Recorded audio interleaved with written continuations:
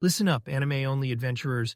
If Season 1 of The Beginning After the End left you stunned and hungry for more, you're exactly where you need to be. The anime may have stopped, but Arthur Leywin's journey is far from over. In this video, the story continues right where Season 1 ended. Diving straight into the Manhwa chapters the anime hasn't touched yet. Stronger enemies, deeper secrets, and the real beginning of Arthur's rise. Drop a like, subscribe, and get ready, because this is where TBate truly begins. 2 full years had slipped by since the world last shook, but time didn't stop just because the chaos ended. Life kept moving. Cities breathed again. People laughed, fought, drank, and dreamed. Yet beneath all of it, something invisible was changing. The continent wasn't at peace. It was evolving. Inside the Dragonspine Inn, the air was thick with sound and heat. Tankards slammed against tables. Laughter bounced off the stone walls. The smell of roasted meat and bitter ale mixed into something heavy enough to taste. Adventurers packed the place shoulder to shoulder, their voices rising and falling in waves of excitement, drunken bragging, and half-true stories meant to impress strangers. But in one corner, away from the noise, tension simmered. Kagul sat hunched forward at a worn table,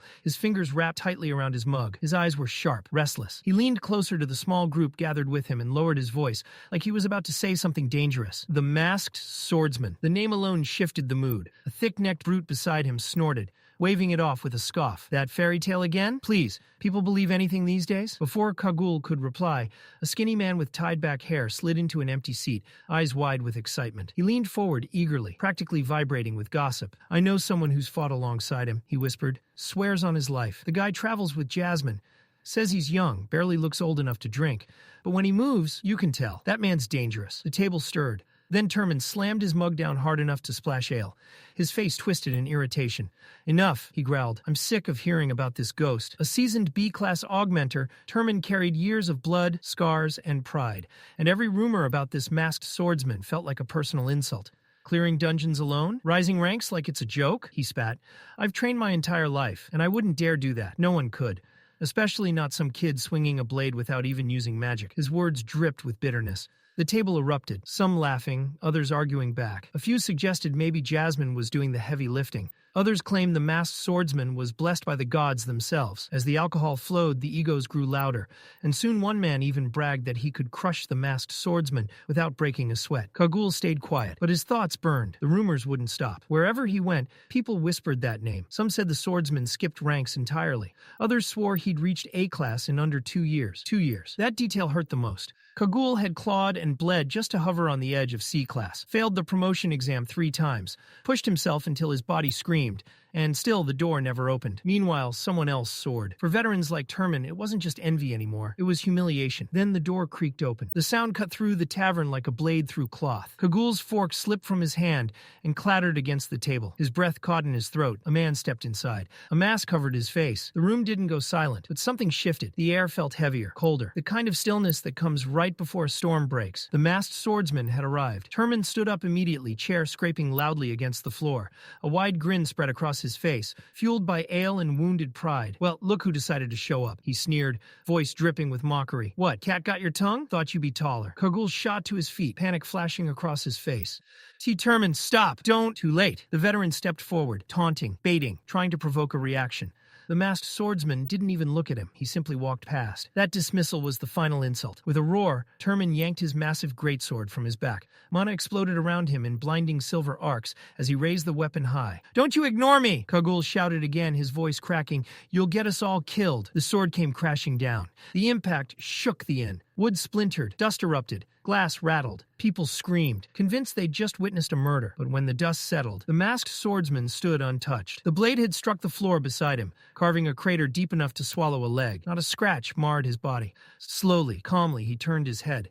His eyes glowed faintly blue, cold, sharp, inhuman. Turman snarled and ripped the blade free, swinging again and again in wild fury. Each strike missed. Every slash cut nothing but empty air.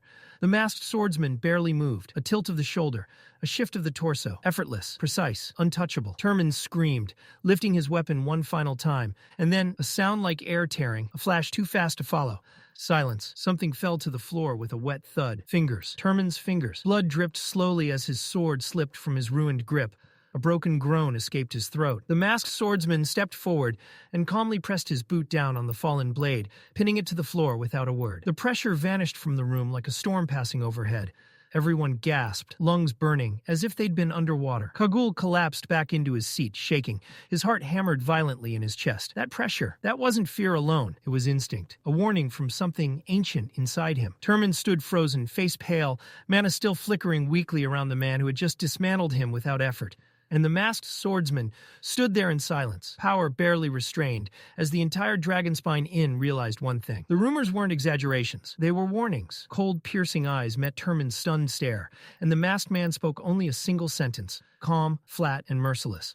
"Are you done?" The words hit harder than any blade. Kagul snapped out of his paralysis like someone dunked him in ice water. His heart slammed against his ribs as he rushed toward Turman, shouting for help. His voice cracked as he begged someone, anyone, to bring a bag of ice, screaming that maybe, just maybe, an emitter could still reattach the fingers if they acted fast enough. Blood pooled across the tavern floor, dark and sticky, soaking into the wooden planks. The crowd that once laughed and mocked now murmured in fear. No one joked anymore. No one breathed too loudly. The mood had flipped from drunken bravado to primal survival instinct. Meanwhile, the masked swordsman had already turned away. He walked back toward the counter where the waitress stood, frozen in place, her skin pale as snow, eyes wide and unblinking like she'd forgotten how to exist. Her hands trembled as if they might fall apart entirely. In a calm, almost gentle voice, he asked for his rations. Under the name Note, her head bobbed rapidly as she scrambled to grab the sack from beneath the counter, nearly dropping it twice before finally placing it in his hands. He gave her a respectful nod, quiet, polite, almost human, and turned to leave. Not a single soul spoke, not until the door closed behind him. Outside, Jasmine was already waiting near the horses, arms crossed, posture relaxed but alert.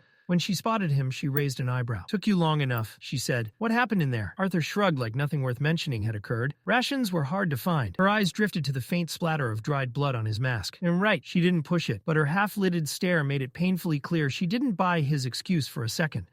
Arthur didn't elaborate. He simply reached up, removed the mask, and revealed a completely calm expression. No wounds, no stress, not even a scratch. Jasmine sighed and shook her head before swinging up onto her horse. "Let's move." Arthur followed beside her, the rhythmic sound of hooves filling the air as they resumed their journey. The road stretched on, quiet and endless, and as the wind rushed past, Arthur found himself reflecting on the last 2 years, the years that reshaped him into something sharper, stronger, and far more dangerous than the boy he once was. Jasmine had pushed him relentlessly. She'd helped him sharpen his skills, refine his instincts, and climb all the way to A-class. Everything they'd done together had been leading toward this dungeon.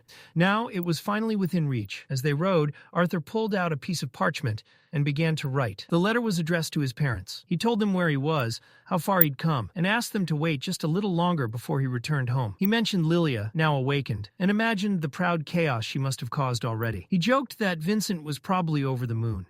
He asked them not to overwhelm her with tutors, to let her grow naturally before sending her off to Xyrus Academy. He wrote about Jasmine too, how she continued to teach him wind magic, how he returned the favor by helping her refine her swordsmanship. He even bragged a little, saying he'd broken into the light orange stage and grown strong enough to nearly beat his father in arm wrestling. The letter was warm, honest, full of gratitude. He ended it with a promise. This dungeon would be his final mission before school. In just a few weeks, he'd be home. Jasmine glanced over. "You done writing?" Arthur nodded. "Yeah, the stable master will make sure it gets delivered once the horses return." She smiled faintly. "Roran trained them well. Doesn't matter where we let them go, they'll always find their way back." Arthur agreed. Leaving mounts unattended near a dungeon was dangerous, especially with magical beasts roaming nearby. Jasmine reminded him that the rest of the party was likely already waiting. Then she asked casually, "What about Sylvie? Is she joining us this time?" Arthur hesitated. "She's still watching. Her thoughts are clearer now, but she says she's not ready yet." Jasmine hummed in understanding. "Probably wants to get stronger before you start school." That explanation felt right. They pushed forward, riding for several more hours until the forest thickened and the air grew heavy. Finally, Jasmine slowed her horse. They'd arrived. The trees opened into a wide clearing hidden deep within the woods. At its center stood the dungeon entrance, silent, ominous, and waiting. A group of adventurers had already gathered. Some were packing away supplies, others tightening armor straps or checking weapons. Arthur dismounted, Jasmine right behind him. That's when he felt it, a familiar presence. He looked up, and there he was, Lucas, the same fire conjurer from the exam. Arms crossed, expression sour, eyes sharp with thinly veiled irritation. Arthur sighed inwardly. Of course, Lucas wasted no time pointing out that they were the last to arrive. Before things could spiral, another man stepped forward with a friendly smile and an air of authority that instantly calmed the group. "Reginald Brooks," he said, extending a hand. "I'll be leading this operation." Arthur accepted the handshake, gripping firmly. Reginald's eyes sharpened slightly. That grip told him everything he needed to know. So the rumors were real. Reginald introduced himself properly. An A-class augmenter specializing in earth magic. wielding a massive warhammer. He gestured toward Lucas next. A class conjurer, dark yellow stage, fire attribute. Lucas didn't look pleased about the introduction. Next came a broad-shouldered man with a relaxed grin. Creole Masser, water attribute. I'll be your tank. His presence radiated stability. Then another figure stepped forward, and Arthur recognized him instantly, one of the B-rank candidates from the exam. Elijah Knight, the man said. A class conjurer, dark orange core, earth attribute, solid, reliable, precise. Oliver stepped forward next, his presence quieter than the others, but far from weak. He was an emitter deviant, specializing in healing magic, the kind of role nobody noticed until everything went wrong. His tone carried a faint edge of arrogance, like someone who knew his value and didn't need to prove it. But Arthur couldn't deny the comfort that came with having a competent healer nearby. In a dungeon, that kind of support wasn't just helpful. It was the thin line between walking out alive and becoming another nameless corpse. Before the tension could settle, a burst of cheerful energy crashed into the group. Hi, I'm Samantha, but everyone calls me Sammy. The girl practically bounced as she spoke, her smile bright enough to cut through the heaviness in the air. She introduced herself as an A-class conjurer, dark yellow core, specializing in water magic. Her presence was like sunlight breaking through storm clouds, and her excitement spiked the moment she noticed the masked swordsman. Her eyes sparkled like she'd just met a celebrity. Oh wow, you're really him, aren't you? She blurted out, clearly trying and failing to contain herself. Her enthusiasm softened the mood instantly. Even the tense adventurers nearby relaxed just a little. Reginald gestured toward the final member of the group. A broad-shouldered man stepped forward, confidence rolling off him like heat from a forge. Brawled Landon, he said evenly. A A-class augmenter, light yellow core, fire element. His voice was steady, grounded, someone used to command and chaos alike. As the highest-ranked adventurer present, the authority naturally fell to him. Arthur could tell immediately. This man had seen real battle. Brawled gave the group a brief but measured nod before turning his attention to Jasmine. She stepped forward smoothly. Jasmine, A-class augmenter, light yellow stage, wind element, dual swords. Brawled returned the nod, clearly pleased. Another high-tier fighter meant better odds. Then it was Arthur's turn. Still under his alias, he spoke calmly. Name's note, a class augmenter, light orange stage, fire element. A few heads turned. Samantha blinked. Wait, fire? I thought you didn't have an element. Arthur shrugged lightly. I didn't, for a while. That answer only deepened her curiosity, but she backed off, sensing there was more beneath the surface than he wanted to explain. Brawled glanced at the gear strapped to Arthur and Jasmine's backs. No dimensional rings? Both of them shook their heads. Brawled looked toward Lucas, clearly expecting him to step up. Lucas scoffed and turned away. Mine's full. Oliver chimed in smoothly. I'm already carrying Samantha's equipment. For a moment, it looked like the issue would stall them, until Elijah spoke up. I still have space. He activated his dimensional ring, and with a subtle shimmer, Arthur and Jasmine's packs vanished into storage. Arthur blinked. He hadn't expected that. Dimensional rings were ancient relics, artifacts from the era when the floating city of Xyrus still ruled the skies. Even the smallest ones cost absurd amounts of gold. That Elijah had one at all said more than words ever could. Arthur nodded in appreciation. Thanks. Elijah returned the gesture with a calm smile. Brawled stepped forward again, voice firm and commanding. All right, that's everything. Let's move. The dungeon awaited. This wasn't just any dungeon. It was AA rank, a death sentence for anyone below A class. Only elites were allowed inside. According to Brawled, a hidden tunnel within led to an unexplored section that had only recently been discovered. That was their objective. The group moved out, weapons ready, minds sharp. They entered a narrow tunnel carved deep into the mountain's spine. The slope dipped downward, the air growing colder with every step. Moisture clung to the walls, and each footstep echoed unnaturally, as if the cave itself was listening. Arthur walked beside Brawled, who held his shield high and sword ready. The silence stretched, too long. Lucas muttered something under his breath. This is weird. Not a single mana beast. That was when the tunnel opened. They stepped into a massive cavern, at least 50 yards across, bathed in a dim, eerie blue glow. The source was unclear, but it painted the jagged stone in ghostly light. Above them, stalactites lined the ceiling like rows of fangs. Then the sound came, a low growl. It echoed once, then again, then multiplied.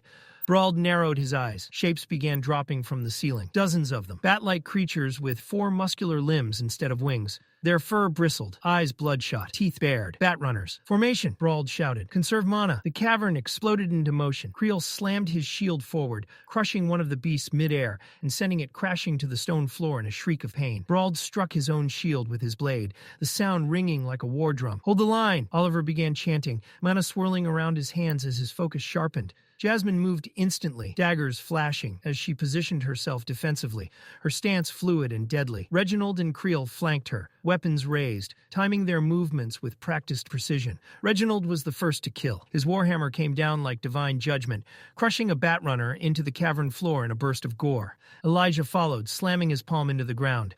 Jagged pillars of earth erupted upward, impaling several creatures mid-air. Their bodies fell lifelessly around them. Brawled charged through the chaos, carving through the swarm with brutal efficiency. But even as he fought, he shouted over the noise. "Stop wasting energy." His voice cut through the battle. "Killing these things won't end it." The team tensed, because that meant only one thing. This was just the beginning. They needed to conserve mana. Every drop counted down here. Arthur lifted his sword, ready to move. But before he could even take a step, the air around him ignited. Heat exploded outward. Lucas had already activated his spell. Fire Cyclone! A roaring inferno burst from his staff, spiraling outward like a living storm. Flames tore through the cavern, swallowing the air itself. The temperature skyrocketed instantly, scorching the stone walls black. Screeches echoed as dozens of Batrunners were caught mid-flight, their bodies igniting before they could even react. Burnt wings folded in on themselves as they dropped like ash from the sky. Lucas stood tall in the aftermath, flames still dancing around him, a smug grin creeping across his face like he'd just put on a show for an audience. But Brawled wasn't impressed. He stormed forward and grabbed Lucas by the collar, lifting him just enough for their eyes to meet. "What the hell do you think you're doing?" Brawled roared. Lucas scowled. "I ended it fast. Saved everyone the trouble." Brawled shoved him back hard. "This isn't some playground dungeon. You just wasted mana we might need later." Lucas scoffed. "They're dead." Brawled's eyes darkened. "No, they're not." Arthur stayed silent, but he understood exactly what Brawled meant. This was the dire tombs. Nothing here truly stayed dead. The creatures inside weren't bound by normal life or mana cycles. Kill them, burn them, shred them, it didn't matter. Eventually, they crawled back. No core, no reward, just endless repetition. That was why this place was feared. That was why adventurers avoided it unless absolutely necessary. The flames died down, leaving behind scorched stone and silence. Brawled exhaled sharply and motioned forward. This way. He led them to a narrow opening carved into the cavern wall, barely noticeable unless you knew exactly where to look. "This is it," he said. "The hidden passage." Elijah stepped forward without hesitation. Lifting his hand, he shaped the stone itself. Thick earthen grips formed along the wall, like steps grown from the rock. One by one, they climbed. When they reached the top, Brawled paused. "This is as far as I got last time." His gaze darkened. "Whatever's causing the reanimation, it's deeper. Probably an artifact." Creel shrugged casually. "As long as I get paid, I don't care what's waiting." Brawled snorted and motioned onward. But just before they moved, his eyes flicked upward. Thousands of Batrunners clung to the ceiling above them, completely still, silent statues of death. No one breathed. Slowly, carefully, the group slipped forward. Elijah raised a hand behind them, sealing the passage with a wall of earth. The bats remained still, watching. The next corridor was narrow, tight enough that only 4 people could walk shoulder to shoulder. The tension eased slightly, but Arthur's instincts screamed something was wrong. Then, click, a faint metallic sound, then another. Arthur moved instantly. He stepped in front of Samantha just as thin metallic projectiles shot from the darkness. His blade flashed, deflecting the darts with sharp metallic clangs that echoed violently down the corridor. Sparks flew. Samantha gasped. "Thank you." Reginald spun toward Brawled. "Traps? Since when?" Brawled clenched his jaw. "There weren't any before. I swear it." Oliver rushed to Samantha's side, checking her quickly. She nodded, shaken but unharmed. Arthur's eyes narrowed. He could hear it now, soft scraping along the walls. Movement. These weren't traps, and they were being hunted. "Those weren't mechanisms," Arthur said calmly. "They're alive." That made things worse. Traps could be learned. Creatures could adapt. Brawled kicked aside one of the darts, his voice grim. "Stay alert." They continued forward, every step cautious, every breath measured. Eventually, the corridor widened into another cavern, larger than the last. The heat hit them instantly, dry, suffocating.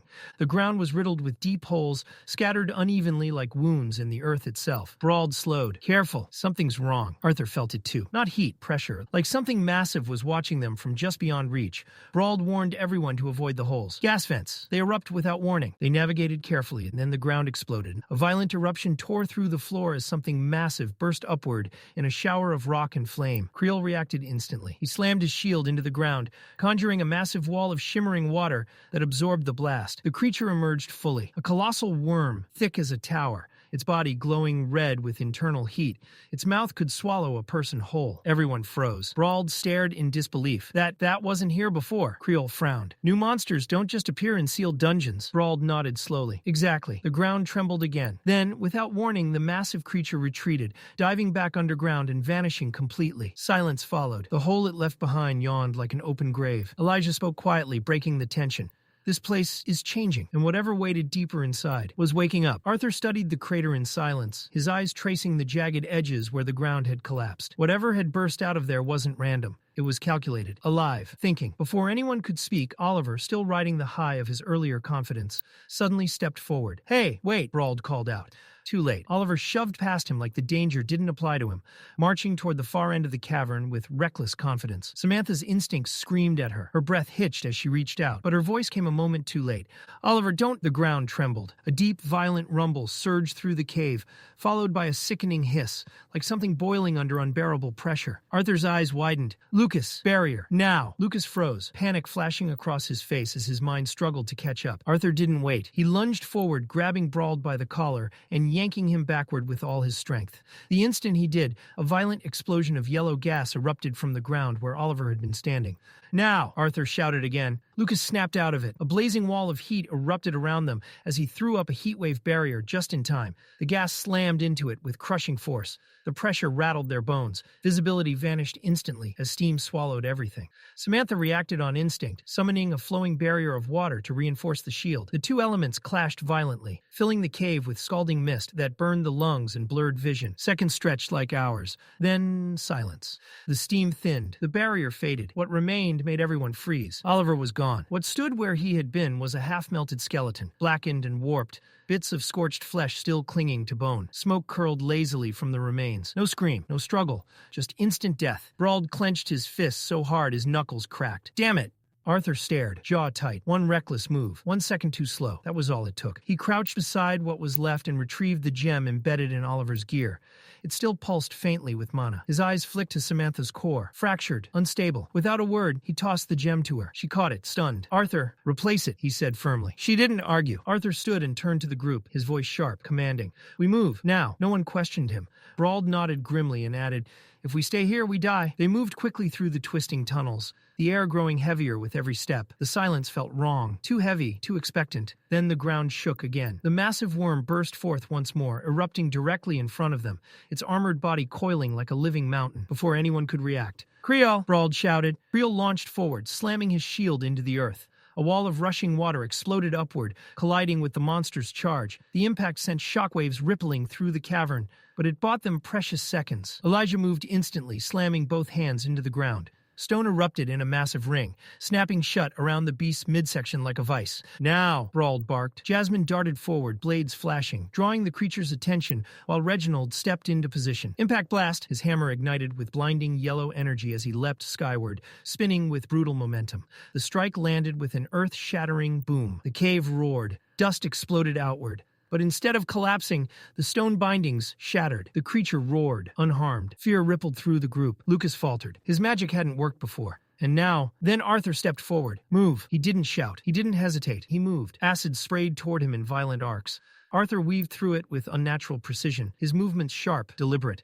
He drew his blade. Mana surged. Sear! The flames vanished, compressing inward until the blade glowed red-hot from within. A glob of acid flew toward his face. He struck it aside effortlessly, liquid hissing harmlessly against the stone. In that opening, Jasmine moved. She vaulted off his shoulder, spinning through the air, daggers flashing like silver lightning. She drove both blades deep into the gash Arthur had carved moments before. The creature shrieked. The sound was deafening. Its body convulsed violently before it tore itself free and vanished underground in a violent retreat. Silence followed. Brauld exhaled hard. "We're alive." No one argued. He straightened and nodded sharply. "We move. Now." As they advanced, he clapped a hand on Jasmine's shoulder. "Good instincts." She gave a short nod, already scanning ahead. Lucas scoffed under his breath. Wasn't even that strong. The moment the words left his mouth, the ground rumbled. The hiss returned. Arthur's eyes widened. Without hesitation, dark crimson flames burst around him as Phoenix's cloak ignited. Heat rippled outward in waves. Lucas froze again. Jasmine spun, summoning a violent vortex of wind that tore through the incoming gas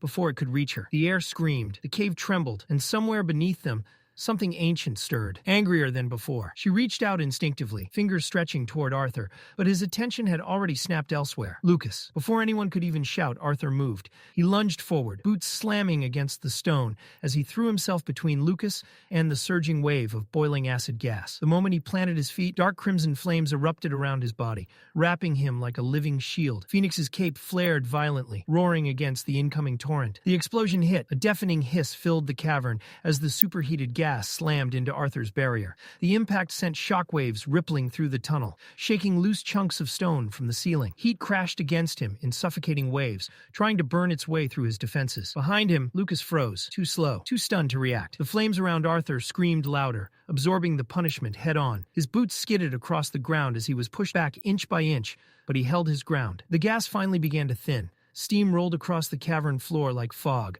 swallowing everything in sight. One by one, silhouettes emerged through the haze. Samantha stumbled forward first, coughing, her arms covered in angry red burns. Jasmine leaned against the wall, breathing hard, her skin blistered but intact. Reginald knelt on one knee, panting, his armor warped and scorched. Then Arthur's eyes locked onto Brauld. His heart sank. Brauld had taken the worst of it. His right arm, his sword arm, was completely ruined, charred black, skin torn apart, muscle barely holding together by shredded strands of flesh. Smoke curled faintly from the wound as blood dripped onto the stone below. Arthur's expression hardened instantly. Brauld had shielded Samantha instead of himself. Reginald rushed to him, grabbing his shoulder and holding him upright. His voice shook as he urged him to stay conscious. Brauld gritted his teeth, refusing to scream, but the pain was clearly tearing through him. Arthur stepped forward slowly. Without hesitation at all, he raised his blade. In a single clean motion, he severed the ruined arm. Blood sprayed, splashing across the stone. But before panic could erupt, Samantha surged forward. Her hands glowed as she wrapped the wound in layered bands of water magic, sealing veins and stabilizing the flesh. Steam hissed as the bleeding slowed to a stop. Silence followed, heavy, suffocating. The group stood frozen, staring at the aftermath. Arthur exhaled slowly, finally letting the tension drain from his shoulders. Then, from the side, Creole stepped forward. Despite the carnage, he was smiling. Not a mocking smile. Not madness, just quiet warmth. He held out something in his hand. A sandwich, rough bread, dried meat, a bit of cheese peeking out the side. "My dungeon snack," he said softly. "For moments like this." Arthur blinked, caught off guard. Still, he accepted it with a nod. Creole explained, almost shyly, that these were made using his fiancée's recipe. She insisted they were best when warmed just right. Arthur gave a faint smile. With a flick of his fingers, a gentle flame bloomed in his palm. He warmed the sandwich carefully, just enough for the cheese to melt. Creole's eyes lit up. "Hey, could you do mine too?" Arthur did. They sat there in the middle of a shattered death trap, quietly eating like this was some roadside break instead of a nightmare dungeon. The food was surprisingly good, rich, seasoned perfectly. Arthur nodded in approval. "You're lucky," he said honestly, "to have someone like that waiting for you." Creole smiled wider than before, pride flickering through the exhaustion. For a brief moment, everything felt calm. Then it shattered. Reginald's voice cracked through the silence, sharp and furious. "Enough!" Lucas snapped back immediately, venom in his tone. He blamed the entire situation on Brauld, said he only joined because he was promised a competent AA rank leader. Now look at them, down a healer, half dead, and trapped in hell. Brauld clenched his jaw, eyes burning. He shot back that Lucas was the one who froze, the one who dropped his weapon, the one who had to be saved. Lucas scoffed, claiming he was never in danger, that it was Brauld's own incompetence that got him crippled. Brauld roared back, shouting that he'd taken that hit to save Samantha. Something that never would have happened if Lucas had acted when he was supposed to. The tension snapped. Arthur stepped forward. His voice cut through the argument like steel. Cold, calm, absolute. He looked straight at Lucas. "Power means nothing if you're a liability." The words landed hard. "If you can't think beyond yourself," Arthur continued, "then you're better off walking this dungeon alone." Lucas glared, jaw clenched, but said nothing. After a moment he turned away, fury simmering beneath the surface. Reginald exhaled heavily and shifted his focus back to Brauld. He told him to rest and recover what little he could. Arthur crouched beside Brauld. His voice softened. The truth was unavoidable. Everyone else had burns, bruises, exhaustion. But Brauld had lost an arm. This wasn't something he could shrug off. Arthur told him plainly, if he wanted to stop, no one would blame him. For a long moment, Brauld said nothing. Then he lifted his head. His eyes were steady. "This'll be my last dungeon," he said, "but I'm finishing it." Samantha gasped, shaking her head. "How could he fight like this?" Brauld met her gaze calmly. "I'm still AA rank. I won't slow you down." Then he turned to Arthur. "I want you to lead." The words stunned the group. "You've stayed calm. You made the hard calls. You kept everyone alive." His gaze sharpened. "You're the leader now." One by one, the others nodded. Even those who doubted him before didn't argue. Arthur accepted without ceremony. "We rest 1 hour," he said. "Then we move." After the brief recovery, they stood once more, worn, burned, but alive. With Arthur at the front, they pushed deeper into the dungeon, toward whatever nightmare waited next. The corridor that followed was noticeably shorter than the ones before it, almost deceptively so. But at its end stood something that immediately demanded attention. A massive set of double doors unlike anything they had encountered so far. The surface was completely covered in strange, ancient runes, etched deep into the metal as if carved by hands long erased by time. The symbols weren't just unfamiliar. They felt wrong, humming faintly with a quiet, oppressive mystery that settled into the air. Brauld stepped closer, studying the doors with a deep frown. Unease crept into his voice. as he muttered that this entire section felt off. During his last visit, this tunnel had never been sealed. There had been no doors, no barrier, nothing like this. Reginald joined him, calm as ever, running his gaze across the carvings. He admitted he couldn't read the runes, but something else caught his eye. Thin cracks webbing across the structure. Whatever power these symbols once held, it had likely long since faded. To him, the doors were old stone and metal, nothing more. Without waiting for further discussion, Reginald lifted his silver warhammer and brought it down hard. The impact rang through the corridor like thunder, sparks bursting outward, as the sound echoed endlessly through the dungeon. The doors didn't move. His jaw tightened. Calling upon one of his core techniques, Reginald's hammer flared with light as he shouted the spell's name and struck again. This time the doors trembled, just slightly, but still refused to open. Jasmine stepped forward silently. Reginald met her eyes and gave a brief nod. In perfect sync, they charged. Jasmine's mana surged through her dual swords, wind screaming along the blades, while Reginald unleashed another empowered strike. Their combined force shook the ground beneath their feet. The doors groaned in protest, metal grinding against metal. And then, click, a narrow gap appeared. Reginald wasted no time. He jammed his thick fingers into the opening and growled as he forced the doors apart, muscles straining as the gap widened. What waited beyond made everyone freeze. It wasn't stone. It wasn't darkness. It wasn't a dungeon. Beyond the doors stretched a vast meadow, impossibly wide and vibrant. Lush grass rolled endlessly into the distance, glowing with a soft emerald sheen like it had been polished by sunlight. The air was bright, warm, and peaceful, yet there were no torches, no crystals, no visible source of light at all. For a moment, it felt like they had stepped out of the earth entirely. No one spoke. The beauty of it stunned them into silence. Arthur didn't relax. His eyes narrowed as his gaze swept across the open space. There were no pillars, no supports, nothing holding up the ceiling, if there even was one. This space shouldn't exist underground. His instincts screamed that this wasn't natural. Samantha whispered in awe, barely able to contain herself. Creel stretched his arms lazily and yawned, cracking a joke about how this looked like the perfect spot to rest. He mentioned how suddenly sleepy he felt, like the tension had drained straight out of his bones. Arthur didn't smile. The calm here felt too perfect, too clean. He turned sharply and told everyone they weren't stopping. His voice carried authority now, firm and unyielding. Whatever this place was, it wasn't safe. Creole blinked in confusion. To him, it was just grass and open space. No monsters, no sounds, no movement, nothing dangerous. But Arthur's unease only deepened. As they moved farther into the meadow, that discomfort clung tighter, crawling up his spine. The serenity felt manufactured, like a beautiful lie. His instincts screamed danger, yet nothing presented itself. Then the atmosphere shifted. A thin mist began to rise from the ground, curling around their legs. At first it seemed harmless, but within seconds it thickened, swallowing the grass and creeping upward. Visibility dropped rapidly, until his teammates were reduced to vague silhouettes drifting in white haze. That's when Jasmine stiffened. Her eyes locked onto something moving within the fog. A smile. Faint, twisted, not human. Arthur saw the tension in her stance. She had seen something too. Then the silence shattered. A heavy thud echoed through the mist. Creel froze. His voice cracked as he called out a name, raw emotion flooding his tone. Clara. Hope trembled in his outstretched hand.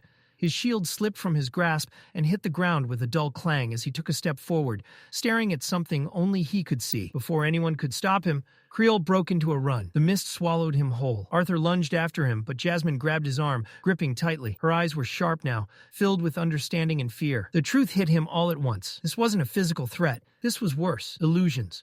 The mist wasn't hiding enemies, it was creating them. Arthur shouted for everyone to stay together, warning them not to trust what they saw. This place wasn't attacking their bodies, it was attacking their minds. He turned to Samantha without hesitation and ordered her to raise a barrier. Still shaken, Samantha forced herself to focus. Her chant echoed softly as water mana surged outward, forming a translucent sphere around the remaining group. It didn't block the mist entirely, but it gave them something solid, something real, to cling to. Inside the barrier, Samantha finally asked the question hanging over everyone. Who was Clara? Reginald's expression darkened. He told them the truth. Clara had been Creole's fiancée, an adventurer, strong, brave. She had died in a previous dungeon raid, her death confirmed beyond doubt. Even Brauld spoke up, voice heavy, recalling the day he had witnessed her fall. And the cremation that followed. The weight of it settled over them like lead. Reginald gripped his hammer tighter, guilt flashing across his face. Creel hadn't run toward danger. He had run toward hope. Lucas scoffed, frustration boiling over as he lashed out, questioning everything. The dungeon, the team, their leadership. But his words rang hollow now. Arthur turned to Jasmine. She stood rigid, jaw tight. He asked if she was all right. After a pause, she admitted the truth. She had seen someone too, not an illusion of comfort, her father. Standing there, smiling, arms open, as if welcoming her home. And that was when Arthur understood just how dangerous this place truly was. The memory had shaken Jasmine far more than she wanted to admit. For a split second, her usual sharp composure had cracked, and Arthur caught it immediately. He stepped closer, lowering his voice. Not commanding, not urgent, but steady. He reminded her that she was still here, that she was safe, that whatever she had seen in the mist wasn't real. Jasmine drew in a slow breath, then another. The tension in her shoulders eased, just slightly. Her lips curved into a faint smile, not carefree, but resolute. She nodded once, silently reaffirming herself. The illusion had rattled her, but it hadn't broken her. Arthur didn't linger on it. His attention snapped back to the thick mist coiling endlessly around them, rolling and shifting like something alive. His instincts screamed that standing still was a mistake. With urgency threading his voice, he asked Jasmine if she had any wind spell capable of driving the fog back. She shook her head. Clearing it entirely was beyond her. This wasn't normal mist. It was saturated with mana, woven deeply into the dungeon itself. But after a moment's thought, she added that she could try something else. She could carve a path. Not wide, not permanent, just enough to push through and search for Creel. That was all Arthur needed to hear. He ordered the group back into Samantha's water barrier, giving Jasmine space. At its center, Jasmine planted her feet firmly against the stone floor. Wind mana gathered. At first it was subtle, gentle green currents spiraling around her wrists, brushing against her sleeves. Then the air thickened, pressure building as the currents grew faster, sharper. Her hair lifted as if caught in a rising storm.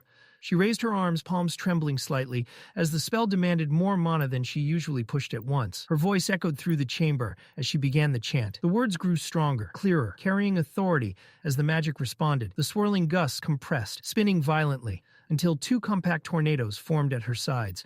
With a sharp exhale and a decisive motion, Jasmine slammed her palms together. The wind exploded forward. The mist was torn apart violently, shredded as if ripped by invisible claws. Fog scattered in every direction, and for the first time since entering the meadow, a clear path opened before them. Relief sparked, briefly. Then the mist fully parted. What lay beyond made every heart sink. Dozens, no, hundreds, of thick vines and twisted branches writhed across the ground, crawling toward them like a living tide. Roots scraped against stone, tendrils coiling and snapping as they advanced with terrifying intent. Hope vanished instantly. Arthur's mind raced. None of this had been visible earlier. And worse, Jasmine's spell hadn't even slowed them.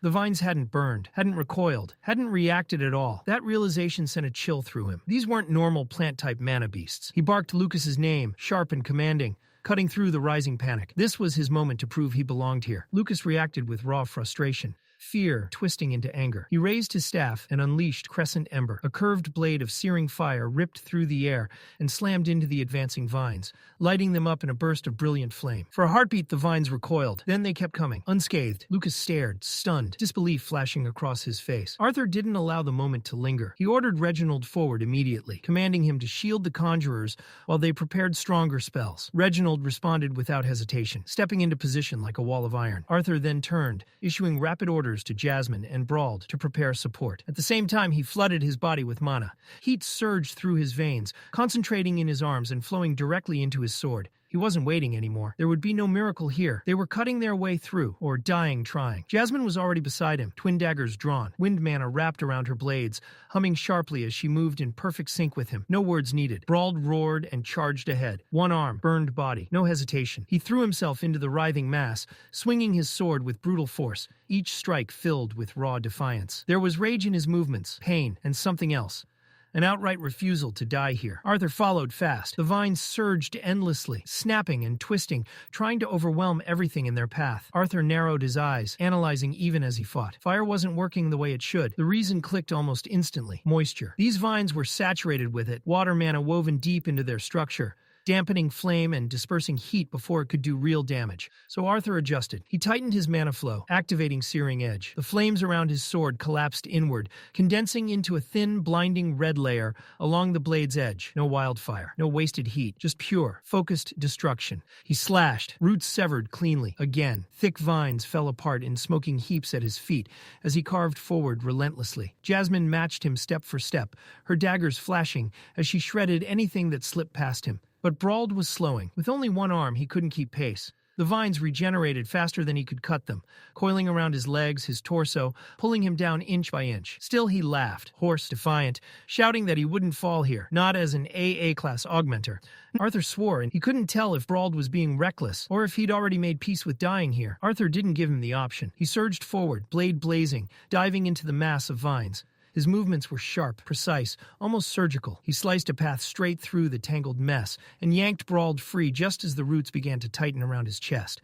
Dragging him back, Arthur snapped at him, reminding him of his earlier words. If this really was his final raid, then he needed to survive it. The team still needed him alive. Before Brawled could respond, Lucas finished another spell. Liquid fire. Thick crimson flames sprayed outward, coating the vines in burning fuel. Arthur, Jasmine, and Brawled leapt back instinctively. This time Arthur felt a flicker of surprise. Lucas had chosen the correct spell. The fire spread rapidly, but then the dungeon itself reacted. The mist hissed and surged, smothering the flames almost instantly. The environment was actively resisting them. Then Reginald shouted. A massive wave of vines was rushing Elijah from the side. Brawled moved before anyone else could. Despite his injuries, he threw himself forward and cleaved through the vines with a desperate swing, stopping them inches from Elijah's position. Elijah met his eyes and gave a silent nod of thanks. Then Elijah raised his hands. His voice cut through the fog as he cast his spell. Crater. The ground beneath the surging forest of vines suddenly gave out, collapsing inward with a violent roar and tearing open a massive pit. The charging tendrils plunged straight down, snapping and unraveling as the earth swallowed them whole. What remained skidded to a halt at the edge, forced to recoil. For the first time since the nightmare began, the relentless pressure eased, just barely, granting the group a fragile breath of relief. Arthur didn't waste that moment. His eyes scanned the pit with sharp focus.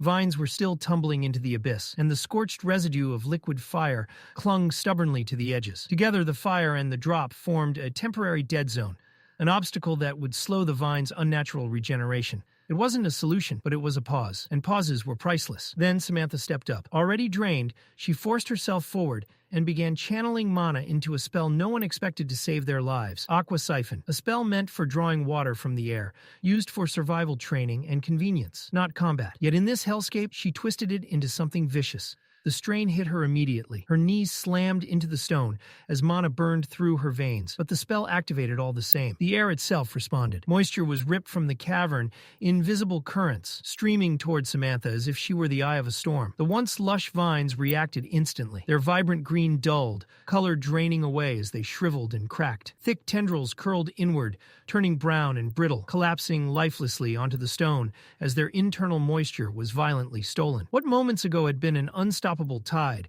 now looked like dead foliage. Arthur registered it instantly. Sharp, impressed. A utility spell. Turned lethal. Brilliant. But victory never came easy. Before the spell could fully finish its work, the mist filling the cavern shifted. No, moved. It surged unnaturally, spiraling with intent, like something exhaling. The fog rushed toward the withered vines, soaking them in an instant. Life snapped back into them violently. Green exploded across their surface as they regenerated at a terrifying speed. Thicker, stronger, angrier than before. Arthur's breath caught. This wasn't just regeneration. This was supply. His eyes lifted, tracking the mist upward as realization hit him like a hammer. The vines weren't the enemy. They were extensions. Then the fog finally thinned, and the truth revealed itself. Towering above them stood a colossal figure, easily over 20 yards tall. Its presence dominated the cavern like a living fortress. A massive, humanoid shape, fused with ancient roots and bark, its body layered with twisted wood and coiled muscle hardened by time.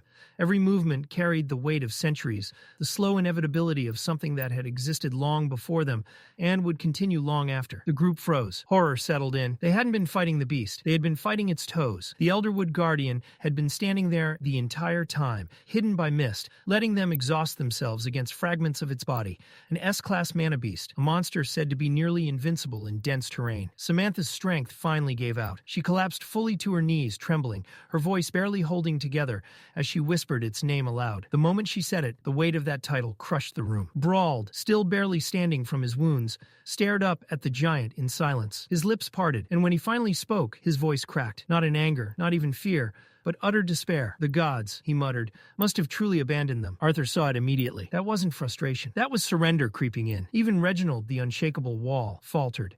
His grip on the warhammer loosened, the weapon dipping as his gaze drifted, not at the beast's face, but lower, toward its torso. Something was embedded there. Reginald's arm slowly lifted, finger trembling as he pointed. Lodged deep within the guardian's body was a broken, lifeless form. A man, half swallowed by bark and vine, limp, unmoving. Creole. Arthur's chest sank. The delusions had won. While they fought for survival, Creole had been drawn into the monster's core, his mind lost in illusion. In his final moments, He hadn't been running from danger. He had been chasing a dream. Clara, his long-lost fiancée, a ghost that never existed. Even now, faint and distant, his voice echoed weakly through the cavern, begging someone who wasn't there not to leave him behind. Then the guardian moved. A massive limb tightened, vines constricted. Creel's body folded under the pressure. The sound was sickening, bones snapping, flesh breaking, sharp echoes ricocheting off the cavern walls. One final squeeze, and then silence. Reginald screamed. It wasn't a shout, it was grief made audible. Rage torn straight from the soul. His entire body shook as he seized his warhammer with both hands, veins bulging,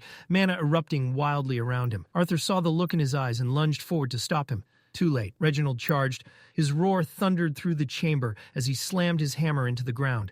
The impact shattered the stone beneath him, cracking the floor like glass. A violent shockwave exploded outward, debris and dust blasting in all directions. Arthur was thrown off his feet, sent skidding backward, the force knocking the air from his lungs. Jasmine shouted his name, panic tearing through her voice, but it was swallowed whole by the chaos Reginald had unleashed. The Elderwood Guardian reacted instantly. Vines lashed out toward Reginald, surging like executioner's chains. But Elijah moved just as fast. He slammed his staff down, earth mana roaring to life, as jagged stone spikes erupted upward, intercepting the vines mid-strike and shattering them apart. A window opened, a narrow chance to escape. Jasmine seized Arthur's arm, dragging him toward the entrance they had come through, her grip tight, desperate. But Arthur didn't move. His eyes never left the battlefield, the people still fighting, the promises he had made. Her voice shook as she spoke, raw and honest. She reminded him of her vow, not to the team but to his family. She had sworn to protect him, even if it meant abandoning everyone else. Arthur's answer was silent but absolute. He wasn't running, not like this. Jasmine saw it, felt it. Her grip loosened. After a heartbeat, she nodded, steel returning to her eyes as she turned back beside him, ready to stand, even if it meant dying here. Ahead, Elijah raised a thick stone wall, angling it against the Guardian's advance. The response was immediate. The beast formed a lance from its vines and hurled it forward.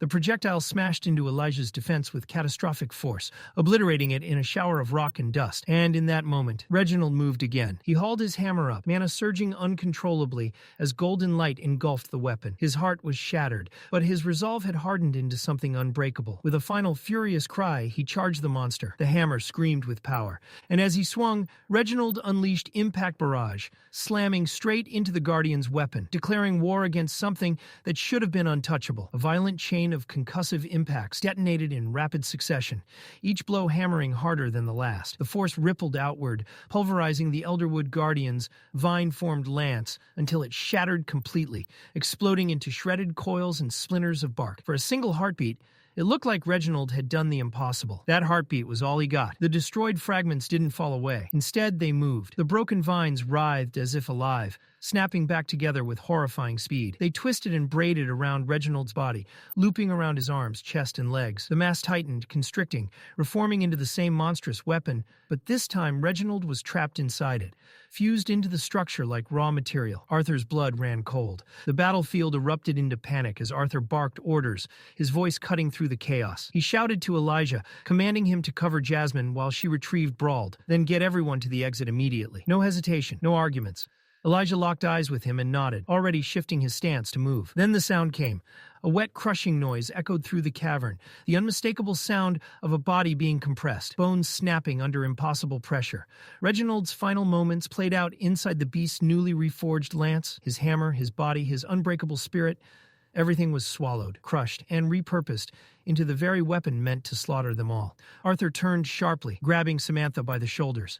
She was frozen, eyes wide, breath shallow, staring at where Reginald had been. Arthur shook her hard, forcing her to move as he pulled her along, his mouth open to shout for Lucas, ordering him to burn away the vines around what remained. And then pain exploded through his chest. A blast of fire magic slammed directly into Arthur, launching him backward like a rag doll. He crashed hard into the stone floor, air ripped from his lungs in a violent gasp. The world spun. Samantha was thrown aside, skidding across the ground, untouched by the flames but shaken and disoriented. Silence fell. Everyone stared. Lucas stood there, staff raised, mana roaring around him like a wildfire. His face was twisted, not with fear, but fury. Pride burned in his eyes, sharp and unhinged. He wasn't thinking. He couldn't. Everything he believed about himself had collapsed. None of his spells had worked. None of his power mattered. He had been raised his entire life hearing he was exceptional, a prodigy born of a powerful bloodline. And here, in this fight, he was nothing. That realization shattered him. Lucas scanned the battlefield, the dead, the dying, the hopeless struggle, and made a choice. Not to fight, not to help, to leave. He began ranting about legacy, about duty, about survival,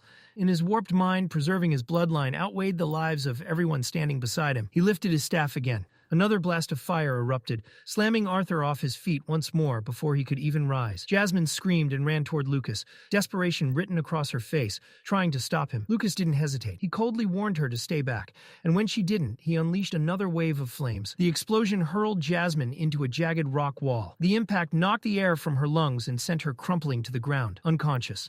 Elijah rushed to her side, but the aftershock caught him too, throwing him off balance. Elijah snapped. Rage tore through him as he demanded to know what Lucas thought he was doing. Lucas didn't even flinch. His voice cracked with madness as he sneered at them, calling them commoners. He claimed their deaths would be remembered as noble sacrifices, while he escaped to live on. Then he cast a smokescreen. Thick gray fog swallowed him whole. Through the haze, Lucas cast one last arrogant smirk over his shoulder, before turning his back on them and vanishing into the mist. Elijah stepped forward, shaking with fury. His glasses cracked and smeared, but before he could pursue, the ground shuddered violently. The Elderwood Guardian roared. The sound was monstrous, primal, shaking the chamber to its core. Shockwaves tore through the cavern, slamming Elijah into the rocky ground. He hit hard, blood spraying from his mouth as pain ripped through his body. Then the vines moved again. From the crater Elijah had created earlier, thick, living tendrils surged upward, coiling and twisting like serpents. They closed in around him rapidly, blocking every escape. Elijah screamed, pure terror breaking through his composure as he realized he wouldn't get out in time. Then heat flooded the battlefield. Fire ripped through the vines in a blazing inferno, reducing them to cinders in seconds. Through the flames charged Brawled, his body engulfed in flickering magical fire, his single arm gripping his sword tightly. The blade burned red-hot with augmentation, radiating raw destruction. Brawled laughed. It was wild, unhinged, fearless. He screamed a challenge straight at the towering mana beast, daring it to face him. The Elderwood Guardian answered with a guttural roar that shook the ground beneath them.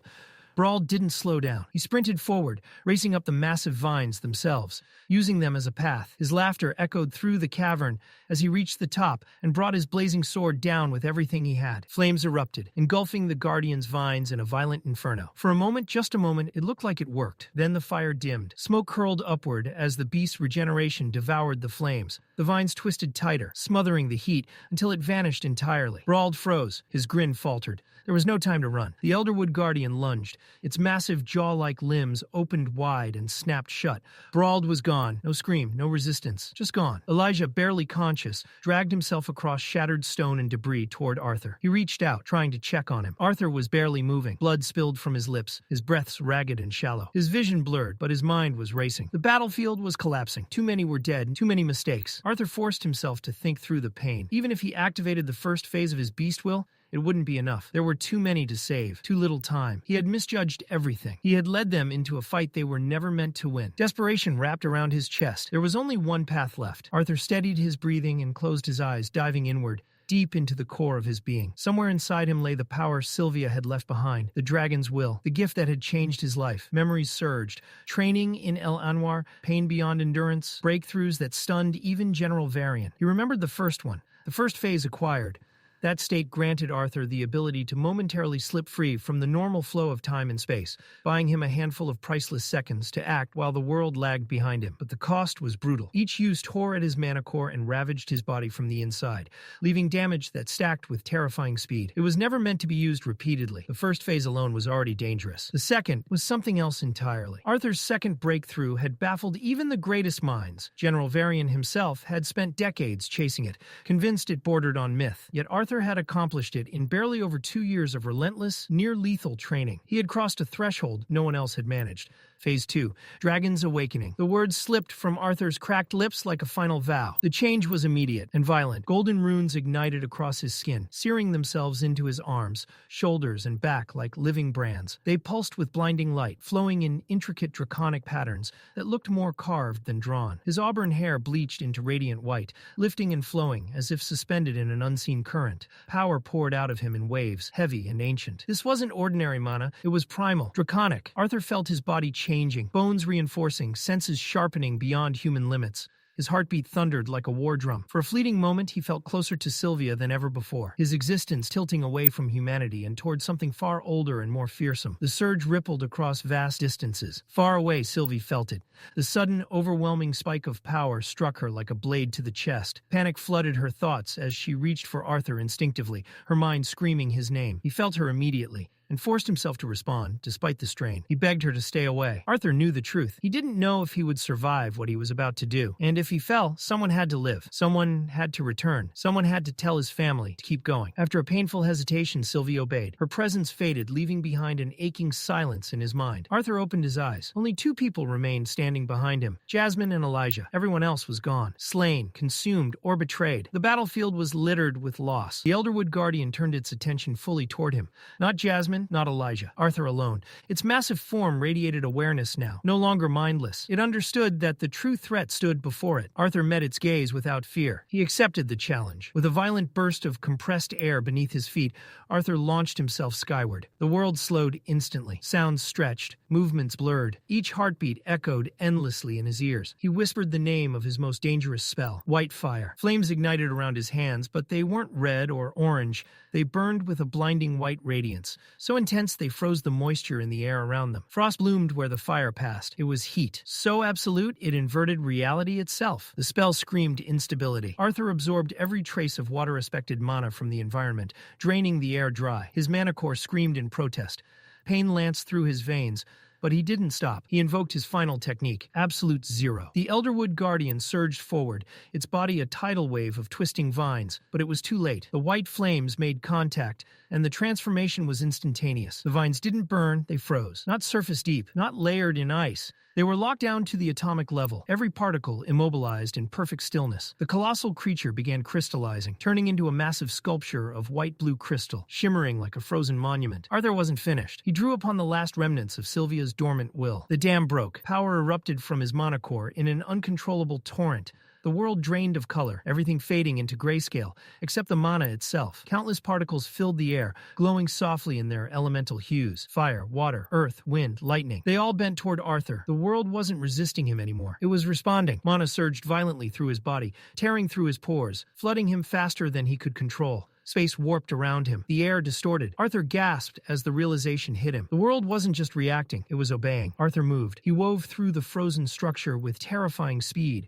his blade coated in black lightning. Each strike carved through the Guardian's body with surgical precision. Wherever the lightning touched, vines disintegrated into ash instantly. He released the electricity outward. Black lightning exploded through the frozen mass.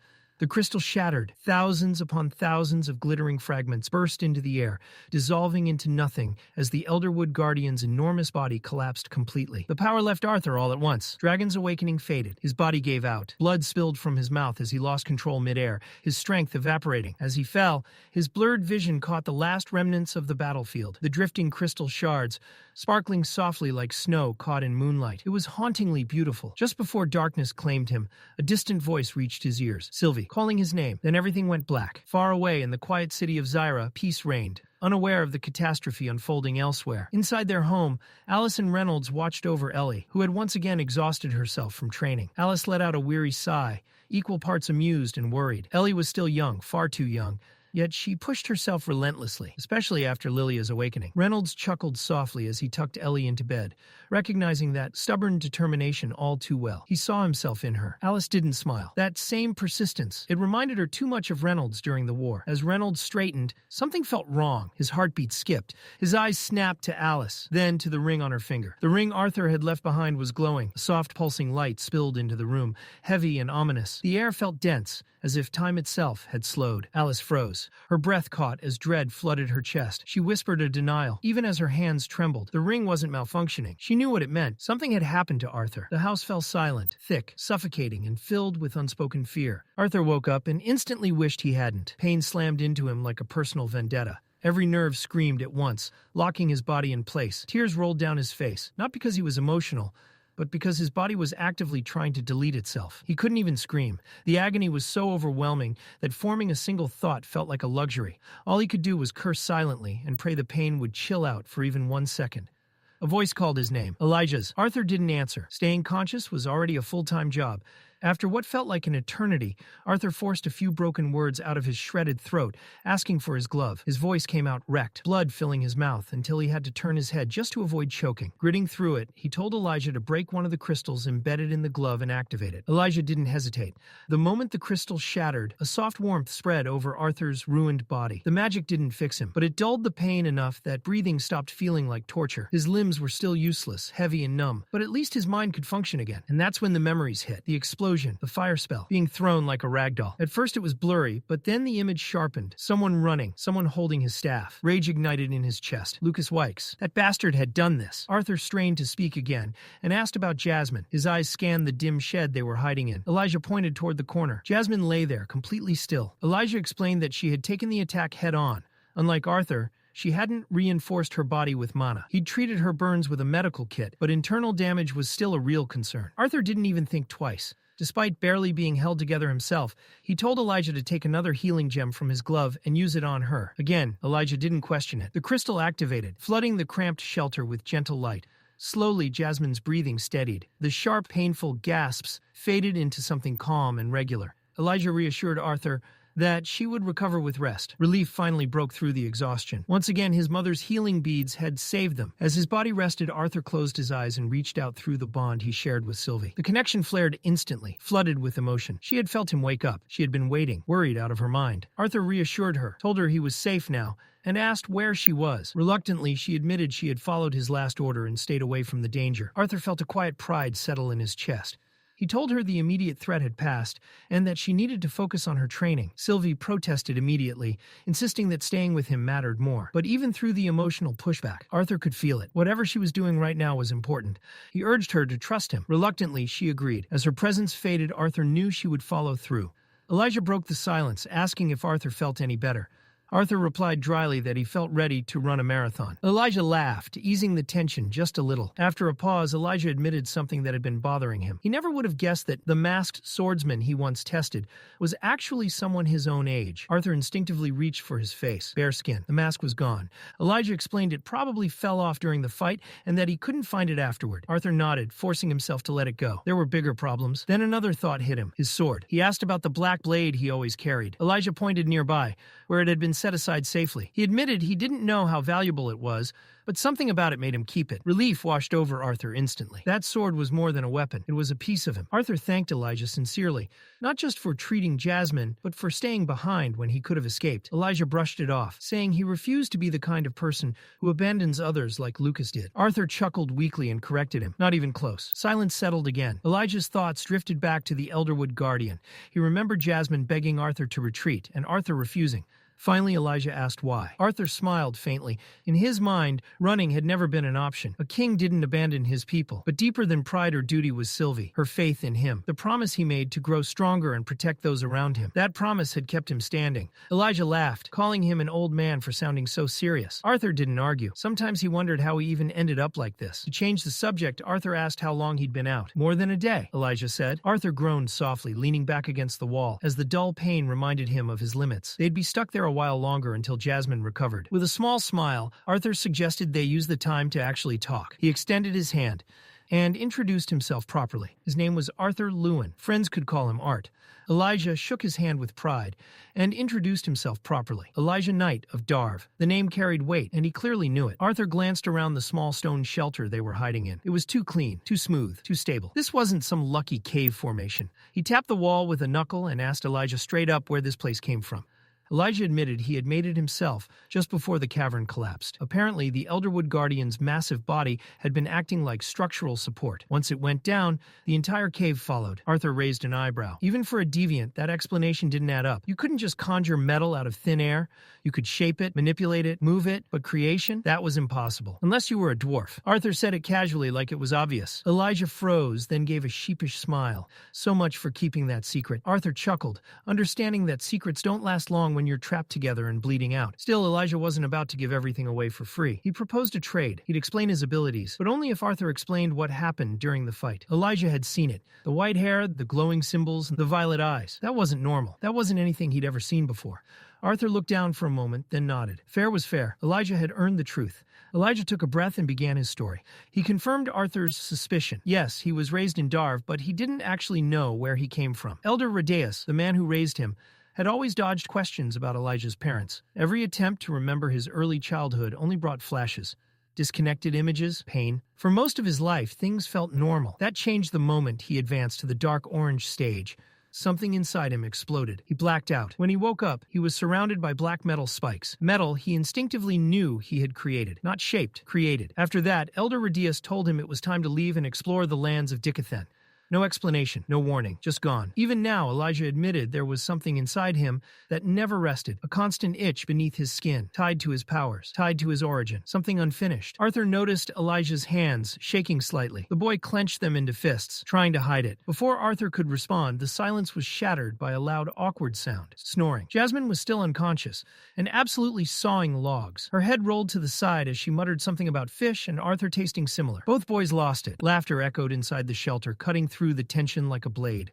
Elijah apologized quickly, saying he didn't mean to drop an emotional bomb like that. Arthur waved it off. They'd both earned honesty. Now it was his turn. Arthur explained calmly what he was. A quadra-elemental augmenter. 4 elements. On top of that, 2 deviances. Ice and lightning. Elijah tried to sit up too fast and slammed his head into the low ceiling. Groaning, he muttered that if Arthur was a freak, then he himself must be the king of freaks. But Elijah wasn't done. He asked about the markings, the hair, the eyes. Arthur revealed the last piece. He was also a beast tamer. What Elijah had seen was his beast will, released, the sign of a bond with a powerful magical beast. Elijah just stared. Then he asked the real question. How old are you? Arthur answered simply, 11. Just turned a few months ago. Elijah blinked, then muttered that he was almost 12. Somehow, standing next to Arthur made him feel younger than ever. Hours passed. The two sat inside the metal shelter, talking, really talking, about their pasts, their fears, their abilities, their hopes. What started as survival turned into kinship. Then Arthur's breath hitched. A sharp pain stabbed through his core. He reached for his glove and pulled out another healing gem. Elijah noticed immediately, concern flashing across his face. Arthur brushed it off. As the final crystal shattered, warm energy spread through his body, dulling the deep pulsing pain. That's when Jasmine stirred. The moment she saw Arthur awake, she surged forward and wrapped her arms around him. Arthur barely had time to react before he felt something wet against his neck. Tears. Her body shook as she cried, apologizing over and over, blaming herself, saying she failed him. Arthur gently placed a hand on her head, telling her it was okay, that there was nothing to forgive. Still, she couldn't stop. So Arthur told her the truth. It was his decision. He stayed behind. The consequences were his to bear. If anything, he was sorry for dragging her into it. As she cried in his arms, Arthur saw her differently. She had always seemed larger than life, strong, unshakable. Now she felt small, human. When Jasmine finally calmed down, she turned to Elijah and asked about their belongings. He confirmed everything was safe. She told him about an emergency medical kit in her bag. Something that could help all of them. They got to work. Elijah retrieved the kit, and together the three of them prepared to patch themselves up. Alive, broken, but still standing. Working in silence, they tended to each other's wounds, carefully wrapping torn skin and bruised limbs. The healing gems had already dulled the worst of the pain, but the bandages would help stabilize their injuries for the journey ahead. Arthur offered a quiet word of thanks to both of them. Though the ache still pulsed deep within his body, he genuinely felt stronger, strong enough to stand. With effort, Arthur pushed himself upright. He rested a hand on Jasmine's shoulder, then Elijah's, steadying himself as his legs protested. His voice, though tired, carried certainty. It was time to go home. Supporting Arthur between them, the three began their slow ascent, crawling and climbing through the broken remains of what had once been a fierce battlefield. They emerged from the deep crater carved into the earth, and the sight that greeted them was nothing short of devastating. The lush grassland that once filled the cavern was gone. Trees lay snapped and scattered like broken matchsticks. Massive stalactites had fallen from above, smashing into the ground and leaving deep fractures across the terrain. The earth itself looked torn open, as if nature had been ripped apart by brute force. Arthur scanned the destruction and asked the question none of them wanted to answer. Had anyone else survived? Elijah's response was grim. Reginald and Broad had been devoured by the Elderwood Guardian before the true battle even began. There was little hope anyone else had made it out alive. Jasmine hesitated before softly asking about Samantha. Elijah fell silent for a moment before explaining that, just before the cavern collapsed, he had managed to form a metal shelter around her, but she had already been in terrible condition. Whether she had survived beneath the rubble? He didn't know. Arthur stared across the endless debris, his expression darkening. Searching for someone, anyone in this sea of destruction felt impossible. Even the Elderwood Guardian's beast core, a treasure of immense value, was likely buried far beneath their feet, lost forever under stone and ruin. Still, Elijah refused to give up. He hadn't been able to search properly while trapped underground, But now that they were free, he was willing to try. Kneeling, he pressed his palm against the fractured earth. Mana rippled outward as he whispered the spell. Earth Pulse. The air grew tense. Jasmine stood quietly beside Arthur, watching Elijah with unblinking focus. Minutes passed as Elijah concentrated, listening to vibrations far below the surface. Then his eyes widened, first in shock, then relief. He had found her. Samantha was alive. Her heart was still beating. Arthur felt a flicker of surprise. Earth Pulse was meant for surface-level detection, yet Elijah had sensed someone buried deep beneath the rubble. The question returned once more. Just who was Elijah Knight, really? Without delay, they followed him across the shattered battlefield. As they neared a cluster of collapsed stone and fallen stalactites, Elijah murmured another incantation. Metal surged upward, smoothly forming a protective enclosure. Inside lay Samantha. She was unconscious, her body battered and broken. Her legs were twisted at unnatural angles, clearly shattered. Elijah's face twisted in horror as he rushed forward, but Arthur stopped him. One of the Elderwood Guardian's thick, withered vines was still wrapped tightly around her leg, not strangling her, but acting as a crude splint. Removing it now could make things worse. Arthur pointed out the signs. Her breathing was steady. Her pulse was strong, though she burned with fever. As bad as it looked, her life wasn't in immediate danger. Unconsciousness, for now, was sparing her from unbearable pain. Elijah clenched his fists, muttering bitterly under his breath. They had paid a heavy price to get this far.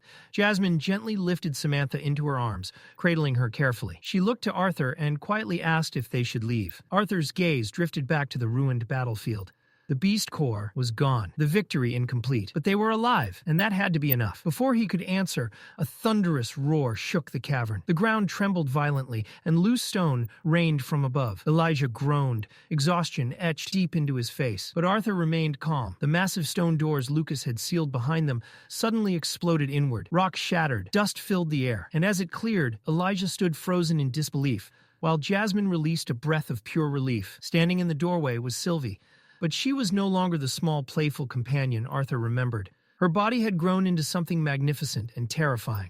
Sleek scales, powerful limbs, and the unmistakable form of a dragon. The name Arthur had once given her now fit perfectly. Her voice echoed in his mind, filled with emotion. She had come back for him. Arthur let out a low whistle, stunned. Sylvie wasn't just bigger, she was massive. Before he could say another word, she lunged forward and licked his face with her long, snake-like tongue, nearly knocking him off his feet. He staggered back, gagging at her breath, yet smiling all the same as her laughter rang through his thoughts. Elijah could only stare, stammering, his mind completely unable to process what he was witnessing. The creature standing before them was wrong in the best possible way. It had 4 fully formed limbs, nothing like a wyvern. Elijah's throat tightened as the word struggled to escape his mouth.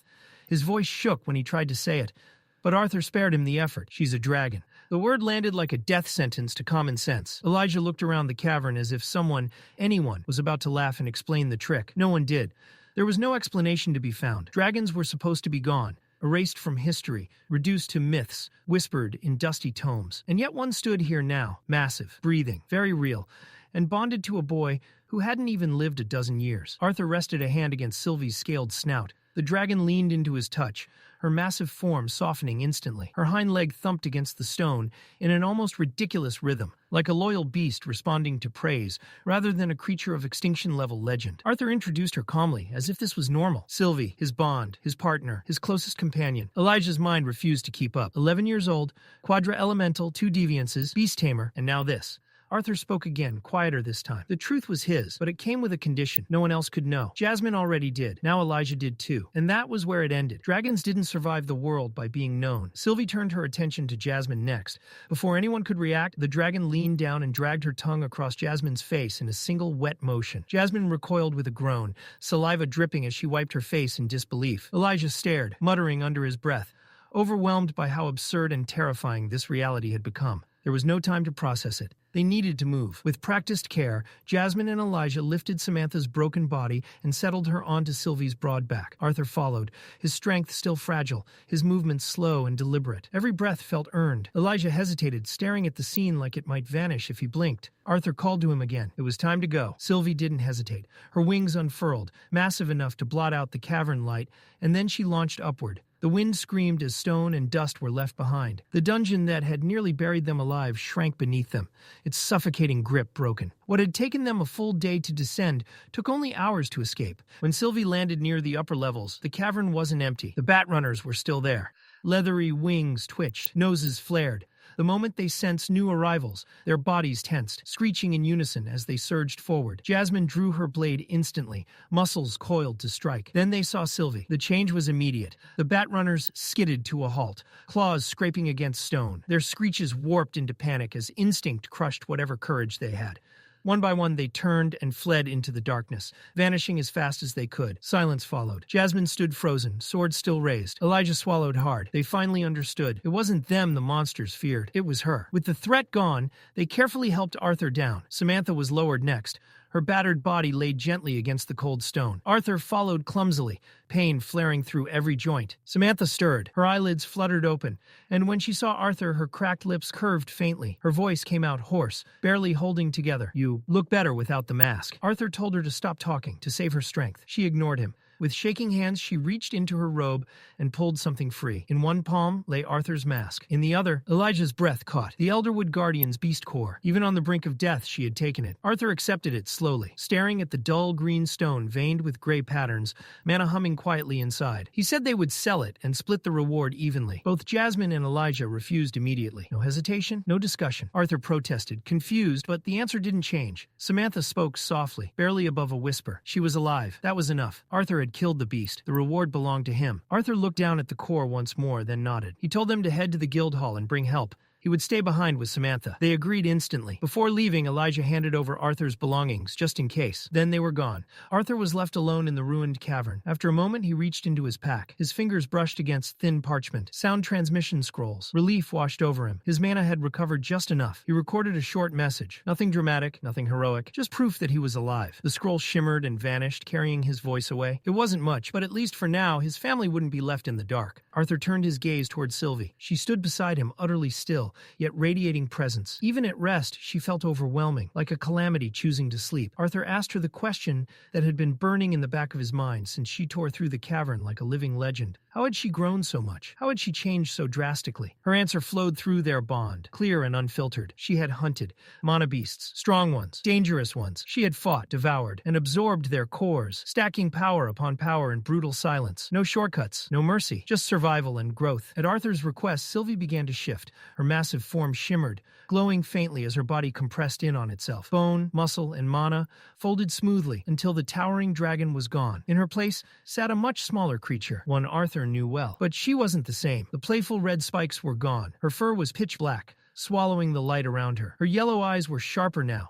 intelligent in a way that felt almost unsettling. She looked less like a cute companion and more like a little demon born from shadows. Still, she was Sylvie. Arthur let out a breath he didn't realize he'd been holding. He then pulled out the Elderwood Guardian's beast core. The stone pulsed faintly in his palm, dense with power, humming like a restrained heartbeat. Jasmine and Elijah wouldn't be back immediately. He had time, and wasting time was something he couldn't afford anymore. With his body's unique ability to assimilate mana, this core would accelerate his recovery dramatically. Arthur sat down, crossed his legs, and closed his eyes. Meditation. The moment he drew the mana in, warmth spread through his limbs, flowing through damaged channels, stitching strength back into him piece by piece. His body welcomed the energy like a starving beast, but his mind didn't rest. Lucas Wykes. The name surfaced like poison. Lucas had left them to die. No hesitation, no remorse. Because of him, Brauld was dead. Samantha was barely clinging to life. Blood stained that dungeon long before the Elderwood Guardian ever fell.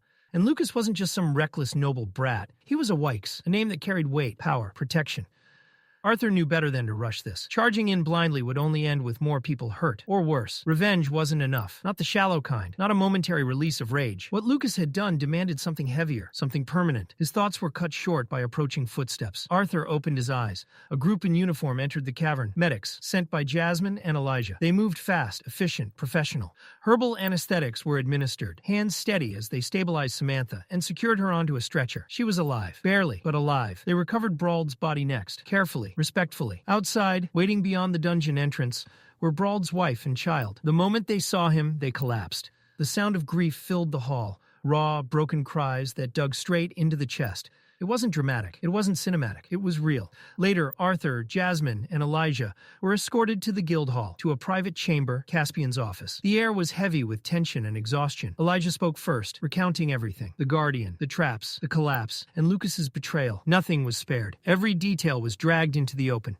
And with each word, the weight of it all pressed down harder. Arthur finally spoke, his voice calm, but edged with fatigue. They had already given their statements. The dungeon, the battle, the betrayal. How much more was needed? For him, it was enough. Caspian agreed. He saw it in their faces. He told them they would rest before the official hearing. Then the doors exploded open. Armored guards stormed in. Every eye turned. The symbol of House Wykes gleamed on their uniforms. And at the center of it all, Lucas Wykes. He walked in smiling. Like this was a reunion. Like they'd just returned from a casual outing instead of a massacre. His tone was light, mocking, pretending concern. Jasmine's blades were out instantly, metal flashing. Elijah's mana surged, sparks forming at his fingertips. Both of them were shaking, teeth clenched so hard it looked painful. Arthur raised a hand, calmly. Stand down. They hesitated, but obeyed. Lucas feigned confusion, playing dumb, acting as though he couldn't understand why anyone would be upset. Caspian watched Arthur closely, silently asking him to hold back. Arthur didn't move, didn't speak. Then Lucas crossed the line. He joked about survival, about sacrifices, about whether someone had to be thrown away so the rest could escape. Caspian stood abruptly, trying to shut it down. Lucas ignored him. He turned to Samantha, sneering, calling her a cripple. Then he smirked and started talking about Brauld, implying Arthur might have used him like a shield. He never finished. A blade screamed through the air. It slammed into the door behind Lucas with brutal force. After slicing clean through his ear, blood sprayed across the floor. One of the guards shouted in panic, pointing at the wound. Lucas froze. His hand rose slowly to his ear. When he pulled it back, it was soaked in red. Not fatal, but humiliating enough. Arthur stood, slowly and deliberately. His eyes locked onto Lucas. Not with rage, but with something far worse, cold intent. Bloodlust flooded the room like a tidal wave. The air grew heavy, suffocating. Guards stumbled, breath hitching as invisible pressure crushed down on them.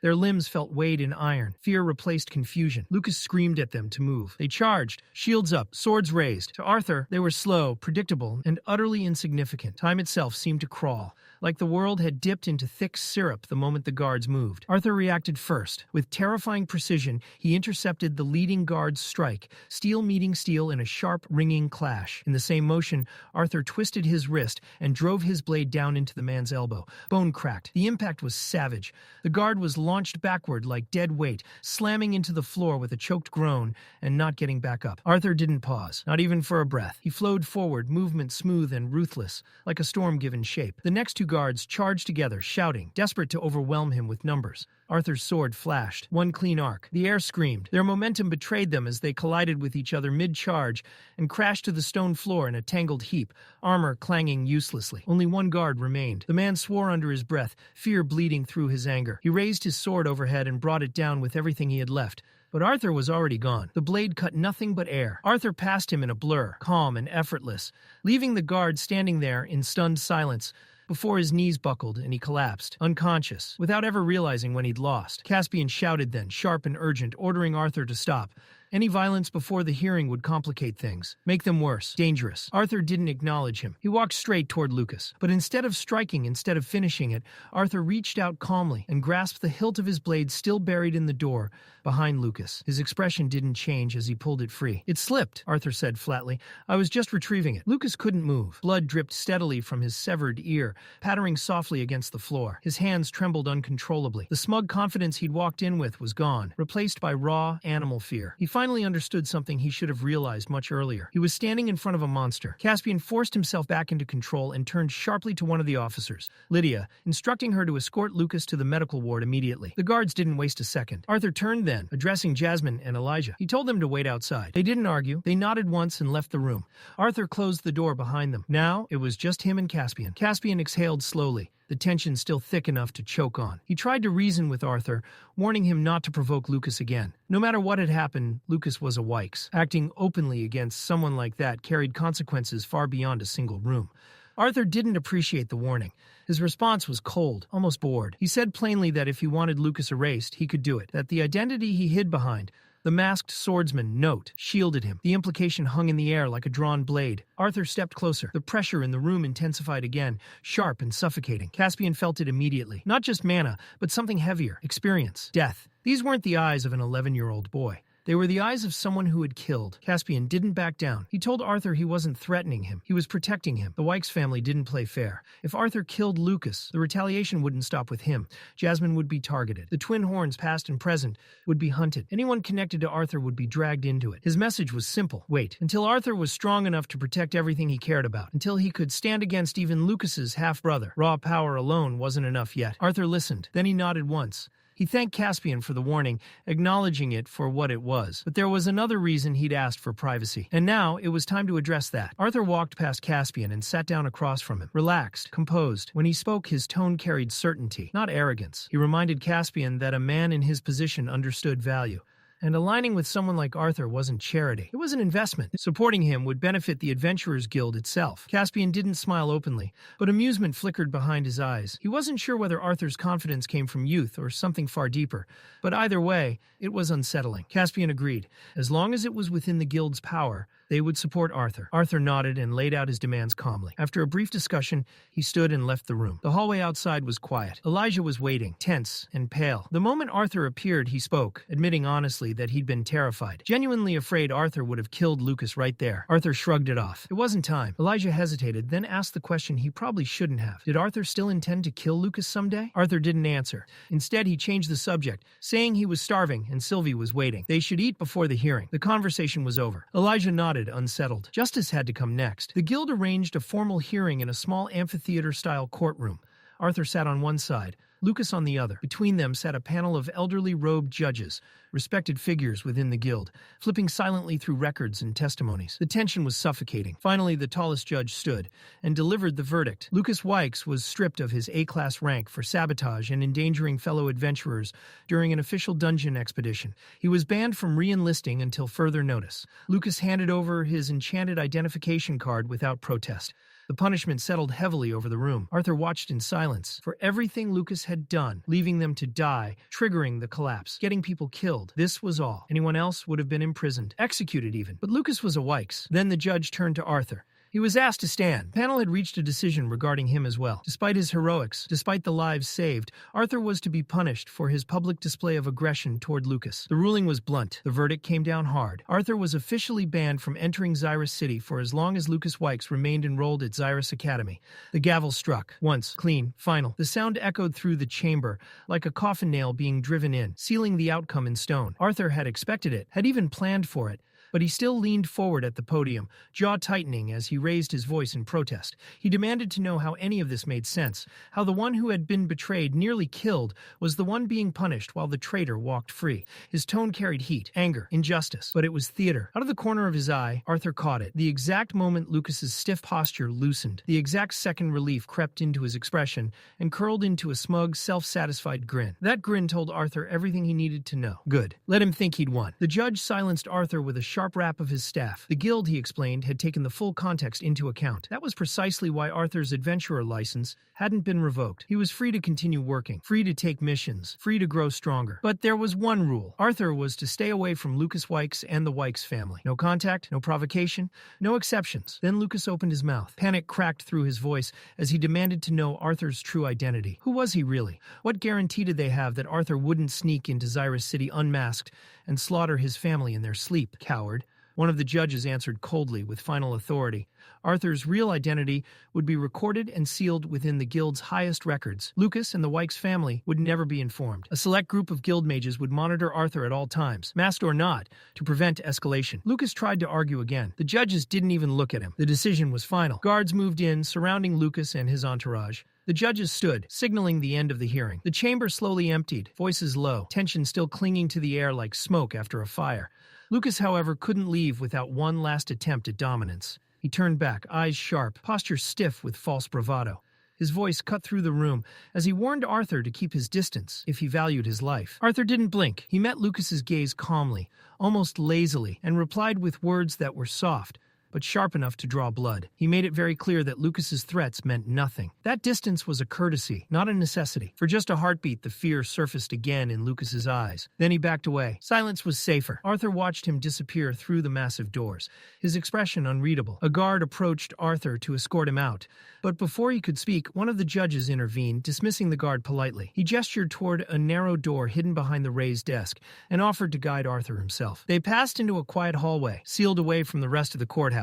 As they walked, the judge finally spoke. He asked whether the outcome, staged as it was, had been satisfactory. Arthur nodded. Everything had unfolded exactly as intended. Lucas had been humiliated publicly, stripped of rank, and left paranoid. Arthur's identity remained buried, for now. The judge clarified that this protection wasn't charity. It was strategy, delaying retaliation from the Wykes family was in everyone's interest. Eventually, the truth would surface. But if Arthur didn't move openly, perhaps the Wykes wouldn't either. Arthur laughed quietly, assuring the judge he wasn't reckless. He knew when to wait. They stopped at a tall shelf lined with ancient tomes. The judge pressed one book inward. Stones shifted. The floor opened, revealing a stairway descending into darkness. Before Arthur stepped down, the judge left him with a final warning. One day, the guild might call in this favor. When that day came, he hoped Arthur would remember who had shielded him today. Arthur gave a half smile. The guild wasn't weak. They were just careful. He descended the stairs. The entrance sealed behind him. Left alone, the judge stared at the hidden passage, a single thought echoing in his mind. Caspian was right. Arthur Leywin wasn't just dangerous. He was inevitable. When Arthur emerged from the hidden exit,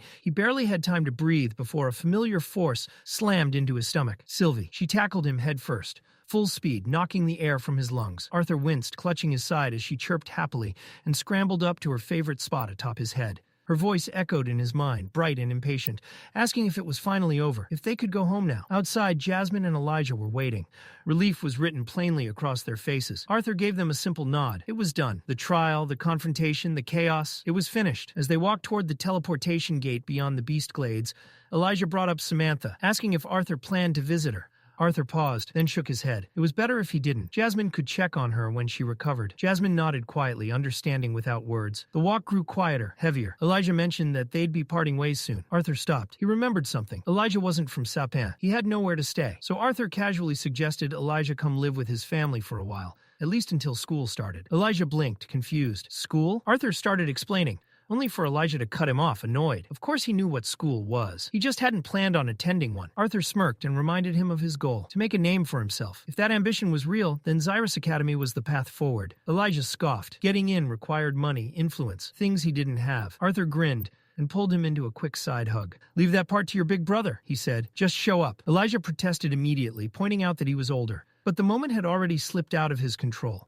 Arthur turned to Jasmine, calm and decisive, and asked if she could take Elijah home first. Elijah tried one last time to object. He hadn't agreed to anything yet, but Arthur's eyes glinted with quiet menace as he reminded him of one small detail. Lucas Wykes would be attending Xyrus Academy too. Was Elijah really comfortable leaving Arthur alone with someone like that? That ended the argument. As Jasmine and Elijah headed toward the teleportation gate, Elijah's mind was already racing ahead. He started muttering about classes, wondering aloud which paths would suit him best at Xyrus Academy. Then he slowed, turned back, and called out to Arthur. His voice was softer this time, honest, a simple thank you for everything. Arthur watched them disappear into the distance. Only when they were completely gone did the faint smile on his face fade away. A quiet sigh escaped him as his gaze drifted toward the surrounding woods. "Come out," Arthur said calmly. The air shifted. From between the trees, Caspian stepped forward, no longer hiding. His expression was composed, though there was caution in his eyes. He admitted it had been wise to send Jasmine and Elijah away first, just in case. Arthur nodded and thanked him for persuading the judge to follow through with the plan. It had worked. Lucas would remain ignorant, for now. Caspian exhaled in relief, saying he was simply glad it had all ended without anyone dying. Arthur's eyes sharpened. People died. The words landed heavily. Caspian stiffened, realizing his mistake,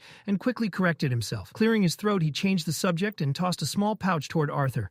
It landed softly in his hand. "A parting gift," Caspian said. Nothing more. Arthur loosened the drawstrings and froze. Gold spilled into his palm. Far more than he had ever held at once. For a moment, he was reminded of the boy he used to be, someone who had counted every copper. When Arthur asked why, Caspian answered simply, "Precautions. The road ahead wouldn't be safe." As Caspian turned and walked away, Arthur's thoughts churned.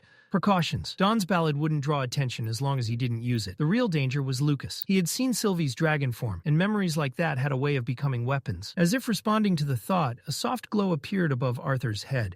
Sylvie's black scales shimmered, bleaching into radiant white. Her form shrank, twisted, softened, until a small, delicate white fox floated down into Arthur's arms. Through their bond, her sleepy voice asked if this form was better. Arthur stared, stunned, quietly wondering how many forms she could even take. Sylvie admitted she didn't know. She was tired.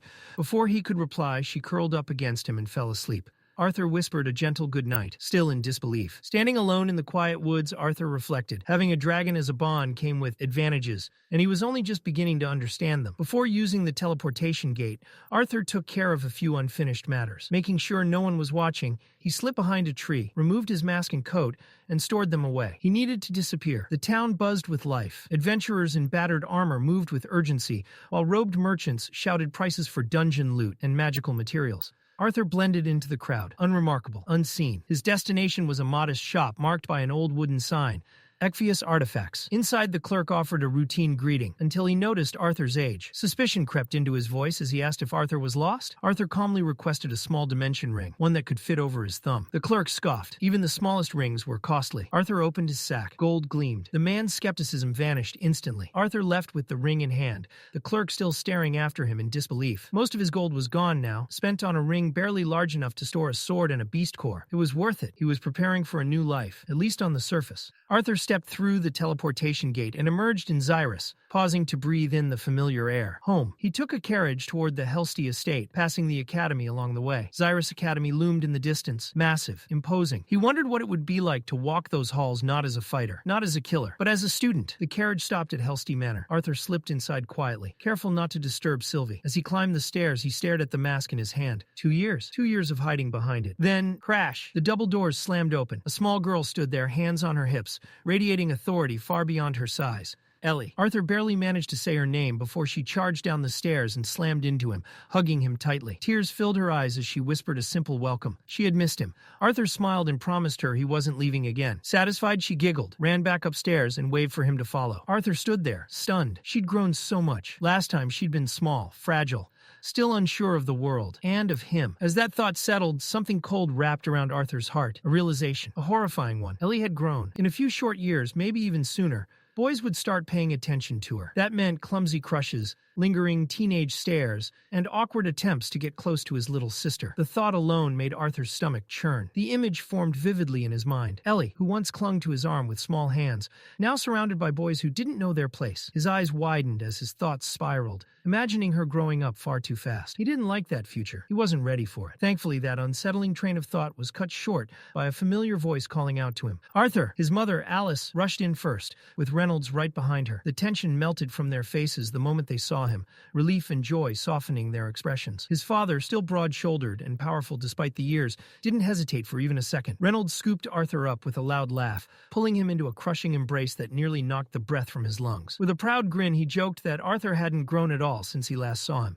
Arthur shot back instantly, smirking as he pointed out his father's increasingly wild beard, accusing him of growing it out just to hide the wrinkles creeping in. The banter barely had time to escalate before Alice stepped in, lightly scolding Arthur while fiercely defending her husband. Then she wrapped Arthur in her own embrace, warm, steady, and grounding. This time, there were no tears, no reprimands. She simply told him how glad she was that he had come back safe. Arthur apologized quietly, guilt surfacing over how often he made them worry. Alice only smiled, brushing it aside as if it didn't matter. Off to the side, Vincent Helstea tried to insert himself into the reunion with his usual booming cheer.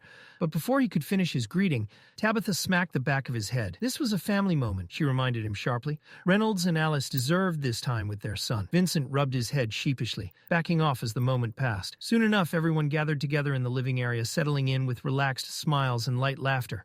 Arthur's eyes drifted around the room, instinctively searching. Alice noticed immediately and asked if he was looking for someone. Arthur admitted it felt like someone was missing. That was when Elijah stepped forward and handed him a folded piece of paper. Jasmine had already departed on another mission with the Twin Horns, but she'd left a note behind. Arthur unfolded it. It was brief, straightforward, and unmistakably Jasmine. No unnecessary words. Emotion tucked beneath practicality. Arthur smiled faintly. He'd wanted to see her before she left, but this would have to be enough. Reynolds laughed and remarked that the Twin Horns always returned eventually, like stubborn weeds that refused to die. Arthur chuckled along, but one more name lingered in his thoughts. He asked about Lilia. Tabitha began to explain, but Vincent cut in far too quickly, puffing his chest out, as he proudly announced that their daughter had been accepted into Xyrus Academy. His excitement drowned out Tabitha's words, earning him an immediate response. She grabbed a fistful of his hair and yanked it, scolding him for stealing her moment. Vincent yelped, and the room burst into laughter. Arthur was genuinely impressed.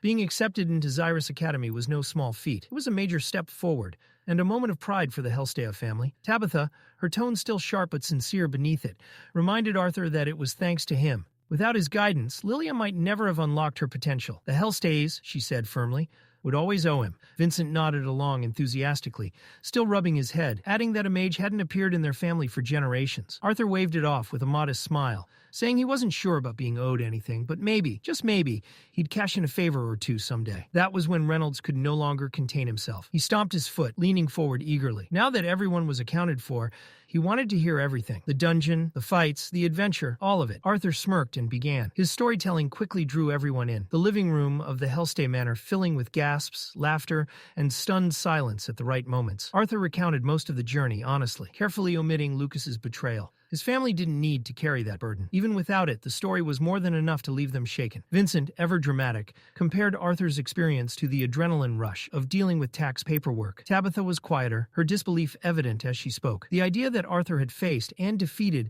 an Elderwood guardian, a monster she'd been threatened with as a child, was almost impossible to grasp. As the conversation shifted, Arthur turned to Reynolds and asked about his magic. Reynolds admitted with a sigh that he'd been stuck at the dark orange bottleneck ever since Arthur left. No amount of meditation or refinement seemed to push him forward.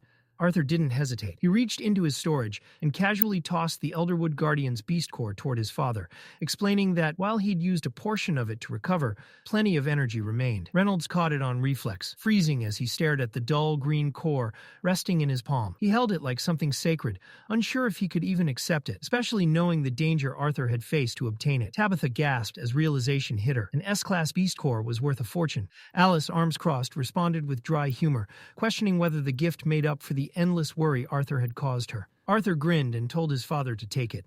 If Reynolds wanted any hope of keeping up with his son, he'd need it. He even winked, openly challenging him not to fall behind. That was when Arthur revealed his current stage. Light orange. The room fell silent. Vincent's eyes nearly popped out of his head. Tabitha sucked in a sharp breath. Reynolds looked back down at the beast core, his grip tightening, determination flaring in his eyes. He promised Arthur he wouldn't hold back the next time they sparred. Arthur welcomed it with a confident grin. As the excitement finally settled, the family began drifting off to their rooms. The manor grew quieter. Elijah headed for a steam bath, predictably forgetting to lock the door. Just as he started to relax, the door burst open. Arthur strolled in like nothing was wrong, announcing that he'd brought Elijah's pajamas. Elijah yelped in panic, his voice echoing off the steamy walls as he scrambled to cover himself, shouting in pure embarrassment. Arthur squinted through the steam and waved it off, teasing that it wasn't a big deal. He couldn't see anything anyway. Elijah narrowed his eyes suspiciously and asked if that was really true. Arthur just laughed, tossed back a smug remark, and shut the door behind him. A barrage of curses and banging followed, making Arthur chuckle as he walked away. Later that night, Arthur sat quietly on his bed, pulling out the mask he hadn't worn in a long time. Arthur studied the mask in silence, letting the memories settle. 2 full years had passed, years packed with bloodshed, close calls, losses, and growth that had reshaped him in ways even he sometimes struggled to grasp. It felt distant now, like another life layered over this one. Nearby, Sylvie perched comfortably, her presence light and familiar. Through their bond, her voice chimed with her usual carefree confidence, proudly pointing out that she'd grown taller than him at some point. Arthur let out a short laugh, conceding the point. She wasn't wrong. Before the moment could stretch further, Elijah's voice cut in, reminding Arthur that it was his turn to wash up. Arthur agreed easily and headed for the bathroom. He didn't rush, easing the tension still lodged in his muscles from everything he'd been through.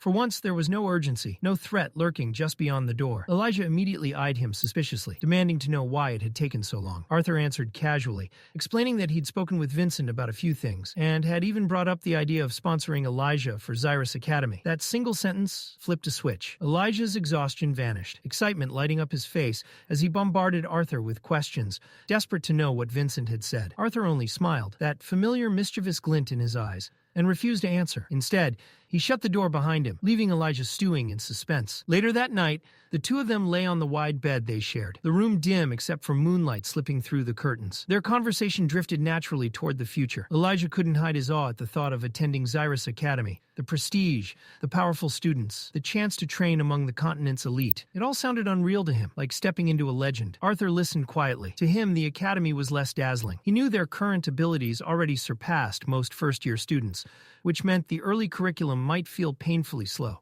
Still, he admitted it wouldn't be pointless. It would give him the time and structure he needed to refine his weaker attributes, lightning and ice magic. Even with his beast will backing him up, those elements still resisted him more than he liked. Eventually, Elijah's tone shifted. He brought up Lucas. He asked carefully what Arthur planned to do. Arthur let out a slow breath. Lucas didn't recognize him, and Arthur intended to keep it that way, until the day he was strong enough to stand against the entire Wykes family without consequence.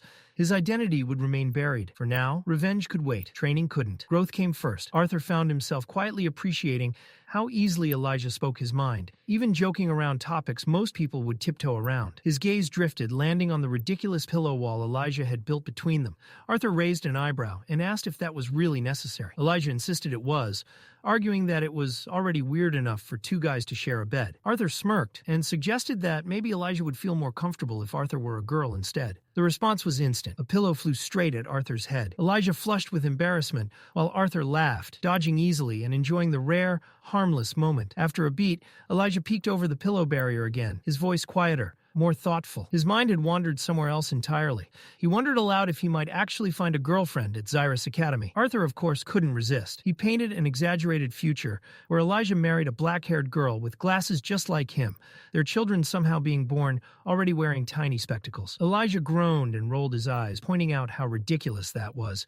Babies didn't come with glasses. Still, he laughed despite himself. Then he flipped the teasing back onto Arthur, claiming Arthur's looks alone would make him popular, whether he wanted it or not. Too princely, he said, for his own good. Arthur smirked and asked if that sounded like jealousy. Elijah shot back immediately that it wasn't subtle at all. It was blatant. Arthur waved it off. He wasn't interested in anyone at the academy. To him, girls his age still felt far too young, barely more than kids. There was no rush. What mattered was rest. He told Elijah to get some sleep. Elijah agreed quietly. There was gratitude in his voice, and with that, their banter faded. The room fell into silence, the world outside unusually calm as both of them drifted off. Morning arrived gently. Thin rays of sunlight slipped through the curtains, nudging Arthur awake. He rose, got ready, and headed downstairs. Vincent was already there, brimming with energy. He greeted Arthur enthusiastically, reminding him of the inventor Arthur had asked about the day before. Vincent wasted no time explaining that he'd already arranged a meeting. The man's name was Gideon. According to Vincent, Gideon wasn't just an inventor.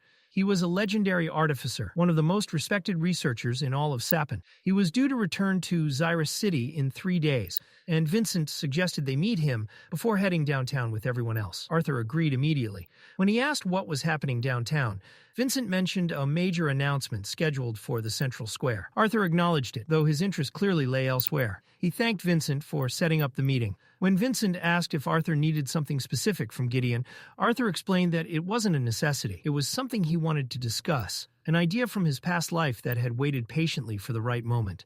This meeting would be the first step toward bringing it into reality. Vincent was still trying to process that when Reynolds appeared. He called out to them, then immediately scolded Vincent for his messy appearance, reminding him he had somewhere important to be. Realizing he was already late, Vincent panicked, shouted that he'd pick Arthur up later, and bolted out the door. Reynolds watched him go, chuckling as he teased Vincent for running, while constantly looking back like a nervous child. Then he turned to Arthur. When Arthur asked about his magic, Reynolds' face lit up with pride. He announced that he'd finally broken through. Solid orange stage. The progress was real, and it showed. Reynolds reached into his pocket and pulled out the very same beast core Arthur had given him earlier. Even though every last drop of mana inside it had already been drained, the core hadn't shattered the way it normally should have. Instead, it sat there, perfectly intact, solid and heavy in his palm. The detail clearly bothered him. A drained beast core surviving like this wasn't normal. Far from it. But there was no time to overthink it now. He still had preparations to finish before heading out. With a satisfied, almost proud smile, Reynolds tucked the core away and told Arthur he'd be back by dinner. Then he stepped out, the door closing softly behind him. Arthur didn't move. He stood there in silence, mind spinning. Something about that core refused to sit right with him. After a moment, he turned and headed to the backyard. The beast core now in his own hand. Sunlight filtered through the open space as Arthur stopped and stared down at the orb again. It was still solid, still whole. Slowly, carefully, he wrapped his fingers around it and focused, extending his senses inward. This time, he felt it. Deep within the core's black, hollow interior, something stirred. The emptiness warped, shadows shifting until a shape began to form. Arthur's breath caught. The Elderwood Guardian. The image sharpened, unmistakable. Arthur froze in place as a chill crawled up his spine, quickly replaced by pure electric awe. His heart started pounding. That fight, one that had nearly killed him, had left behind a reward so absurdly rare it bordered on the unreal. A beast will, not just treasure, not just power, a phenomenon. A gift that granted its wielder immense strength and often a unique magical ability. Something that could only be obtained if a powerful mana beast willingly passed it on, or if it was torn out by force from its core. Arthur stared at the glowing orb in his hand, thoughts colliding violently in his head. And then, a dangerous idea took root. What if he tried to integrate not one beast will, but two? There were no records, no precedents, no ancient manuals warning him not to. Just a single, terrifying unknown. And Arthur had never been one to shy away from that. Without another second of hesitation, he tightened his grip and began pouring his mana into the core. Immediately, something answered back. This wasn't like the clear, emotional connection he shared with Sylvie. This was savage, primal, a raw, hostile presence, roaring deep inside his consciousness. The will of the Elderwood Guardian lashed out violently, rejecting him with overwhelming force. Vines exploded forward in his mind, faster than sight, aiming straight for him, and shattered. They slammed into something invisible and broke apart instantly. Arthur's eyes widened as a powerful pressure surged around him. A barrier had formed, absolute and unyielding. He turned instinctively, and his breath stopped. Behind him stood Sylvia. Not her physical body, but her will. Towering, majestic, terrifying. The image of the great dragon loomed with overwhelming dominance, her massive form radiating authority. Her glowing eyes locked onto the Elderwood Guardian with cold finality. Space itself seemed to tremble as her will surged forward. Her jaws opened wide, rushing toward the wooden beast with unstoppable force. The Guardian convulsed, utterly crushed beneath the pressure. And then Arthur gasped awake. His eyes snapped open as the beast core slipped from his hand, clattering and rolling across the ground. His chest rose sharply as he sucked in air. He had stopped just in time. Arthur understood instantly. If he'd hesitated even a moment longer, Sylvia's beast will would have completely erased the Elderwood Guardian, destroying it beyond recovery. Any chance of passing that will on to someone else would have been gone forever. He bent down and picked up the core again, his thoughts drifting immediately to his father. Why couldn't Reynolds absorb it? The answer came easily. Elemental compatibility. Just like Grandpa Virion had explained long ago, a beast's attributes had to align with the mage's mana core. No matter how strong Reynolds was, his affinity simply didn't match the Elderwood Guardians. But Arthur already knew exactly who it would match. The days that followed passed swiftly. Arthur threw himself back into training, disciplined and relentless, refining his body and mana without letting his guard slip. But he didn't waste the peace either. He spent time with his family, laughing, relaxing, doing ordinary things that felt almost unreal after everything he'd been through. He knew better than anyone how fragile moments like these were. One morning, sunlight spilled gently through the windows as Arthur and Elijah lay sprawled across their bed, still deep in sleep. The quiet didn't last. The door creaked open. Ellie's small voice cut through the room, announcing that it was time for breakfast. Mom had called for them. Half asleep, Arthur mumbled something incoherent about wanting a luxurious dimensional ring, clearly still trapped in dreamland. Ellie reminded him that today was the announcement and that everyone needed to be ready. Then she grinned. Before Arthur could react, Ellie launched herself onto the bed and drove a sharp elbow straight into his chest. The impact knocked the air clean out of him. Arthur wheezed, clutching his sternum as pain flared. He shot Ellie a glare that was half annoyed, half impressed, reminding her she wasn't that small anymore, and that one day she might actually break something. Ellie gasped dramatically, eyes wide as she accused him of calling her fat. The accusation was completely fake, but the chaos was real. Arthur groaned, muttering about whatever insane things she must be learning at that school for proper ladies. Before leaving, Ellie reminded him to hurry up and come down. She, their mother, and Aunt Tabitha were heading out first. Once she disappeared, Arthur sighed, rubbing his ribs again, and wondering where she'd picked up such violent tendencies. From beside him, Elijah answered casually. He had a pretty good guess. Later that day, they boarded a carriage and set off. The scenery shifted as they traveled, towering buildings of the central district slowly giving way to smaller homes, workshops, and shops. Signboards hung everywhere, advertising artifacts, elixirs, and magical services. The air felt different here, less regal, more alive. Arthur leaned back, rubbing his stomach. He was still hungry. Elijah laughed, pointing out that Sylvie had stolen half his breakfast. Arthur couldn't argue. The little dragon was a menace when it came to food. Elijah decided to check out the nearby stores. Arthur questioned whether he even had money to buy anything. Elijah adjusted his glasses smugly, reminding Arthur that, unlike him, he'd actually been saving his dungeon earnings. Arthur smirked but let him go. He turned to Sylvie and nodded, signaling her to accompany Elijah while he handled something else. As Sylvie followed Elijah off, Arthur and Vincent headed toward a modest house, tucked between older buildings. The place wasn't impressive. Cracked steps, plain door, nothing special at a glance. But Arthur knew better. Behind that door waited someone he'd been very interested in meeting. Vincent stepped forward and knocked firmly on the door, the sound echoing through the quiet street. A moment later, the door creaked open just a sliver. Peering out was an elderly man dressed in a spotless butler's uniform, his posture immaculate. He began to speak in a rehearsed, almost weary tone, explaining that his master was unavailable and did not accept visitors. But midway through his sentence, his gaze shifted. Recognition flickered across his face as his eyes landed on Vincent. The change was instant. His expression straightened, his tone softened, and the door opened wider. With a polite bow, the butler Hymes welcomed Vincent inside. Arthur followed close behind, earning a brief but curious glance. Vincent returned the greeting with an easy nod. It was clear they had met before, though not recently. The moment Arthur crossed the threshold, he nearly recoiled. A horrendous stench slammed into him like a physical force. It was sharp and metallic, thick with the smell of rust, burned chemicals, and something acrid he couldn't quite place. The air itself tasted like copper, clinging to his tongue and throat. Arthur's face twisted instinctively in disgust. Hymes noticed and let out a small, amused chuckle.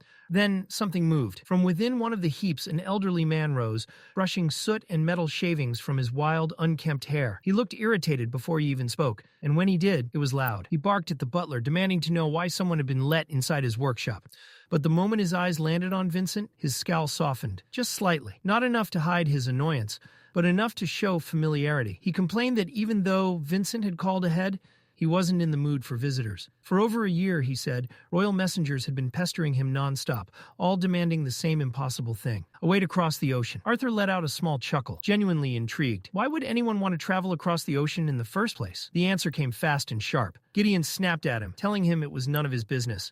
Only then did Gideon pause. His sharp, analytical eyes narrowed as they settled on Arthur. There was caution in that stare now, the look of someone who sensed something unfamiliar. He asked Vincent who the boy was. Arthur stepped forward immediately, bowing with perfect courtesy. He introduced himself as Arthur Leywin, son of Reginald Leywin, his tone respectful and composed. He even praised Gideon's reputation and contributions as an inventor and artificer. Gideon was unimpressed. He waved off the formality and turned back to Vincent, bluntly asking why Arthur had been brought here at all. Gideon made it clear. He did not take students. He did not accept disciples. He did not mentor. Vincent hesitated, then admitted honestly that he didn't know the full reason himself. Arthur had asked for the meeting. Arthur didn't deny it. He explained that he'd originally come to offer something else entirely. But when Gideon mentioned the issue of long-distance travel across the ocean, a new idea had formed in his mind. Instead of explaining, Arthur said it would be better to show. Before anyone could stop him, Arthur walked over to a cluttered workbench covered in parchment scraps and scattered tools. He pulled a clean sheet free, grabbed a charcoal pencil, and began to sketch. At first, Gideon barely glanced over, clearly dismissing it as the pointless doodling of a child.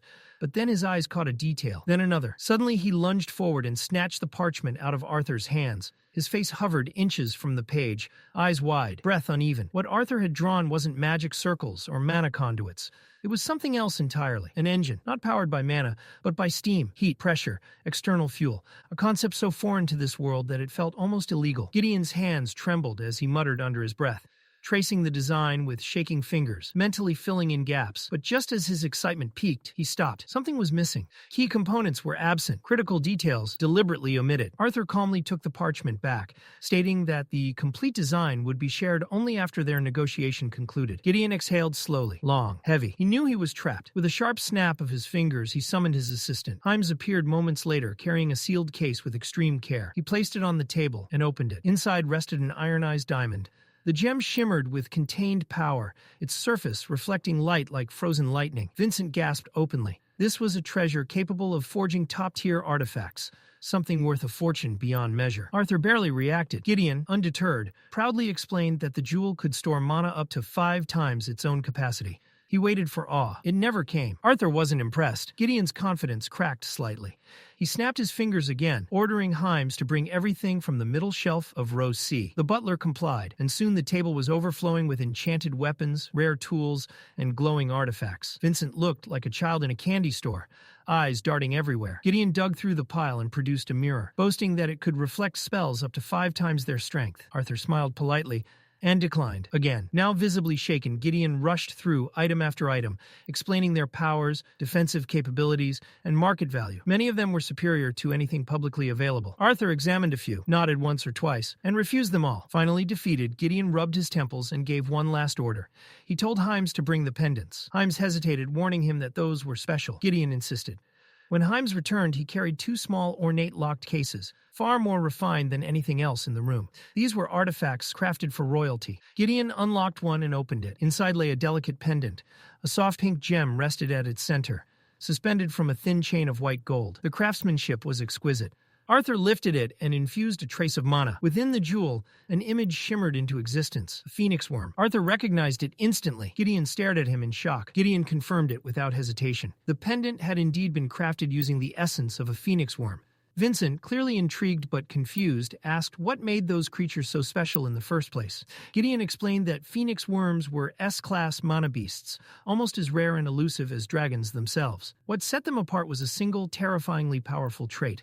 When faced with death, they possessed the ability to preserve their own lives. Arthur immediately caught on. He asked whether that same life-preserving ability had been embedded into the pendant. Gideon's eyes lit up as he nodded enthusiastically. Just like a phoenix worm, the pendant would activate in moments of extreme danger, forming a hardened cocoon around the wearer to shield them from fatal harm. But that was only the first layer. If the cocoon were destroyed and the wearer's life was still in jeopardy, the pendant would then consume the mana stored within it and forcibly teleport the user to the safest location they were familiar with. It wasn't just a defensive artifact. It was condensed survival itself, packed into a single jewel. Inside the cluttered workshop, Arthur continued examining the pendant closely. After a moment, he asked the most important question. How many times could its effects actually be used? Gideon scratched the back of his head, looking uncomfortable, as he admitted he wasn't completely sure. He had already used 5 phoenix worm cores to create it, each one more valuable than almost any other S-class beast core in existence. And even then, he believed the pendant might only activate twice at most. Arthur fell silent, his thoughts turning inward. If the artifact truly functioned as described, it would be perfect for someone he needed to protect above all else. His mother, or Ellie. The idea lingered, until something else clicked in his mind. Earlier, Gideon had mentioned that these pendants were commissioned by the royal family. Arthur asked directly. Gideon confirmed it, stating that the phoenix worm cores had been provided by the royal family themselves. Still, he waved it off as unimportant. What truly mattered to him now was Arthur's earlier blueprint. His eyes narrowed with suspicion as he asked the real question. How could someone so young come up with an idea like that, and why bring it to him now? Arthur answered with a calm smile, claiming he simply wanted to make a nice birthday gift for his little sister. Gideon didn't buy it for a second. He didn't say it out loud, but he dismissed the excuse immediately. Arthur made his stance clear. He wasn't handing over the complete blueprint, unless he knew exactly how it would be used. Gideon tried to sidestep the condition, telling him that everything would be explained during the major announcement later that day. Arthur pushed back. Someone of Gideon's standing and knowledge, he reasoned, could surely explain things more clearly than a censored public speech ever would. Cornered, Gideon asked if revealing everything he knew would convince Arthur to leave the pendants behind. Arthur responded with nothing more than a smirk. He wasn't about to agree to a deal without getting real value in return. Growing desperate, Gideon tried bargaining again, suggesting he might part with just one pendant instead of both. Arthur didn't answer verbally. Instead, he raised his hand, a small but steady flame blooming in his palm, while holding the blueprint just close enough to make his point clear. He wasn't bluffing. Gideon growled under his breath, calling Arthur a demon as he finally realized the situation had completely flipped. The boy had total control. Vincent, who had been silently observing the exchange, finally stepped in. He admitted he didn't always understand what Arthur was thinking, but he vouched for one thing without hesitation. If Arthur made a promise, he would keep it. That was enough. Gideon let out a loud groan and finally gave in. He didn't care about the royal family anymore. Compared to this ship project, they were irrelevant. With a resigned sigh, he revealed the truth. Last year, his team had uncovered evidence, and now they were absolutely certain. There was another continent beyond Dicathen. Arthur froze. The idea hit him hard. Another continent. Something so massive, so world-altering, that it was difficult to even process. Vincent nodded slowly, adding that he had heard the same rumor from a royal family employee before. Someone who had been unsure, but warned him to keep it secret. Hearing it again from Gideon confirmed what Vincent had already begun to believe. Still, Arthur wasn't satisfied with rumors alone. He pressed Gideon, demanding proof, real evidence, not speculation.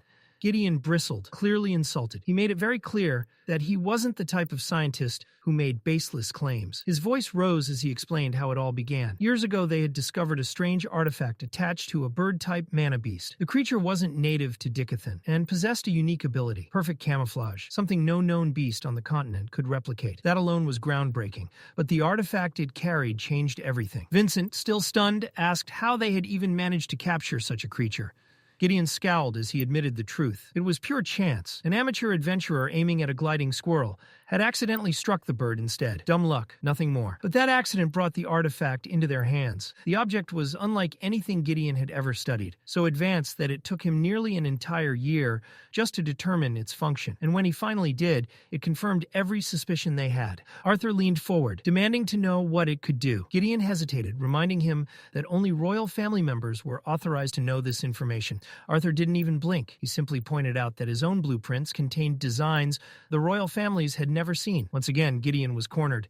With visible irritation, he finally revealed the truth. The artifact could record and store moving images. Vincent leaned back with a quiet, satisfied smirk. Even someone as brilliant as Gideon couldn't outmaneuver Arthur. Arthur, however, wasn't impressed yet. He frowned slightly, voicing his doubt. Just because an artifact was advanced didn't automatically mean it came from another continent. Couldn't it have been created by an unknown but exceptionally talented artificer somewhere in Dicathen? Vincent responded calmly but firmly. He reminded Arthur that he hadn't introduced Gideon as just another skilled inventor. He was widely regarded as the greatest artificer Dicathen had ever produced. Not just in the present era, but in all of history. Still skeptical, Arthur shifted his gaze back to the eccentric old man, weighing those words carefully. There was doubt in Arthur's tone, but it wasn't baseless skepticism. It was calculated, grounded. Gideon, on the other hand, took it personally. His chest puffed out as pride swelled to ridiculous levels, and he loudly proclaimed his own brilliance. In his mind, there wasn't a single artificer in all of Dicathen who wouldn't drop to their knees in reverence before him. His confidence wasn't subtle. It was overwhelming, absolute, almost comical in its intensity. Arthur listened patiently, letting Gideon rant, and then a slow smile crept onto his face. If Gideon's words were true, and judging by his reputation they likely were, then even the greatest artificer in Dicathen, struggling for nearly a year to understand a single artifact, said everything. It suddenly made perfect sense why the royal families had jumped to such a drastic conclusion. Arthur voiced his reasoning calmly. If an artifact existed that even Gideon couldn't fully decipher, then the odds of it being created within Dicathen were slim. That alone was enough for the royals to believe its creator came from beyond the continent. Gideon leaned forward, veins practically popping, frustration boiling over. He was nearly shouting now, desperate to hammer the point into Arthur's head. This wasn't just some impressive device. This was proof of another world beyond the seas. A land filled with technologies more advanced, artificers more skilled, and possibly mages far beyond anything Dicathen had ever known. To Gideon, this discovery was earth-shattering, history-defining. But Arthur didn't budge. He calmly raised a hand, gently pushing Gideon back, grounding the conversation. Yes, the implications were massive. Yes, the possibilities were terrifying and exhilarating all at once. But speculation was still speculation. Until someone crossed the ocean, until they saw that land with their own eyes, everything Gideon was saying remained theory, no matter how convincing. Instead of getting swept up in excitement, Arthur quietly returned his attention to the parchment. He finished the sketch he had been working on. A steam engine. Simple in concept, revolutionary in execution. With it, they wouldn't need to guess. They would go there themselves. Only then would the truth be undeniable. Later, as Arthur and Vincent stepped outside the workshop, the air felt noticeably lighter. Vincent let out a chuckle, clearly amused by the absolute storm Gideon had turned into moments earlier. He admitted he had never seen the old artificer so animated, so fired up. That level of passion from someone like Gideon spoke volumes about what Arthur had just ignited. Arthur smiled faintly. Gideon really had been excited, more than anyone had ever seen him. Causing that kind of reaction from a legend wasn't something just anyone could do. Still, Vincent voiced his doubts. Gideon might have called Arthur's steam engine design ingenious, but Vincent himself couldn't picture it. A ship powered purely by steam, crossing an entire ocean without magic? It sounded absurd. In a world where mana solved everything, relying on something so mundane felt almost laughable. Arthur walked beside him, half listening, his thoughts drifting deep again. In this world, magic was the foundation of everything. Daily life, warfare, innovation, politics. Because mana was so convenient, so dominant, people had stopped looking for alternatives. Non-magical technology, once full of potential, had stagnated completely. Vincent kept talking, unaware of the gears spinning violently in Arthur's mind. He joked about Arthur's parents, wondering how Reynolds and Alice could be so calm about everything their son could do. If Vincent had a child like Arthur, he'd be shouting it from the rooftops. Arthur barely heard him. His focus was on what he had accomplished. With nothing more than harmless mechanical knowledge from another life, he had secured an artifact capable of protecting his family.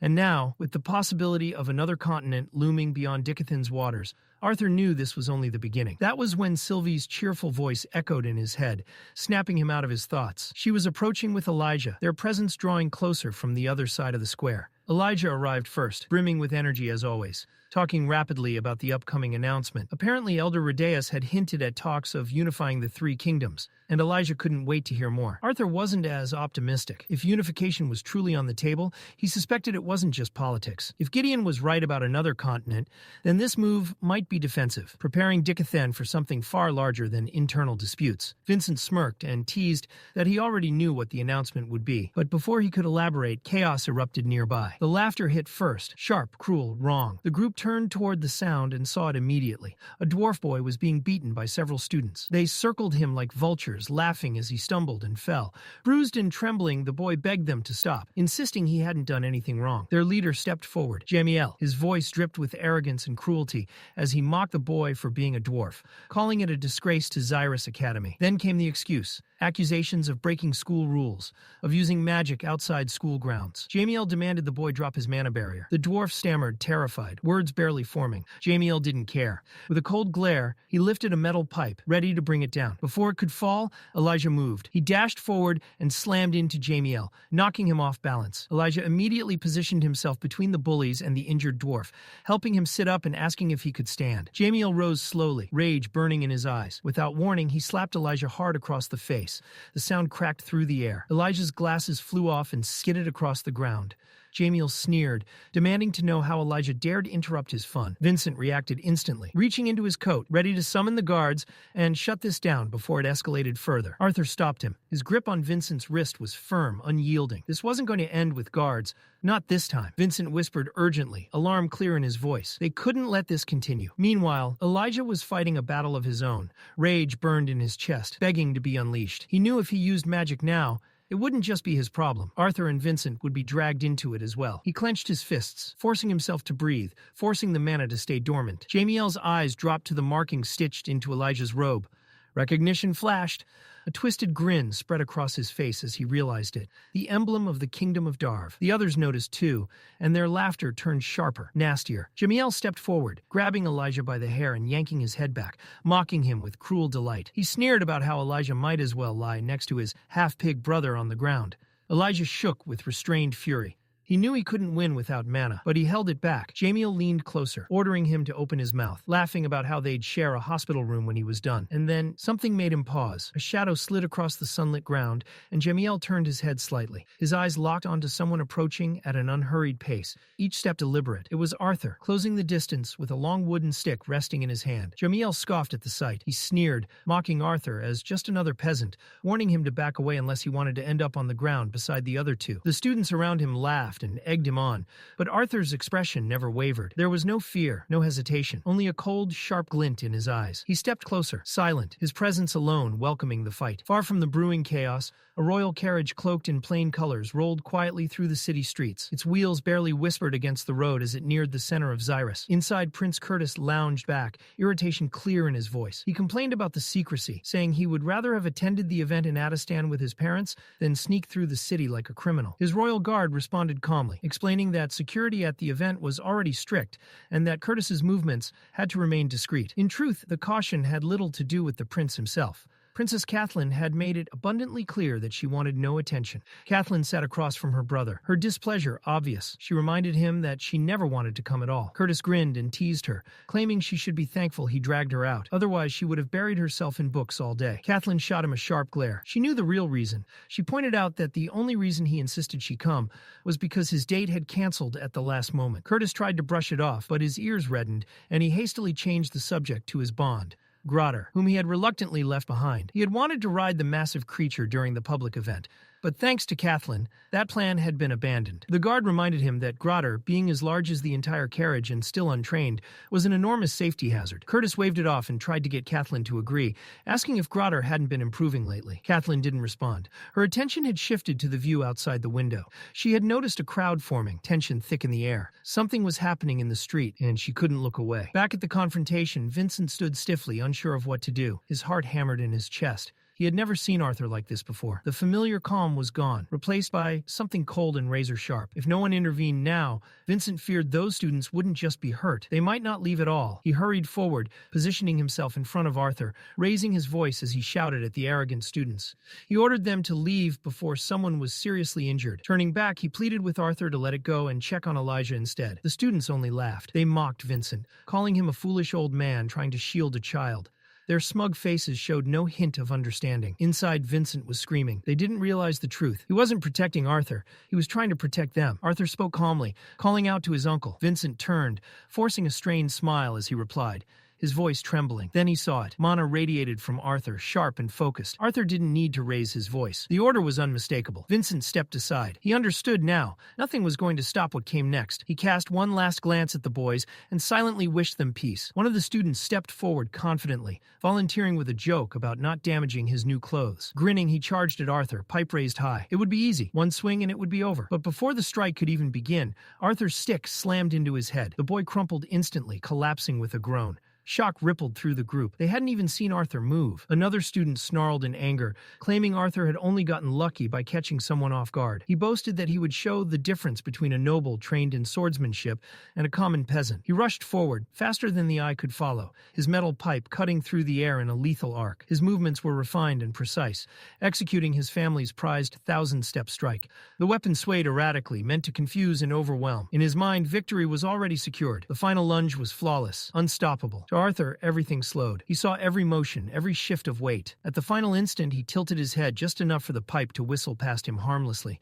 The noble's confidence shattered. Arthur moved. A single clean strike landed on the boy's back. The stick snapped on impact. The noble collapsed, breath torn from his lungs, pain carved across his face. Arthur glanced at the broken stick in his hand, remarking how easily even mana-reinforced objects broke when pushed too far. He let the remains fall from his fingers. There were still others standing. He rolled his shoulders, composed and steady. Arthur no longer needed a weapon. This would end with his bare hands. Jamiel stared at Arthur, arrogance still etched across his face. To him, Arthur was nothing more than an overconfident peasant in need of discipline. His father's words echoed in his mind. A trident's fist was deadlier than any forged weapon. The thought fueled his pride. One punch would be enough. But as Jamiel stepped closer, something changed. The air grew heavy, oppressive, as if the pressure alone could crush him. Jamiel froze, startled by the overwhelming presence radiating from someone his own age. He had never felt anything like it, not even from his father. Still, pride drove him forward. He lunged, fist clenched tight. Arthur's fist met his face first. The blow landed with brutal precision, twisting Jamiel's features as blood spilled from his nose. His body spun before crashing to the ground. His vision swam, but through the haze he could still see Arthur standing there, unmoved. Rage consumed him. Jamiel shouted, seething with humiliation, screaming that Arthur had dared to disrespect the heir of House Trident. In a desperate move, Jamiel summoned his mana. Water coalesced around his hand, sparkling with lethal intent, and with a roar of rage, he sent a torrent of magic hurtling toward Arthur. But before the attack could strike, a solid wall of ice erupted in front of him, shattering his spells harmlessly. Standing calm and composed before the carriage was Princess Catherine, who had arrived just in time. Her eyes locked on Arthur, memories flickering back to their first meeting at the Helsty auction house. Back then, she had dismissed him as another ordinary boy, just like her immature brother or his friends. But now, there was something magnetic about him, something different. Arthur wasn't like the others. From the carriage, Prince Curtis emerged, voice booming across the street. Explain this. His presence alone froze Jamiel and his gang in place. The royal siblings' appearance struck fear into their hearts, forcing them to drop to their knees, faces pressed to the ground. Their trembling voices stammered excuses. They claimed they had just been talking when Arthur attacked. Elijah's jaw dropped. He opened his mouth to defend the truth, but Jamiel interrupted, feigning innocence. Kathleen, however, was sharper. Her gaze swept to the battered dwarf on the ground, and her instincts screamed that the story didn't add up.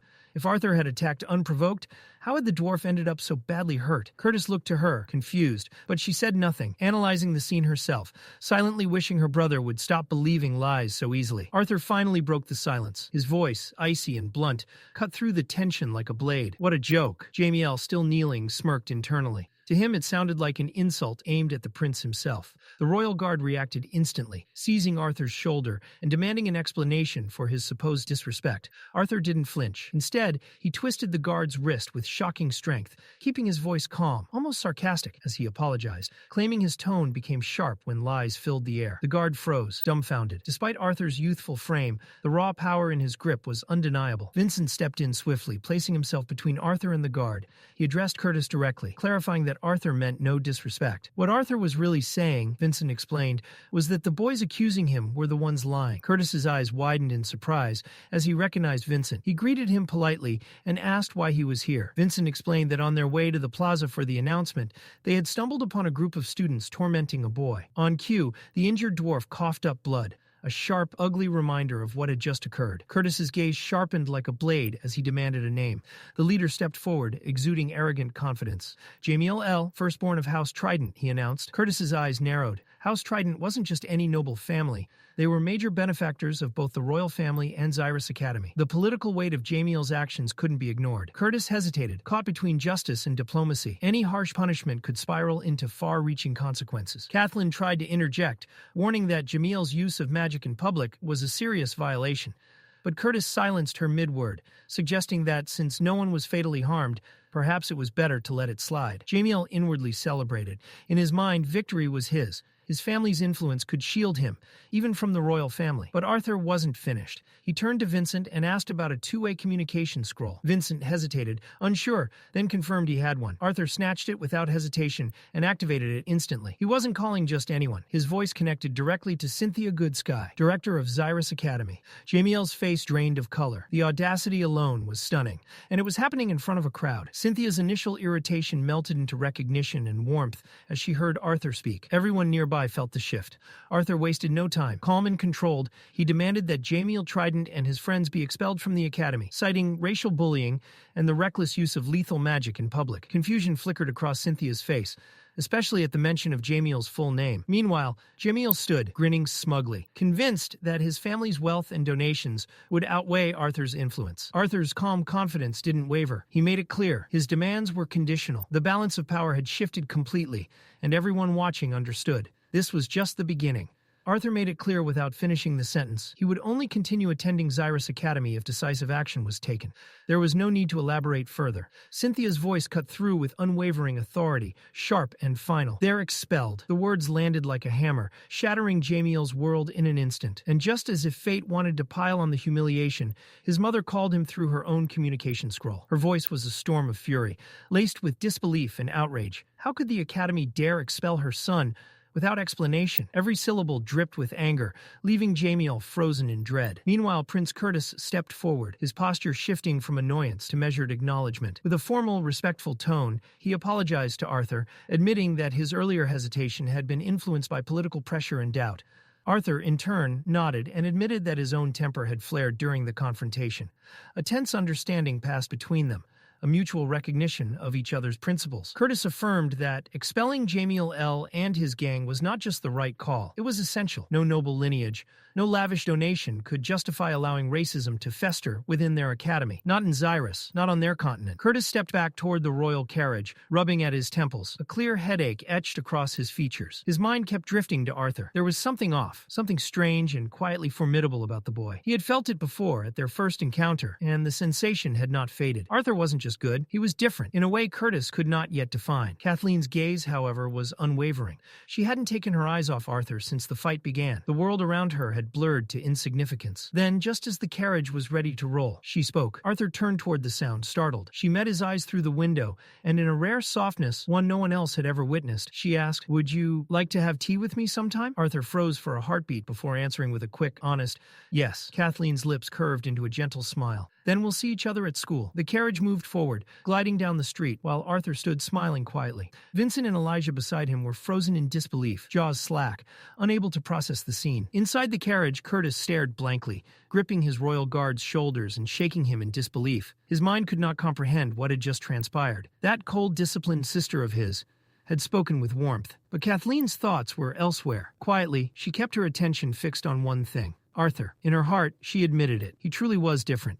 Back on the street, Arthur walked side by side with Vincent and Elijah. Elijah's frustration was still palpable. If he had been able to use magic, he said with a huff, those bullies would have been flattened in seconds. Vincent, by contrast, was utterly drained. He clutched his chest and muttered under his breath, defeated, "I don't think my blood pressure can survive much more of this." Later that day, the city square outside the palace swelled with life. Citizens from across the continent, humans, elves, and dwarves alike, gathered shoulder to shoulder, anticipation radiating from every face. Everyone had come to hear the long-awaited announcement. Eli, walking beside Arthur, gestured to Elijah's bruised cheek. "What happened here?" he asked. Elijah grinned and recounted the story with pride, detailing how he had stood up to the bullies. But Arthur's mind wandered. His gaze swept over the crowd, thousands of faces staring expectantly. and his thoughts sank deeper. The truth he knew was monumental. Another continent existed beyond Dicathen's waters. And yet, what troubled him most wasn't just the discovery, it was the reason behind it.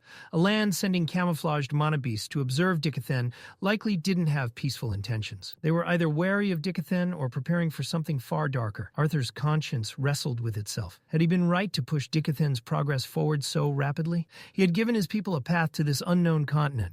But was it truly the best course of action? Before these thoughts could drag him further into doubt, his mother, Alice, noticed his expression. Her tone was gentle, soft enough to coax him from his spiraling thoughts. "Something on your mind?" she asked. Arthur waved it off with a small smile, insisting all was fine. Alice's eyes twinkled knowingly. She pretended to believe he was thinking the ordinary thoughts of a 12-year-old.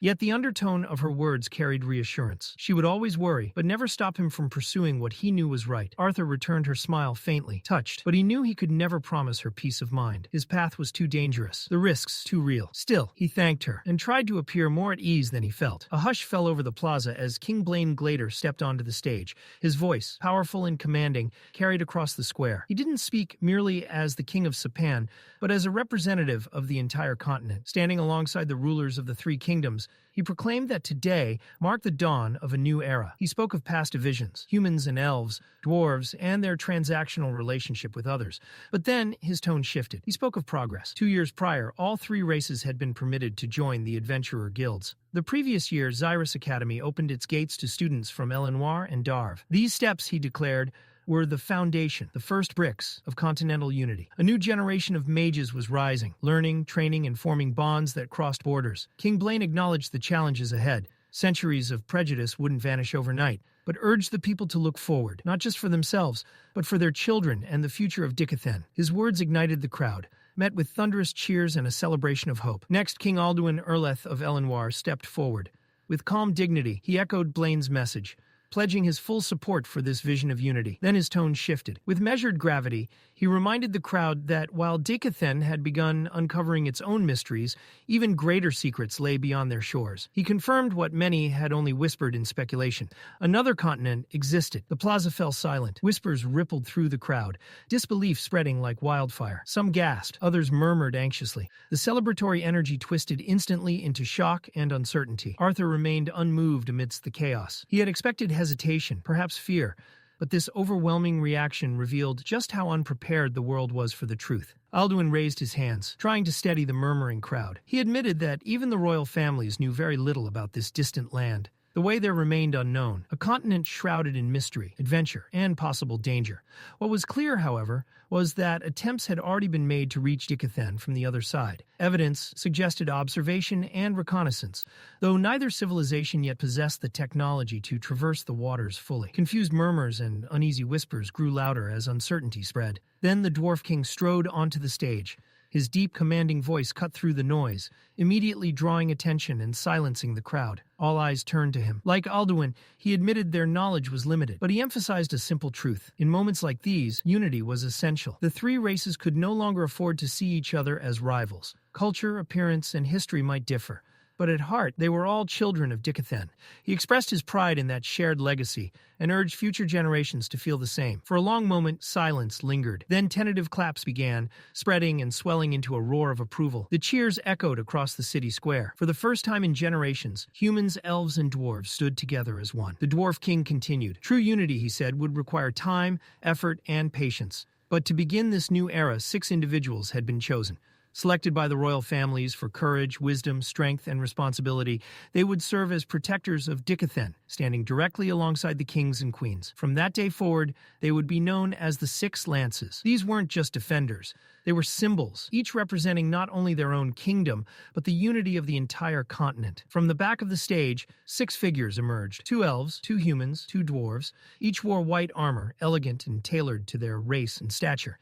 They knelt gracefully before the rulers and the crowd. The kings approached with ornate boxes, drawing 2 rings each, initiating the ceremonial appointment. Alea Triskin, Varai Orai, Ulfred Warrand, Aya Greffin, Micah Earthborn, and finally, Bacon Wykes. Elijah, standing near Arthur, froze. He caught it, the name Wykes. His eyes widened in disbelief. The plaza erupted. Cheers, whistles, and chants filled the air as the 6 lances rose and bowed. King Blaine stepped forward once more, speaking directly to them, charging them to protect Dicathen and uphold its honor. He addressed aspiring mages across across the continent, encouraging them to dream boldly, that even the heavens were no longer a limit. As his words faded, the magical orbs projecting the announcement gently fell to the ground, signaling the ceremony's end. But for Arthur, the day carried a weight beyond awe and excitement. His gaze lingered on the name Wykes, Lucas Wykes, the very person responsible for betraying his old party.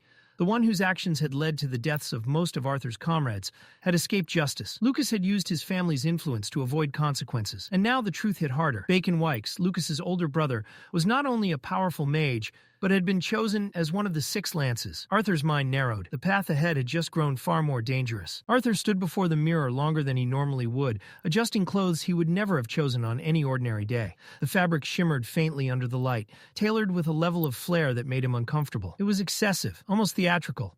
But tonight wasn't about his preferences. It was Ellie's birthday. With a quiet sigh, he straightened his collar one last time and turned toward the door. Sylvie had been circling him nonstop, wings twitching, tail flicking with barely contained excitement. The moment Arthur reached for the handle, she bounced forward, clearly ready to follow. He stopped her gently with a raised hand.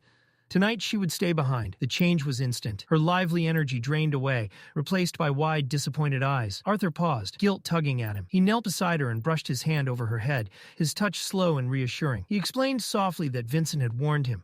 Some of the guests attending the party weren't coming just to celebrate. They would smile, laugh, and congratulate Ellie, all while quietly watching him, measuring him. Arthur wasn't willing to gamble her safety, not even for a night. Still, he sweetened the blow with a promise. He'd bring back food, a lot of it. That did the trick. Sylvie's gloom vanished in an instant, replaced with renewed enthusiasm as her tail wagged furiously. Arthur smiled despite himself and lifted his hand, giving her a small high five to seal the deal before finally heading out.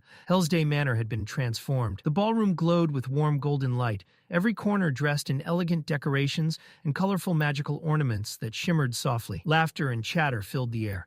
Arthur's duty for the evening, assigned by his mother without room for protest, was to greet Ellie's classmates as they arrived. It wasn't exactly thrilling, but he played his part, offering polite smiles and calm welcomes. As his gaze swept the room, he spotted Elijah nearby, deep in conversation with a girl from the academy.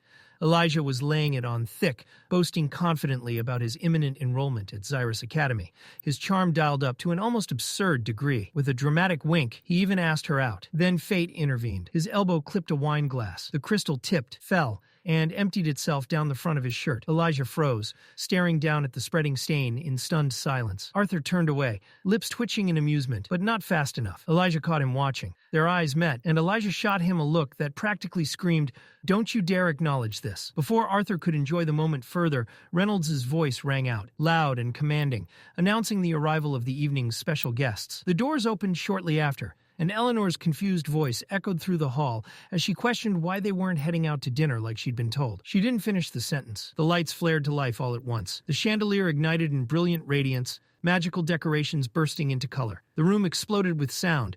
As everyone shouted, "Surprise!" Eleanor stood motionless. Confusion flickered across her face, followed by dawning realization, and then pure joy. Her eyes lit up as the truth sank in. Before she could even react properly, her friends swarmed her, laughter and hugs crashing over her in a storm of birthday wishes. When the excitement settled just enough, Reynolds raised his glass again, smiling proudly as he announced that it would please him greatly to see his son and daughter open the evening with the first dance. Eleanor's smile vanished. Color drained from her face as panic set in. Dancing in front of everyone had clearly not been part of her expectations. Tabitha leaned over, whispering curiously, asking if Arthur and Eleanor had practiced. Alice's expression tightened immediately, irritation written clearly as she silently blamed Reynolds for springing this on them. Eleanor turned to her mother, voice low and desperate. She admitted she didn't know how to dance and asked what they were supposed to do. That was when Arthur stepped forward. Calm and unhurried, he removed his gloves and approached his sister. He bowed slightly and extended a hand, offering reassurance without a single word. Eleanor hesitated only a moment before nodding and placing her hand in his.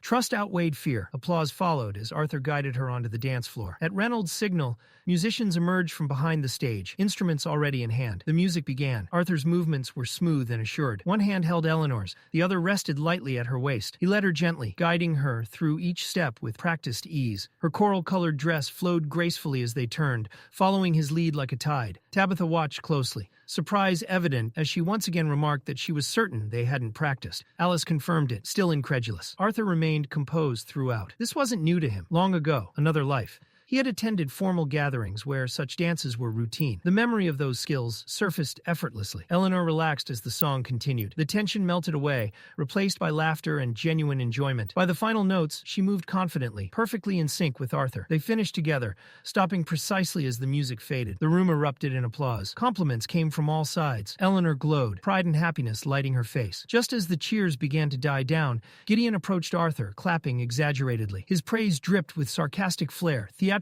disgust coloring every word. Without waiting for a reply, Gideon asked to speak privately. Arthur wasted no time slipping away, heading out into the backyard where the cool night air washed over him like relief. Gideon followed, unsurprisingly unwilling to let the moment pass. Ever blunt, Gideon joked about Arthur performing like the star of a solo play.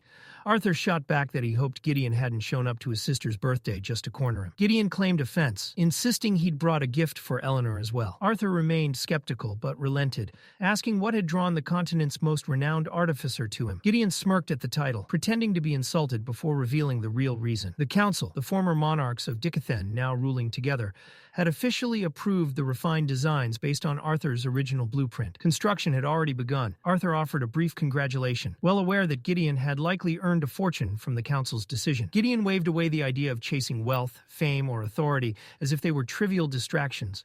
To him, those things were never the destination, only instruments to reach something greater. Whatever his true ambition was, it stretched far beyond what even the ruling council could grant him. Before he could expand on that thought, his presence drew attention. A group of excited children rushed over, eyes wide with awe, bombarding him with praise. They spoke animatedly about his creations, especially the massive ship he had designed, clearly the stuff of legends to them. Gideon tried to dismiss them politely, insisting he was occupied. But admiration has a way of ignoring schedules. As he was pulled away, he turned back just long enough to warn Arthur not to disappear again. Arthur did exactly that. Slipping away once more, he wandered through the yard, his thoughts drifting as easily as his steps. Fame, he reminded himself, wasn't merely a stepping stone. It carried weight, expectations, consequences that couldn't be shrugged off. Eventually, he settled into a quiet corner of the backyard, a glass of apple cider in hand. The sounds of the party dulled into a distant hum. From across the lawn, he noticed Lilia approaching, having just arrived alongside David. She waved in his direction before turning toward Tim,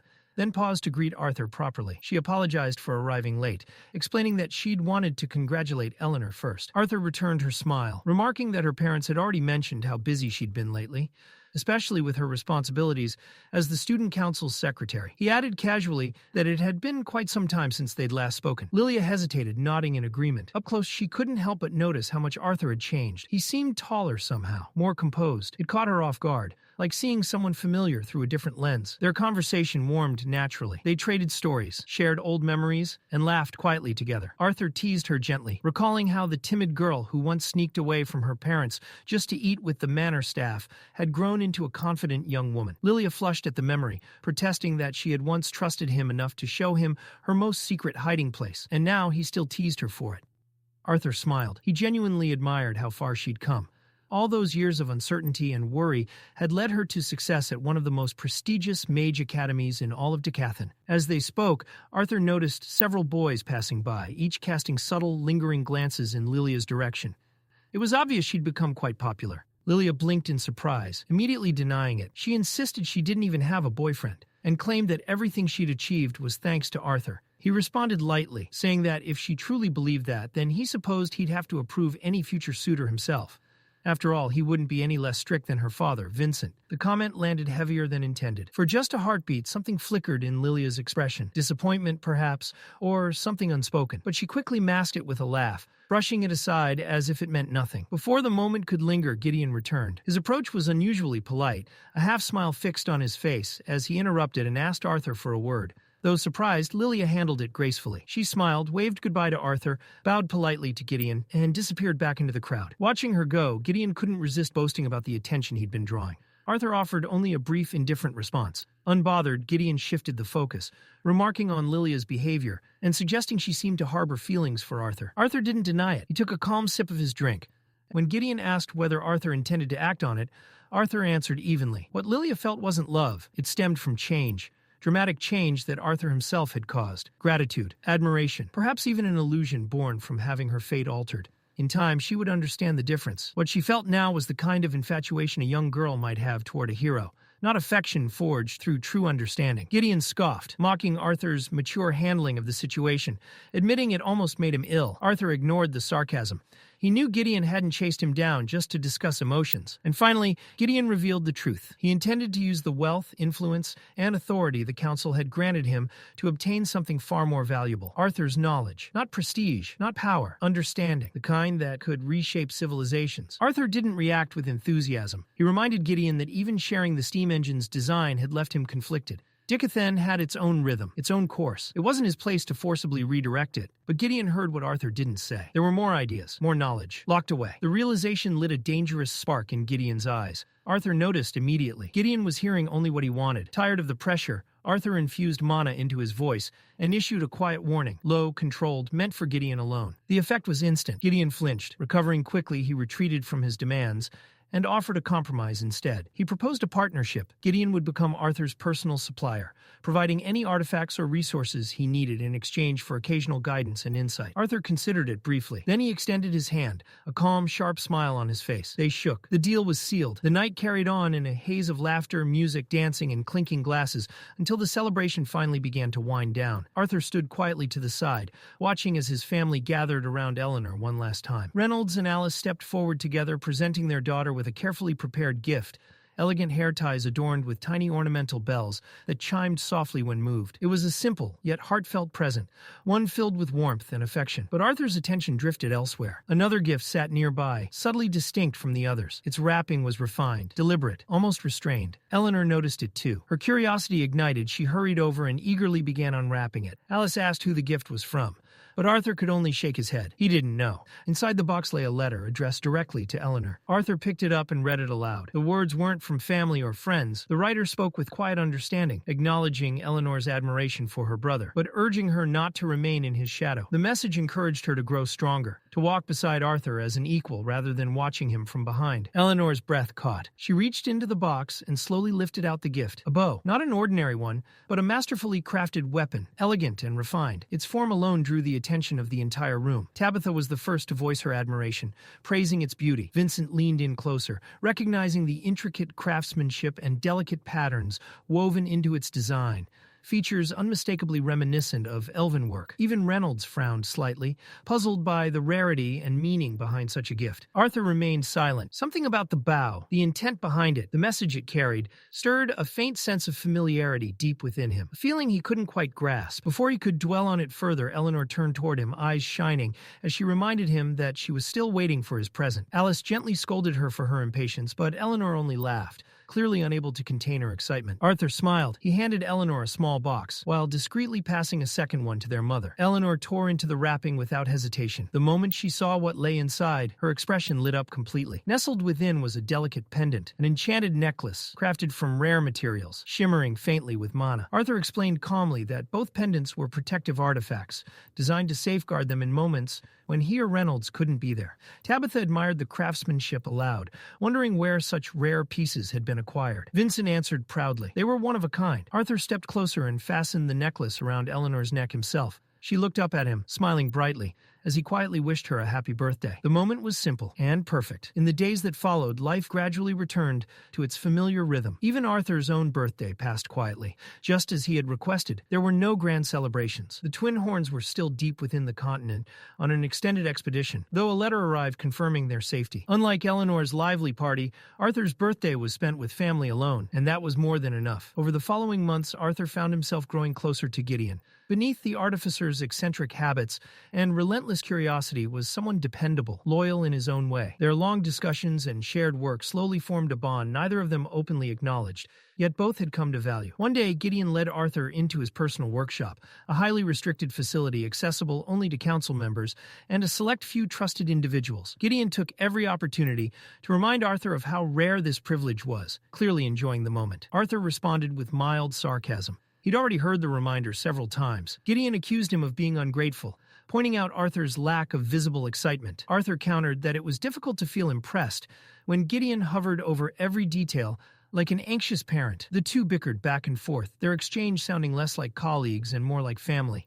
Gideon joked about their late-night discussions accomplishing nothing, Arthur shot back, telling him to go make friends his own age. Then Gideon's tone shifted. He brought up Arthur's birthday, surprised by how much time had passed. It had already been over 4 months since Eleanor's celebration. Curious, he asked whether Arthur's own birthday had been just as extravagant. Arthur shook his head. He'd asked for something small, private, just family. Gideon found that unexpected, especially after seeing how naturally Arthur had moved through Eleanor's party.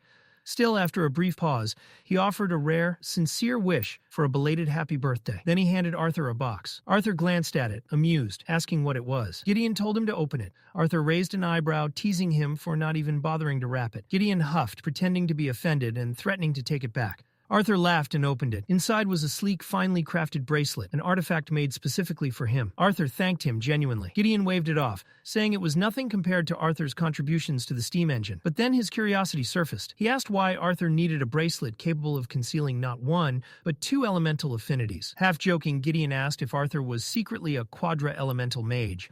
Arthur answered casually. He was. Gideon froze. The realization hit him instantly. If Arthur wanted to hide half of his affinities, it meant he was deliberately concealing a vast portion of his strength. And the fact that he'd revealed this truth meant something else entirely. Trust. Gideon asked why Arthur would tell him something so dangerous.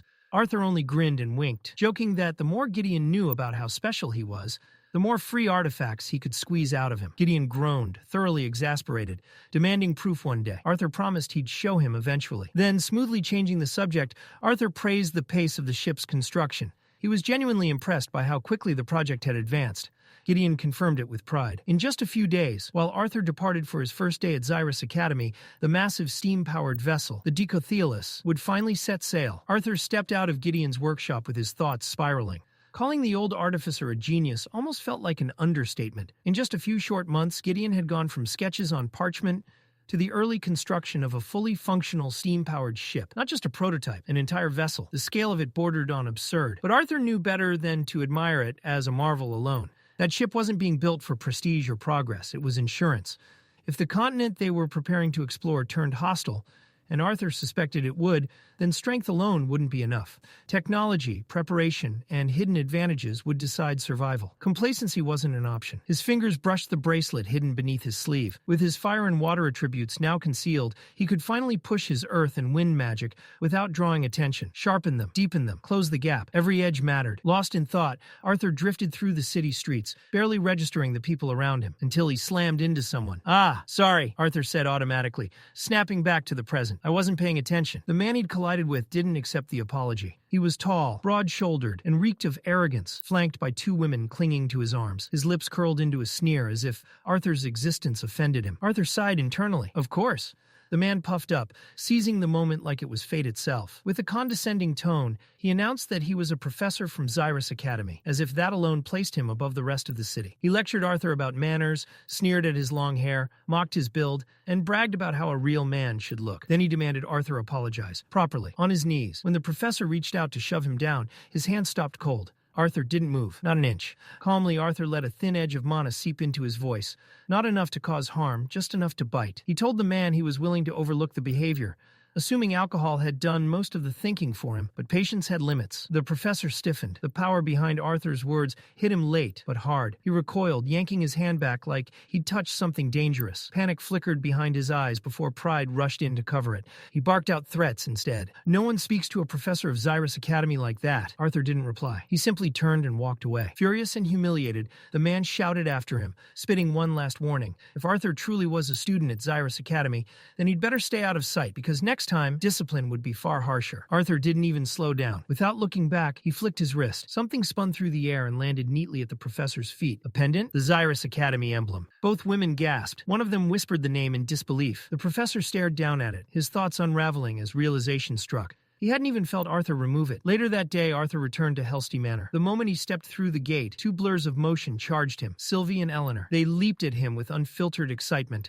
arms outstretched. Arthur sidestepped smoothly. Both missed. He walked inside like nothing had happened, calmly announcing his return and asking where his parents were. Eleanor groaned dramatically, telling him Reynolds and Alice were in the living room with Elijah, and that a package from Xyrus Academy had arrived. Arthur followed the sound of voices. Reynolds greeted him with a broad grin, holding up a box like a prize. Elijah stood beside him, barely containing his excitement. Inside were their academy uniforms. Alice handed Arthur his set personally, her smile warm and proud. As Arthur held the fabric, a quiet thought settled in. His life had worn many faces: an orphan, a king, an infant reborn, an adventurer. Each role had shaped him, hardened him, taught him something new. Now, he was about to become a student. He wondered what this next chapter would demand of him. Whatever it was, he knew the world wasn't done testing him yet. Arthur's sleep ended violently. A shout tore through the morning silence. Before he could even sit up, Elijah grabbed his foot and yanked him upward. Groaning, Arthur reacted on instinct, snatching the still sleeping Sylvie and tossing her directly at his overly energetic roommate. It worked. Sylvie woke midair and chose violence. Claws met face. Elijah screamed, flailing as he tried to peel her off, while Arthur muttered sleepily that he was awake and would be ready in 5 minutes. Later, as Arthur got dressed, Elijah sat nearby nursing fresh scratches and glaring holes into the wall. He couldn't help bringing it up again. Arthur choosing to enroll as a scholar mage still bothered him. Arthur answered calmly. He wanted knowledge, not just combat. Theory mattered. Understanding mattered. That didn't mean he'd abandoned battle entirely. He still planned to take combat courses. But fighting kids his age didn't excite him. Learning did. Elijah warned him that scholar mages weren't respected by battle mages. Arthur laughed, asking if Elijah was worried. Elijah scoffed, saying he wasn't worried about Arthur. He was worried about the poor fools who underestimated him. Arthur promised to behave. His smirk said otherwise. They headed downstairs where the family was waiting. Reynolds urged them to hurry and eat. Eleanor sulked at the table, jealous she couldn't attend the academy yet. Arthur teased her, telling her to train harder if she wanted to catch up. Meanwhile, Elijah turned to Alice, asking for help healing his face. She laughed softly, already knowing exactly who was responsible, and motioned him over with a knowing smile. Reynolds couldn't stop smiling. He stood there, staring at Arthur, like the thought still hadn't fully settled in. His son, heading off to one of the most prestigious academies on the continent. With pride swelling in his chest, he turned to Alice and said, "They must have raised him well." Alice arched a brow. She had raised him. Reynolds coughed, rubbing the back of his neck, joking that the only time he really raised the kids was when they were in trouble. Alice nodded without missing a beat, her agreement light but decisive. Just then, a maid stepped quietly into the room and announced that the carriage had arrived. It was time. Arthur turned to his family, carefully keeping his emotions in check. He rested a hand on Eleanor's head, ruffling her hair gently, and told her to behave while he was gone, and to look after their parents. Eleanor nodded, pretending she didn't care, though the faint pout betrayed her. Arthur reminded her about the pendants he'd given her. Small, discreet, powerful. She was to wear them at all times. As he turned away, Reynolds scoffed loudly, pretending to be offended. Arthur shot back a grin, tossing over his shoulder a warning not to burn the house down during training. Reynolds laughed heartily, pride shining in his eyes as he called his son a cheeky brat. Arthur climbed into the carriage. As it pulled away, he took one last look at the house he'd grown up in. Warmth settled in his chest, the image of his family lingering long after the gates faded from view. The journey to Xyrus Academy wasn't long, but the weight of what waited ahead made it feel much farther. Though the academy stood within the same city, passing through its towering front gates felt like crossing into an entirely different world. The campus stretched endlessly, massive structures rising in every direction. Elijah stopped short, staring in awe, his mouth slightly open. Arthur nudged him forward, urging him along as they followed the flow of new students. A senior shouted orders, directing everyone to form lines in front of a colossal white building ahead. The structure loomed over them, carved with glowing runes that pulsed faintly with magic. Even Arthur paused, surprised by its scale and presence. When they reached the reception desk, the woman there greeted Elijah first, easily identifying him as a battle mage candidate with earth affinity. Then she looked at Arthur's form. Her expression faltered. Earth and wind, she stammered. Scholar mages almost never possess dual affinities. Arthur calmly confirmed it, asking if there was an issue. Flustered, the receptionist quickly waved it off, insisting there was no problem at all and hurried them along. Inside the grand hall, noise exploded around them. Hundreds of voices collided. Laughter, chatter, excitement, students cramming together. Some already familiar, others meeting for the first time. Elijah carefully navigated through the rows, apologizing as he squeezed past people until he found a seat. Arthur caught whispers nearby. A few students glanced at his uniform and scoffed, dismissing him as just another weak scholar mage. Arthur stopped beside them. "Excuse me," he said calmly. The glare he gave was sharp enough to cut steel. The whispers died instantly. The students shifted aside without a word, suddenly finding the floor very interesting. Arthur took his seat and surveyed the hall. The place buzzed with youthful chaos, loud, restless, alive. He'd forgotten just how overwhelming this age group could be. Then his gaze drifted to the stage. A lone podium stood at its center. Without warning, a blur appeared. The air shimmered, and Director Goodsky stood behind the podium. Arthur stiffened. Her calm, piercing eyes locked directly onto him. A chill ran down his spine. Slowly, Cynthia raised her hand. Her gaze never wavered. She snapped her fingers. Silence, complete and absolute. Mouths still moved. Laughter and whispers continued, but no sound existed. The noise had been ripped from the room entirely. Students stared at one another in shock, realizing they couldn't even hear their own voices. Arthur felt genuine awe. He knew she specialized in sound magic, but this level of control was terrifying. Cynthia's voice echoed directly into their minds. She apologized lightly, explaining she disliked shouting at her age, then welcomed them, the future scholars, warriors, and leaders of the continent, to Xyrus Academy. She admitted she'd almost delivered a long, boring speech. Almost. But this year was different. For the first time since the Academy's founding, more elves and dwarves were enrolled than ever before. The room erupted in applause, some enthusiastic, others stunned by the announcement. Cynthia smiled faintly and continued, saying that instead of speaking at length herself, it was better to let those who represented the students take the stage. She introduced the student council. One by one, they emerged. Elijah lit up when he spotted Lilia, cheering loudly and pointing her out. Behind her walked a tall figure with long, parted bangs. Then the final member appeared. Arthur's eyes widened. Tessia Eralith. She moved with effortless grace, confidence radiating from every step. Nothing like the girl he remembered. At just 13, she carried herself with a presence far beyond her age. Even Sylvie seemed to brighten at the sight of her. Whispers erupted throughout the hall. Princess of Eleanor, Good Sky's disciple. A full year of private training. Praise, awe, and envy tangled together as eyes followed her every movement. Boys whispered about what it would take just to catch her attention. Tessia stepped forward. "My name is Tessia Eralith," she said clearly, president of the Student Council. She congratulated the new students on their acceptance into the finest magical institution on the continent. Though she was technically a first year like them, she spoke with authority born from experience, having spent the past year observing the academy closely, especially the discrimination faced by scholar mages. Tessia didn't hesitate. She pointed out how something as trivial as a uniform had already sparked tension among them. If cloth and color alone could divide students, what would happen when race, bloodline, and history entered the picture? Her gaze swept across the hall. She urged them to abandon the mindset inherited from older generations, the same mindset that had carved hatred between humans, elves, and dwarves for centuries. Just as the royal families had cast aside pride to form the council, she called on the students to do the same. They were the future, and if history was ever going to change, it would be because they chose to change it. For a brief moment, the hall remained silent. Then it exploded. Applause thundered through the room. Cheers rang out. Whistles echoed from every corner. Even students who'd been skeptical moments ago were swept up in the momentum. Sylvie squealed loudly, bouncing in Arthur's arms as if she'd just seen the most amazing thing in the world, convinced she'd spotted her mother somewhere in the crowd. Arthur gave up trying to stop her. With a tired sigh, he pulled her closer and wrapped his arms around her. Resistance was pointless when it came to Sylvie's enthusiasm. Beside him, however, Elijah had gone completely silent. Arthur glanced over and immediately understood why. Elijah was frozen, staring ahead like his soul had just been stolen.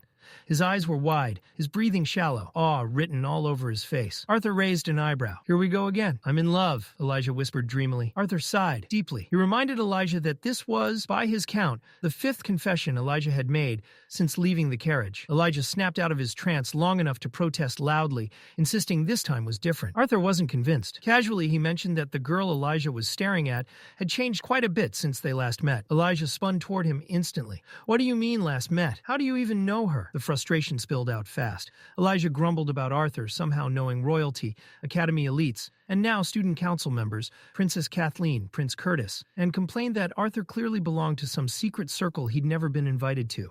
Arthur shoved him aside and told him to stop being weird. Then he kept walking. After the lengthy ceremony finally ended, the students were dismissed to their assigned dorms. Elijah groaned about how boring it had been, despite all the important speeches, still half dazed as they crossed the massive campus grounds. A group of girls passed by, stealing shy glances in their direction and giggling behind their hands. Elijah noticed immediately. Arthur didn't. Elijah couldn't understand it. The attention, the looks. Arthur ignored it all like it meant nothing. To Elijah, it felt like a tragic waste of perfectly good charm. Then, boom, a sharp explosion echoed across the campus. Without hesitation, Arthur and Elijah broke into a run. But as they closed in, Arthur slowed. He already knew what this was. Not an emergency. A duel. Two students stood at the center of a growing crowd, tension crackling thick in the air. A tall human boy sneered openly at a dwarf student, mocking his abilities and questioning his worth as an augmenter. "Stick to forging weapons," the human scoffed. "Leave real combat to those who matter." The insult landed hard. The dwarf snapped back instantly, fury blazing in his eyes. The human introduced himself with exaggerated arrogance. "Nicholas Dryle." The dwarf didn't hesitate. "Bronzen Boar." A challenge was issued. Accepted. Both raised their hands to the badges on their uniforms. The artifacts flared to life, one glowing blue, the other red, until the lights synced with a sharp ping. Duel confirmed. Arthur watched closely. These weren't ceremonial trinkets. blankets. The badges activated protective barriers, sealing the duel space and shielding both fighters and spectators. A clean, efficient system, one that encouraged real combat without unnecessary casualties. Nicholas summoned twin dueling swords from his dimensional ring, his stance relaxed, confident, borderline arrogant. Bronson answered by pulling a massive battle axe from his own ring,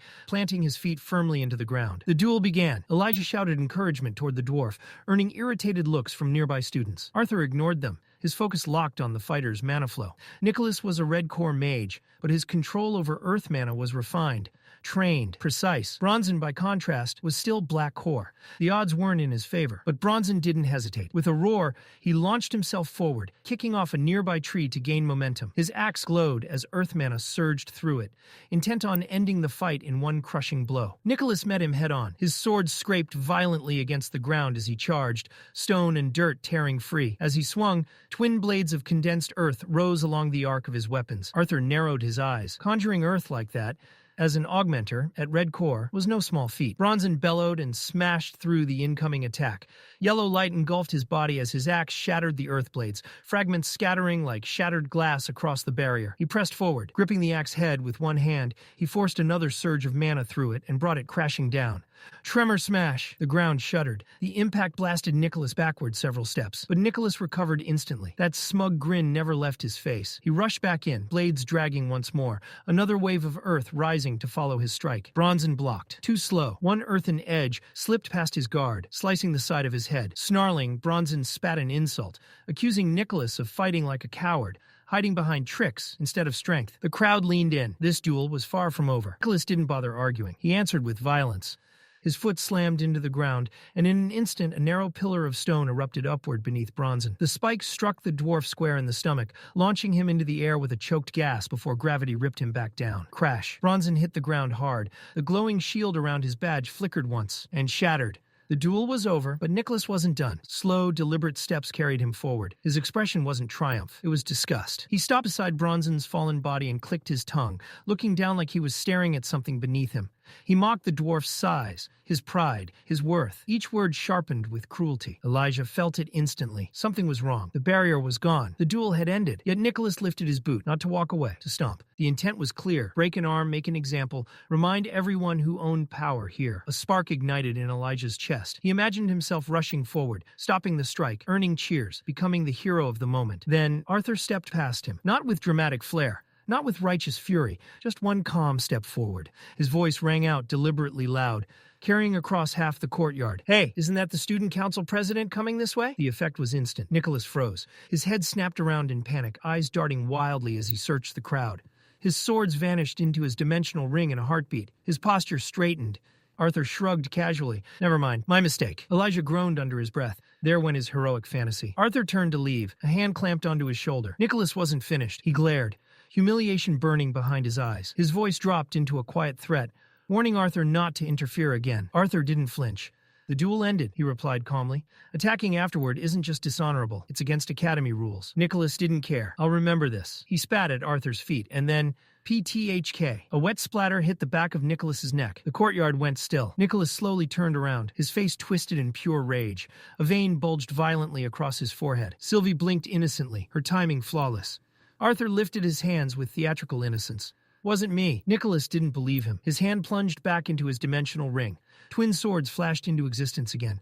Then, a voice cut through the tension like lightning splitting the sky. "Nicholas Dryle." The name alone stopped him cold. The crowd parted as the student council approached.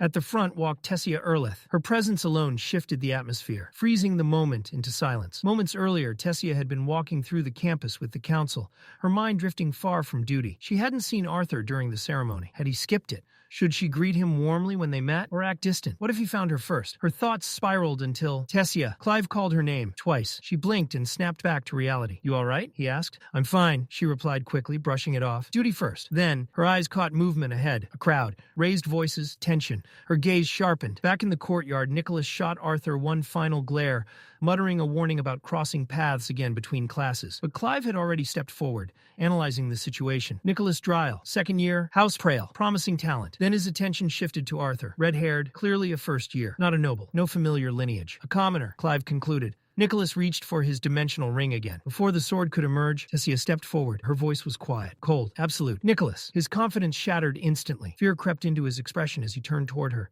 Tessia Eralith wasn't just intimidating. She was untouchable. Nicholas forced a laugh, scrambling for excuses. This is a misunderstanding. I accepted a duel. He interfered. Arthur smiled casually. Hey, he said, waving lightly toward Tessia. Before she could respond, Lilia rushed forward. Arthur, are you okay? She asked urgently. Tessia blinked, surprised, glancing between them. You know each other? Lilia nodded. Our fathers worked closely for years. We've been friends since then. Arthur added absent-mindedly. Yeah. We've been living together for a while. Silence. Lilia froze. Her face turned bright red. That came out wrong, she blurted quickly. It's not like that. Arthur shrugged. Tessia stared at them, visibly confused. Clive cleared his throat and turned his attention back to Nicholas. Explain, he demanded. Nicholas swallowed and spoke quickly. I wasn't going to hurt him. I was just trying to scare him. Even after he interfered, I never intended to follow through. Clive looked ready to settle the matter with a warning, but Tessia's voice sliced through the air. Drawing a weapon outside a sanctioned duel, she said coldly, is a serious offense. The crowd held its breath. Nicholas felt the weight of those words crash down on him. And suddenly, this was no longer a simple dispute. This was judgment. Tessia didn't raise her voice. She didn't need to. Her words landed with absolute clarity. If anyone dared to raise a weapon near her, or any other student like that again, suspension would be immediate. Then her gaze locked onto Nicholas. Cold, unmoving, merciless. She asked him one last time if he still dared. That was all it took. Whatever arrogance Nicholas had been clinging to evaporated on the spot. The color drained from his face. His jaw tightened, then loosened as fear replaced fury. Slowly, stiffly, he lowered his head. He bowed toward Arthur, muttering an apology through clenched teeth, admitting, barely, that he had acted recklessly. Arthur didn't acknowledge him, didn't glare,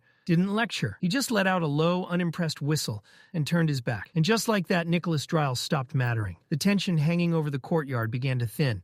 But before it could fully fade, Tessia spun sharply toward Arthur. Her frustration finally surfaced, her voice tight as she questioned him. A fight on the first day of school, in front of half the academy. Inside, her thoughts raced. Her grandfather's warning echoed in her mind. Arthur wanted to stay out of the spotlight, and yet here he was, overpowering a senior, shaking the vice president, drawing eyes from every corner of the campus. If this continued, attention would swarm him whether he wanted it or not. That terrified her. Arthur didn't back down. His own irritation flared, sharper than expected. He reminded her calmly, but firmly, that she had only seen the final moments. Nicholas hadn't been posturing. He'd been seconds away from seriously injuring another student. Arthur hadn't escalated the situation. He'd stopped it. Without him, it could have ended far worse. Elijah stepped in awkwardly, trying to smooth things over, suggesting that everyone had acted in the heat of the moment. But it was too late. Arthur's tone had already cooled into something distant and biting. As he turned away, his apology slipped out. Flat, sarcastic, carrying more frost than words ever should. The courtyard went silent. Even Tessia froze. Before Arthur could leave, a hand grabbed his shoulder. Clive. The instant it happened, Tessia's eyes widened in alarm. Stop, she snapped. But Clive didn't listen. He believed Arthur needed to be reminded of his place. That was his mistake. Arthur didn't turn around immediately. When he did, his expression was quiet. Too quiet. Frustration simmered just beneath the surface. Without a word, he released a controlled wave of pressure, not an attack, a warning. Clive was sent stumbling backward, his feet losing contact with the ground as he crashed hard onto the courtyard stone. His mana shield flared instinctively, barely absorbing the impact. Lilia rushed to his side in panic, checking if he was hurt. Arthur didn't look back. He simply walked away, and the silence he left behind weighed heavier than any shout ever could. Later that day, Tessia paced her dorm room like a caged storm. Her thoughts were a tangled mess of guilt, frustration, and regret. She'd only wanted to protect Arthur, to stop him from doing something that could get him punished, or worse. But the more she replayed the moment, the more uneasy she felt. Arthur hadn't even drawn a weapon, and unlike most students, Arthur himself was a weapon. That realization gnawed at her. Then there was that comment, living with Lilia. Her chest tightened. How did that even happen? Did Arthur just casually end up living with girls now? The idea made no sense, and yet it bothered her far more than she wanted to admit. Everything felt out of control. With a groan, she buried her face into her pillow, muffling an irritated scream. She blamed Director Goodsky entirely. If she hadn't been made student council president, she could have greeted Arthur the way she actually wanted to, with warmth, excitement, relief. Instead, their reunion had turned into this mess. A knock came at the door. Clive. He stepped inside carefully, concern written across his face. He mentioned how exhausted she'd looked earlier, asking if she was all right. Tessia snapped back that she was fine. After all, she wasn't the one thrown onto the ground. Clive hesitated, then brought Arthur up again, clearly still rattled. He couldn't understand how a first year dared to speak to her like that. He even suggested reporting the incident to the director. That was the last straw. Tessia cut him off immediately, her patience gone. She told him to drop it completely. When his footsteps finally faded down the hall, she collapsed onto her bed, staring at the ceiling. Everything had gone wrong, and just to make things worse, Arthur had grown up, effortlessly handsome. Kind of handsome that attracted attention whether he wanted it or not. The realization made her groan as she buried her face into the pillow again, letting out another muffled scream. This was not the reunion she had imagined, not even close. Arthur and Elijah eventually reached their dorm building after what felt like an endless walk. Xyrus Academy was massive, less a school and more a city, filled with towering structures, courtyards, and winding stone paths that made orientation feel like exploration. Elijah, still buzzing with energy, couldn't stop marveling at it all. Arthur barely responded. His thoughts lingered on Tessia, on Clive, on the tension he hadn't meant to create. Elijah noticed and nudged him, teasing him about casually tossing the student vice president aside like it was nothing. Arthur muttered that it wasn't that simple. Normally, things like this wouldn't bother him. But Tessia's reaction had cut deeper than he expected. She wasn't wrong, but coming from her, it stung. Maybe that was the problem. A knock interrupted their thoughts. Arthur opened the door. Director Cynthia Goodsky stood there. Elijah nearly jumped out of his skin. He bowed so deeply it looked painful. Cynthia greeted him warmly, even mentioning Vincent by name, which left Elijah glowing with pride. Arthur invited her in, and Elijah quickly excused himself, insisting on fetching drinks. Once seated, Cynthia smiled softly and reminded Arthur yet again to call her by her first name. Arthur, as always, refused without hesitation. And just like that, the real conversation was about to begin. Their back and forth carried a familiar ease, the kind born from mutual respect rather than formality. But Cynthia's smile slowly faded as her eyes lingered on Arthur. Something was off. Not just with Sylvie, with him. Her mana perception swept over him again, precise and unforgiving. Wind, earth, and nothing else. That absence spoke louder than any excess. Arthur noticed immediately. Without a word, he raised his hand and revealed the artifact Gideon had crafted. A compact seal humming faintly with suppression magic. It masked the rest. Fire, water, buried beneath layers of concealment. Cynthia exhaled softly. Disappointment flickered across her face, quickly tempered by understanding. She had hoped, selfishly, to parade a quadra-elemental prodigy under her academy's banner. But Arthur's reasons were written clearly in his eyes. He didn't dodge the truth. During his time as an adventurer, he had made an enemy. Not a rival, not a nuisance, a threat. For now, revealing everything he possessed would be reckless. Drawing attention was dangerous. Staying hidden was survival. Cynthia absorbed his words in silence. Then, with a dry smile, she remarked that referring to Lucas Wykes as merely troublesome was an understatement bordering on arrogance. If that was the kind of enemy Arthur brushed off so lightly, she couldn't help but wonder what monsters awaited him in the future. Arthur chuckled. The sound felt strangely out of place, light, almost boyish. Not many people spoke like that to someone who still looked 12. Cynthia laughed as well, waving it off, apologizing for sounding like a harbinger of doom. Arthur took the opening. There was something else he wanted, something specific. He asked about enrolling in advanced mana theory classes. Far above his year, not combat, theory, deviant-focused coursework. It wasn't about flexing. He'd still attend his regular classes. But deviant mana manipulation had become a wall he couldn't climb alone. Unlike elemental magic, deviation was alien, something his previous world had never even conceptualized. That made it dangerous and irresistible. Cynthia listened with an amused glint in her eyes. She'd expected nothing less. She agreed instantly. Arthur frowned. Too fast. Suspicion crept in before he could hide it. That was when the door slammed open. Elijah burst in like a storm, pointing dramatically at Arthur and shouting about disrespect, audacity, and how one does not interrogate the academy director like a suspicious merchant. Cynthia waved him down and calmly admitted she did have an ulterior motive. Elijah froze mid-rant. Silence followed. Then she explained. The student council existed to represent order, prestige, tradition. But this year she wanted something sharper, a blade. Thus the disciplinary committee, a group built not just to uphold rules, but to enforce them. And she wanted Arthur in it. Arthur blinked. Once, twice. A first year, not even an official battle mage. Cynthia shrugged. Her academy, her rules. Arthur immediately tried to retreat, offering to forget the advanced classes and stick to books instead. Denied, and the deviant texts were restricted, off-limits to underclassmen. Even upper years needed proof, actual deviation ability, to gain access, something Arthur conveniently couldn't demonstrate, not publicly. Elijah watched from the side, stunned. This didn't feel like a negotiation. It felt like two old acquaintances, fencing with words, each move anticipated, each counter already planned. Cynthia pressed further. The committee wasn't just authority, it was strength. Arthur would have peers who could spar with him, push him, possibly even threaten him. And then came the real bait, private access to a restricted mana-dense training facility. Arthur leaned forward. If strength was the requirement, then one question followed naturally. Cynthia answered before he could ask. Lucas Wykes would not be joining. Despite pressure from House Weeks, she had refused. She'd waited, confidently, strategically, for Arthur. That revelation landed harder than expected. Impressive. Annoying. She had already mapped this outcome. Arthur sighed and finally conceded. On one condition, the training facility had better be rich in mana. Cynthia snapped her fingers. Already was. She tossed him a folded uniform midair, clean, crisp, embroidered with the crest of the disciplinary committee. Arthur caught it, stared. She'd prepared it before he agreed. That irritated him more than it should have. Before leaving, she added one last comment. Light in tone, sharp in meaning, he should reconcile with the student council president soon. Holding grudges against a childhood friend, she teased, wasn't a good look. Then she was gone. The room fell quiet. A shadow loomed. Elijah stood there, frozen, mouth hanging open like his soul had temporarily disconnected. Tessia Eralith, childhood friend? His brain visibly crashed. Later, walking toward dinner, Arthur finally tried to explain. It wasn't some grand secret. It just happened. There was never a right moment to bring it up. Elijah waved it off dramatically, then countered with his own childhood friend, a clearly fictional girl named Helgarth, delivered with the gravity of a tragic romance. Arthur played along, complimenting her imaginary virtues with a deadpan expression that exposed the lie instantly. Elijah cracked. Then he started listing. Lilia, Princess Kathleen, Princess Tessia. What next? Gods. Arthur denied everything, insisting he hadn't done anything, which somehow only convinced Elijah further. If Arthur could draw attention without lifting a finger, then it had to be something beyond logic. Elijah decided it wasn't talent. It was sorcery, or pheromones, preferably pheromones. Clinging to Arthur dramatically, he declared that if Arthur had some mysterious charm ability, then as his best friend, he deserved a share of it. That, Arthur decided, was exactly why they worked so well together. They were both unhinged, just in different ways. Sylvie ended the nonsense by leaping up and smacking Elijah square on the head before yanking him away by the collar. Order restored. The moment they stepped into the dining hall, the atmosphere shifted. The noise dipped. Conversations stalled. Forks paused midair. Dozens of eyes snapped toward them at once, whispers rippling across the room like spreading mana. Elijah leaned in, lowering his voice.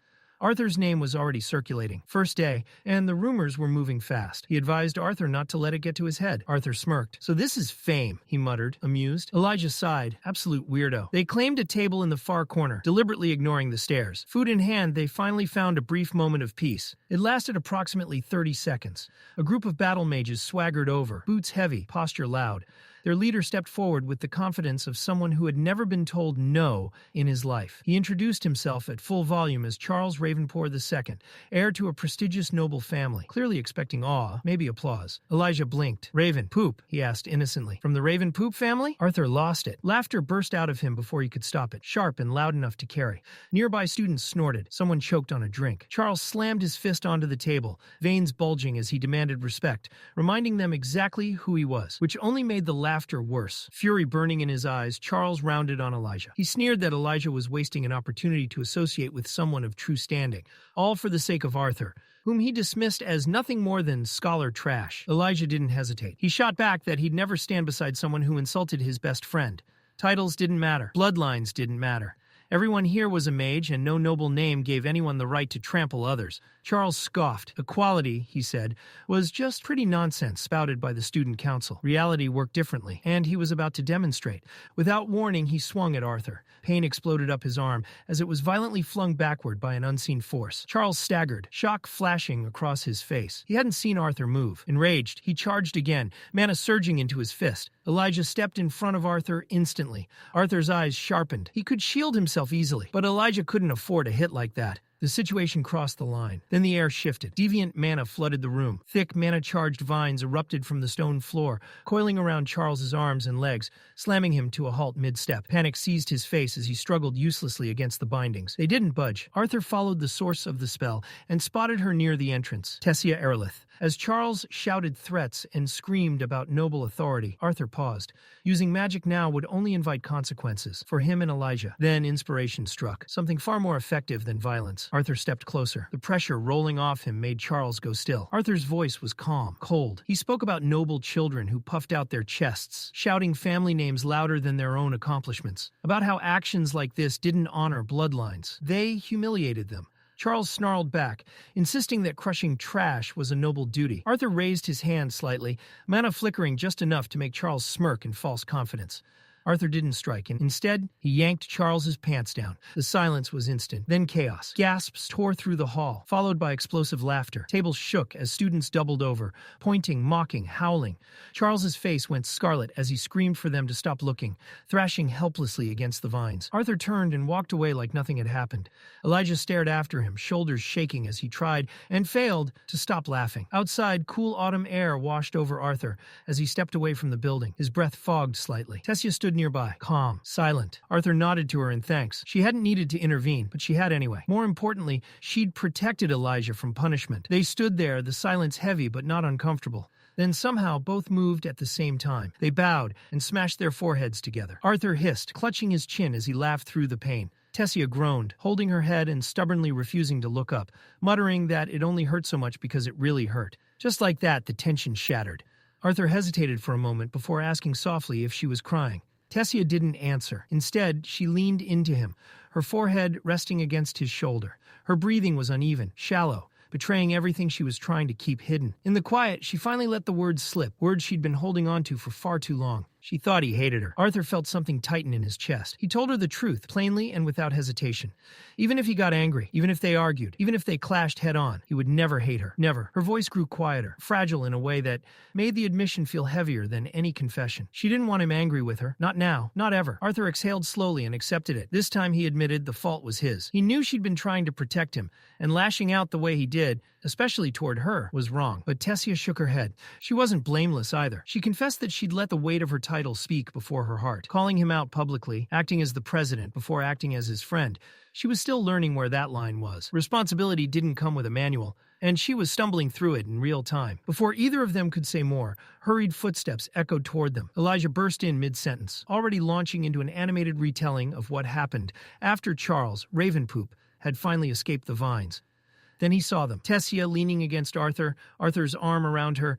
Elijah froze like he'd walked into a forbidden cutscene. His jaw dropped, his brain shut down. With a strangled chuckle and a mumbled excuse, he turned on his heel and vanished at record speed, throwing Arthur a look that screamed, "I will remember this." Sylvie hopped onto Tessia's lap immediately, squeaking with delight, and licking her cheeks like she'd just reunited with family. Arthur laughed quietly at the sight, before standing and offering Tessia his hand. "Want to take a walk?" he asked. Under the moonlight, they wandered the academy grounds together. The air was cool, calm, brushing against them as the noise of the day finally faded. Tessia spoke first, still overwhelmed. She couldn't believe everything Arthur had gone through while adventuring, her voice filled with awe and just a hint of envy. Arthur admitted he'd been surprised to learn how close Director Goodsky was to her grandfather. Suddenly, her knowing so much about him made sense. Tessia smiled and said that connection was part of why she'd become Cynthia's disciple. Arthur shook his head. That might have opened the door, but her talent was what kept her there. Tessia didn't reply. Instead, her thoughts spiraled. Walking beside him, she noticed everything. The way he moved, the quiet strength in every step, the calm confidence he carried like armor. He wasn't just taller or stronger. He was sharper, more centered, more distant. And his face, she had to look away. Memories surfaced, uninvited, warm and painful, all at once. Jealousy crept in before she could stop it. Jealousy of Jasmine, of the girl who'd stood beside him during the last 2 years.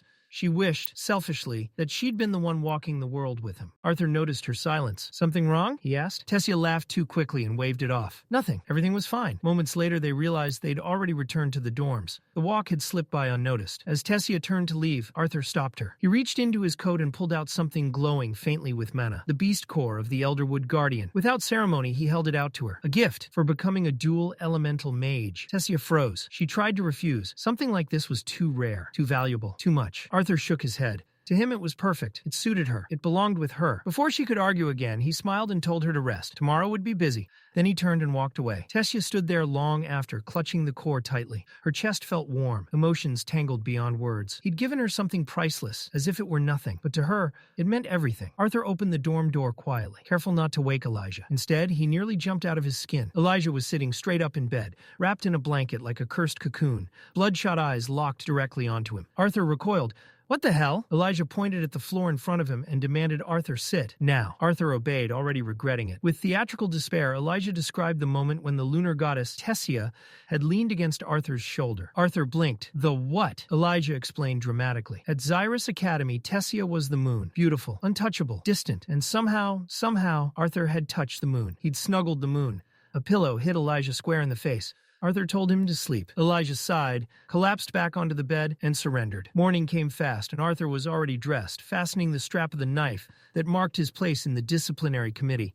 Entering the auditorium through the rear entrance, he straightened his vest and stepped inside. The moment the door opened, a thunderous roar slammed into him. His hair whipped back from the force. Sylvie clung desperately to his head. Before him stood a massive beast, 6 feet tall, on all fours.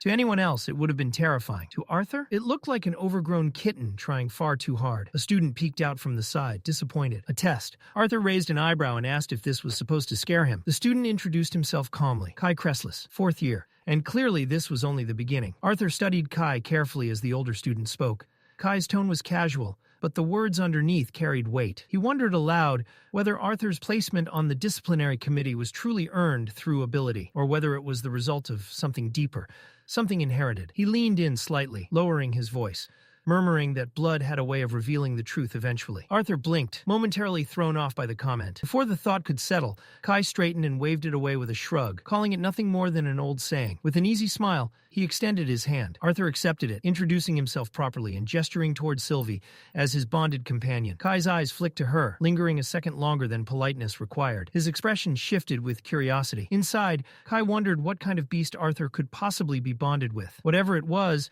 it had been enough to make Grotter, the massive mana beast they had used as a test, act unusually restrained. That alone spoke volumes. Their exchange was cut short by a loud, abrasive voice echoing through the hall. The speaker scoffed at the state of the disciplinary committee, mocking the lack of real men and sneering that the newest addition looked more like a fragile pretty boy than someone meant to enforce order. Arthur turned toward the sound and nearly spoke a name on instinct. Helgarth? The reaction was immediate. A broad-shouldered, muscular girl whipped her head toward him, eyes blazing. She demanded to know who that was supposed to be. Then, jabbing a thumb at her chest, she introduced herself loudly as Doradrea Origuard, a first-year student, just like him. Arthur let out a short laugh, realizing his mistake, and quickly tried to smooth things over. He reached out, offering a handshake and introducing himself as Arthur Leywin. Doradrea slapped his hand away without hesitation and snapped at him for being too stiff and formal. Before Arthur could respond or fully process her overwhelming presence, Kai stepped in, calling them both over. Apparently, Director Goodsky hadn't bothered to explain much to the committee. No name, no background, no expectations. As a result, curiosity was running wild. Doradrea didn't wait. She marched ahead and shouted into the room that the final member had arrived. Arthur followed her into a vast chamber clearly designed for formal gatherings. 5 students were already waiting inside. One face stood out immediately. Curtis Glader lit up the moment he saw Arthur and called out his name with unmistakable excitement. Arthur returned the greeting easily. Coincidences like this no longer surprised him. Curtis laughed and explained how Kai had used his bond,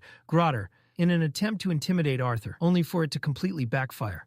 Arthur raised an eyebrow, surprised to learn that the massive mana beast belonged to Curtis. He asked if it was the same world line Curtis had bought at the auction years ago. Curtis nodded proudly. After it reached A class, they'd formed an equal contract. Arthur congratulated him sincerely, shaking his hand. Curtis returned the gesture and officially welcomed Arthur to the disciplinary committee. Doradrea stared between them, stunned, and asked if they already knew each other. Curtis chuckled. Not just me. A calm, familiar voice drifted down from the staircase. Arthur looked up to see Princess Kathleen Glader descending gracefully. She greeted him politely, and Arthur responded with proper respect, addressing her by title. Before the moment could settle, another voice chimed in, playful, edged with sarcasm. A tall, blonde elf stepped forward, older than Arthur, but carrying an irritatingly familiar energy. Arthur squinted, then recognition struck. Fei. The elf flushed instantly. He snapped back, correcting Arthur sharply. His name was Ferith Ivsar III, and Arthur was reminded, quite firmly, to show some respect. Even if they were both first years, Ferith was still older. Arthur smiled innocently and reminded him of the time he'd knocked Ferith unconscious with a single punch. Ferith bristled, accusing Arthur of doing it on purpose. Before things could escalate, another presence stepped forward. She moved with quiet confidence, her scarlet hair brushing just beneath her chin.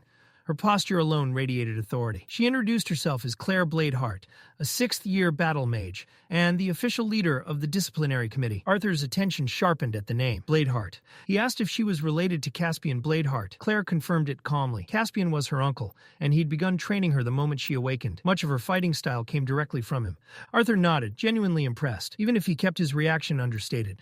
Then the atmosphere shifted. A cold, sharp voice cut in. A tall, lean student with piercing eyes stepped forward and introduced himself as Theodore Maxwell. Without hesitation, Theodore questioned the committee's standards, implying that Arthur's presence cheapened them. Then he extended his hand. Arthur accepted. The moment their hands clasped, the pressure hit. Arthur's weight multiplied in an instant, as if the world itself had dropped onto his shoulders. The stone beneath his feet cracked under the sudden force. Arthur immediately recognized it. Gravity manipulation. A deviant. His muscles screamed as he reinforced himself with mana. Thanks to the assimilation with Sylvia's dragon will, his body held firm. He didn't bend. He didn't stagger. He met Theodore's gaze head on. That was enough. The pressure vanished. Theodore released his grip and muttered that Arthur wasn't bad before turning away. A low whistle broke the silence. Kai laughed, clearly entertained, and remarked that Arthur had more going for him than just looks. He even teased that when Theodore had tried the same trick on Ferrith, the elf had ended up flat on his face. Ferrith flushed and argued that comparing augmenters and conjurers wasn't fair,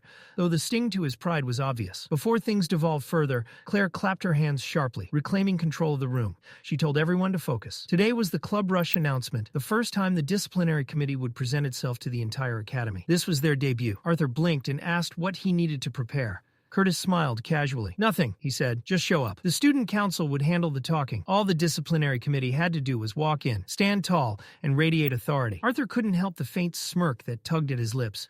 With a massive A-class mana beast like Grotter looming beside them, imposing would be an understatement. One look at that thing, and half the academy would reconsider their life choices. Claire nodded in agreement and clapped her hands, snapping the group into motion. This wasn't just a formality. This was a statement. Today they would show the entire academy what the disciplinary committee represented, and what awaited anyone reckless enough to break Xyrus Academy's rules. By the time the club rush reached its peak, the auditorium was packed, buzzing with noise and excitement.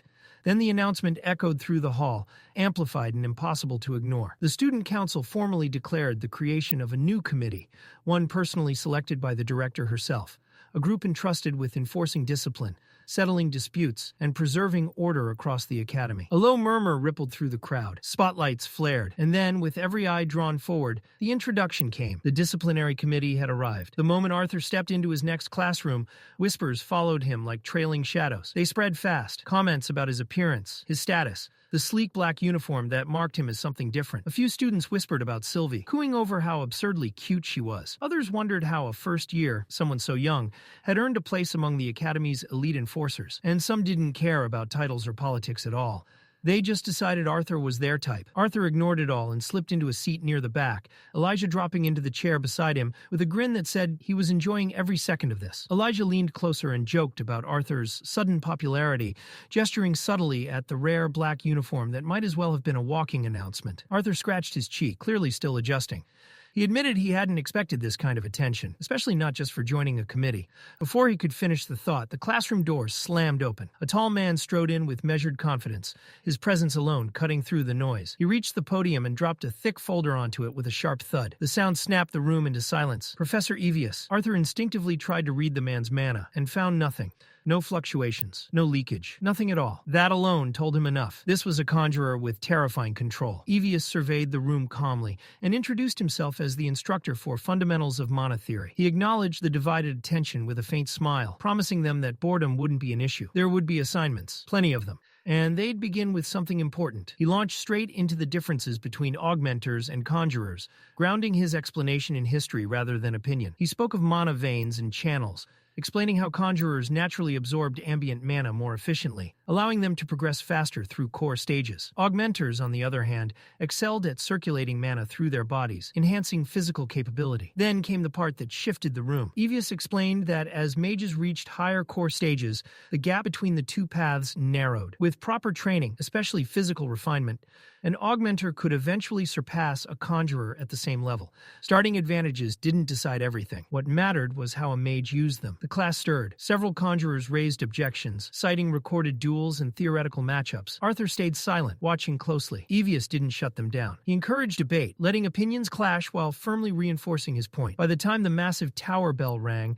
the atmosphere had changed. The students didn't leave with certainty, but they left thinking, questioning. Arthur could see it in their eyes. As they packed up, Elijah reminded Arthur they'd meet again at lunch before heading off. The two split ways, each swallowed by the flow of students. Arthur moved through the crowded halls toward his next class, acutely aware of the glances tracking him. Some recognized his face. Others noticed the black uniform. Whispers passed quietly as he walked with steady purpose toward practical mana manipulation. Inside, he took a seat and waited as students filtered in. Soon, a familiar presence stopped beside him. Kathleen, dressed in the same black uniform, asked softly if she could sit with him. Arthur shifted his bag aside without a word, giving her space. Then the piece shattered. A loud, dramatic voice echoed through the room as Faireth burst in, announcing himself like he was stepping onto a stage. He loudly declared Arthur his rival, greeted Kathleen with exaggerated flair, and promptly dropped into the seat right beside Arthur. Arthur raised an eyebrow internally. Faireth had never exactly been subtle about his dislike. Sitting this close felt suspicious. Before Arthur could dwell on it, the instructor entered. Arthur froze for half a second. It was Geist, the same drunk he'd encountered on the streets days earlier. This time, Geist wore light armor instead of rags, his grin wide and energetic as he clapped his hands together. He introduced the class enthusiastically, declaring that this would be a fully practical course. No boring theory, just hands-on demonstrations. When Geist's eyes landed on Arthur, the grin twisted. The humiliation from their last encounter still burned beneath the surface. Arthur saw it clearly. This wasn't just a lesson, it was bait. Geist made a show of welcoming the disciplinary committee members and hinted that the class would benefit from seeing what their protectors could really do. Arthur recognized the setup instantly. Unfortunately, someone else didn't hesitate. Faireth stood up, confidence radiating from him, and volunteered on the spot. He announced proudly that he would represent the disciplinary committee and demonstrate their strength. Arthur resisted the urge to sigh. Of course he would. Geist's grin widened as he accepted the offer and motioned toward the stage. The atmosphere in the room shifted instantly. Students leaned forward in their seats, eyes lit with anticipation, as the tension thickened in the air. This wasn't just a lesson anymore. It was entertainment. Professor Geist made sure to announce, loud enough for everyone to hear, that he was an augmenter and would be restricting himself to long-range attacks only. It was a calculated move. If he lost, he could blame the limitation. If he won, the humiliation would still fall squarely on the student. As he winked exaggeratedly at Faireth, laughter rippled through the classroom. With practiced ease, Geist began chanting a series of incantations. Mana surged outward, forming a wide, translucent barrier that enclosed the stage entirely, an arena-sized shield meant to protect the class from stray magic. Once the barrier settled, the duel officially began. Faireth didn't hesitate. He raised his wand and activated his spell almost immediately. The mana in the air responded, and in the next moment, water erupted across the stage. The floor flooded rapidly, rising until it reached his knees. The terrain itself bent to his advantage, amplifying his water element. From the churning surface,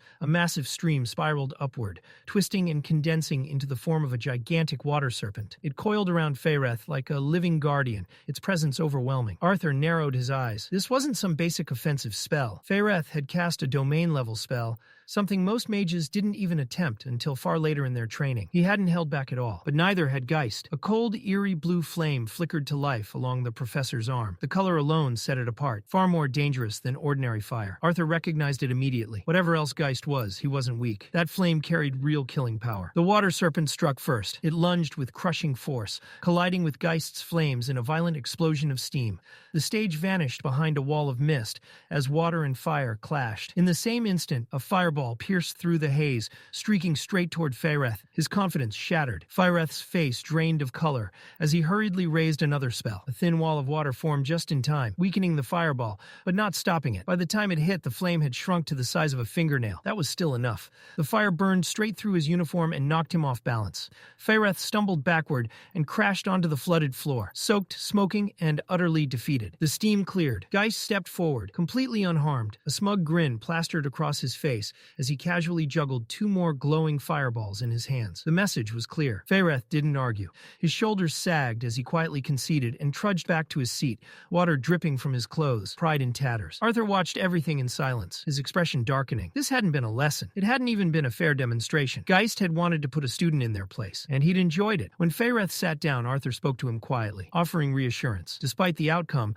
Faireth had shown real ability and courage. That mattered. Geist, meanwhile, turned back to the class with a self-satisfied look. He claimed the result had surprised even him, blaming it on his own misjudgment. Then his gaze swept across the room, lingering deliberately on Kathleen and then Arthur. "Another volunteer?" he asked. Arthur started to rise, but Kathleen was faster. She stood calmly and stepped forward, giving the professor a respectful bow before entering the arena. Her movements were composed, her expression unreadable. Geist greeted her with exaggerated courtesy, bowing low as if the entire thing were a performance. Kathleen didn't respond. She reached into her dimension ring and drew out her staff with smooth precision. The moment Geist clapped his hands and ignited a flicker of flame, Kathleen struck. Ice javelins shot forward at blinding speed.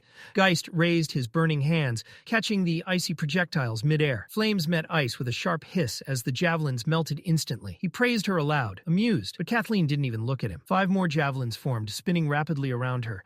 This time, she wasn't just attacking, she was controlling the battlefield. As the javelin surged forward again, Geist responded by summoning blue flames that floated around him like ghostly lights. Arthur's eyes sharpened. Ember wisps, the same spell Lucas had once used. Precise, lethal, and devastating when chained together. Just before the javelins reached him, Kathleen shattered them midair. Thousands of razor-sharp ice shards exploded outward, turning the attack into a deadly storm. Inside his mind, Geist acknowledged her brilliance. The strategy was flawless, but he believed it still wasn't enough. With a sharp command, he unleashed the blue flames. Streams of fire surged toward Kathleen. She didn't defend. She didn't dodge.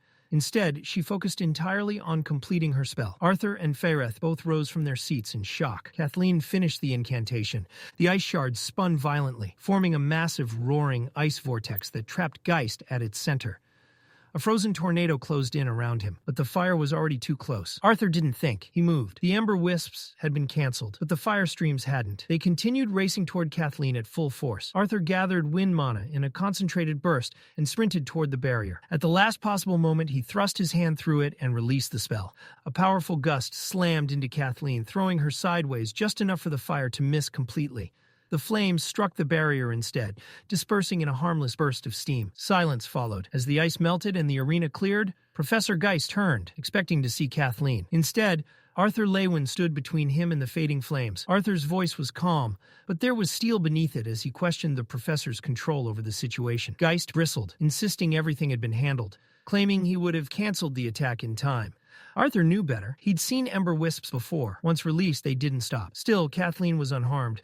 There was no proof, no grounds to challenge him outright. So Arthur made a decision. If Geist wanted a demonstration, Arthur would be the one to give it. He stepped forward and offered to take Kathleen's place. Geist smirked, irritation hidden behind false amusement, and accepted. Arthur turned to Kathleen, asking if she was all right. She assured him she was, adding calmly that his intervention hadn't been necessary, but she thanked him anyway. The professor gave Arthur the privilege of choosing the method of combat. His tone light, but his eyes sharp, clearly hoping to provoke him, or at least catch him unprepared. Arthur didn't take the bait. He simply told Geist to fight however he pleased. That indifference hit harder than any insult. A faint twitch crossed Geist's brow, a crack in his composed facade. He bent down and pulled his sword from where it had been embedded in the floor, flames licking faintly along the blade. Across from him, Arthur calmly drew Dawn's ballad, his movements smooth and unhurried, as if this were nothing more than routine practice. Without warning, Geist lunged. His sword came down in a brutal arc, the sheer force behind it betraying his earlier claim of restraint. Heat surged through the air, but Arthur met the strike head-on, parrying cleanly. The fire trailing from Geist's blade was instantly dispersed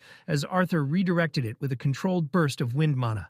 Geist pressed the attack. Again and again, his strikes came faster, heavier, more aggressive, each one meant to force a mistake. Yet Arthur never lost his rhythm. He didn't chant. He didn't cast elaborate spells. With nothing but precise swordsmanship, mana-reinforced movement, and flawless timing, he blocked, sidestepped, and countered every blow. Frustration bled into Geist's voice as he snarled insults through clenched teeth, mocking the committee for only dodging. Arthur answered calmly, almost casually. "Why would I attack?" he asked. "When the esteemed professor can't land a single hit." The words landed. Geist's forced smile vanished, replaced by a twisted glare. The air around him shifted as he began weaving spells directly into his movements. His sword strikes became erratic, unpredictable, each swing bursting with sudden flashes of blue flame. Without warning, Geist slammed his foot down and cast Flame Pillar. A column of blue inferno erupted beneath Arthur. But Arthur was already moving. He stepped aside at the exact moment, the fire roaring past him, missing by mere inches. Heat scorched the air where he had stood, but not a single flame touched him. Geist charged again, blade cutting through the air with terrifying precision. Arthur leaned back just enough to let the strike pass, his heel skidding slightly. For a split second, he lost balance, but a light tap of his palm against the floor sent mana through his body, snapping him back into perfect stance. Geist didn't relent. He leapt high, sword raised overhead, and came crashing down with enough force to split stone. Arthur slipped past the vertical strike at the last possible instant as the blade smashed into the ground. Arthur's expression tightened. Now he could feel it, the full weight behind the professor's power. Geist, on the other hand, grinned wider, exhilarated by the escalation. Around them, nervous whispers spread. Some students glanced toward the exits, wondering if they should alert the director or the student council. This had gone far beyond a simple classroom demonstration. Arthur didn't retreat. In a blink, he closed the distance. Mana surged along the edge of Dawn's ballad as Arthur delivered a precise strike aimed straight for Geist's throat. Startled, the professor jumped back, farther than necessary. A bead of sweat slid down his temple. Arthur didn't pause. He exploded forward like a launched arrow. Each swing of his blade carved visible streaks through the air, sharp lines of compressed wind trailing behind him.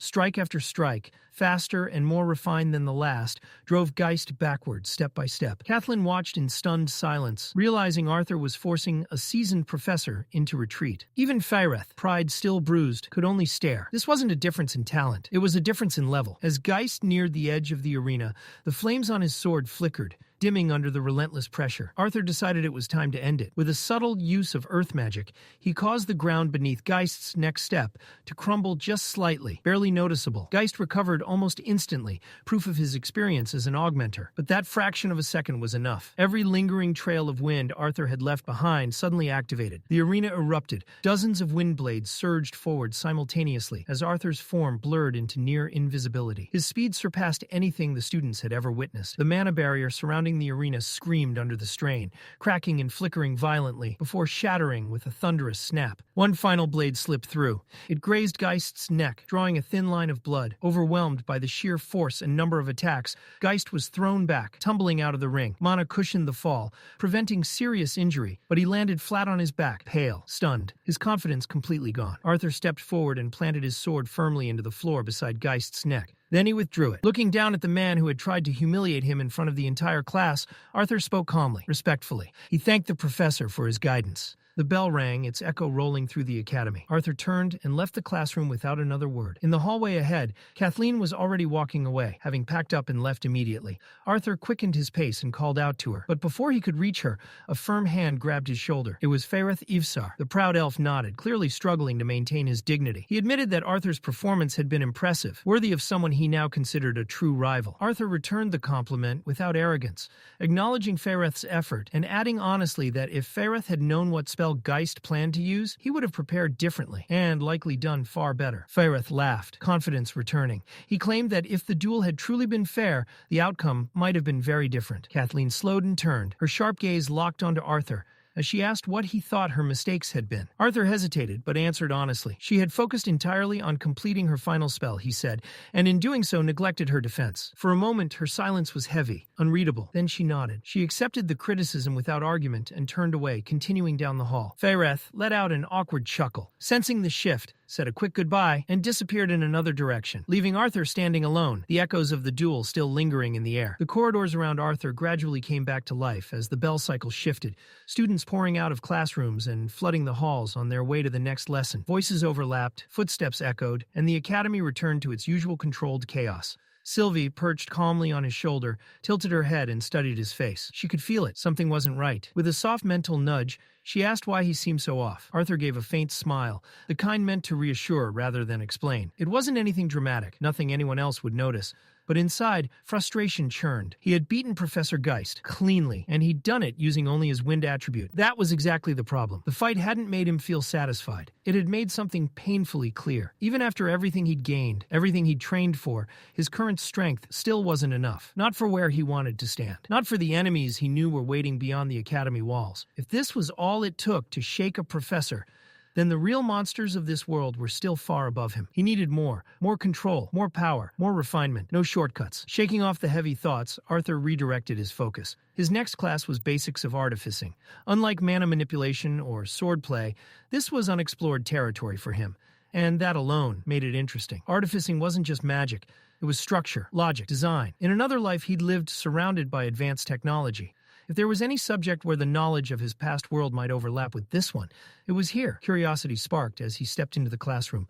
Students filtered in gradually, most gravitating toward friends, forming pairs and clusters. Laughter and casual chatter filled the room. Arthur scanned the faces, but didn't recognize anyone. Then someone stopped beside him. A girl about his age stood there, hands clasped tightly in front of her, head lowered. In a timid voice, she asked if the seat next to him was taken. Arthur shook his head and told her it was free. She thanked him quietly and sat down, still avoiding eye contact. For a moment, silence hung between them, until she murmured something so softly that Arthur didn't catch it. He leaned in slightly, asking her to repeat herself. Her face flushed red as she lifted her head just enough to be heard. She introduced herself as Emily Watskin, then in a rush of nerves accidentally asked him to be her friend before panicking and correcting herself, blurting out that it was nice to meet him. Arthur blinked once, then smiled. He extended his hand and suggested that since it was their first meeting, they start as acquaintances. Emily hesitated, then reached out and shook his hand, only to freeze.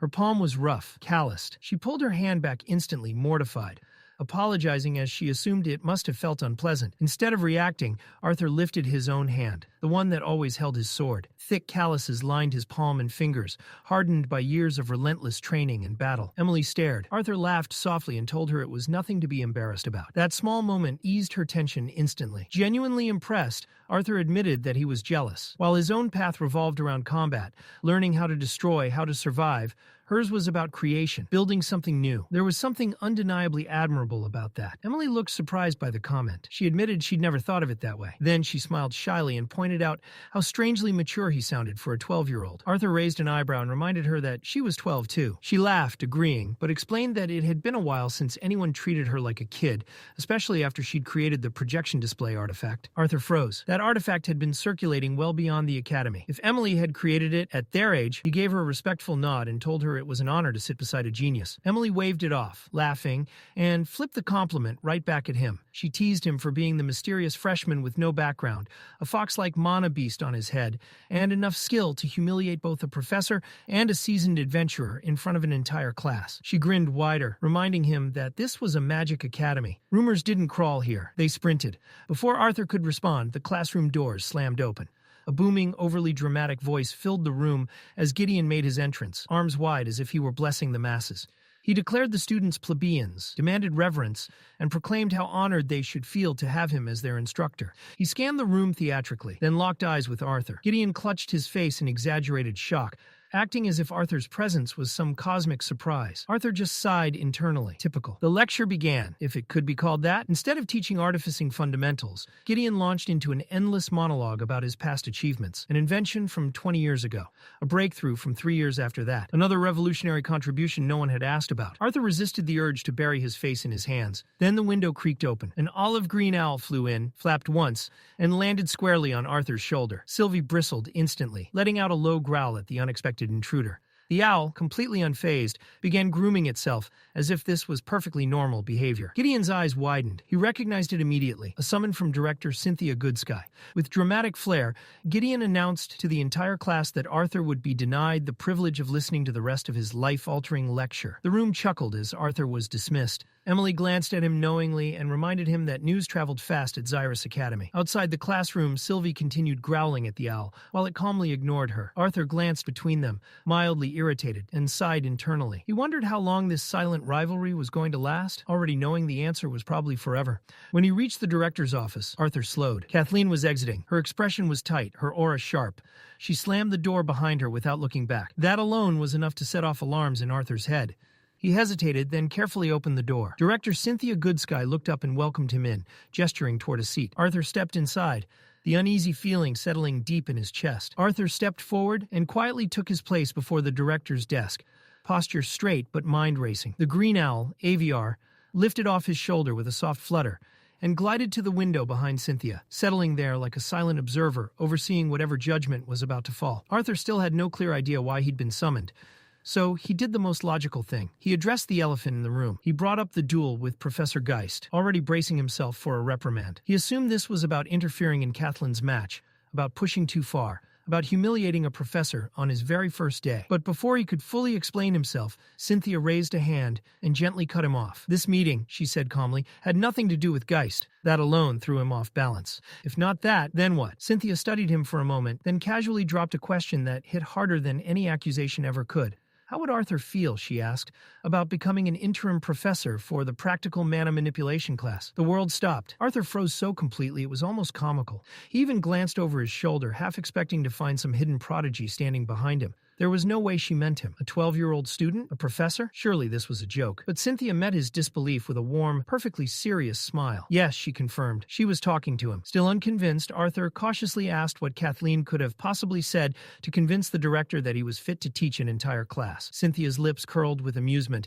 as she shot him a playful wink and warned him not to steal the hearts of both royal princesses, unless he was aiming to spark a civil war. Arthur immediately stiffened and told her not to joke about things like that.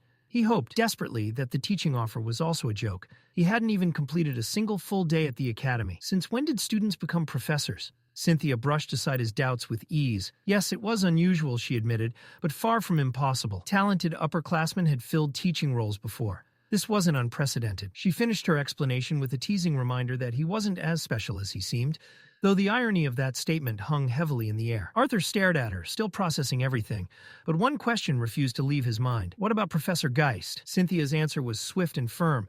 Geist had already been dismissed from the academy. The investigation had begun the moment she was informed of the incident, and with Princess Kathleen's testimony, there was no room for defense. What surprised Cynthia the most, she added, was how shaken Kathleen herself had been by the ordeal. That revelation caught Arthur off guard. He hadn't expected Kathleen, always so cold, so composed, to show that kind of visible emotion. Internally, he smirked. The Ice Princess wasn't as unbreakable as she liked people to believe. Still, the bigger mystery remained. Why him? What did Cynthia truly want? This time, she reassured him, without games. There were no hidden motives. A position had opened up, and she believed he was the right fit. It would help him build a reputation without forcing him to publicly dismantle more professors in front of the student body.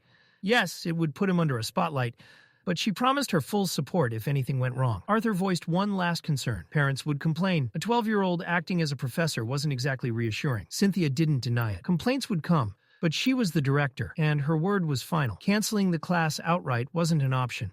And frankly, she pointed out, wasn't this a better use of his time than sitting through lessons he had already surpassed? Arthur considered it. After everything that had happened today, blending into the background was no longer possible. His clash with Geist had already sent ripples through the academy. With a quiet, steady resolve, Arthur accepted. He would try. Cynthia smiled, clearly satisfied. She had no doubt he would exceed expectations. As Arthur left the office, Cynthia watched him through the window as he disappeared into the halls. A small sigh escaped her lips. There was something about that boy, something that kept her constantly on edge. Negotiating with him felt more exhausting than dealing with royalty. Behind her, Aviar ruffled his feathers and spoke with unwavering certainty. Arthur Leywin, he said, was no ordinary child. His depth went far beyond what anyone could see. Mentally, emotionally, spiritually. Cynthia turned sharply, surprised. What made him so sure? Aviar's answer landed like thunder. Arthur's bond, Sylvie, was no mere beast, nor even a man. Her true form was that of a dragon. The weight of that revelation hit hard. A dragon, one of the rarest and most terrifying beings in existence.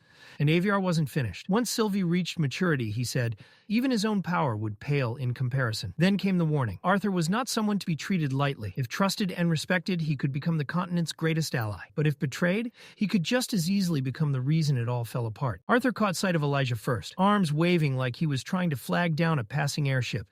He sat across the dining hall beside a girl Arthur didn't recognize, and the moment Arthur approached, Elijah sprang to his feet with his usual over-the-top enthusiasm. "This is Charlotte," Elijah said proudly, gesturing to the girl as if unveiling a rare artifact. Arthur greeted her with a polite nod. Charlotte returned it a beat too late, clearly nervous, her posture stiff as she met his gaze. Once they settled in, Arthur casually asked how classes had gone while he'd been away. Elijah grinned. "Honestly, way better without you around," he said, before launching into how much he was loving chain casting and mana utilization, clearly in his element. While they talked, Sylvie had her eyes locked onto Arthur's plate, like it was a life-or-death mission. Just as Charlotte reached out, likely trying to pet the adorable mana beast, Sylvie snapped. A sharp hiss cut through the air as she recoiled instantly, wings flaring, eyes narrowed in pure warning. Charlotte froze, startled, pulling her hand back as color rushed to her face. Sensing the awkward shift, Elijah jumped in, puffing out his chest. "Charlotte's actually in my chain casting class," he said. "She's insanely talented." Charlotte turned crimson at the praise, shrinking into herself, clearly not used to that kind of attention. Elijah then leaned forward, eyes gleaming with curiosity. "So, how were your classes?" Arthur sighed. "The rumors are half true." Elijah blinked. "Half? I did fight a professor," Arthur said calmly. "I just replaced him afterward." Elijah spat water everywhere, and he coughed violently, eyes wide, staring at Arthur like he'd just declared himself a deity. "You what?" Arthur nodded, wiping his face with a grimace. "I'm teaching the class now." Elijah slowly raised a finger. "So you're saying I just spit on a professor?" Arthur finished dryly. "Careful, that's a bad habit." Elijah burst out laughing, brushing it off with exaggerated disbelief, though his curiosity was clearly burning. He joked about skipping class one day just to see Arthur teach, then casually brought up his plans with Charlotte, shopping downtown, and invited Arthur along. Charlotte lit up instantly, nodding eagerly and encouraging him to join. Arthur shook his head apologetically. Upper division classes, 3 of them, no room to breathe. Elijah shrugged. Guess it's just us then. Charlotte stiffened. Oh, I just remembered, she blurted, scrambling to her feet.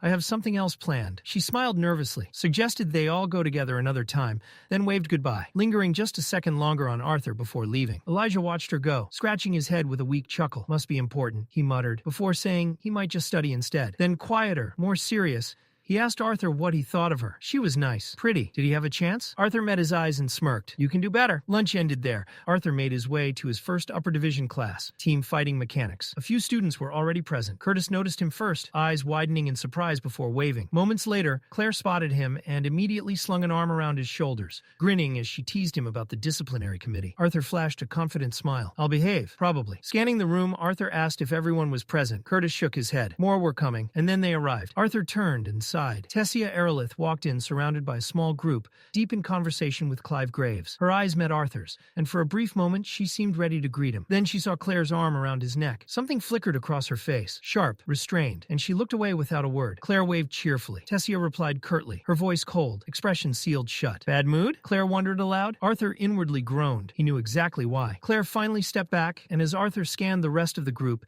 his gaze locked onto the last person entering, Lucas Wykes. Arthur's body went rigid. Heat surged through his veins, fists clenching until his knuckles turned white. The traitor, standing there like nothing had happened. And the irony twisted the knife deeper. A team fighting class. Perfect. Before the tension could erupt, a powerful presence crashed down over the field. A deep, commanding voice echoed through the air. Arthur didn't need to look around. He looked up. Hovering above them was a massive hawk-like mana-beast, wings spread wide, its gaze sharp enough to pierce steel. The class had begun. Torch's wings unfurled across the sky, blotting out the sun and drowning the courtyard in shadow. Gasps rippled through the students as the massive beast hovered above them like an omen. Then a voice cut through the stunned silence, clear, confident, commanding. It belonged to Professor Glory. She descended with effortless authority, introducing herself not with words alone, but with presence. Torch was her bonded beast, proof enough of her power. As Arthur instinctively tried to read her mana core, agony exploded inside his skull. The pain was sudden, brutal, as if his mind had slammed into a steel wall. At the exact same moment, Professor Glory turned and looked straight at him. She wasn't angry. She smiled. With relaxed steps, she walked through the frozen crowd and stopped directly in front of Arthur. Her grin held a knowing edge as she addressed him, not as a student, but as an equal, a professor. Whispers ignited instantly. Confusion spread, then disbelief. One of the upperclassmen, clearly unconvinced, raised his hand and voiced what everyone else was thinking. A first-year professor? That had to be a joke.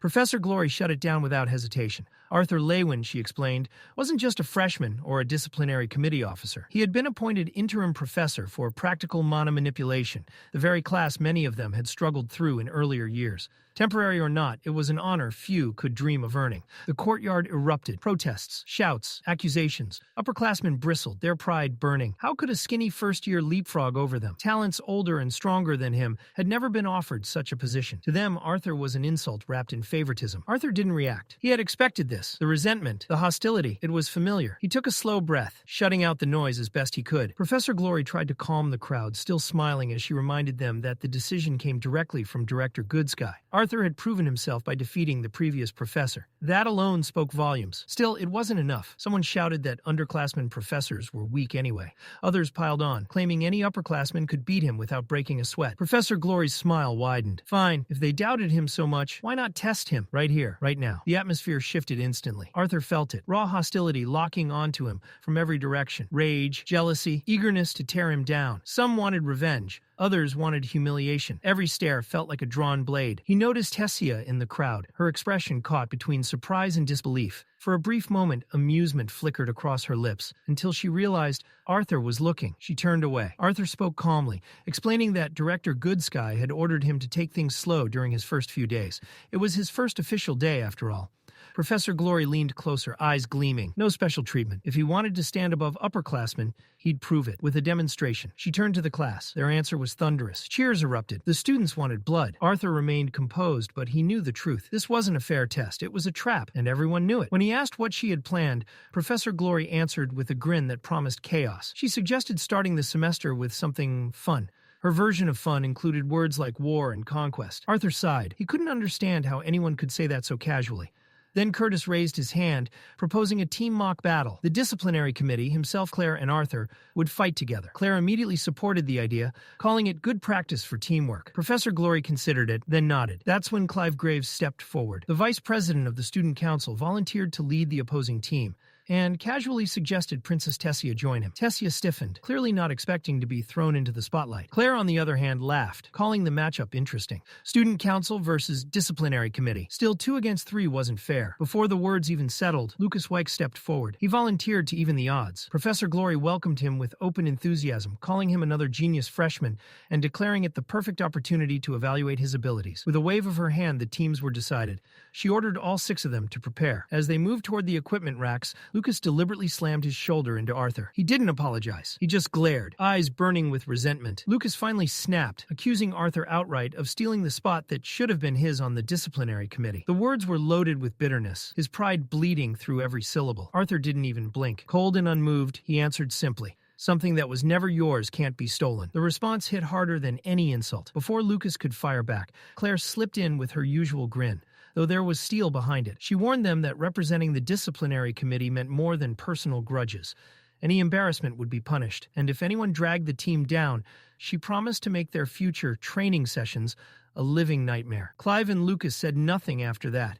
They moved away in silence, methodically preparing their weapons and armor, refusing to so much as glance in Arthur's direction. The air between the 2 teams grew heavy, suffocating, as if the battle had already begun. Arthur focused on tightening the straps of his gear when Tessia stepped closer to help. He glanced at her, half amused, and quietly asked if it was really proper for a princess to be assisting him like this. She answered by yanking a strap tight, hard. The sudden pull dragged his arm toward her. Arthur winced, then leaned in slightly, lowering his voice. There was no need for her to be so formal around him. No one else was close enough to hear. Tessia's eyes flickered. Frustration slipped through her carefully maintained composure as she confessed how much she hated pretending they didn't know each other. Arthur met her gaze, calm and steady. She didn't have to pretend. That caught her off guard. Hesitating, she explained that Master Cynthia had warned her. Arthur was trying to stay unnoticed. That was why she'd kept her distance, no matter how much it hurt. A faint, ironic smile crossed Arthur's face. If staying unnoticed was the goal, he admitted, then he was doing a terrible job. Still, as long as certain truths remained hidden,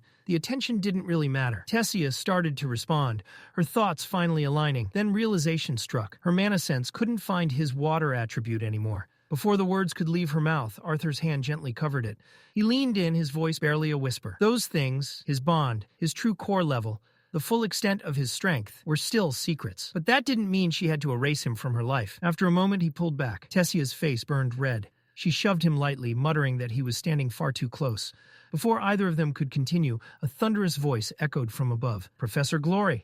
She barked at them to stop chatting with the enemy, reminding everyone that the match was about to begin. Arthur straightened and met Tessia's eyes once more. He said he was looking forward to seeing how much she'd grown since their last training session. Her answer was immediate, sharp, resolute. She wouldn't hold back. Moments later, Professor Glory addressed them all, her tone crisp and absolute as she laid out the rules. The mock battle would last 30 minutes, followed by a full evaluation. But to balance the teams, there would be a twist, because Curtis and Claire had superior foundational training, and Arthur was, well, Arthur.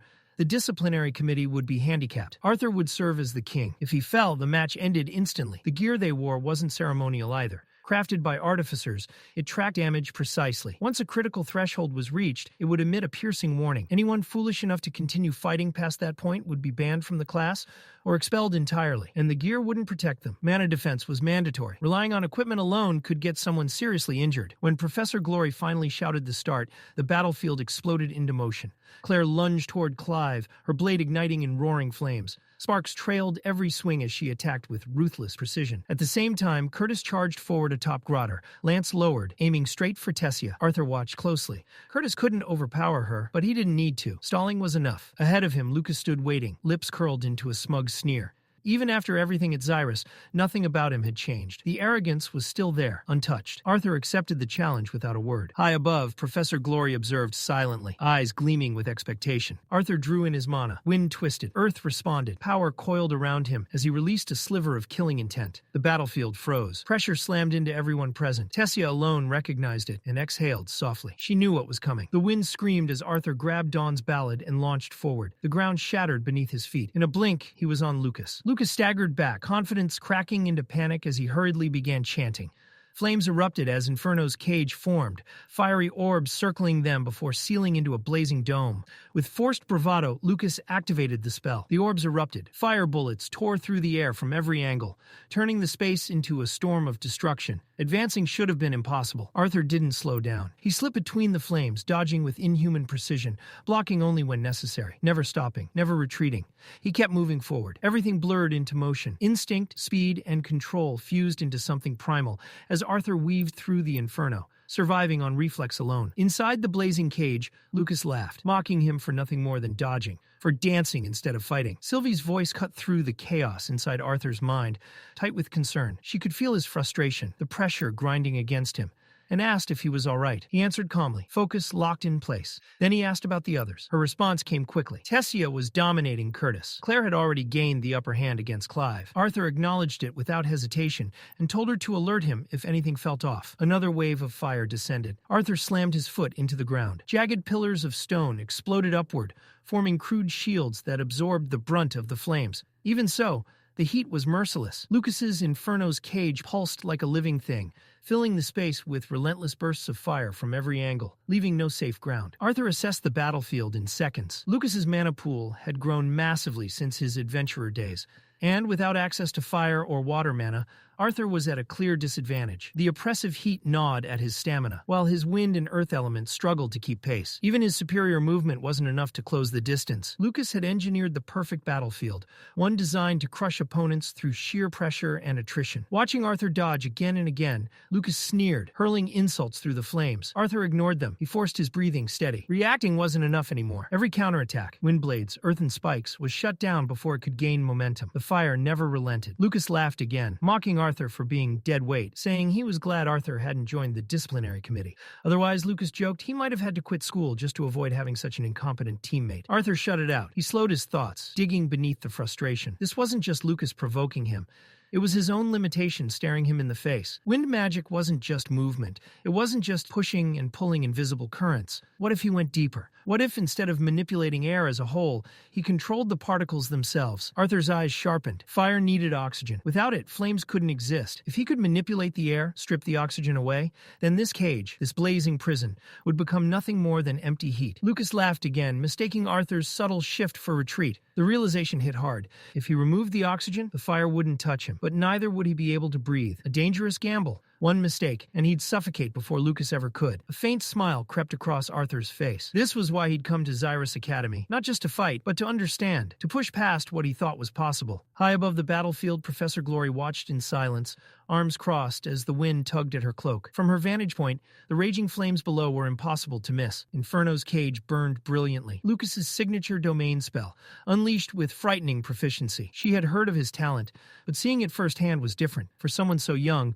Lucas's control and casting speed were extraordinary. His mana pulsed with power rivaling a silver core mage. The world of magic was changing, she realized. Talents like his were rising fast enough to leave veterans behind. But her gaze drifted from the fire to the boy standing inside it. The moment Arthur had charged straight through the flames, a strange chill had crawled down her spine. Not fear, awe. Unlike Lucas, Arthur lacked flashy spells or overwhelming variety. As a dual-element mage, his arsenal was still limited, yet every movement he made was deliberate, fluid, precise beyond his years. Something about him was different. Professor Glory narrowed her eyes. The wind and earth around Arthur weren't being forced into obedience. They were responding to him, curving, shifting, moving as if drawn by instinct rather than command. He wasn't dominating mana. He was moving with it. For someone his age, that kind of harmony was unnatural. It made her wonder what kind of life Arthur Leywin had lived to achieve such control. Then she noticed it. Arthur wasn't breathing. Fireballs began to land. His dodging had slowed, and though mana shielded him, his artificer gear was dangerously close to triggering. Moments ago, he'd been evading effortlessly. Yet now he wasn't retreating or reinforcing his defenses. That's when it clicked. Professor Glory leaned forward, eyes widening. Arthur wasn't enduring the flames. He was learning from them. He wasn't using wind magic. Not really. He was experimenting with direct air manipulation, something far more complex and far more dangerous.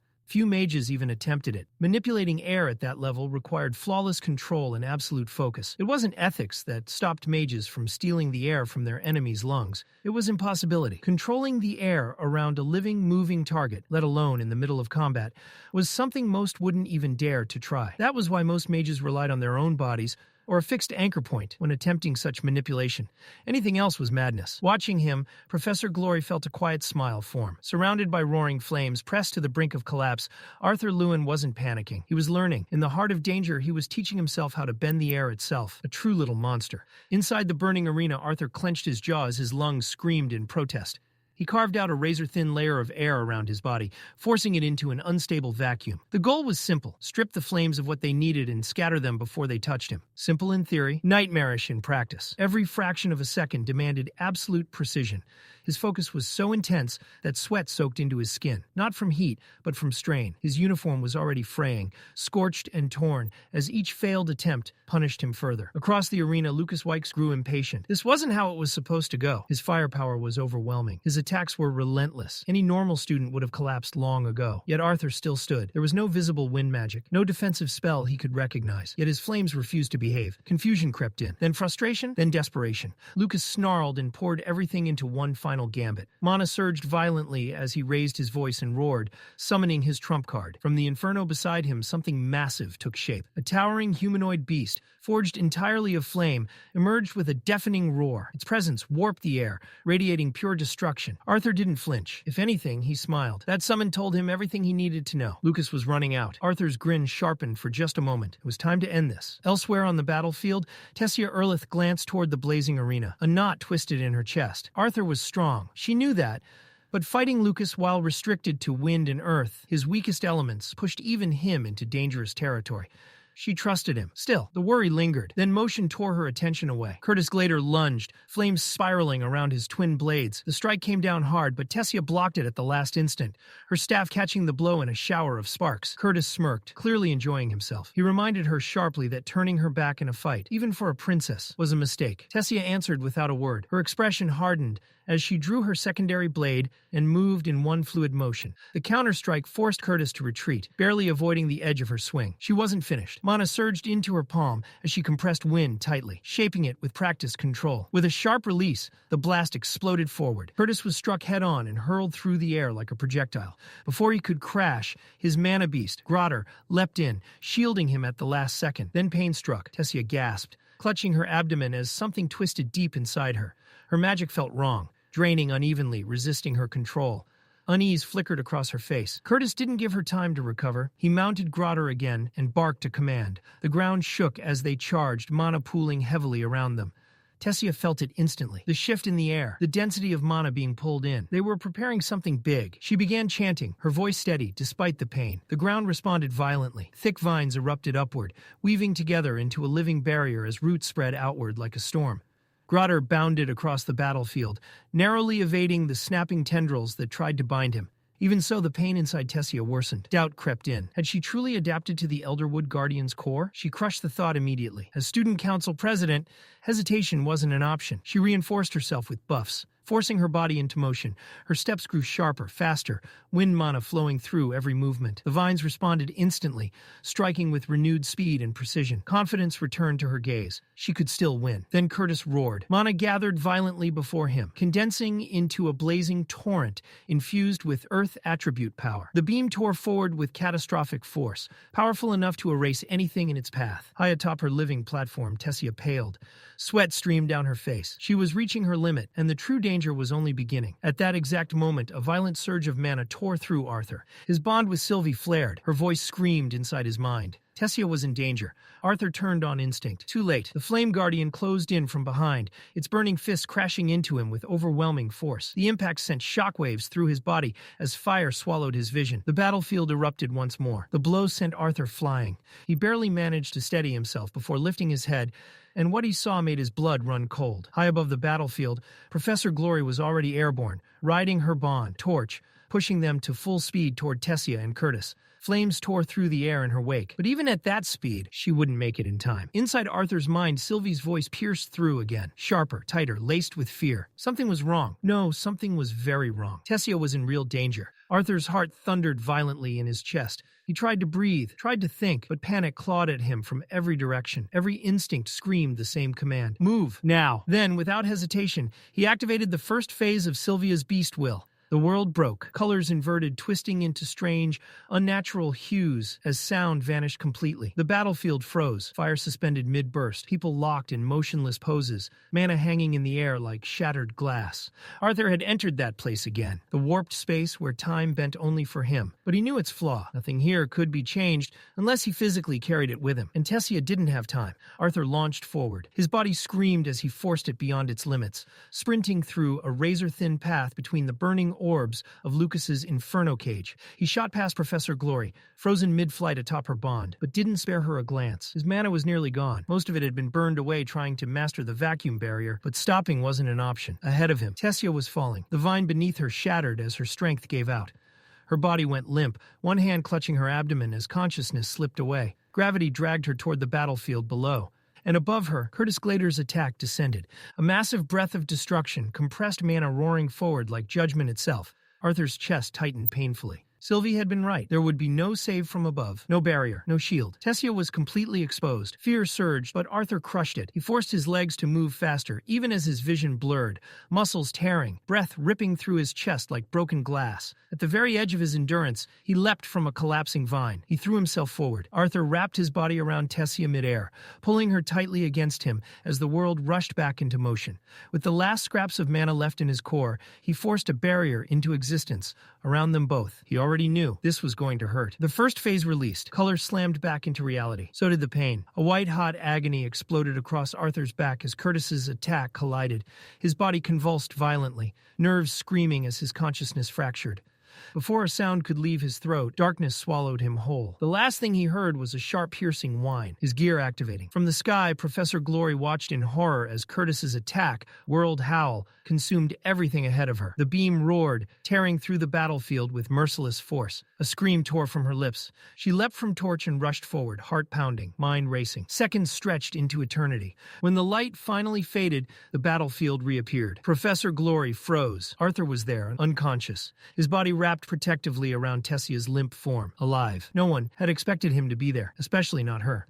She stood stunned, words caught in her throat. Nearby, Curtis staggered back, his face drained of color. He stammered incoherently, panic and guilt crashing over him all at once. He hadn't known Tessia would collapse. He hadn't meant for any of this. Professor Glory snapped out of it. Orders flew from her lips. Pagal, get the team ready. Pan, assess the damage immediately. But even as she took control, her thoughts spiraled. Moments ago, Arthur had been trapped inside Inferno's cage with Lucas. There was no spell, no technique that should have allowed him to cross that distance. Not that fast, not like this. And yet, Arthur Leywin had done the impossible. Again, Arthur woke with a violent jolt of pain tearing through his side.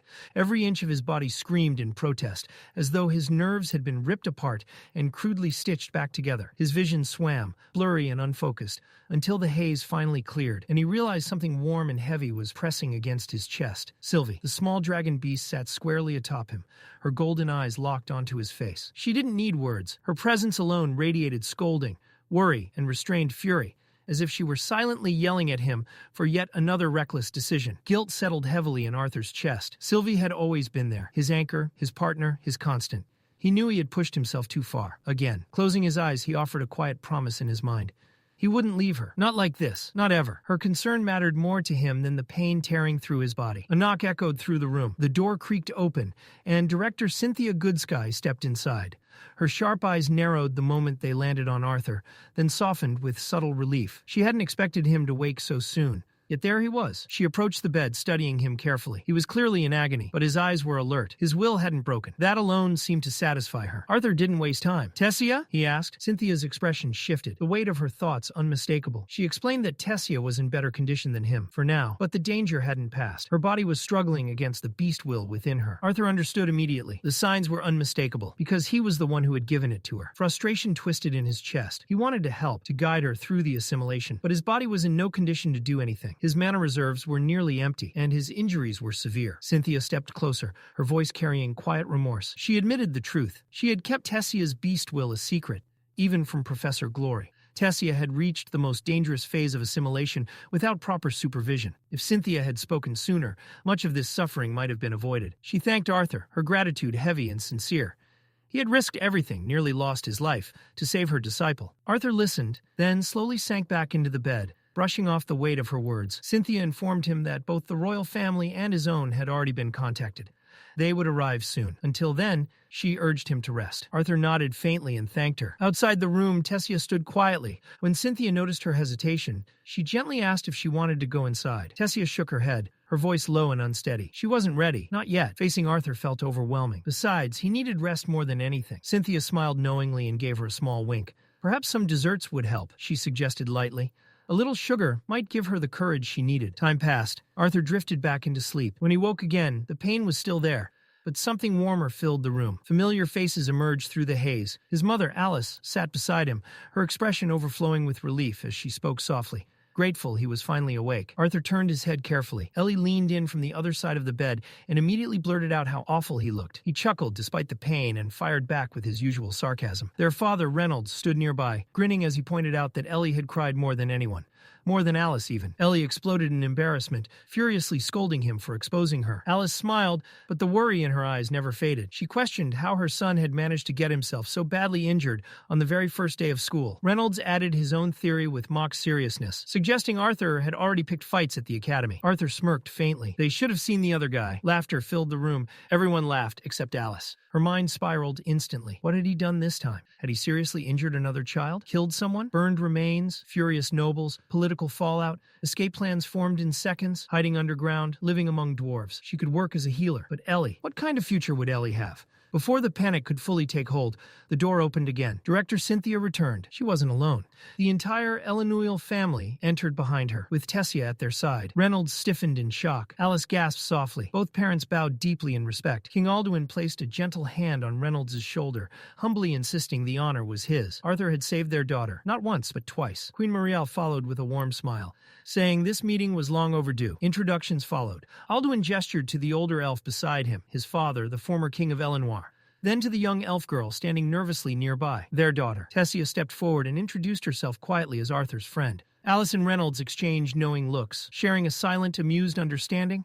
Arthur watched from the bed, unease creeping in. They're definitely misunderstanding something. Alice approached Tessia and gently took her hand, smiling warmly. She said it was a joy to finally meet the girl Arthur had spoken so much about. Tessia's eyes widened in surprise. He talked about me? Alice nodded enthusiastically, saying how grateful she was that Arthur had someone so responsible beside him. Then she leaned closer and softly added that it was comforting, not just now, but for the future as well. Tessia's face turned bright red. Before she could recover, Varai, former king of Elenoir, addressed Arthur calmly, asking how he was feeling. Arthur lay there, barely keeping up with the overwhelming energy filling the room. With a tired breath, he admitted that what worried him most wasn't his condition, but whatever it looked like, everyone was planning around him. Varian let out a hearty chuckle, waving off the concern. Arthur had nothing to fear, he said. At worst, he might just end up becoming Varian's grandson-in-law. The words landed like a mana blast. Tessia froze, her face igniting as she immediately looked down, mortified beyond words. In a small, apologetic voice, she began to apologize. She admitted she had tried to stop her family from visiting and blamed herself for Arthur ending up confined to a hospital bed in the first place. Arthur laughed softly, shaking his head. He brushed aside her guilt with ease, telling her he didn't mind at all. If anything, he liked how alive the room felt now. Ellie, meanwhile, watched Tessia closely. With the sharp curiosity of a younger sister and the confidence of someone who knew her brother well, she openly assessed the girl Arthur had nearly died saving. Tessia noticed her gaze and quickly realized who she was. Smiling gently, she complimented Ellie, saying she looked even prettier than she had imagined. Ellie gave a short, appreciative response. Arthur, sensing where this was going, cut in quickly. He reminded Ellie that Tessia was the one who had given her the bow she received for her birthday. Ellie blinked, caught off guard, then muttered a casual thank you. Tessia smiled warmly, saying she was glad Ellie liked it. Then, completely serious, Ellie turned to Arthur. So, she asked bluntly, who's prettier, me or her? Arthur didn't even hesitate. He smirked and called both of them ugly.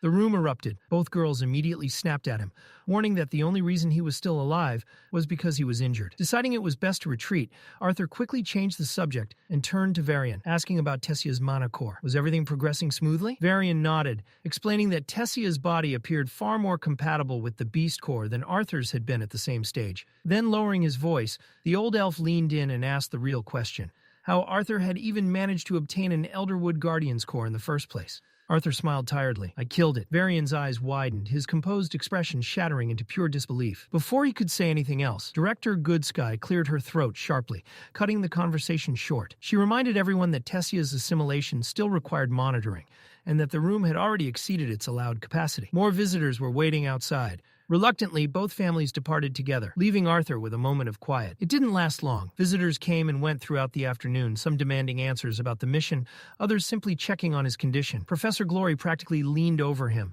eyes blazing with curiosity, desperate to know how Arthur had pulled everything off. Gideon arrived next, holding a potion and insisting Arthur drink it.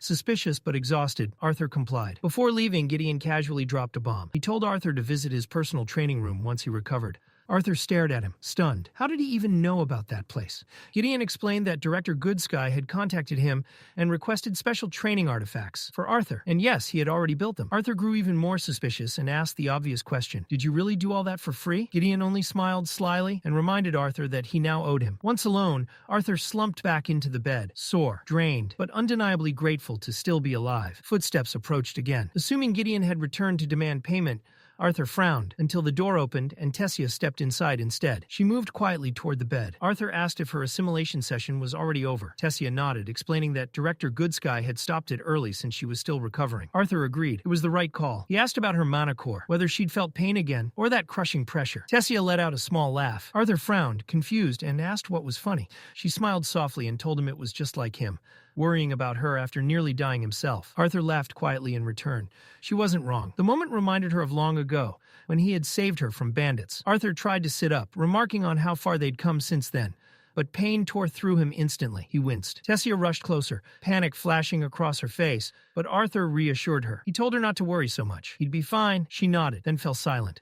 After a moment, Tessia spoke again. She said she still needed to apologize. Arthur immediately stopped her, reminding her, again, that she had nothing to apologize for. He had made his choice, but Tessia shook her head. That wasn't what she meant. Her voice softened as she admitted she was sorry for something else, for taking advantage of him like this. Before Arthur could respond, she leaned in and kissed him. It was brief, but it carried everything she hadn't been able to say. Then she turned and ran. Arthur lay there, frozen, more stunned than he had been when he first woke up. Outside, Tessia's heart pounded louder than her footsteps. Her face burned as realization fully set in. She had just kissed Arthur, her first kiss. Questions flooded her mind. Had she done it right? Had she looked awkward? Did Arthur like it? Stopping by a window, she stared at her reflection, nervously trying to replay the moment, only to grow even more embarrassed. She let out a quiet groan and gently bumped her forehead against the glass. What if she'd gone too far? What if Arthur thought she was improper, too forward? Panic twisted in her chest. For a moment, she almost ran back, ready to pretend it had all been a misunderstanding. But she stopped herself. No, she had done the right thing. Arthur would never make the first move. He was always so composed, so mature, like she was still just a little girl in his eyes. If she had waited for him, nothing would ever change. That thought anchored Tessia's racing heart as she forced herself to breathe. This was her choice. And if Arthur didn't feel the same way, then that was his loss. She reminded herself who she was now. Talented, capable, strong, someone others respected, smart, disciplined, and yes, attractive. If Arthur still couldn't see her as she was today, then he didn't deserve her. One last glance toward his room, Tessia turned away. She walked toward her dorm, her mind spinning, heart pounding, every step lighter and heavier all at once. Back in the hospital room, Arthur lay frozen, staring at the ceiling. He had just been kissed by Tessia Eralith, or rather, she had kissed him. The realization detonated in his head. She was 13, he was 12. His thoughts immediately spiraled into panic. Was that allowed? Was this illegal? Was he about to be arrested by the universe itself? He squeezed his eyes shut, forcing himself to breathe. It had been innocent. Just a brief kiss, nothing more. Still, the guilt lingered. She had completely blindsided him. He hadn't done anything. She'd leaned in while he was still stuck in bed, half broken and barely recovered. And yet, a small, reluctant smile tugged at his lips. Tessia really was sharp. She always knew exactly when to act. Realizing where his thoughts were drifting, Arthur slapped his cheeks hard, muttering curses under his breath. His body burned with pain, but his mind was far worse, caught in a storm of confusion, warmth, and an unfamiliar curiosity he didn't know how to process. Eventually, exhaustion won. Arthur drifted into sleep, unsure of what came next between them, only certain that things would never go back to the way they were. The days that followed passed quietly. Visitors came and went, checking on Arthur's condition as he recovered. Before long, only 2 days remained before classes resumed, and the academy buzzed with rumors. Whispers spread through the halls. A first-year student was supposedly becoming a professor. Some claimed he'd earned the position by defeating an instructor in a duel. Others joked that if they beat him, they'd get promoted too. Skepticism and curiosity collided, and the gossip only grew louder. Arthur walked through the academy halls alongside Cynthia and Gideon. His body was still adjusting, but his steps were steady. Cynthia mentioned that tomorrow would be his first official day teaching and asked if he'd prepared anything. Arthur answered honestly. He'd only been discharged the day before. Preparation had been minimal. Still, he wasn't worried. His thoughts drifted elsewhere. He asked about Tessia's assimilation. Cynthia smirked and teased that if he was that concerned, he could always visit her himself. Arthur felt a faint warmth rise to his face, though he kept his expression neutral. Cynthia continued, explaining that Tessia's progress was steady under Varian's guidance, but that Varian would soon be returning to Elenoir. Arthur asked if Cynthia would take over after that, but before she could answer, they arrived, and Gideon changed instantly. The man who had complained non-stop suddenly radiated excitement. Cynthia raised an eyebrow, amused by the shift. Gideon grinned and declared that he'd turned the task into a challenge, his personal mission to finally leave Arthur speechless. Cynthia had only requested a few sturdy training artifacts. Gideon had done far more than that. When he pushed open the door, even Arthur paused. The room had been transformed into a vast open space, but at its center stood something towering. A massive humanoid construct gleamed under the lights, its frame polished and imposing. Arthur scanned the room, impressed. Gideon scoffed and pointed. Not the room. That. Cynthia stepped closer, sensing dense waves of mana rolling through the air. She asked what exactly it was. Gideon practically vibrated with pride. It wasn't a dummy. It was his most advanced creation yet, a training operator capable of handling spells from mid-tier silver mages. He called it Toby, Training Operator Blast Inductor. Its runes and mana flow were calibrated to match a dark orange core beast, and at its current setting, its strength rivaled a yellow core human. Its body, solid malagorite iron, far tougher than its displayed power. Before Gideon could finish, Arthur stepped forward. He gathered mana into his fist and drove a single controlled punch straight into the construct's chest. Metal screamed. The blow punched clean through Toby's core. The massive machine toppled backward and crashed to the floor, shaking the room. Silence. Arthur glanced at the wreckage and spoke calmly. "We'll need to raise its level." Gideon stood frozen, mouth hanging open. Then he grinned. Without hesitation, he activated more artifacts. One by one, additional Tobys powered up, flooding the room with mechanical movement. Arthur's expression didn't change. He calmly activated all 4 elemental affinities. Mana surged around him as the constructs rushed forward in perfect synchronization. Arthur welcomed them head-on. With Dawn's ballad gleaming in his grip, he exploded forward. The distance vanished in a blink. His blade drove clean through the first Toby's chest, the force of the strike launching the construct backward like a discarded toy. The second Toby reacted instantly. Fire ignited along Dawn's ballad. The flaming arc slammed into the second Toby, sending it skidding across the floor in a screech of metal. Still not enough. The machine stabilized and charged, its punch coming down like a falling hammer. Arthur ducked under it, seized the construct's arm, and with raw strength reinforced by mana, drove it straight into the ground. The impact thundered through the room. With both constructs motionless, Arthur reached down, snapped one Toby's arm off casually, and tossed it aside, as if proving a point. From the sidelines, Elijah winced, watching the machines get dismantled so effortlessly, almost hurt to witness. Gideon, however, narrowed his eyes. He scoffed, clearly unconvinced. Was Arthur really injured? Or was this some elaborate act between him and director Cynthia Goodsky? Arthur brushed it off, casually remarking that his footwork had been sloppy, subtly hinting he wasn't at full strength. Gideon snorted, said it looked less like recovery and more like a performance fit for royalty. Still, curiosity won. "What would you change?" Gideon asked. Arthur didn't hesitate. "The joints," he said simply. "They're the weakest points. Reinforce them." He continued, noting that while Toby was built to counter mages, it lacked offensive elemental magic, an enormous flaw in real combat. Gideon frowned. He reminded Arthur that these constructs were meant for augmenters, not whatever Arthur was. "Anything else?" Arthur nodded. "The mana reinforcement system." Everyone leaned in. Right now, Toby projected a single uniform mana layer, fast and efficient but predictable. Arthur proposed a segmented design instead. Interconnected plates of mana that could shift and repair independently. Break one section, and the rest remain intact. Less mana loss. Faster recovery. Silence followed. Every eye locked onto Arthur. He blinked, confused by their reactions. Gideon finally broke it, staring at him like he'd just rewritten the laws of magic. "You're telling me you can control a mana barrier like that?" Cynthia was already several steps ahead. The idea was revolutionary. A flexible, modular mana shield, far superior to the traditional full-body shroud. It might take longer to deploy, but the tactical advantages were undeniable. Decision made. She thanked Arthur quickly and left at once, intent on presenting the concept to the Mages Guild.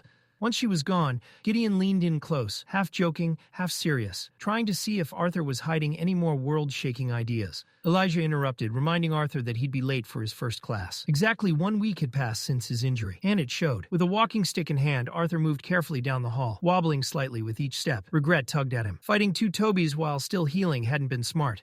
Sylvie tried to reassure him. Then his cane slipped. Arthur stumbled and instinctively grabbed someone's shoulder. He looked up. Kathleen. Without a word, she wrapped an arm around his waist, steady and firm. No hesitation, no questions, just support. You should have rested more, she said calmly. Arthur flushed slightly but said nothing, allowing her to help him the rest of the way. As they reached the classroom, voices spilled out. The new professor's coming today. No way that rumor's real. Anyone's better than Geist. Don't jinx it. Someone pointed at Arthur, recognizing him as the disciplinary committee officer who defeated Geist. Then they noticed the limp. The chatter exploded. Arthur stepped inside. A wave of murmurs washed over the room as every student turned toward him. His gaze swept across the class and landed on Fairith. Their eyes met. Fairith smirked inwardly, acknowledging Arthur as a rival once more. Somehow he always made an entrance. Then realization hit Arthur like a punch. Kathleen was royalty. Damn it. Carefully, he stepped away and thanked her. As Kathleen returned to her seat, the room fell into stunned silence. Not just because she was a princess, but because of what they'd all just witnessed. Arthur stood alone at the podium. Every eye was on him. He introduced himself calmly, a disciplinary committee member, the only son of two accomplished mages, a brother, and now their professor. For a heartbeat, nothing happened. Then the room erupted. Laughter, protests, confused shouts. The shock had finally landed. A second year finally snapped. This has to be a joke, he shouted from the back. A first year followed immediately, voice sharp with indignation. Why is he our professor? Who does he think he is? Arthur stood at the podium, expression calm, unreadable. Inside, he sighed. This wouldn't be happening if Cynthia had bothered with a formal introduction. Then again, knowing Director Goodsky, she'd probably planned this. Toss him into the fire and see who burned first. The classroom buzzed with disbelief. Then, bam, a student leapt down from his seat, landing hard on the platform. The impact cracked through the noise like a hammer strike. Every head turned. Arthur narrowed his eyes. The boy strutted forward, arrogance written across his face, a smug grin daring someone to stop him. So that's it? The student scoffed. Beat up Professor Geist, and suddenly you're qualified to teach? Guess becoming a professor's easier than I thought. Some students shifted uncomfortably. They were already tired of drama. Others leaned forward eagerly that they wanted a show. Arthur exhaled once. Then he spoke a single word. Mana erupted, not violently, but absolutely. The air thickened. Pressure slammed down like an invisible mountain. The arrogant student's knees buckled instantly. He hit the floor hard, the stage shuddering beneath him. Silence. Total, crushing silence. Arthur limped forward, every step deliberate. He stopped in front of the wide-eyed student trembling on the ground, then lifted his gaze to the class. Director Goodsky didn't give me paperwork, Arthur said evenly. No ceremony, no announcement. His mana lingered, heavy, suffocating. But I am your professor. He let that sink in. I don't need your approval. However, his eyes sharpened. You do have a choice. Anyone who didn't want to be here could leave. But, Arthur continued, voice firm, if you're wondering how someone young, injured, and limping earned a position at this academy, a faint smile tugged at his lips. Stay and find out. He turned back to the student on the floor. Leave, Arthur said calmly, or return to your seat. The boy didn't hesitate. He scrambled up, face burning, bowing repeatedly as he muttered frantic apologies before bolting back to his desk. Arthur relaxed inwardly. That's enough. No one else would challenge him today. Judging by the stunned faces around him, it looked like he'd have a full class after all. Let's begin, Arthur said, shifting gears smoothly. This is a practical mana manipulation class. He scanned the room. What's the most effective way to utilize mana from the surrounding atmosphere? A hand shot up instantly. A girl with a sharp beak-like nose and a neatly tied ponytail didn't hesitate for a second. Arthur gestured for her to speak. By absorbing ambient mana into the core, she said confidently, where it's condensed, purified, and then used for spells or techniques. Arthur nodded, clearly pleased. Well answered. The girl practically glowed at the approval. Arthur continued. Augmenters rely primarily on the mana stored in their cores, channeling it through their mana pathways to enhance their bodies or weapons. He turned slightly. Conjurers, however, draw mana directly from the atmosphere using mana veins, shaping and commanding it to cast spells. Then he raised another question. If that's the case, why do both types still meditate and absorb ambient mana? The same girl raised her hand again, then paused, thinking. After a moment, she answered more carefully. Because conjurers still need their own mana to control and guide the ambient mana. Arthur nodded. Correct, he elaborated. Conjurers use internally coded mana already shaped by spell formulas, to instruct ambient mana how to behave. He let his gaze sweep the room. That's why even conjurers must maintain a strong mana core. Then came the real hook. If conjurers use less internal mana than augmenters, is the color or stage of a mana core truly an accurate measure of strength? Whispers spread like wildfire. Students exchanged uncertain looks. Arthur didn't answer. Instead, he changed the game. 6 volunteers, elemental affinities. He pointed. Conjurers on my left, augmenters on my right. Groans followed, but eventually 6 students stepped forward. For this exercise, Arthur said, Use the most basic elemental spell you know. No wands for conjurers. He turned to the augmenters. I want elemental manifestation through your fists. Fire users ignited faint embers. Wind users formed swirling currents. Water gathered into flowing layers. Earth condensed into rough stone. The conjurers began chanting softly. Elemental lights flickered before their palms. Augmenters, launch your spells, Arthur ordered. Conjurers, absorb your own. Confusion rippled through the group. Then chaos erupted. Augmenters failed spectacularly. Some swung their arms wildly. Others yelled element names like shouting louder would help. One student literally screamed fire at his fist. Nothing happened. The conjurers weren't faring better. Attempts to absorb their spells backfired. Flames singed sleeves. Water drenched uniforms. Wind knocked students off balance. Arthur watched calmly, letting them fail, because the lesson had only just begun. A few students had already paid the price. Thin cuts marked arms and shoulders where wind or earth mana had slipped out of control. Others nursed bruised hands or damp sleeves, evidence of spells gone wrong. Slowly, frustration replaced confusion. One by one, students stopped trying. They turned toward Arthur, doubt written plainly across their faces. Even Fereth and Catelyn, both seasoned mages, looked unconvinced. Finally, a male augmenter stepped forward, unable to hold back any longer. "This is pointless," he said flatly. "Only high-level augmenters can cast spells at range." An elven girl joined in, her hand visibly swollen. "And why would a conjurer ever try to absorb their own spell? It makes no sense." Arthur listened without interruption. Then, without a word, he raised one hand. Mana flowed. The air shifted as a controlled gust of wind gathered tightly around his palm. With a sharp flick of his wrist, Arthur released it. The wind blast surged forward, slicing cleanly through the space between the two groups with a powerful whoosh. Murmurs broke out. One student scoffed. "Anyone can do that once they hit the orange stage." Arthur didn't respond. Instead, he lifted his other arm. This time the mana compressed, dense, razor sharp. When he released it, the air screamed. The wind bullet tore across the room and slammed into the far wall. Crack. Stone fractured inward, debris scattering as a small crater formed where the spell struck. The echo rang through the hall, leaving the room deathly quiet. Arthur turned back to the class. "Very few augmenters at the orange stage can do that," he said calmly. He paused, letting the silence settle. "And while I can't safely demonstrate what happens when a conjurer successfully absorbs their own spell," his eyes sharpened, "I promise you, mastering it will benefit every one of you." His gaze swept the room. "Those who want to improve," Arthur said firmly. "Step forward, try again." With that, he gave a small wave and exited the training hall. For a heartbeat, the room was silent. Then excitement erupted. Students buzzed with chatter, energy renewed, spirits lifted, even among those who had failed. It was exactly the impact Arthur had hoped for. Outside, Arthur lowered himself onto a wooden bench and let out a quiet sigh. The afternoon breeze brushed against his face as he watched Sylvie chase a butterfly across the grass. He smiled faintly, ended a bit early. Then again, that was one of the perks of being a professor. Leaning back, Arthur spoke aloud, amused by his newfound freedom. He could end a class whenever he felt it was right. As he watched Sylvie bounding happily, soft footsteps pulled him from the moment. Princess Kathleen approached from his right. Without speaking, she placed a clean handkerchief over the bench before sitting beside him. Arthur felt a flicker of nervousness. No matter how familiar she was, her calm, composed presence always kept him on edge. She broke the silence first, offering a brief compliment about his lesson.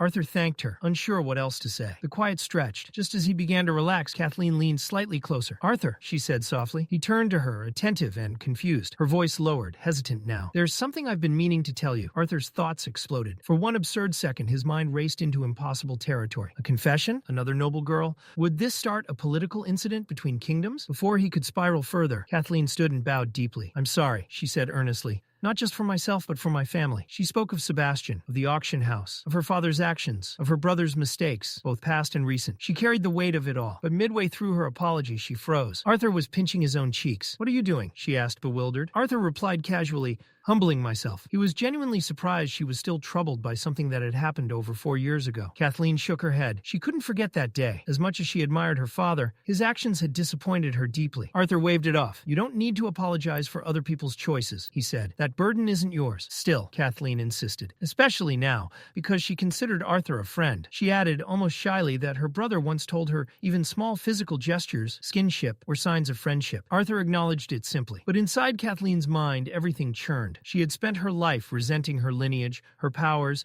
even her appearance, things that stole her freedom. Yet here was someone who had everything.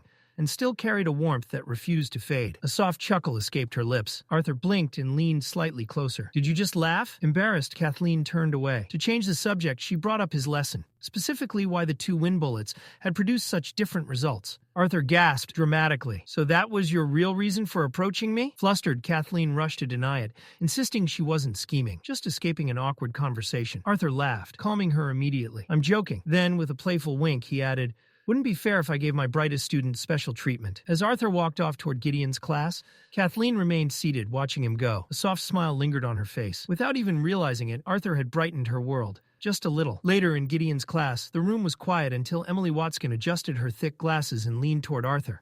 "Are you okay?" she whispered. "I heard you got hurt on your first day." Just as Emily finished speaking, a piece of chalk suddenly whipped across the room and vanished into her mass of curly hair. The silence shattered. Gideon's sharp glare cut through the class. Clearly unimpressed, he called on Emily without mercy, demanding she explain the primary components of a basic light-producing artifact. Emily didn't hesitate. She launched straight into a detailed explanation, describing the foundation crystal known as fluorinite. She was just getting started when Gideon cut her off. Keep it short. The lesson ended soon after, but not before Gideon dropped a final task on the class, a mini-project. Each student was to construct their own light-producing artifact, or LPA. Arthur groaned internally. Missing the first few days of class already put him behind.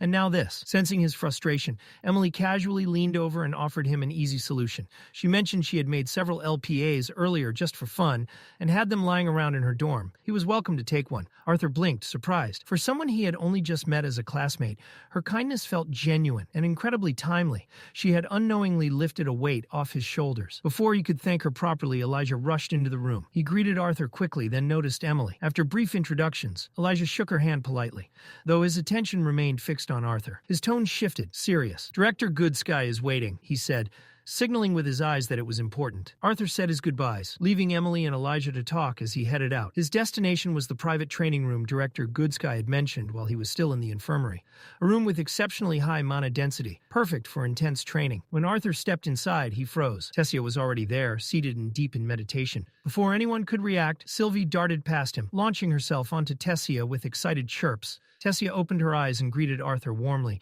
explaining that Director Goodsky had been called away on urgent business moments earlier.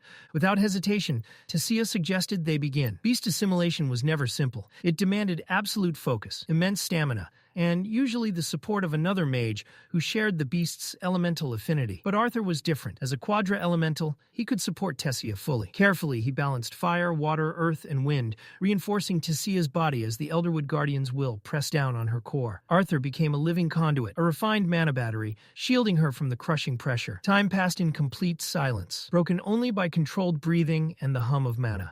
Eventually, the energy settled. Sensing it was enough, Arthur called an end to the session. Tessia agreed, thanking him softly. A pause followed. Then quietly, Tessia brought up the kiss. She asked if Arthur had been angry. He admitted he had been surprised, but never mad. Still, she pressed on. She asked why he had grown distant afterward. It wasn't about royal expectations or marriage, she said. She knew she had acted impulsively, but what she wanted was simple, for their bond to grow naturally, honestly, without fear standing between them. Arthur tried to reassure her, saying they had both grown since childhood, that she wasn't the crying princess she used to be. But instead of comfort, his words struck a nerve. Tessia's expression tightened, frustration flashing across her face. She had hoped for sincerity, for vulnerability. Instead, Arthur brushed it off, treating her feelings lightly. Her voice rose as she turned away, apologizing for expecting too much.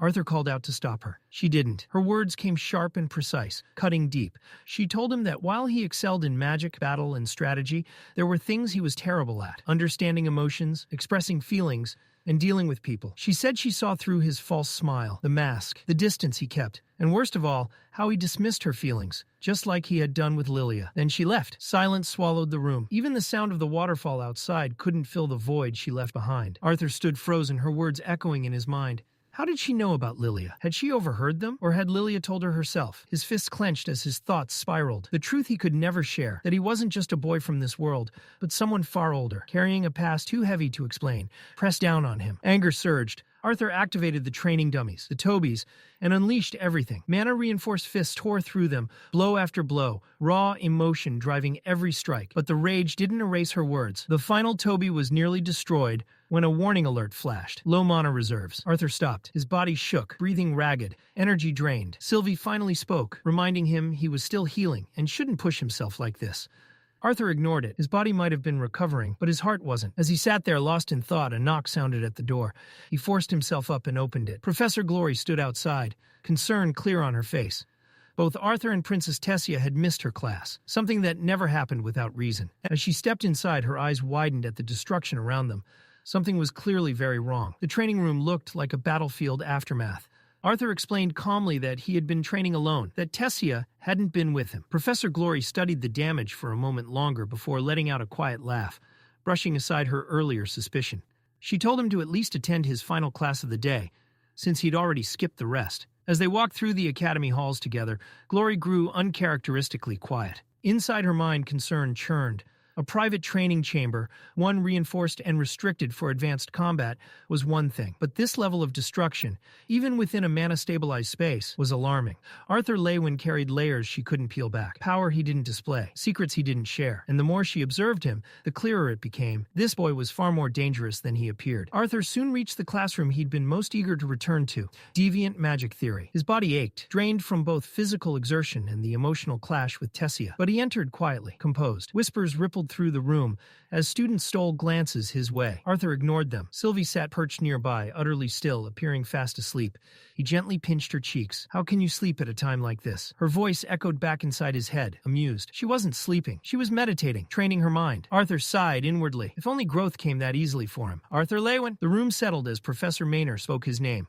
Tall, sharp-eyed, and perpetually curious, the professor welcomed him back, acknowledging his absence due to injury. Arthur offered a respectful apology for missing so many sessions. Maynor smiled. Then, without hesitation, he asked Arthur to explain spell formations. Despite still feeling off balance, Arthur answered smoothly. Spell formations, he explained, were the recombination or alteration of basic spells and abilities, reshaping mana flow to create entirely new effects. His explanation was concise, confident, and precise.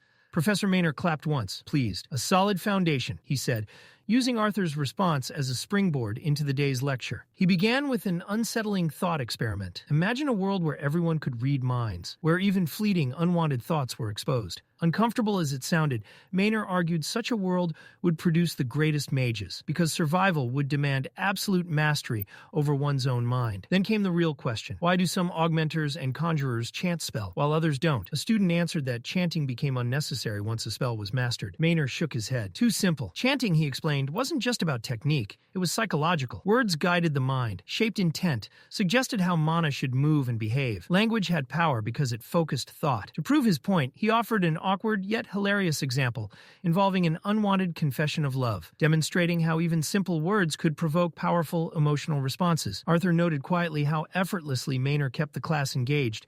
Building on that, the professor explained that advanced casters could shorten or completely abandon incantations only after achieving exceptional mental discipline.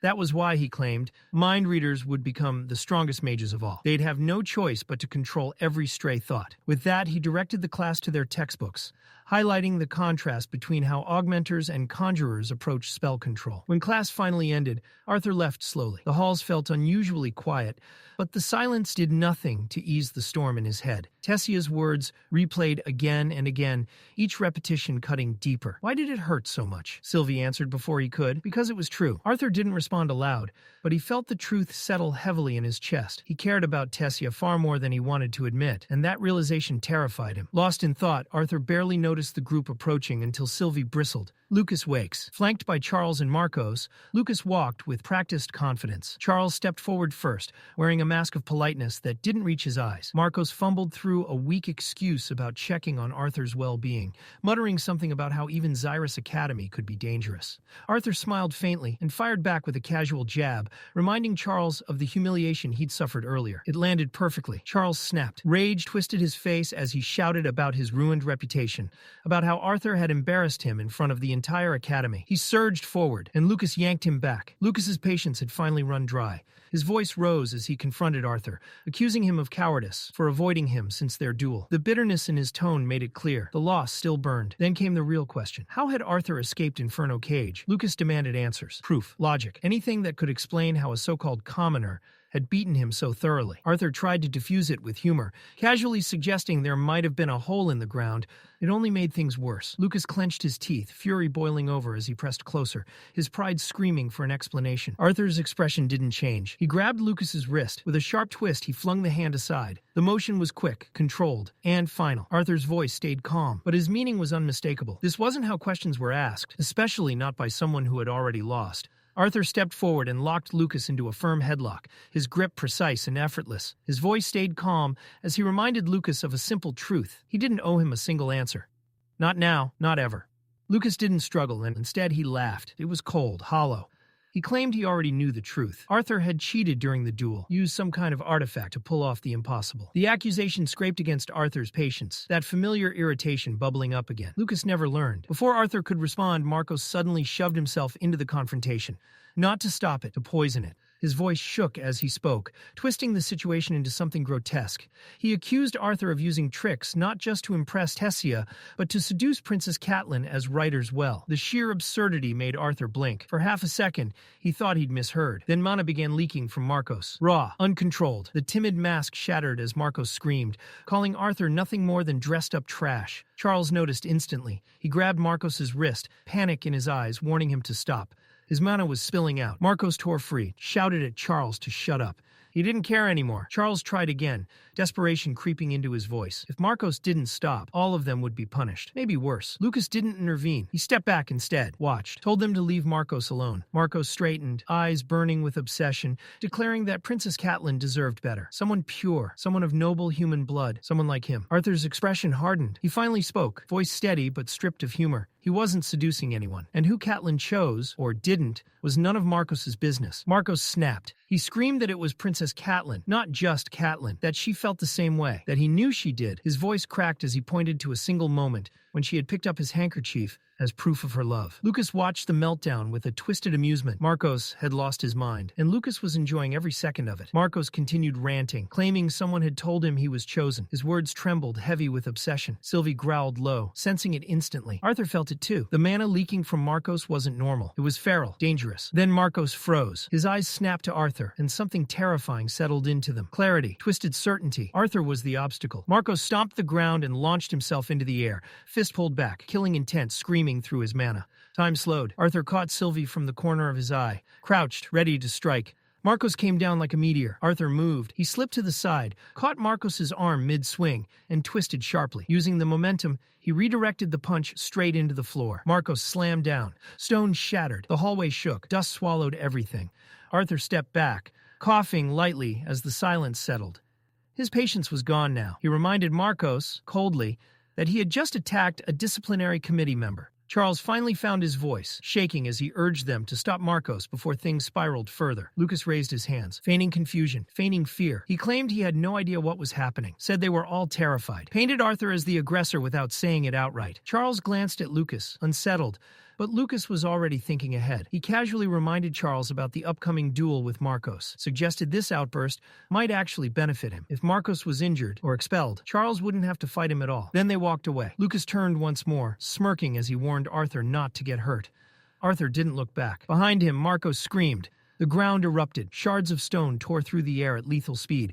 Arthur reacted instantly, but Marcos wasn't done. His body convulsed, his face warped into something barely human. He charged. Arthur blocked the blow, but the force behind it shocked even him. Inside, alarm rang loud. Marcos was only an orange core mage, yet the mana pouring from him rivaled elites. Every drop was being burned for pure destruction. Arthur realized the truth. If he wanted to stop this without killing Marcos, he might have to remove his seal. Then, a deep growl thundered above. Sylvie transformed. In an instant, her true form filled the space, a majestic dragon descending with overwhelming pressure. One massive paw slammed Marcos into the ground. The floor collapsed. The fight ended. Marcos lay unconscious, crushed into the wreckage. Sylvie shrank back into her usual form, irritation clear in her eyes. She had waited long enough. Then footsteps rushed in. Claire burst onto the scene, horror freezing her expression as she took in the destruction.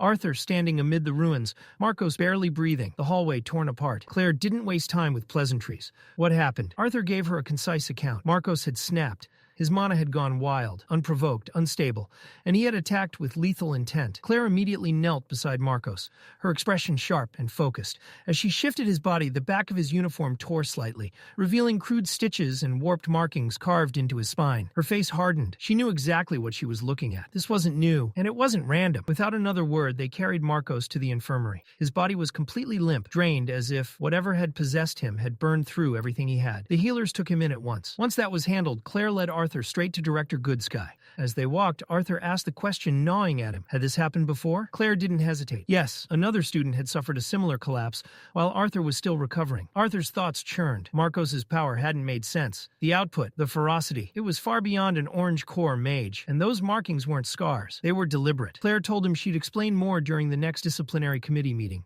For now, everyone needed to be informed, and Arthur needed to report directly to the director. When they reached the office, Arthur knocked. "Enter," Cynthia Goodsky replied immediately. They stepped inside and froze. Two figures stood in the room. The air itself felt heavier. The Lances. Claire's breath caught as she whispered the names under her breath, awe trembling in her voice. Lance Baron, Lance Alea, legends in the flesh. Director Goodsky introduced Arthur and Claire as members of the disciplinary committee, praising them as two of the Academy's most promising talents. Claire nervously greeted them, unable to hide her admiration. She admitted it had always been her dream to become a lance. Baron didn't even look at her. He continued speaking with Cynthia, his tone clipped, commanding. Whatever he said carried urgency. Cynthia nodded firmly. Moments later, both lances turned to leave. As Baron passed Arthur, their eyes met, briefly, sharply. No words were exchanged, but the pressure behind that glance lingered. At the door, Alea paused. She smiled warmly at Claire and offered a few gentle words of encouragement. Claire practically glowed. Arthur didn't. He and Sylvie both felt it. Those two were monsters. Once the door closed behind them, Cynthia motioned for Arthur and Claire to sit. She asked for a full report. Arthur agreed, but couldn't help asking why the lances had appeared so suddenly. Cynthia waved it off. Baron was an alumnus, she explained, and since his younger brother attended the academy, he had delivered news personally. Her tone suggested there was more she wasn't saying. She then told Arthur to begin. Arthur recounted everything, from Lucas, Charles, and Marcos cornering him in the hallway, to Marcos's mental collapse, the uncontrolled mana surge, and the unnatural strength he displayed. When Arthur mentioned the bloody symbols carved into Marcos's spine, Cynthia's expression shifted. She knew. After a pause, she confirmed it. Marcos wasn't the first, and he wouldn't be the last. When Arthur asked what was wrong with him, Cynthia admitted the truth. No one knew yet. Not the healers, not the artificers. The Mage Guild had already been contacted.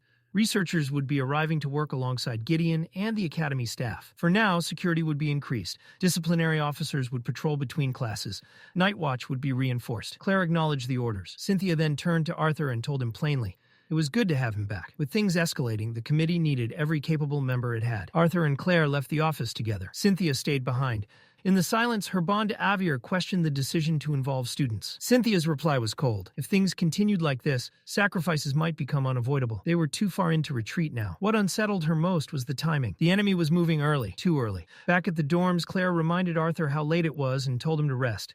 They agreed to meet again at the committee meeting in the morning. She waved and left. Arthur lingered. Then he noticed movement. He slipped into the shadows and watched as Baron Wykes stood before Lucas. Baron's fury was unmistakable. Lucas, arrogant, untouchable Lucas, stood with his head lowered in silence. Arthur watched, surprised. Even Lucas bent before his brother. Caspian had been right. With Baron backing him, Lucas was untouchable. For now. Arthur turned away. Then Sylvie's instincts screamed. Before Arthur could react, cold steel pressed against his throat. A blade. He hadn't even had time to reach for his sword. Alia appeared out of nowhere. One moment Arthur was alone, then cold steel kissed his throat. Her speed was terrifying. There had been no sound, no warning, no ripple in the air. Just presence. Crushing. Absolute. The message was clear without a single word spoken. Whatever Arthur had felt toward Baron hadn't gone unnoticed. Too late, Arthur realized the flaw in his setup. Keeping his weapon inside a dimensional ring was convenient, until it wasn't. In moments like this, convenient became fatal. Arthur didn't panic. He spoke calmly, carefully. He explained that there had been a misunderstanding. He held no hostility toward Lance Baron.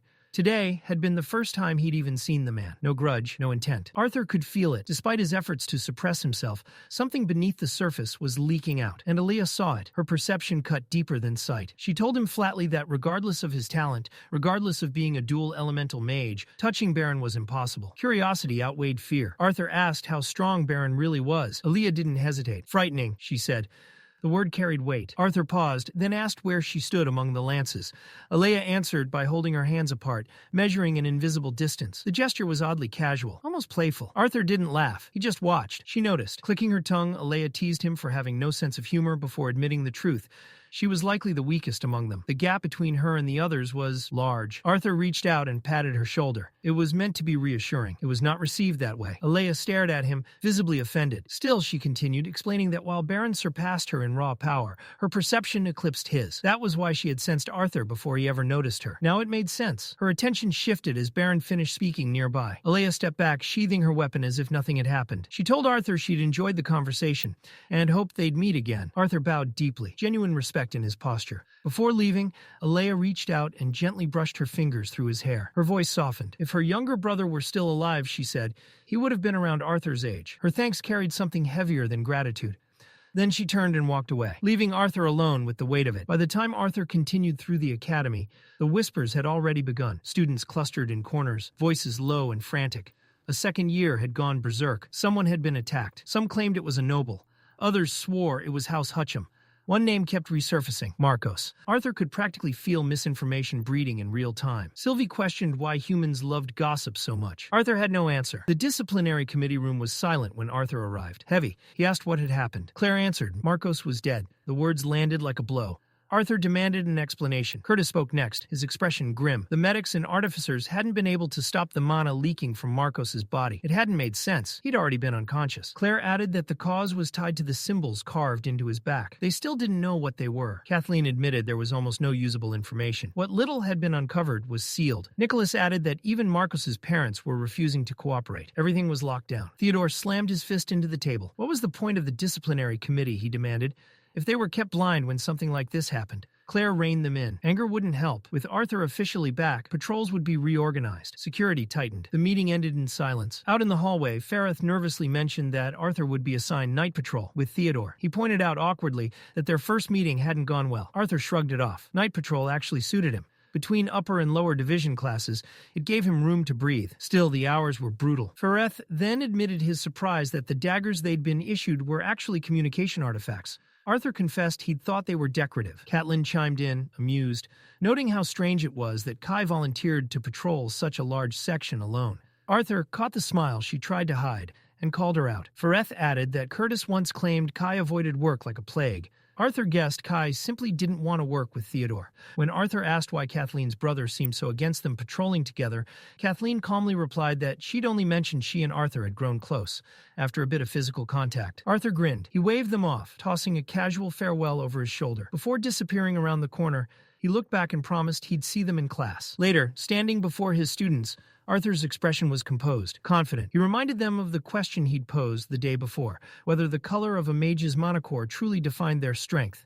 Fareth answered first, stating that the manacore was indeed a reliable indicator. Whispers spread instantly. Some students assumed he'd been given the answer in advance. Disciplinary committee privilege, they thought. Fareth continued unfazed. The core's color, he explained, reflected not just power, but time, discipline, and refinement. To Fareth, the monocore didn't just represent strength. It represented promise. The higher the rank, the greater the future waiting ahead. Arthur shut that idea down instantly. That way of thinking is wrong. The room went still. Judging a mage purely by their manacore, Arthur said, was lazy and dangerous. It ignored everything that actually decided who walked away alive from a fight. Intelligence, reaction speed, battlefield awareness, spell control, experience. Relying on core color alone was like judging a warrior by muscle size. Big muscles didn't mean skill, and skill was what killed. Arthur's words cut through the class, dismantling assumptions most of them had never questioned. One student hesitantly raised a hand and asked what should be used to measure a mage's strength instead. Arthur didn't hesitate. Assume everyone is stronger than you. The answer landed harder than expected. That mindset, he explained, kept you alive. It kept arrogance in check. Underestimating an opponent because their mana looked weak was the fastest way to die on a battlefield. Caution saved lives. Pride buried them. Then, without warning, Arthur shifted gears.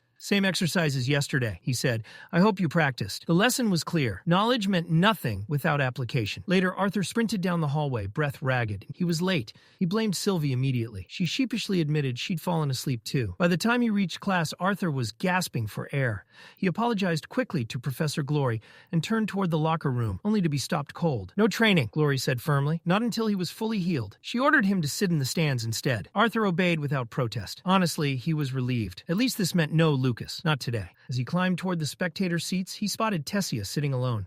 Sylvie noticed at the same time and bolted straight toward her, leaping into Tessia's lap with exaggerated enthusiasm. Arthur sat beside her quietly. Silence filled the space between them, heavy, unfinished. After a long moment, Tessia spoke first. He didn't need to explain himself, she said. She'd overreacted, said things she regretted. Arthur finally replied. She hadn't been entirely wrong. He admitted he'd known about her feelings for a long time, but facing them terrified him. Emotions weren't like combat or magic. He couldn't train them, couldn't control them. They didn't obey logic. They scared him. Tessia admitted her own mistake. Bringing up Lilia's secret had been wrong. She regretted it deeply. But Arthur didn't let her carry the blame alone. He confessed the truth. He'd been running, keeping his distance, avoiding answers, and that wasn't fair to her. She deserved better. He met her eyes and apologized. Then he said it. He couldn't be with her. Not now.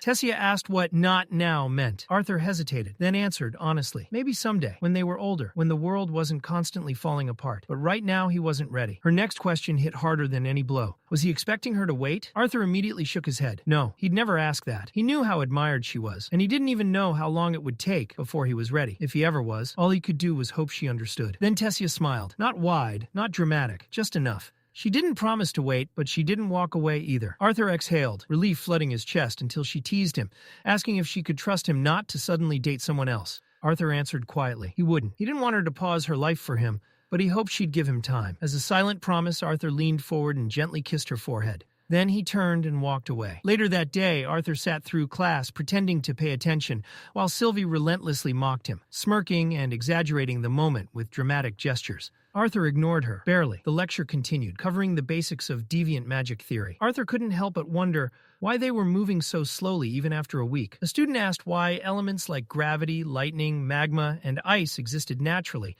but didn't exist as natural manotypes. Professor Drywell praised the question and launched into a long-winded explanation. Theories, ancient debates, tangents stacked on tangents. Arthur realized the problem instantly. It wasn't the students, it was the teacher. Still, his thoughts drifted back to Tessia.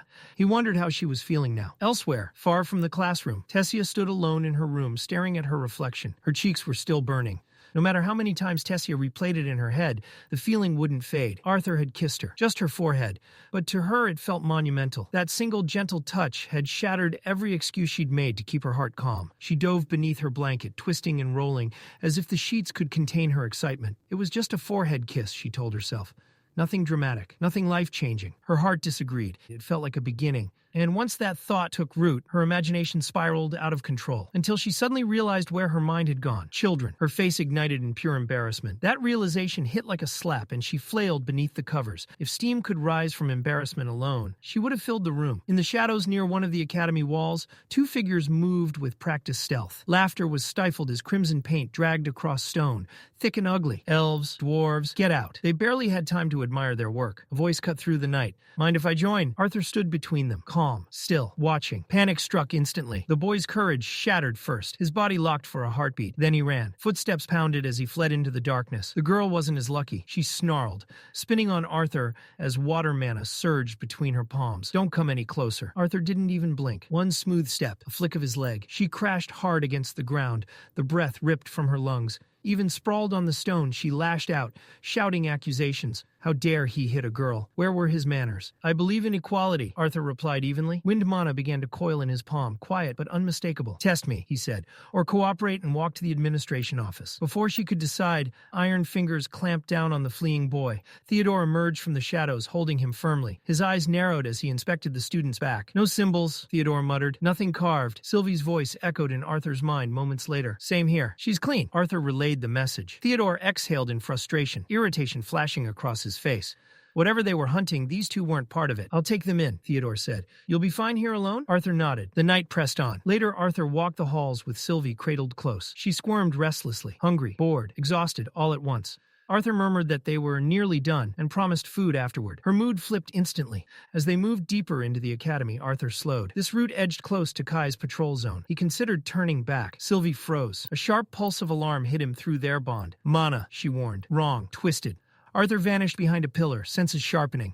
Footsteps echoed softly. A hooded figure slipped into view, moving fast but careful. Arthur's breath stilled. A marking flashed across the figure's back. The same symbol, the same one carved into Marcos. Arthur didn't move. The figure slowed, then turned down a corridor. Arthur shifted upward, climbing silently to the rooftop for a better angle. Sylvie urged pursuit, but Arthur held back. Too close, and the target might sense him. Better to follow. Let the trail deepen. Then, Arthur? The name sliced through the silence. His blood ran cold. Below, the hooded figure stiffened, then bolted. Arthur spun around to see Kai approaching, oblivious. Arthur raised his hand sharply, signaling silence. Too late. When Arthur looked back, the corridor was empty, gone, like smoke. Frustration burned in his chest. That had been a lead, possibly the lead, someone connected to Marcos, to whatever was rotting beneath the academy. Kai began questioning him, but Arthur cut him off, voice tight.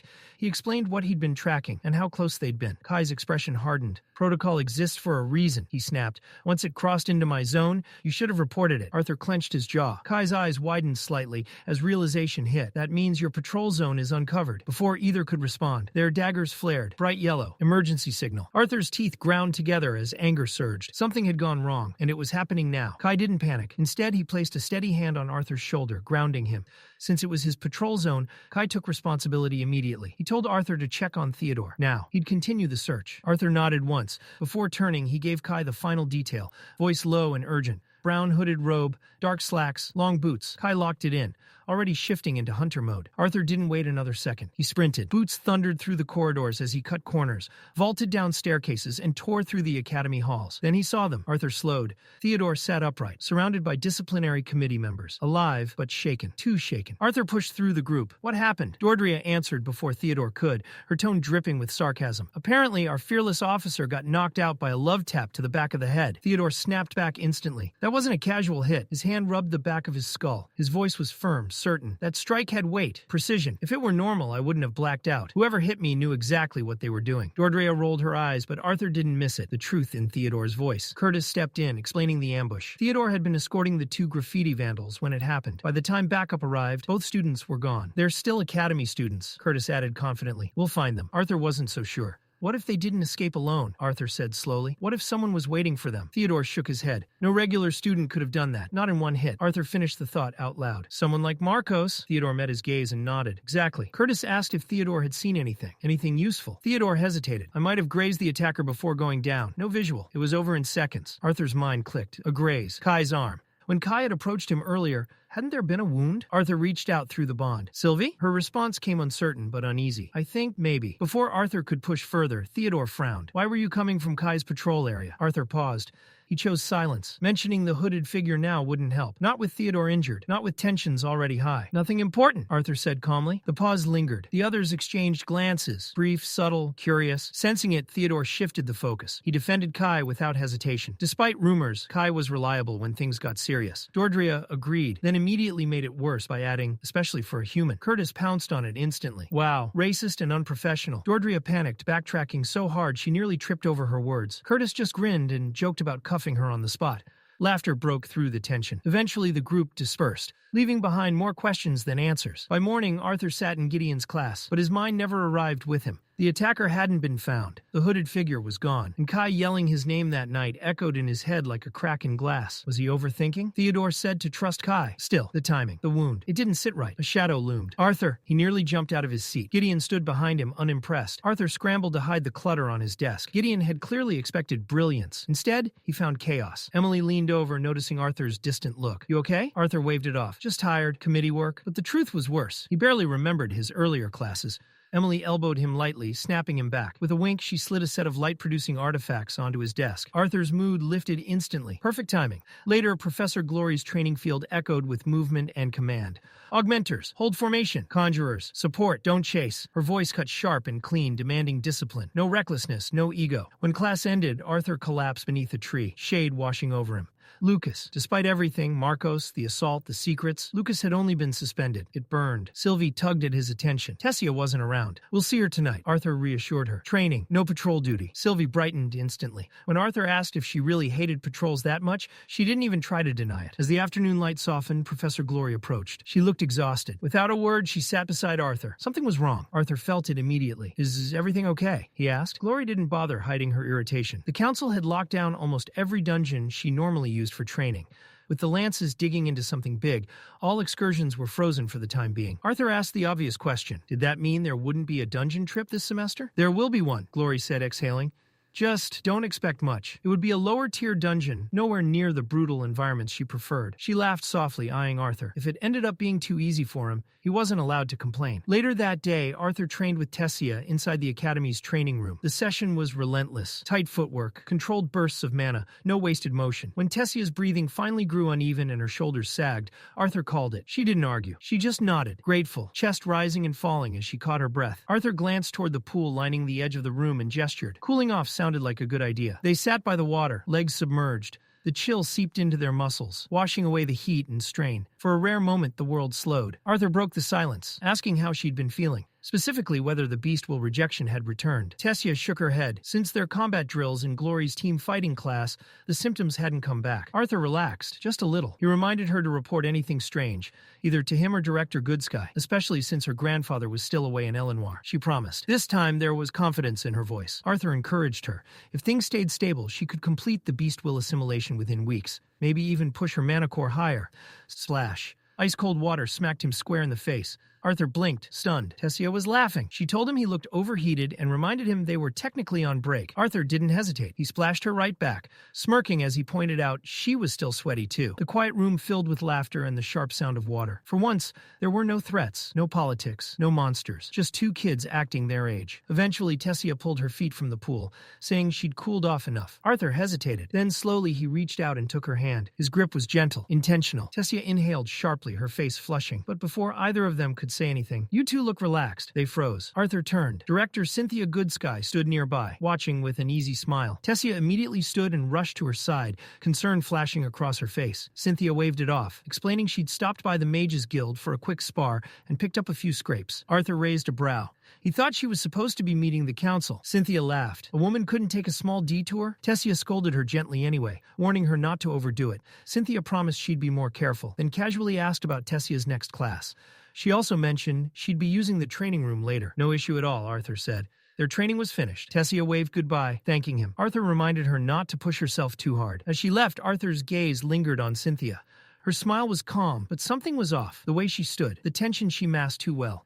She was hiding something. Arthur didn't press. He closed the door behind him and headed back to his dorm, filing the feeling away for later. The next morning arrived like any other. Arthur sat in class, exhausted, yawning, barely holding it together. Elijah noticed immediately and asked how late Arthur had been out. Arthur muttered that he wasn't sure.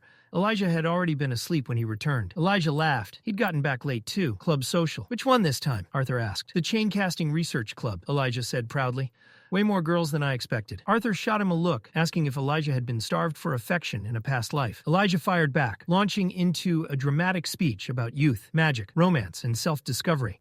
Throat cleared. Professor Avius stared them down. He praised Elijah's enthusiasm for storytelling, then reminded him they were in class. Quiet laughter rippled through the room as Elijah sank into his seat, mortified. Avius's expression darkened. Then he spoke of the incident that had shaken the academy. A fellow student, Marcos, was dead. He stood at the front of the room and reminded them that magic wasn't a toy, no matter how casually they wielded it. Power, when abused, didn't forgive. The investigation into Marcos's death was still ongoing. The academy's best mages and medics were involved. But one conclusion was already clear. Marcos had pushed a spell far beyond what his body could endure. Avius compared the mana core to a muscle. Strain it too hard, too fast, and it tears. Sometimes the damage healed, sometimes it didn't, and sometimes it killed you. The room stayed silent. One student finally spoke up, voice hesitant. Rumors had spread. People said Marcos had survived the backlash, at least briefly. With proper treatment, mana recovery elixirs should have saved him, right? Avius nodded once. Usually, yes. Elixirs worked in most cases.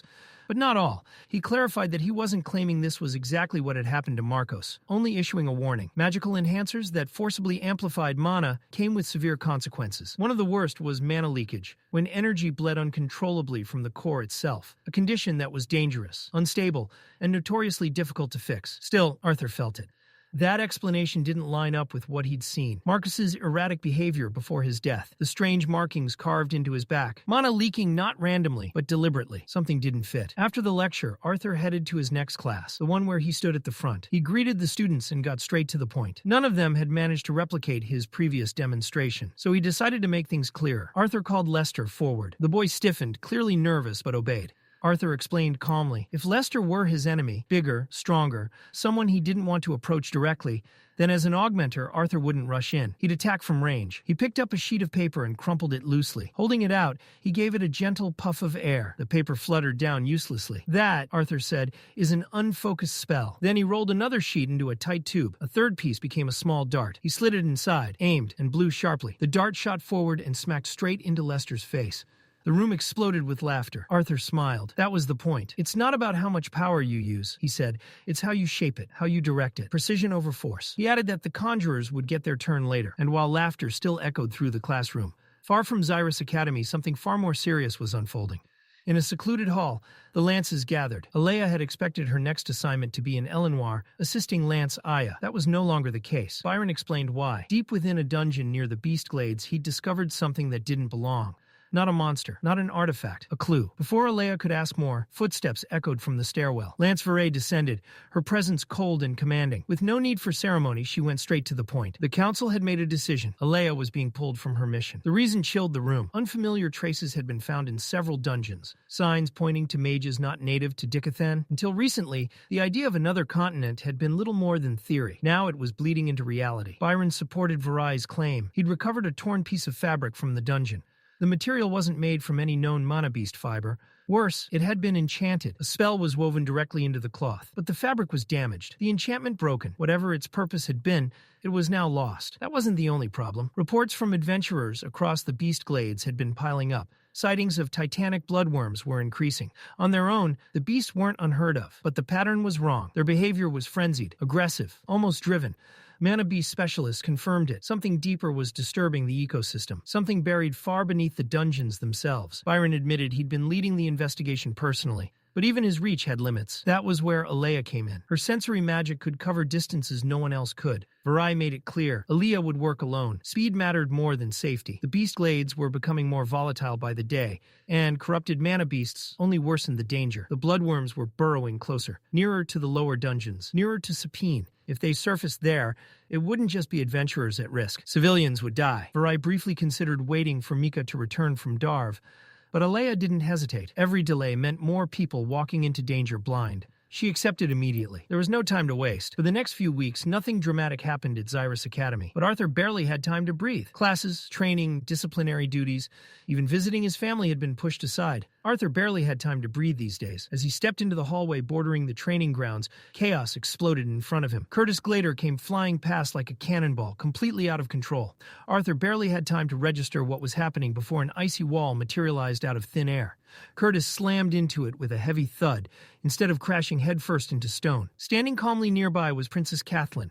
Wand still raised, expression unreadable. She'd saved her brother's life in an instant. Curtis groaned and peeled himself off the ice, clearly unimpressed. Smashing into frozen magic, apparently, wasn't much of an upgrade over smashing into a wall. Across the arena, Theodore launched himself skyward and released a crushing gravity spell. The air warped under its pressure. Arthur's eyes narrowed as he studied the technique. Gravity magic still felt wrong to him, unnatural, difficult to grasp.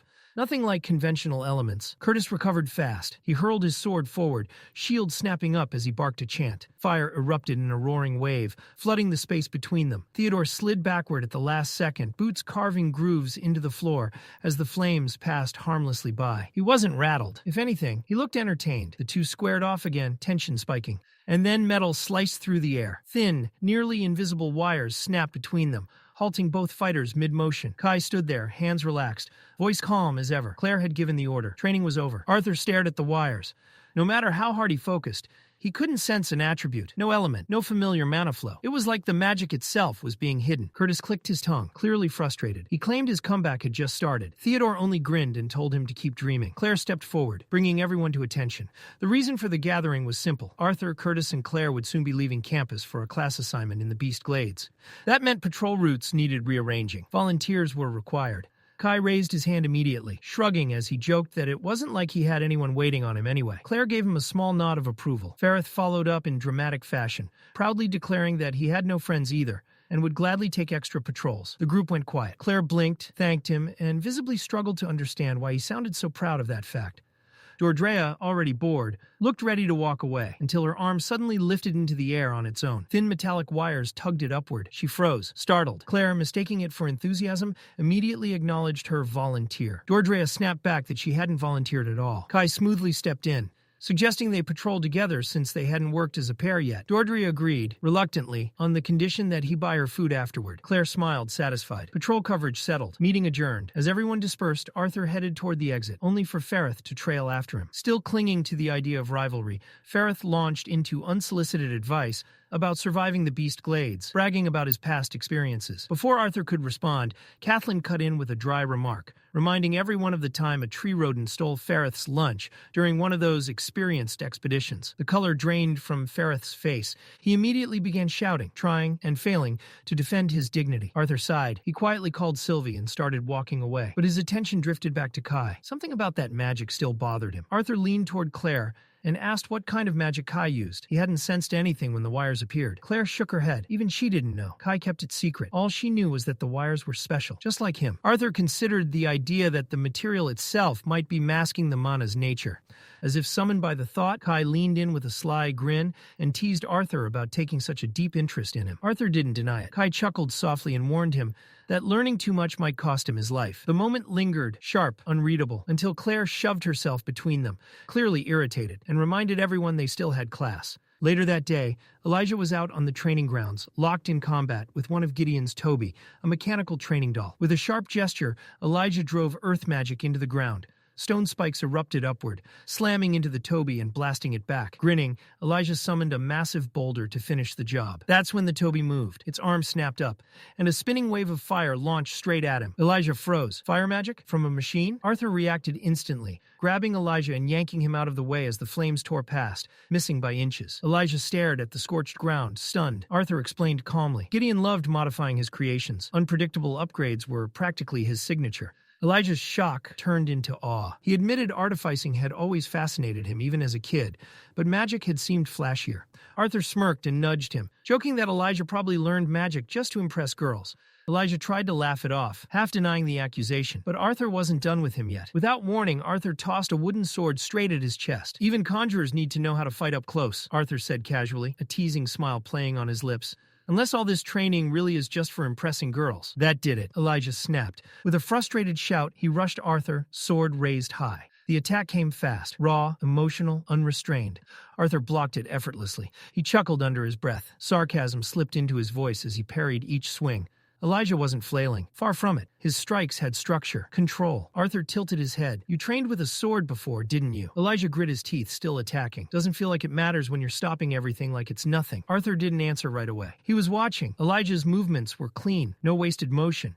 His footwork stayed grounded, balanced, precise. Arthur could see it clearly now. If Elijah trained properly, seriously, he wouldn't just be decent. He'd be dangerous. Swordsmanship paired with metal magic wasn't just rare. It was terrifying. With a roar, Elijah poured everything he had into one final strike. He lunged. Arthur stepped aside, barely moved. He tapped Elijah's back. Elijah stumbled forward and slammed face first into the ground. Groaning, he pushed himself up, muttering angrily. Arthur calmly pointed out the mistake, losing control, overcommitting, leaving himself wide open. Before Elijah could snap back, his body froze. His eyes widened. Behind Arthur, something flickered. A reflection. A figure standing in the same posture, wearing royal garb. Pale, faint, like a ghost burned into the air. Elijah's breath caught. Words echoed inside his head. Guilt, rage, anger, betrayal, envy. They crashed into him all at once. His head screamed. The pressure became unbearable. Elijah let out a raw, broken scream and collapsed. Arthur was at his side instantly, gripping his shoulders, calling his name. Elijah, hey, look at me. Are you all right? Inside his own mind, Elijah was spiraling. What is this? Why does it hurt? Why do these emotions feel like they aren't mine? Arthur urged him to go to the medical ward. But suddenly, just as fast as it came, the pain vanished. Elijah shot upright, breathing hard. I'm fine. Arthur didn't buy it. What happened? It was nothing. Elijah cut in quickly. Just hit my head earlier. He stood, avoiding Arthur's eyes, insisting he'd go clean up first. Deep down, he clung to the excuse. It was just the fall. That's all. As he walked away, Elijah waved over his shoulder, saying he'd see Arthur back at the dorm. Arthur watched him go. Something was wrong. He could feel it. The weeks that followed passed quietly. Too quietly. Life at the academy settled into a steady rhythm. Classes, training, patrols. With mid-cycle exams approaching, even excitement began to dull into routine. Arthur kept growing stronger, his magic refined under the guidance of his instructors and with help from Toby. But none of it distracted him from why he'd chosen this place. It wasn't just power. It was the people, the bonds he was forming without realizing it. One afternoon, Arthur was talking to Elijah, sharing something about their classmates. No response. Elijah? He blinked, snapping back to reality. Huh? What'd you say? Arthur studied him. The distraction. The distance. You okay? Elijah waved it off, blaming stress from exams. Then casually, he reminded Arthur about Professor Glory's Beastglades excursion. He warned him not to overdo it, especially during training with Tessia. With that, Elijah walked away. Arthur answered softly, watching him disappear. Sylvie spoke up, noting how Elijah seemed angry with him lately. Arthur exhaled, relieved. At least it wasn't just his imagination. Later that day, Arthur trained with Tessia. Her control had improved drastically. The beast will inside her mana core was stable, calm. Arthur said so honestly. Tessia smiled, confident. She claimed any mana beast they encountered wouldn't stand a chance. Arthur flicked her forehead. Don't get ahead of yourself. He reminded her that she wasn't even using half her real strength yet. The assimilation wasn't complete. Tessia shot back that he was heading into the beast glades while still suppressing his strongest elements. Arthur smirked. I can always remove the limiter. She crossed her arms. She didn't need babysitting. After all, she was still older than him. Arthur hesitated, then awkwardly explained that mana beasts might target her more easily since she still looked like a kid, so for safety's sake, she should stay inside the tent. That was a mistake. Tessia tackled him, hard. She jabbed him repeatedly, while Arthur laughed through the pain, gasping that it actually hurt. That only made her angrier. Eventually, she stopped. Arthur lay flat on his back, breathless, while Tessia sat on top of him. That's when Varian appeared. He raised a brow, thoroughly entertained. His teasing landed like a critical hit. Tessia realized their position and went crimson. She scrambled off Arthur, both of them backing away in panic. Arthur coughed, asking why Varian was back in Xyrus. Weren't council meetings keeping him busy? Varian waved it off. He'd escaped for air, just wanted to check on his precious granddaughter, who looked all grown up now. Tessia growled and grabbed his beard. Varian yelped, trying to protect it, as she demanded he stop making things weird. The humor faded when Varian's expression softened. With the dungeon excursion scheduled for tomorrow, he'd wanted Cynthia to keep an eye on Tessia in case her mana core flared up again, but Cynthia was unavailable. So Varian turned to Arthur. He asked him to stay with Tessia until Arthur left for his own field trip the following day. Arthur hesitated, polite as always, but firm. He'd already promised himself and his parents that he'd visit home tonight. With the mission looming ahead, he wanted at least one quiet evening with his family before stepping back into danger. Varian, however, looked far too pleased by that answer. Perfect, he said immediately. Then take Tessia with you. Arthur froze. The image hit him instantly. The absolute chaos of bringing Tessia Eralith home unannounced. No, Arthur replied far too quickly. He shut it down with everything he had. And yet, as night settled over the city, Arthur found himself standing in front of the Hellstay estate. With Tessia, he stared at the familiar doorway, still half convinced this was some elaborate nightmare. Somehow, against his better judgment, he had caved. The door opened. Alice Hellstay greeted them with a warm smile and a knowing look. You're late, she said lightly. Dinner's almost ready. Arthur blinked. You knew she was coming? Inside, the hallway answered for her, lined with beautifully wrapped gifts bearing the crest of the Elven Kingdom. Preparations had been made long before he arrived. Reynolds only shrugged. Had a feeling. Alice waved them in, already calling for them to hurry before the food got cold. The house filled instantly with life. Ellie nearly tackled Tessia the moment she saw her, grabbing her hand and excitedly dragging her away. She proudly explained how Helen trained her every time the Twin Horns visited, boasting about her bow skills as if she were already a veteran archer. Laughter echoed through the halls. For a brief moment, the outside world didn't exist. Then Vincent drank too much. By the end of the night, Arthur and Tabitha were each holding him upright, one on either side. Lilia crossed her arms, unimpressed. If you keep getting drunk every time I come home, she snapped, I might just stop coming altogether. Vincent whined pathetically, while Tabitha sighed, and reminded Lilia that her father regretted sending her to Xyrus more than anything.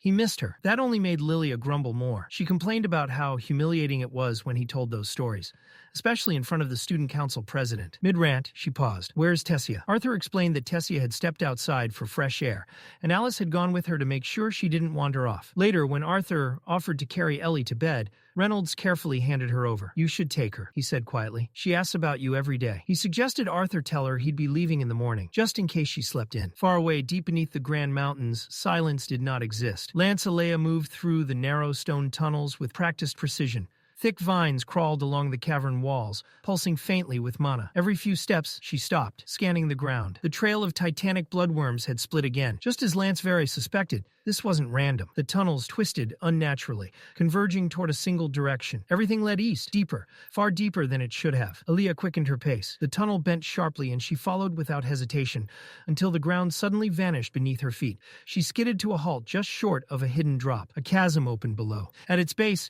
two massive serpents coiled and writhed, their bodies emitting a sickly glow. Alea's eyes narrowed. Hades' serpents, but wrong. They weren't the usual ash gray with blue fire threading their scales. These were darker, corrupted, and worse, they were guarding something. That alone shattered every known behavioral record. Hades' serpents didn't protect territory. They didn't defend nests. They didn't stay. Alea raised her wrist, activating the communication core. She reported everything. The mutated serpents, their abnormal coloration, the dense mana source flooding the tunnel beyond them. Lansbury's voice came back immediately. Calm, trusting. He left the call to her. Alea confirmed it. The discoloration matched other deviant mana beasts reported recently. This was no coincidence. She requested backup. Virai responded without delay. 50 battle mages were already mobilizing through the nearest teleportation gate.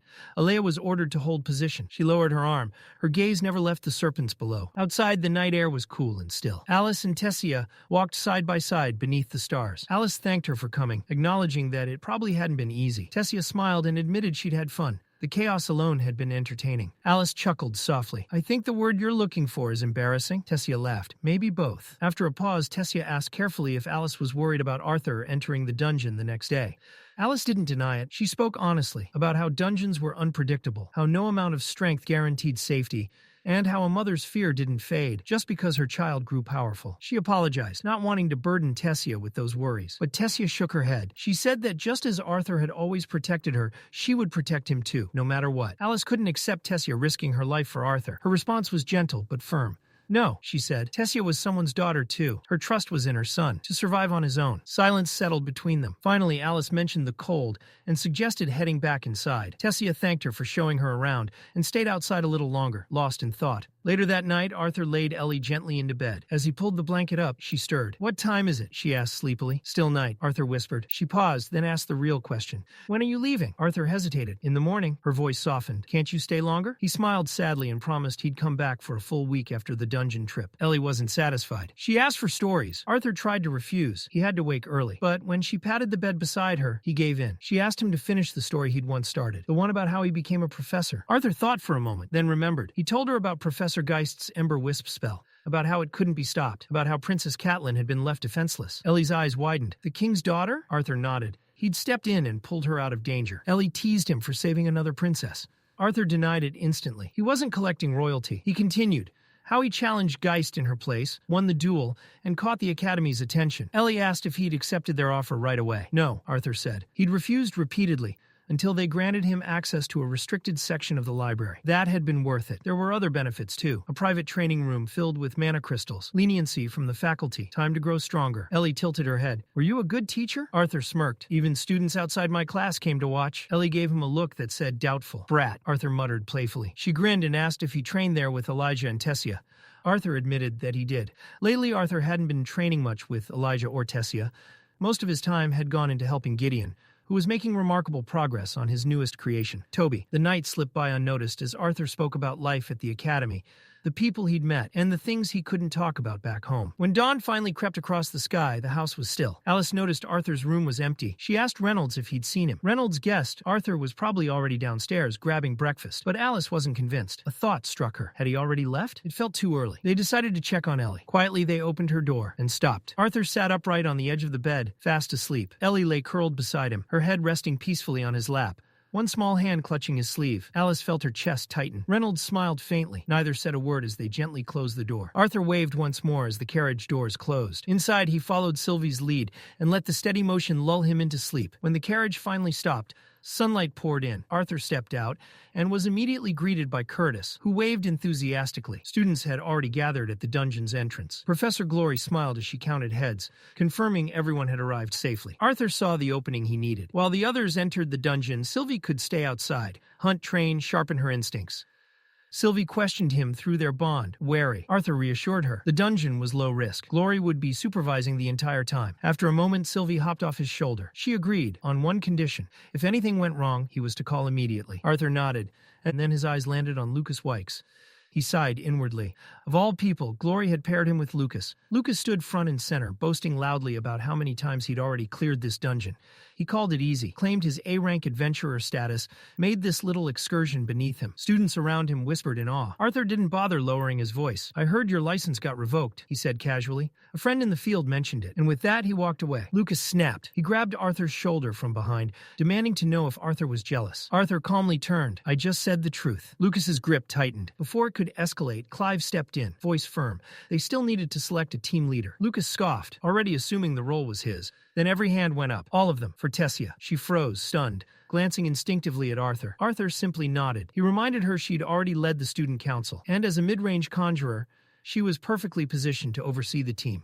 Roland laughed, calling them the Queen and her Knights. Lucas said nothing, but the tension around him sharpened. Professor Glory gathered them, her tone cutting clean through the noise. She reminded them of formations, coordination, and discipline. This wasn't a game. With that, the group stepped forward and crossed into the dungeon. They cut through the forest at a brisk pace. The ground dipped sharply, forcing the group into a careful descent down a sloping passage that marked the dungeon's entrance. Professor Glory's voice carried clearly over the crunch of boots and rustling leaves. She repeated her instructions with sharp precision. Stay within assigned teams, keep mana flowing around the body at all times, and do not let focus slip, not even for a moment. The air changed almost instantly. Roland stiffened, his teeth chattering as the cold seeped straight through his clothes. Clive shot him a sideways glance, unimpressed, and reminded him curtly that this was exactly why they had been told to properly align their mana circulation. Arthur, however, noticed something strange. He wasn't reinforcing his body with mana, yet the cold barely registered. The realization came quickly. His assimilation with Sylvia's dragon will had altered him more deeply than he'd thought. His body itself had become more resilient. Beside him, Tessia slowed her steps, emerald eyes roaming across the dungeon interior. Darkness crept along jagged walls, and frost clung to stone like pale veins. Yet there was something undeniably beautiful about it. The dungeon felt ancient, alive. Even the cold couldn't dim her awe. Professor Glory brought their attention back before anyone grew too distracted. This was a D-class dungeon. For safety reasons, they would restrict exploration to the first 2 floors. No exceptions. As for threats, the only mana beasts of note were snarlers. One of the older female students spoke up, recalling what she'd read. Snarlers weren't particularly powerful, but their thick fur made them irritatingly difficult to kill. Another girl grimaced and added that their appearance alone made close combat unpleasant, calling them outright revolting. As they advanced deeper, Curtis frowned. Something didn't sit right. Snarlers were known to roam the first floor frequently, yet there were no signs of activity. No tracks, no remains, nothing. Claire, walking just behind him, remembered that Professor Glory had coordinated with the Adventurers Guild to seal the dungeon for weeks. That explained the lack of other adventurers, but it didn't account for the eerie absence of anything at all. Professor Glory felt it too. The silence pressed down on her nerves.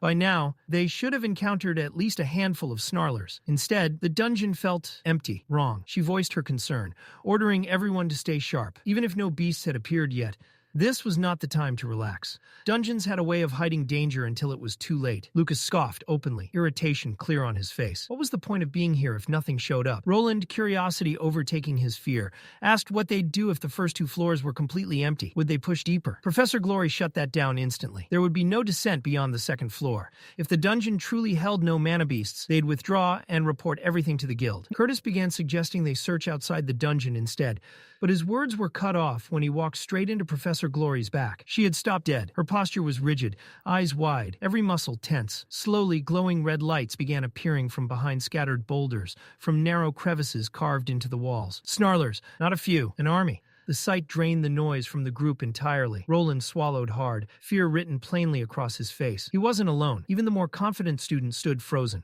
overwhelmed by the sheer number surrounding them. Arthur moved first. He grabbed Roland by the cloak and dragged him backward, urging him to move exactly as the professor had instructed. The snarlers burst from their hiding places, snarling and snapping as they charged in a tide of fur and teeth. Professor Glory stepped forward without hesitation. Steel flashed. In one smooth, decisive arc, her blade tore through the front line. Dozens of snarlers fell instantly, bodies collapsing before they even realized they'd been struck. Her power was overwhelming, her technique flawless, but her mind raced. Individually, the beasts were no stronger than expected. But this many? This wasn't normal. She shouted her decision without delay. The training was suspended. Student safety came first. Everyone was to retreat to the stairs immediately. The group had just begun to pull back when a blazing sphere streaked past her shoulder. Boom! The fireball detonated among the snarlers, blasting 6 of them apart in a burst of heat and smoke. Silence followed as all eyes turned. Lucas stood behind them, arm lowered, face cold and unapologetic. Murmurs rippled through the students. The beasts had gone down easily. Maybe this wasn't as dangerous as it looked. It was only a D-class dungeon, after all. Professor Glory hesitated. Curtis suggested continuing the exercise,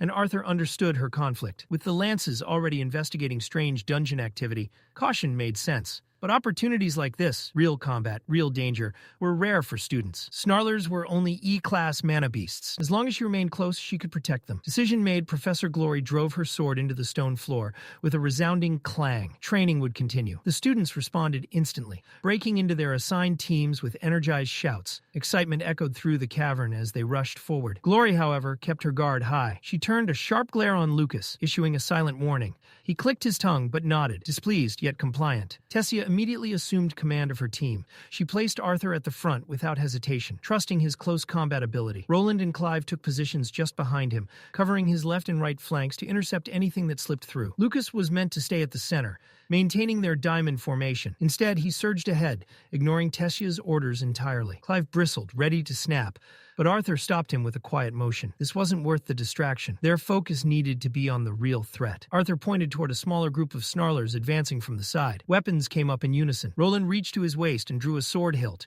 No blade attached. Beside him, Clive calmly pulled a compact metal shortbow from his dimension ring. The moment Roland activated it, water spilled from the hilt of his weapon.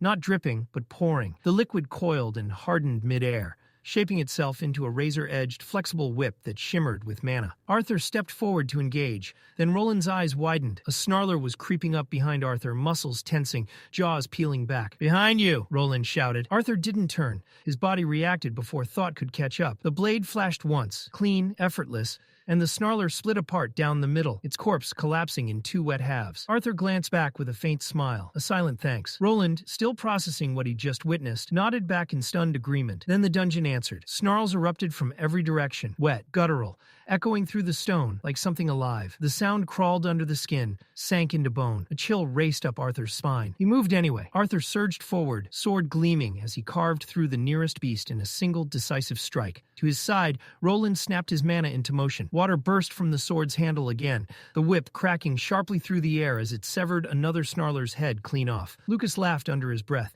reveling in the chaos. His hands flared as he cast his signature spell. Ember wisps, small glowing orbs, floated into the air, bathing the battlefield in flickering orange light. Too confident, a snarler lunged while his focus drifted.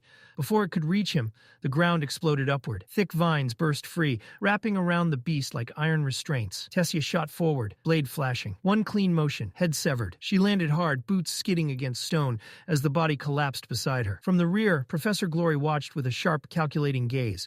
The students were holding their own. Training was paying off, but she could see it clearly now. Their stamina was draining.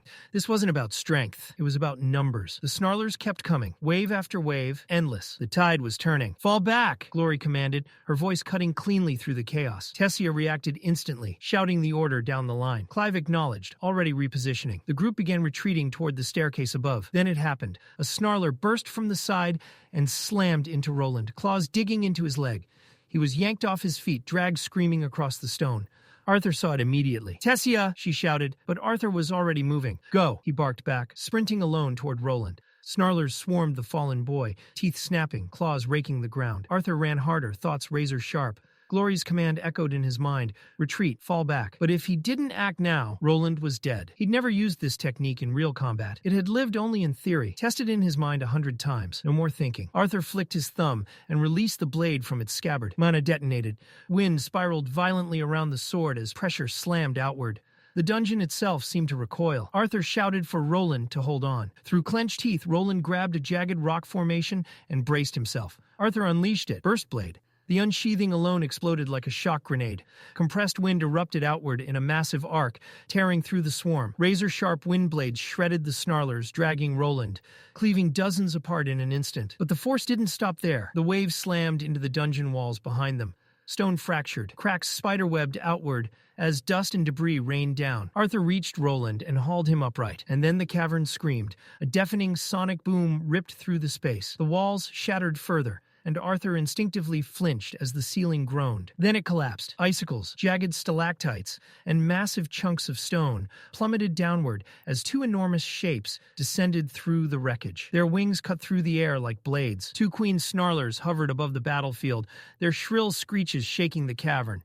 Fear spread instantly. Professor Glory stared upward, disbelief flashing across her face. These creatures were never meant to surface, not from the lowest levels. And yet there they were. The queens dove, both folded their wings and accelerated straight toward her. Glory didn't hesitate. She tore the seal disguised as a necklace from her neck and slammed it into the ground. Mana exploded outward as the limiter shattered. The air warped around her presence. Her eyes burned with fury as she drew a second colossal sword from her dimension ring. The queen struck first. Massive claws slashed downward. Glory met them head-on, dual blades crashing against bone and muscle. Sparks burst violently as steel screamed against flesh. Her swords ignited, one blazing with fire, the other crackling with dense, sand-like earth energy. The collision sent a shockwave rippling outward, forcing the queens to skid back. Glory launched herself forward, relentless. She vaulted into the air, soaring above them, then brought both swords down in a devastating cross. One blade crushed into the smaller queen's body. The other tore through the larger queen's wings. Her dual-element augment, melding fire and earth, detonated. Projectile shards erupted like frozen spears, ripping through the smaller queen's core. The creature howled once before collapsing lifelessly. The larger queen staggered, but Glory didn't pursue. She turned sharply toward the students. "Clear the exit," she commanded. Arthur understood instantly. They had to move, guide everyone across the chasm, break whatever blockade awaited them, and make sure no one was left behind. Through the chaos, Arthur's gaze locked onto a young mage, weaving wind and earth magic, Delphine. He ran toward her without hesitation. He'd need her power to force a path open. Behind him, Tessia planted her staff into the ground, eyes blazing. She shouted that they had his back. Vines exploded forward, impaling snarlers and holding the line as the retreat began. The dungeon reeked of burned fur and blood, the air vibrating with the shrill cries of snarlers refusing to die quietly. Arthur and Delphine sprinted for the sealed exit, boots skidding over cracked stone, while Clive covered their retreat, mana-laced arrows ripping through the darkness with lethal precision. They reached the chasm, and just as Arthur had feared, the path was completely blocked. Arthur snapped his head toward Delphine. She understood instantly. Earth magic. She had to rebuild the passage. For a split second, doubt flickered across her face. It wouldn't be fast. It wouldn't be easy. But she nodded and began channeling her mana. That was when Curtis's voice cut through the chaos. "Behind you!" A snarler had slipped past the line.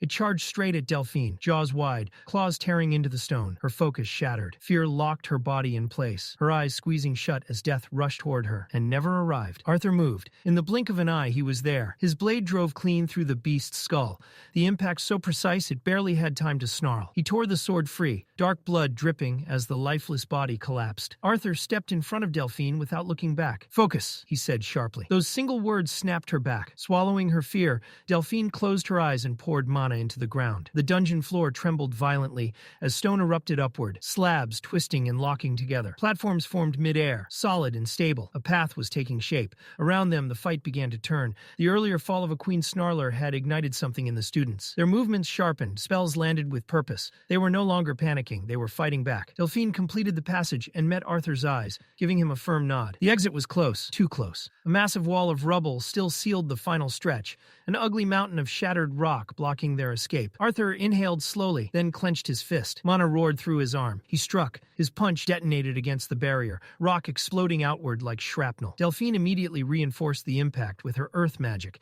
containing the blast and shielding their side from collapse. Then the smell hit, rot, burned flesh. It flooded the air so violently that several students gagged, coughing as their lungs rebelled. Arthur's eyes darted around, and the source became horrifyingly clear. Hundreds of snarler corpses crushed beneath rubble, slowly burning. Smoke was filling the dungeon. Lucas, overwhelmed earlier, had unleashed relentless fire spells, incinerating the beasts. But now those same flames were consuming their only breathable air. Toxic fumes churned upward, thickening with every second. Arthur reacted instantly. No more fire magic. Put it out now. Flames were extinguished hurriedly, but the damage was already done. Oxygen was disappearing fast. If they hesitated any longer, spells would fail. Then bodies would follow. Arthur turned to Delphine. They didn't need careful shaping anymore. They needed destruction. Before he could speak, a familiar presence brushed against his mind.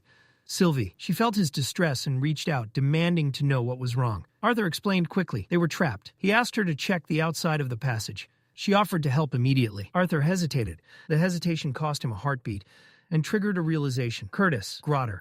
Arthur spun toward Curtis and called him over, asking if World Howl could break through the blockage. Curtis grimaced and admitted the truth. Without Grotter physically manifesting, his mana reserves weren't enough. Then get ready, Arthur said flatly. First phase. Now. There was no time for questions. Delphine was sent to reinforce the front lines, while Arthur prepared the transfer. As she ran, Arthur exhaled and removed the magical seal around his wrist. The dungeon reacted. Earth, fire, water, and wind spiraled violently around him, raw elemental power bending to his will. Arthur focused on something long deemed impossible: mana transference. Ordinary mages couldn't do it. Even those sharing affinities failed. Their elemental balances too different. But Arthur was a quadra elemental. He could adjust, reshape, and replicate the exact mana Curtis needed. He hadn't mastered it. He'd barely tested it. But there was no alternative. Arthur placed both hands on Curtis's back and released the flood. Mana surged like a tidal wave, slamming into Curtis's body. The prince cried out and dropped to one knee, muscles trembling as he fought to absorb the overwhelming force. As Arthur maintained the flow, a bitter realization gnawed at him. This was his fault. He had walked into the dungeon confident, too confident. Power had come too easily in this life, and without realizing it, arrogance had taken root. He'd assumed he could handle anything. That mistake nearly got them killed. Curtis felt it. "I can feel it," he shouted, voice strained but steady. He dropped into a low crouch, stabilizing himself as mana gathered violently within his chest. Power from his core, and the surrounding air condensed at his jaws, pressure screaming to be released. Then Curtis roared. The first phase breath attack tore through the dungeon like a living cannon. The rubble ahead disintegrated in a thunderous explosion, dust and stone blasting outward as the blockage vanished. Beyond it, the staircase. Freedom. "Move," Arthur shouted, and the students ran. Curtis didn't hesitate. He shouted at the others, his voice sharp with urgency, forcing them to move faster toward the exit. Behind them, the battle hadn't ended. Professor Glory was still locked in combat, standing atop the fallen Queen Snarler's massive body. She moved like a blur, carving into the beast's arm with a precise slash that tore a howl of agony from its throat. As the Queen reeled, Glory pressed the attack, crossing both blades in a vicious follow-up strike. Her deviant magic surged, two elemental forces fusing into something unnatural. Arthur watched, his expression tightening. Even with that level of power, deviant magic refined by years of experience, Glory was being forced back. An A-class adventurer shouldn't have been struggling like this. Something wasn't right. Curtis rallied the students again, shouting for them to run. Arthur's attention snapped away for just a moment, and that was when he saw her. Tessia was lagging behind. Her legs gave out, and she collapsed to her knees. One hand clutched her abdomen as her face twisted in pain. Her voice was barely audible as she murmured that something was wrong with her mana core. Arthur was at her side instantly, catching her before she hit the ground. He told her to stay conscious, that they were almost out, but his thoughts were spiraling. None of this made sense. Two Queen Snarlers inside a dungeon that was supposed to be B-class was already absurd. Worse, they were far stronger than they should have been. Glory should have overwhelmed them. The ground suddenly shook. A deep guttural growl rolled through the cave, vibrating through bone and stone alike. Arthur's head snapped up just in time to see Professor Glory drop to her knees, her movements freezing mid-step. What followed was grotesque. The second Queen Snarler, larger, bulkier, and far more vicious, lunged toward the fallen corpse of its counterpart. It began tearing into it, devouring flesh and bone without hesitation. Arthur stared, disbelief flooding his mind. This wasn't normal behavior. It wasn't instinctual. It was wrong. As the creature fed, its body changed. The dull gray fur darkened, spreading like ink until it became pitch black. Its presence shifted, becoming heavier, more oppressive. This was no longer just a mana beast. It was something twisted, something born from madness. Professor Glory staggered back, shock written across her face, as the mutated queen lifted its head and locked eyes with her. She didn't have time to warn anyone. The beast lunged, its claws slammed into Glory with devastating force. She crossed both swords just in time, but the impact still sent her skidding backward across the cave floor, boots carving deep grooves into stone as she fought to stay upright. The creature turned, its bloodlust shifting toward the fleeing group. It sensed movement, fresh prey. Before it could advance, a storm of razor-sharp glass shards ripped through the air. Glory's magic detonated against the queen's hide, hammering into it like explosive rounds and staggering it just long enough. Glory surged forward, roaring as she reclaimed its attention, dragging its focus back onto herself. Arthur saw it clearly now. The strain in her movements, the slowing reactions, even she was reaching her limit. If this kept kept up, she wouldn't survive. Claire shouted for Arthur to retreat. Curtis echoed her, desperation bleeding into his voice. Arthur turned and gently transferred Tessia into Claire's arms. He told her to get Tess out, now. Claire froze, reading his intent instantly, her voice breaking as she protested. Curtis rushed in, gripping Arthur's wrist, begging him not to do something reckless. Arthur didn't answer. Blue flames erupted around his hand, burning with an intensity that distorted the air. Mana surged outward, thick and violent, pressing down on everyone nearby. Curtis stumbled back, eyes wide as Arthur's killing intent washed over him. Arthur wasn't running, he was staying. Claire stood frozen, unable to look away. Curtis couldn't either. The power Arthur had been hiding was undeniable now. The battle reached its breaking point. Glory unleashed everything she had, but the mutated queen showed no sign of slowing. Every clash shook the cave. Every blow forced her back another step. The creature was faster, stronger, and terrifyingly resilient. Confusion flickered across Glory's face. She had seen Mana Beasts devour one another before, but never like this, never evolved so violently, so instantly. This dungeon was wrong. Arthur shouted for her to duck. In the next heartbeat, he launched himself forward, wrapped in roaring wind and searing blue fire. He slammed into the queen with raw force, driving it sideways and ripping it away from Glory. Her eyes widened. Fire. He was wielding fire now. The queen roared and charged back, claws tearing through the air. Glory barked at Arthur to fall back, reminding him she had ordered everyone to retreat. Arthur refused. He told her he was a professor too, and then he slipped beneath the queen's swinging claws, driving a strike into its exposed side. They moved together, instincts aligning, dodging, striking, repositioning as the queen's massive limbs carved destruction through the cave. Arthur spoke quickly, pointing out what he'd noticed earlier. None of Glory's attacks had actually injured the queen. Not truly. She snapped a sharp reply, but there was no anger in it, only focus. Trust formed in the space between them, forged in the heat of battle. She gave him room to act. Arthur glanced toward the entrance. The students were gone. All of them, except Lucas, who turned away the moment their eyes met and fled. Arthur told Glory they were alone now. She nodded once and spoke without hesitation. The Queen Snarler could not be allowed to leave the dungeon. The plan was simple, brutal, and terrifyingly thin on margin. They didn't need to kill it. They just needed to weaken it long enough to get out, while keeping its attention locked on them. Arthur nodded once. He didn't waste words. 10 seconds, he said. Just give me 10. Professor Glory didn't hesitate. The moment the words left his mouth, she surged forward, unleashing another violent wave of mana. Her presence slammed into the mutated queen like a challenge it couldn't ignore. The beast snarled, its focus snapping to her instantly. Arthur moved. He drew Dawn's ballad in one smooth motion, returning the sheath to his dimension ring. Both hands closed around the blade as he poured the last of his remaining mana into it. Lightning answered. The sword screamed. Arcs of electricity crawled along the steel, snapping and crackling, the air around it vibrating as Dawn's ballad hummed with power. The weapon felt alive in his hands, heavy with pressure, begging to be released. Now, Arthur shouted. Glory leapt back at the exact instant Arthur drove forward. He plunged the blade deep into an old wound near the creature's hip, burying it to the hilt. Lightning detonated inside the queen. A violent surge poured straight into its body, electricity ripping through muscle and bone from the inside out. The mutated queen shrieked, a sound so raw it clawed at the ears.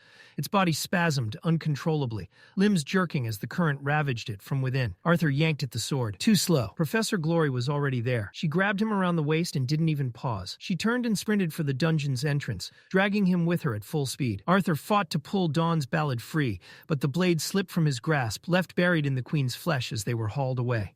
The path ahead was chaos. Lesser snarlers flooded the tunnel. Then the shadows shifted.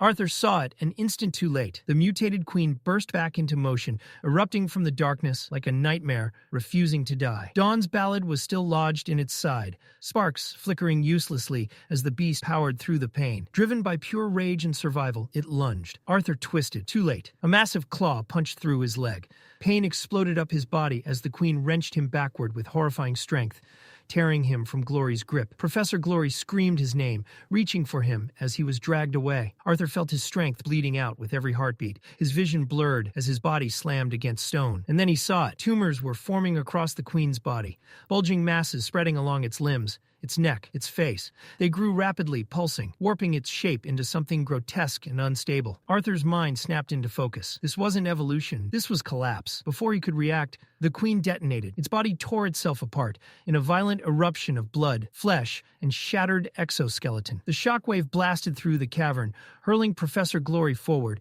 and ripping Arthur off his feet. The ground vanished beneath him. Arthur fell. He shouted once, then forced his mind into focus, burning away panic as he fought to stop the plunge. He reached out blindly, rubble slamming into him, as he dropped through the darkness. His right hand caught a thick tree root jutting from the wall. Pain flared as bark ripped into his skin. He clung desperately. The root tore free. Arthur fell again. No more chances. He activated his mana rotation, despite the agony ripping through his body. With arms stretched forward, he fired a compressed blast of air toward the opposite wall. The recoil slammed him back against the stone behind him, slowing his descent just enough. Again and again, he forced every last scrap of mana he could muster into controlling the fall, grinding his teeth as the ground rushed up to meet him. Impact. The collision drove the air from his lungs in a brutal shock.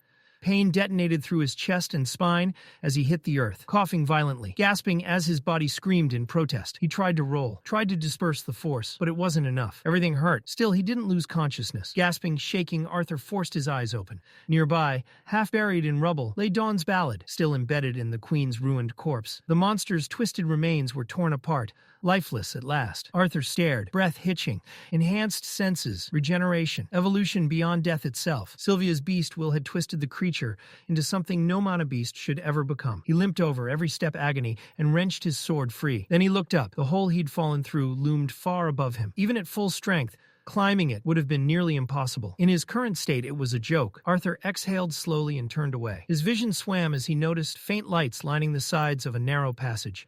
The dungeon here was eerily quiet, broken only by the distant sound of running water. He followed the glow, dragging his battered body forward. The light ahead grew brighter. Waterfall. A curtain of flowing water spilled down into a hidden chamber, beautiful in a haunting, untouched way. Arthur stepped through and froze. The beauty shattered instantly. The cavern beyond was a slaughterhouse. Snarlers lay piled together in grotesque heaps, bodies twisted and broken.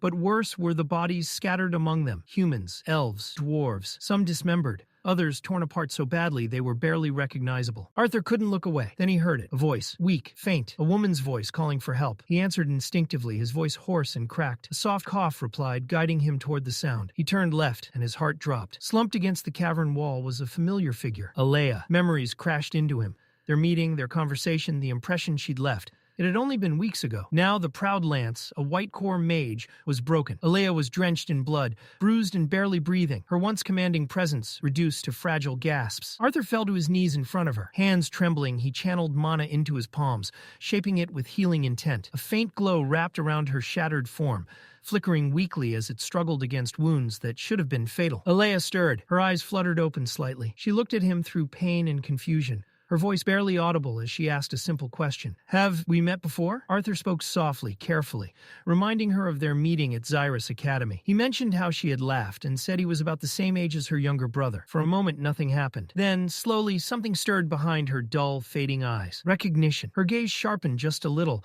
as memory clawed its way back. She remembered the strange boy, the one who had been watching Baron. Her lips parted to speak. Blood spilled out instead. Arthur's breath hitched. Panic surged through him as he pressed his hands to her wounds, forcing mana through them, trying desperately to reverse the damage. He begged her not to talk, not to waste what little strength she had left.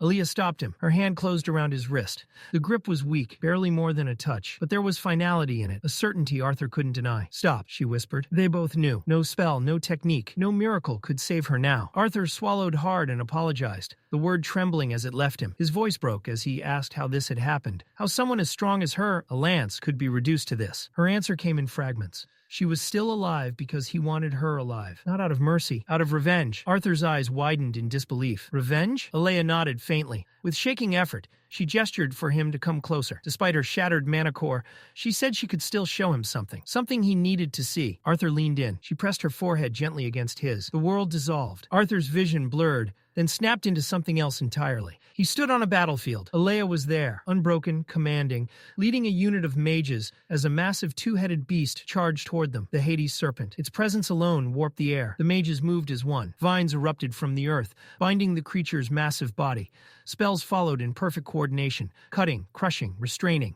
Bit by bit, they brought the monster down. When it finally collapsed, one mage stepped forward and drove his sword into its chest, extracting a glowing mana core. For a single breath, he stared at it. Then it cracked. The core shattered violently, releasing a catastrophic surge of energy. The blast hurled the mages away like broken dolls, bodies slamming into the ground. And then he appeared. Standing atop the serpent's corpse was a demon with black curved horns, Vertra. The moment he manifested, the battlefield changed. The air grew heavy, oppressive, as if reality itself recoiled from his presence. Without warning, jagged metal spikes tore through the air.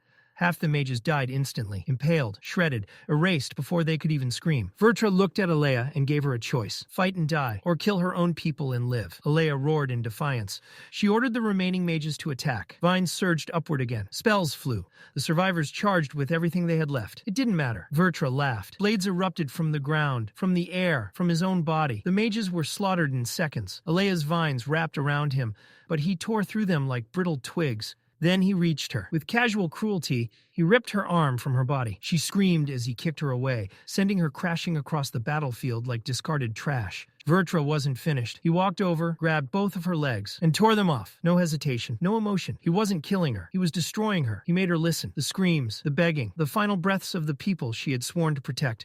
There was no mercy. Then the memory shattered. Arthur staggered backward, gasping. His stomach twisted violently as the images overwhelmed him. He dropped to his knees and vomited, his body rejecting the horror he had just witnessed. The cavern fell silent. Alea's voice broke through the quiet. She apologized. She said no one, especially someone his age, should ever have to see something like that. Arthur wiped his mouth, shaking, but his voice was steady when he spoke. He understood now. He thanked her for her strength, her courage, her sacrifice. Tears streamed down Alea's face. Her body trembled as fear finally broke through the stoic shell she'd held onto until the end. In a broken whisper, she confessed the truth she'd been holding back. She didn't want to die. Arthur moved without thinking. He wrapped his arms around her fragile body, holding her close as if he could keep her here through sheer will alone. Her voice trembled again as she repeated it. She didn't want her life to end. Arthur's tears fell freely now. He stroked her hair gently, whispering comfort he didn't know would reach her. Her breathing grew shallow, slower. Then it stopped. Alea died in his arms. Arthur sat there for a long time, unmoving. When he finally rose, he used his mana to open the earth. One by one, he laid her fallen comrades to rest, carefully lowering each body into the ground and covering them with soil. For the last, he planted their weapon into the earth like a gravestone. A promise. Alea's death would not be meaningless. Arthur looked down at his hands. The demon in Sylvia's cave. Vertra. The others like him. Whether they wanted Sylvie or all of Dicathen, it didn't matter. His strength wasn't enough. 4 elements weren't enough. If a war was coming, he couldn't afford to stand still. He cleaned Alea's body with conjured water, then froze it into a solid block of ice to preserve her. Nearby, he found a small flower, plucked it, and placed it gently beside her. He promised she wouldn't be alone for long. Then, a roar echoed through the cavern. Arthur felt it before he saw her. Sylvie landed nearby, her massive form radiating quiet sorrow. She lowered her head toward him, her eyes soft, understanding his grief, without a single word needing to be spoken. Arthur told her he was fine. At least, that was what his voice said. On the surface, everything sounded steady, calm, but beneath it, there was nothing left for them to do in that place. Staying any longer would change nothing. It was time to leave. Sylvie beat her wings hard, the air beneath them detonating into a roaring updraft. Wind surged upward, carrying them out of the depths as the dungeon shrank away below. As they flew, Arthur spoke quietly, recounting everything that had happened while they were apart. The queens, Alea, the demon, the things he had seen. When they finally broke through to the surface, the night greeted them in silence. A full moon hung overhead, cold and distant. Just as Arthur had expected, there was no one waiting, no rescue team, no lanterns, nothing. The nearest teleportation gate was still hours away on foot. He didn't slow down. By the time he reached the gate, exhaustion clung to his limbs, but his pace never faltered. The guard stationed there stiffened in surprise when he saw a lone boy approaching at such a late hour, injured, blood-stained, and alone. Arthur introduced himself calmly. Arthur Leywin, student of Xyrus Academy, returning from a class expedition to Widow's Crypt. That was all it took. The guard's expression changed instantly. Recognition dawned, followed by alarm. Widow's Crypt, the site of the incident. Arthur gave a small nod when the guard hesitated. Without wasting a second, the man barked orders to his partner, telling him to inform Xyrus Academy and the Adventurers Guild immediately. The second guard took off at a run. When the guard turned back, concern replaced his initial shock. He mentioned that the guild had already been preparing a search and rescue operation. He offered to bring a healing emitter, clearly worried about Arthur's injuries. Arthur stopped him with a gentle but firm hand. He didn't want treatment. He didn't want attention. He only wanted to go home. He assured the guard that he would personally report everything to the academy the following day. The guard studied him for a long moment, then let out a quiet sigh and nodded. A carriage was prepared. Arthur climbed inside without another word. The ride home passed in silence, but his mind was anything but quiet. His thoughts weren't on reports or missions or consequences. They were fixed firmly on something far more unsettling. For the first time across both of his lives, Arthur truly understood what it meant to protect someone. Even as a king, even with power and authority, that feeling had never cut this deep. Arthur didn't go inside right away. He stood before the door, staring at it. The lights were still on. His family was awake, waiting. That knowledge alone felt crushing. Instead of knocking, he sat down on the steps. A long breath escaped him, bitter and heavy. He admitted silently quietly that maybe he was being selfish, but he didn't have the strength to explain anything. Not yet. Aaliyah's final moments replayed relentlessly in his mind. Her shaking voice, her fear, her plea not to die alone. He could still feel the weight of her in his arms, the gradual stillness as life slipped away. He hoped, irrationally, desperately, that somehow she might be given another chance, just like he had been. The door opened softly behind him. Arthur hadn't even heard it. Reynolds stepped outside and looked out over the floating city,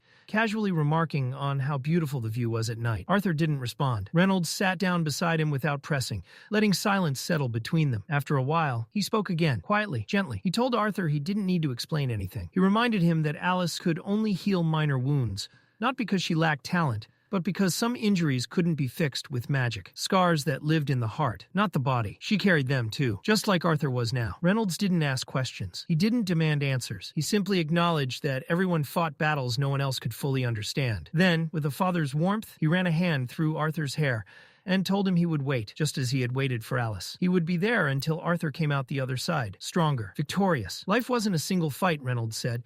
It was many battles strung together. Losing one didn't mean the end. It meant learning, standing back up, moving forward. Arthur's vision blurred as tears finally spilled over. The grief didn't vanish, but Reynolds' words gave him something to hold on to. That night was one of the hardest Arthur had ever endured. Not as a king, not as a mage, but as a child, hurting, grieving, and lost. It was a night that would never leave him. The next morning, Arthur headed for Xyrus Academy. Before entering, he stopped at a high platform near Director Cynthia Goodsky's office. Alone, he held Aaliyah Triskin's identification tag in his hand, staring out at the city as the wind brushed against his face. The weight in his chest felt unbearable. Cynthia arrived shortly after. She had expected Arthur to come straight to her, but instead found him standing there. She noted that Sylvie wasn't with him. Arthur had asked her to stay home. Cynthia approved quietly. After everything that had happened, rest was necessary. She asked about his plans. Arthur mentioned he was supposed to go shopping later with his mother and sister, but her expression darkened. She shifted the conversation to the Queen Snarlers. Professor Glory had already briefed her, but she needed more. Was there anything else? Arthur answered by holding out the identification tag. Cynthia froze. Color drained from her face as she read the name. Aaliyah Triskin. Alance. Gone. Her voice faltered as she asked if it was truly confirmed. Arthur nodded once. Aaliyah and her team still lay deep within Widow's Crypt. Cynthia's thoughts raced. Alance didn't fall by accident. Not like this.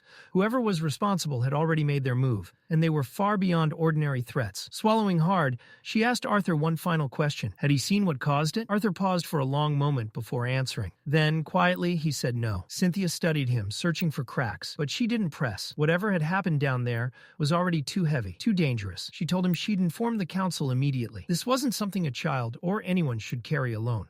Arthur nodded, hoping that would truly be enough. The following day, he kept his promise to his family. He went shopping with his mother and younger sister, forcing himself to set aside the weight crushing his chest. No matter how loud duty screamed in his head, time with them mattered more. Ellie raced ahead, bouncing from store to store, with endless energy, while Alice followed behind, smiling softly. Arthur lost count of how many shops they visited. Eventually, they entered another clothing store, one Tabitha clearly adored. She lit up instantly, diving into the racks like she'd found buried treasure. Arthur, meanwhile, tried to steer the conversation elsewhere. He needed training supplies, elixirs, real ones. Tabitha mentioned a reputable shop just around the corner.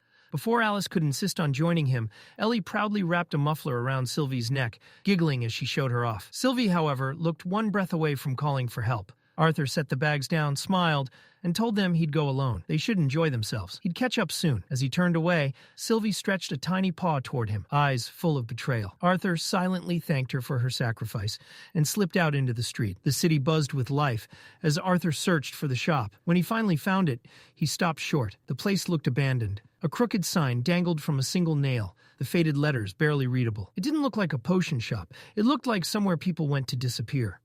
As Arthur turned away, a weak voice stopped him. An old man sat on the cold stone beside the shop, hand outstretched, asking for spare change. Distracted, Arthur handed him a coin without looking. The old man's fingers moved unnaturally fast, too fast. Arthur's eyes widened as he realized his mistake, a silver coin, worth 100 coppers. He quickly reached back into his pocket to correct it, but the old man was gone. No footsteps, no sound, just empty space.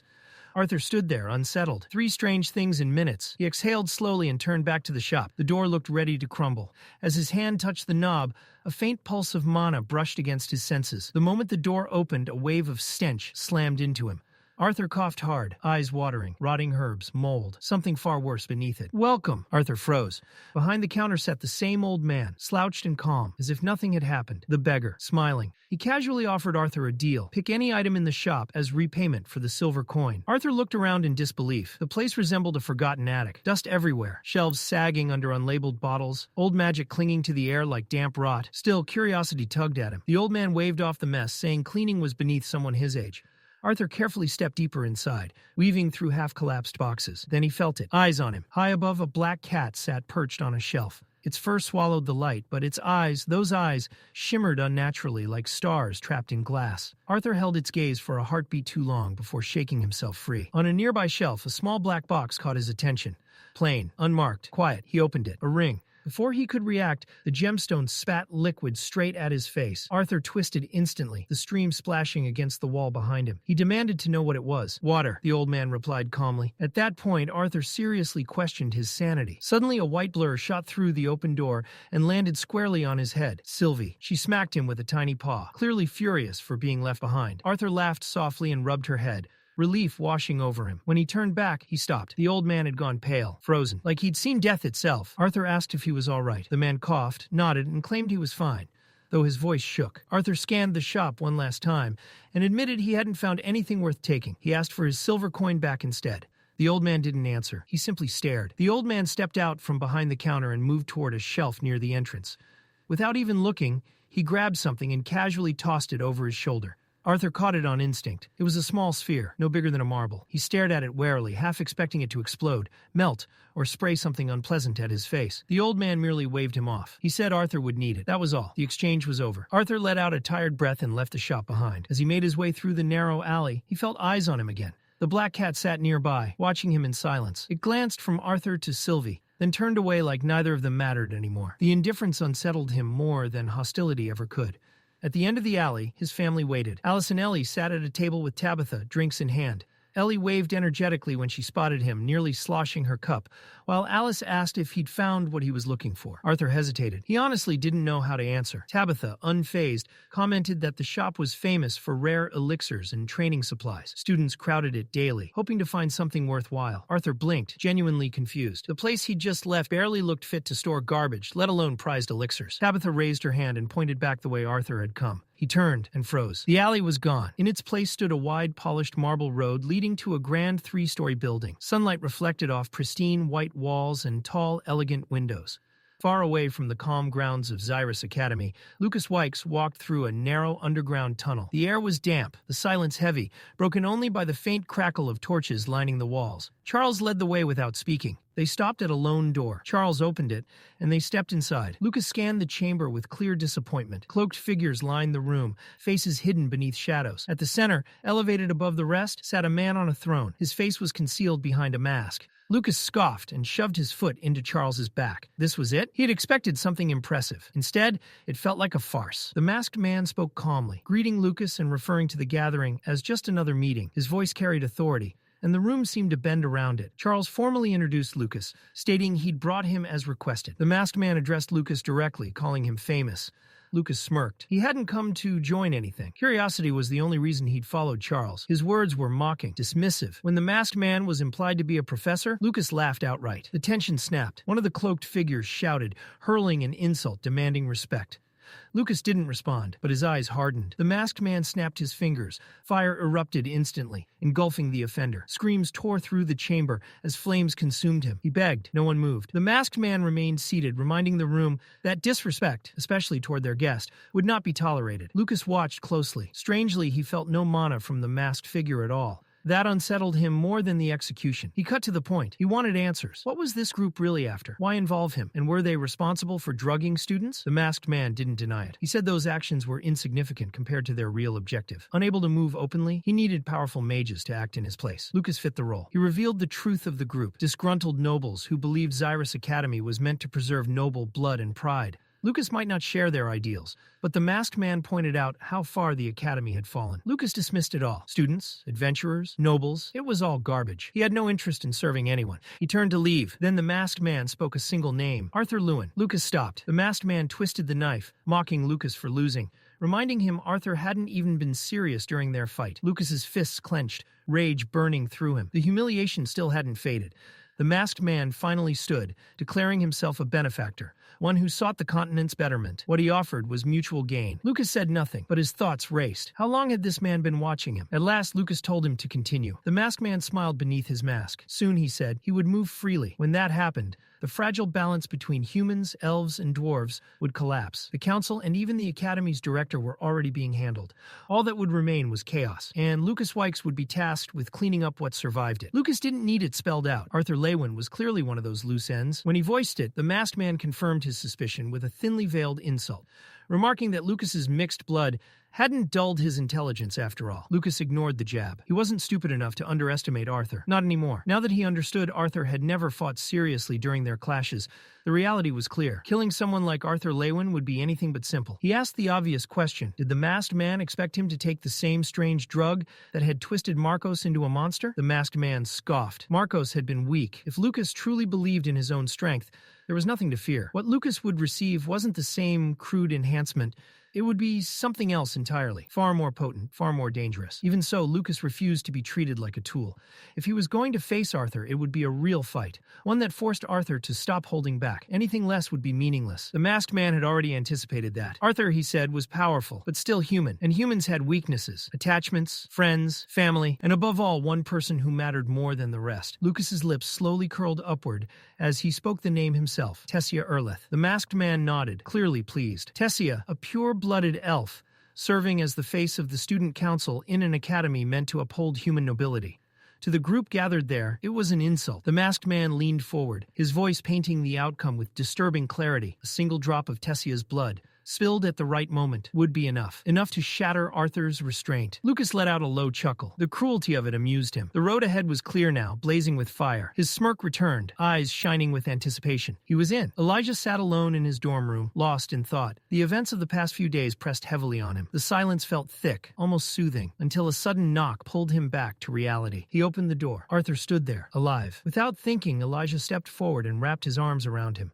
Relief flooded out of him in that moment. Arthur gently patted his back, steady and reassuring. He was fine. Bruised maybe, but still standing. It would take far more than that to bring him down. Elijah's expression quickly sobered. He told Arthur about Director Goodsky's visit the day before. She had come to reassure him, insisting Arthur was safe, and there was nothing to worry about. But after everything Elijah had heard from Claire, the danger, the chaos, it was hard to believe Arthur had walked away untouched. Arthur's face tightened. He asked about the others. Elijah nodded. Claire and Curtis had been released from the infirmary that morning.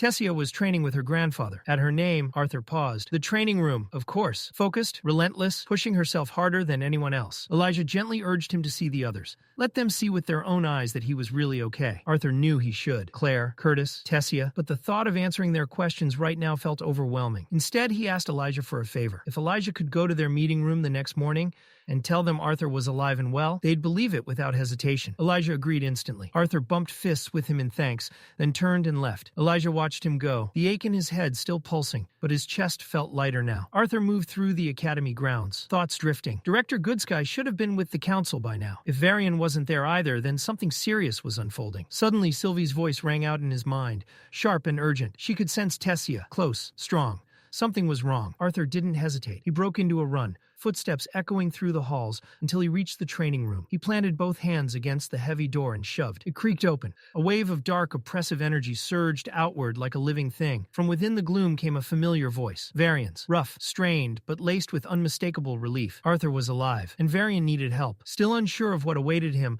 Arthur stepped inside. The air roared with clashing mana, like waves smashing endlessly against stone. Then he felt it. His dimension ring began to glow. Heat flared against his skin as it pulsed violently, reacting to something deeper within the room. Sylvie felt it too and demanded to know what was happening. Arthur didn't have an answer. The ring wasn't just glowing, it was burning. The aura lashed wildly, but Arthur fixed his gaze on Varian's blurred silhouette, using it as his anchor. As he drew closer, the shape behind Varian came into focus. Arthur stopped cold. Thick, thorned vines formed a massive cocoon, completely engulfing someone inside. His heart sank. Through the tangled growth, he could barely make out a familiar figure. Tessia! Varian turned slightly, frustration heavy in his voice. She'd been like this since returning from the dungeon. Something had gone terribly wrong. Varian couldn't give Arthur clear answers. All he could say was that Tessia's assimilation wasn't stable. The beast will of the Elderwood Guardian was resisting her.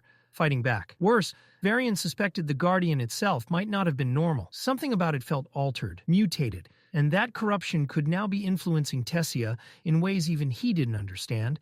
Arthur stood there in silence, a heavy knot forming in his chest. Guilt crept in before he could stop it. He had given her that beast core. He had believed it would make her stronger, help her survive in a world that kept growing more dangerous. But what if that choice had doomed her instead? Ignoring the burning heat pulsing from his dimension ring, Arthur stepped forward. Before his hands could touch the vine-covered surface, a sharp, horrific sound ripped through the air, flesh tearing. Arthur reacted on instinct. He twisted sharply, barely avoiding a lethal strike, as a spear-like vine exploded out of the cocoon, aimed straight for his heart. Even with the dodge, it clipped him hard. Pain detonated through his side. Another vine shot out, faster, sharper. Arthur evaded it by inches, but not without consequence. A thin cut opened along his cheek, warm blood trailing downward. The attacks intensified. They weren't wild anymore. They were precise. Varian stood right beside the cocoon, his hands pressed directly against the vines. Yet nothing reacted to him. Not a single tendril moved in his direction. But the moment Arthur shifted closer, the vines snapped toward him with murderous intent. There was no doubt now. Whatever was inside that cocoon saw Arthur as an enemy. Arthur deflected another spear-like strike, but the situation was spiraling fast. The cocoon began to swell, expanding outward as if alive. From the floor beneath it, thick vines erupted, twisting and stacking over one another, reinforcing the structure layer by layer. Varian called out to Arthur, alarm clear in his voice. Arthur steadied himself and tried to ease the tension with a remark, but it fell flat the moment it left him. The air was too heavy. This wasn't something to joke about. Another wave of vines surged up, thicker, sharper. Every single one pointed toward Arthur. The intent was unmistakable. Arthur sprang backward, dodging left and right as spear after spear tore through the space he had just occupied. He skidded across the floor, forcing distance between himself and the rapidly evolving cocoon. The beast will was focused, and it wanted Arthur dead. The burning from his dimension ring flared violently now, sharp enough to make his vision blur. Gritting his teeth, Arthur reached into the ring, desperate to draw his sword. Instead, something else burst out. A small glowing orb shot free, no larger than a marble. Arthur's eyes widened. It was the object the strange homeless storekeeper had given him long ago. Something he had nearly forgotten existed. The orb shimmered with shifting colors as it flew forward on its own, straight toward the heart of the cocoon. Arthur couldn't stop it. None of them could. The instant it touched the vines, blinding streaks of light exploded outward through the cracks. The cocoon shook violently, then detonated. The blast hurled Varian and Sylvie across the room. Vines shattered, debris raining down as the cocoon was torn apart from the inside. When the dust finally settled, Tessia lay revealed at the center. Her body was bare, suspended for a moment before gravity claimed her. Her hair, once silver, was now a deep, striking black, and something about her felt different. The glowing orb was gone. It had embedded itself into her abdomen, settling directly over her monocore. The change was instant. The sickly pallor vanished from her skin, replaced by a healthy glow. No, more than that. She looked stronger, refined, almost radiant. A strange, unfamiliar aura surrounded her unconscious form. As Tessia began to fall, Arthur moved without thinking. He caught her mid-drop, pulling her close. With shaking hands, he summoned his adventurer's coat from the dimension ring and wrapped it around her protectively. Only then did he finally breathe. The oppressive darkness that had filled the training room was gone. The violent aura had faded.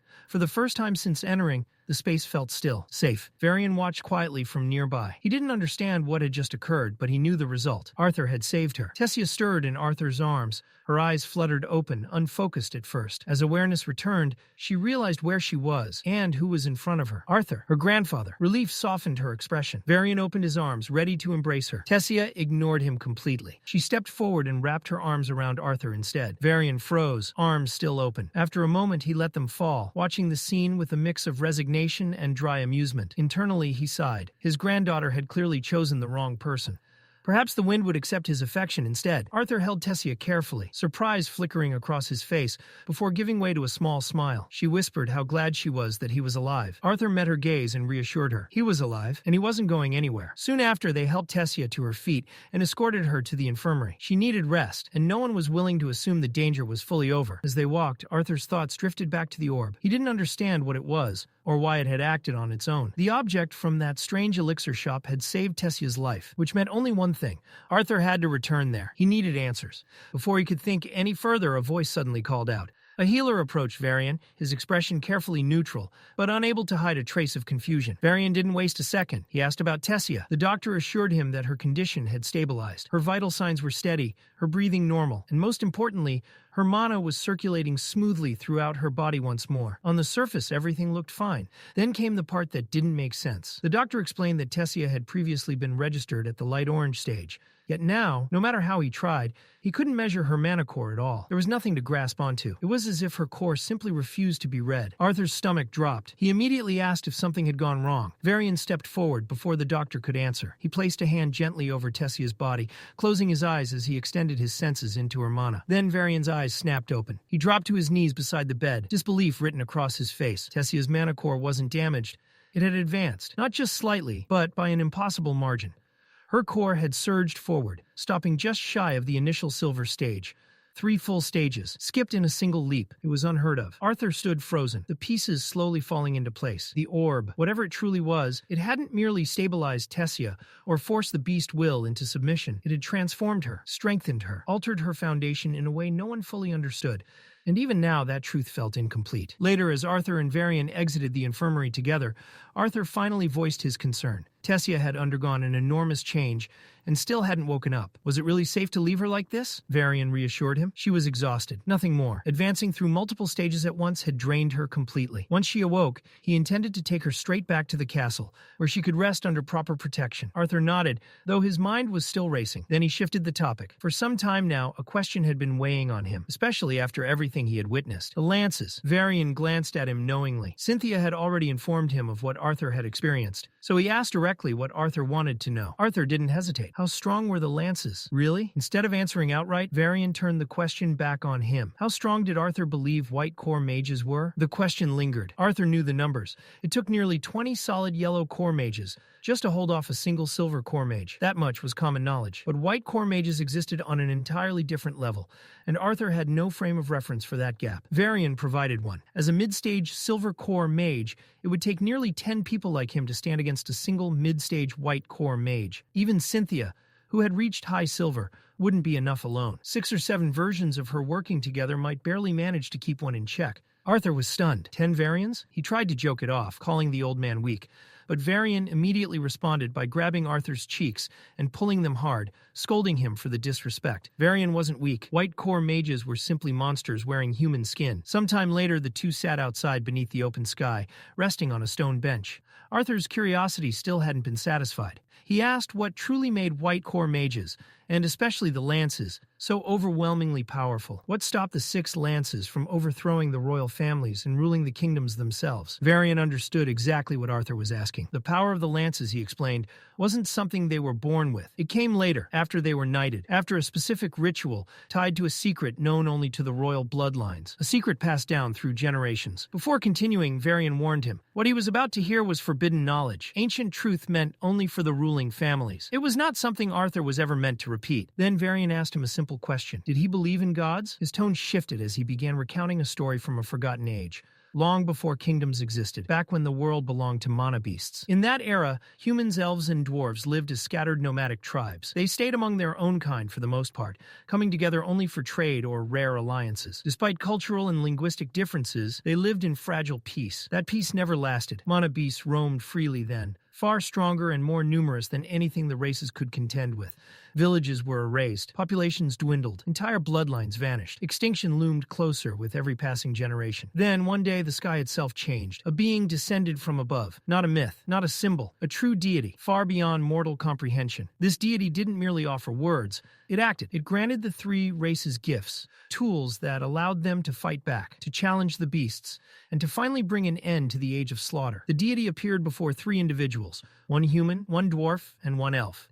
These 3 would become the ancestors of the royal families, the Glader line of Sapin, the Greysunders of Darv, and the Eraliths of Elenoir. Along with choosing them, the deity bestowed 6 powerful artifacts. These artifacts were never meant for kings. They were to be entrusted to the 2 strongest and most loyal warriors of each bloodline, bound through a sacred soul oath and formal knighting ceremony. Those 6 individuals became the first lances. The artifacts did more than grant raw power. They revealed profound truths about mana itself, the energy woven through all living things. With this knowledge, the first artifact bearers taught others how to sense, absorb, and manipulate mana. And so, the first mage mages were born. Under the command of their kings, the 6 artifact bearers passed their knowledge to those capable of understanding it. Together, humans, elves, and dwarves rose up as one, no longer prey but challengers. United, they pushed the mana beasts farther and farther south, driving them into the deep trenches that would one day be called the Beast Glades. With that final victory, the Beast Era came to an end. A new age followed, one defined by unity, recovery, and hope.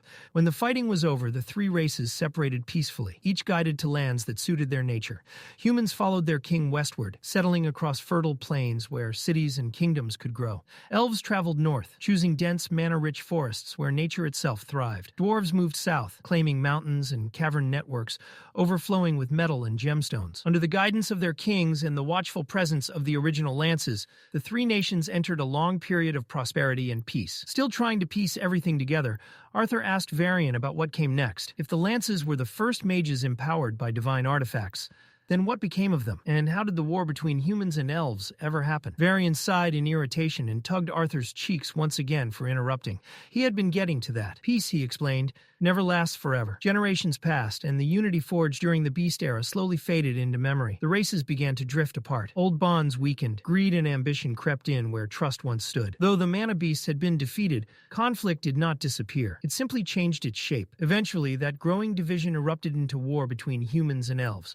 As for the lances, they had never vanished. They endured across generations, hidden from the public, and carefully guarded by the royal families. Each lance was secretly selected, trained, and entrusted with one of the ancient artifacts. Their role remained sacred, even as the world forgot the truth behind their existence. It was only after the discovery of another continent that the rulers decided the time had come to stand together again. That was when the lances were finally revealed, not as a newly created force, but as ancient guardians returning for a new era. Arthur understood now why the truth had been buried for so long. If the world learned that artifacts could create white core mages, even ones bound by soul oaths, Decathan's destruction wouldn't come from foreign enemies. It would begin from within. He thanked Varian for trusting him with such a dangerous truth, the weight of it settling heavily on his mind. Varian responded by placing an arm around Arthur's shoulders, his gesture warm and proud, almost fatherly. He looked at the boy who once seemed too young for the burdens placed upon him, and acknowledged how much he had grown. Arthur found it unsettling how clearly Varian could see through him. But the true shock was still to come. Varian's tone shifted. He explained that Arthur wasn't just a bystander in the larger picture, he was part of it. Arthur didn't understand until Varian revealed the truth about Sylvie. She wasn't merely a mana beast, she was a deity. Nearby, Sylvie slept peacefully, mouth slightly open, completely unaware of the truth being spoken about her. Arthur's thoughts spiraled. The idea was absurd, impossible to accept, but Varian urged him to listen. Deities, he explained, weren't the gods described in religious texts. They were beings who had transcended physical limits and achieved perfect harmony with mana itself. That was what separated them from all other life. Arthur questioned whether this was simply because Sylvie was a dragon. Dragons were powerful, intelligent, and revered, but this felt like something far greater. Varian reminded him that even seeing a dragon was considered a divine blessing. It was no coincidence Arthur had kept Sylvie's true form hidden all this time. Arthur tried to brush it off, but Varian didn't accuse him. He understood completely. In fact, he admitted he would have done the same. He believed there was a reason Arthur and Sylvie had been bonded, that it wasn't random. The world was changing. Varian didn't know what future awaited either of them, but he knew one thing for certain. Arthur needed to be ready. As the day quieted, Arthur walked alone through the streets on his way home, his thoughts heavy with everything Varian had revealed, especially the truth about Sylvie. Trying to clear his head, he took a detour toward the market. Sylvie, riding along with him, asked where they were going. Arthur only said there was something he wanted to check. His steps led him to a familiar place, Xyrus Elixirs. But the shop was closed. Disappointed, Arthur turned away, until something caught his eye in the narrow alley beside the building. A faint glow shimmered from within a crack in the stone. He crouched and retrieved it, a small orb. It looked similar to the one he had once used on Tessia, yet different somehow. Attached to it was a crumpled note, hastily written, its message rough and unsettling, like a warning meant only for him. Without hesitation, Arthur slipped the orb into his dimension ring. Whatever it was, this wasn't the place to think about it. He left the alley and headed home, craving something normal. That evening, Arthur sat down to dinner with his family, Alice Reynolds and Ellie. The table was filled with food and laughter, but his mind was elsewhere. He poked at his meal absent-mindedly, lost in thought. Alice noticed. She asked gently if something was bothering him. Arthur smiled and brushed it off, complimenting her cooking and saying how much he had missed her meals while away at school. But Alice wasn't fooled. She pointed out how he was eating his peas one at a time, something he only did when distracted. Arthur glanced down. Even Sylvie, who had been secretly stealing food from his plate, froze in place. Alice smiled softly and reassured him. there was something he needed to do, they would understand. Arthur tried to insist that he was fine, reminding his family that he had promised to spend time with them during the Aurora Constellate Festival. Reynolds immediately cut in with a light-hearted jab, saying Arthur looked about as lifeless as Vincent did during a council meeting. Whatever burden he was carrying, Reynolds said, he should deal with it first and come back as himself. Ellie, brimming with energy as always, chimed in loudly, declaring that Sylvie had better come back in one piece and that she expected presents. Reynolds protested in mock offense, asking what was wrong with the gifts he brought home. Ellie waved him off dramatically, claiming those didn't count since they were for kids. Arthur looked around the table, warmth settling in his chest. He smiled, quietly thanking them all. After dinner, he waved goodbye and stepped outside. The moment the door closed behind him, his thoughts returned to the note tucked away in his dimension ring. The words were still burned into his mind. If you want to know the whole story, come to the West Teleportation Gate at noon tomorrow. Whatever this was, it clearly wasn't over. As Arthur rode in the carriage, his thoughts drifted back to memories he never truly escaped. His past life as King Grey. Even now, those echoes lingered. It had been a life of absolute power, but also crushing isolation. Not all of it was hatred. Yet the memories that remained were heavy ones. Duty, pain, and decisions that had carved scars into his soul. Voices from that life whispered in his mind, commands wrapped in blood and obligation. They told him killing was necessary. That strength had to be proven. That protecting a nation meant staining his hands. Arthur remembered obeying. He suddenly jolted upright, breath hitching as his heart thundered in his chest. Cold sweat clung to his skin, made worse by the chill inside the carriage. It took a few seconds to realize it had only been a nightmare, a memory resurfacing. Sylvie, resting nearby, noticed immediately. She called his name softly, worry clear in her voice. Arthur reassured her, forcing the lingering images away. He reached into his coat and pulled out the note, reading it once more. His thoughts churned. He was almost certain now the old man from the shop had to be behind this. But how could he have overheard Arthur's conversation with Varian? And what could he possibly know? Arthur paused. He trusted Varian. The old elf had no reason to deceive him. If there was more to know, Varian would have said so. Still, doubt lingered. What if this stranger knew something even Varian didn't? Lost in thought, Arthur barely noticed the carriage slowing. Soon it came to a stop. He looked out the window. Xyrus, the floating city. Stepping down from the carriage, Arthur took in the early daylight, washing the sky in soft hues. He approached the heavily guarded teleportation gate, only to be stopped by a sentinel whose sharp eyes assessed him with suspicion. The guard demanded a reason for passage and proper verification. Arthur hesitated. He hadn't expected this. Instead of answering, he reached into his dimension ring and produced a small emblem, the royal seal of Elenoir. The guard froze. Shock flickered across his face as realization set in. To hold the royal seal of Elenoir was no small thing. Just who was this boy? Without another word, the guard bowed deeply and gestured for Arthur to proceed, ushering him toward the portal with sudden urgency. Arthur nodded in thanks and stepped forward, Sylvie close beside him. The moment they crossed the threshold, Arthur felt it. Something was wrong. The space around them trembled with raw, oppressive energy, far heavier than anything Arthur had ever experienced. Sylvie squeaked in alarm, reacting instinctively to the overwhelming pressure. Arthur felt it too, a crushing force bearing down on him. The familiar blur of colors that usually accompanied teleportation began to form, but then it changed. The vibrant hues dimmed, bleeding into shadow. Light drained away, replaced by suffocating darkness. Gray faded into black, until there was nothing left at all. Sylvie shivered violently, pressing closer to Arthur. She was afraid. That alone unsettled him more than anything else. This was the first time he had ever seen her feel fear. Arthur activated his fire affinity,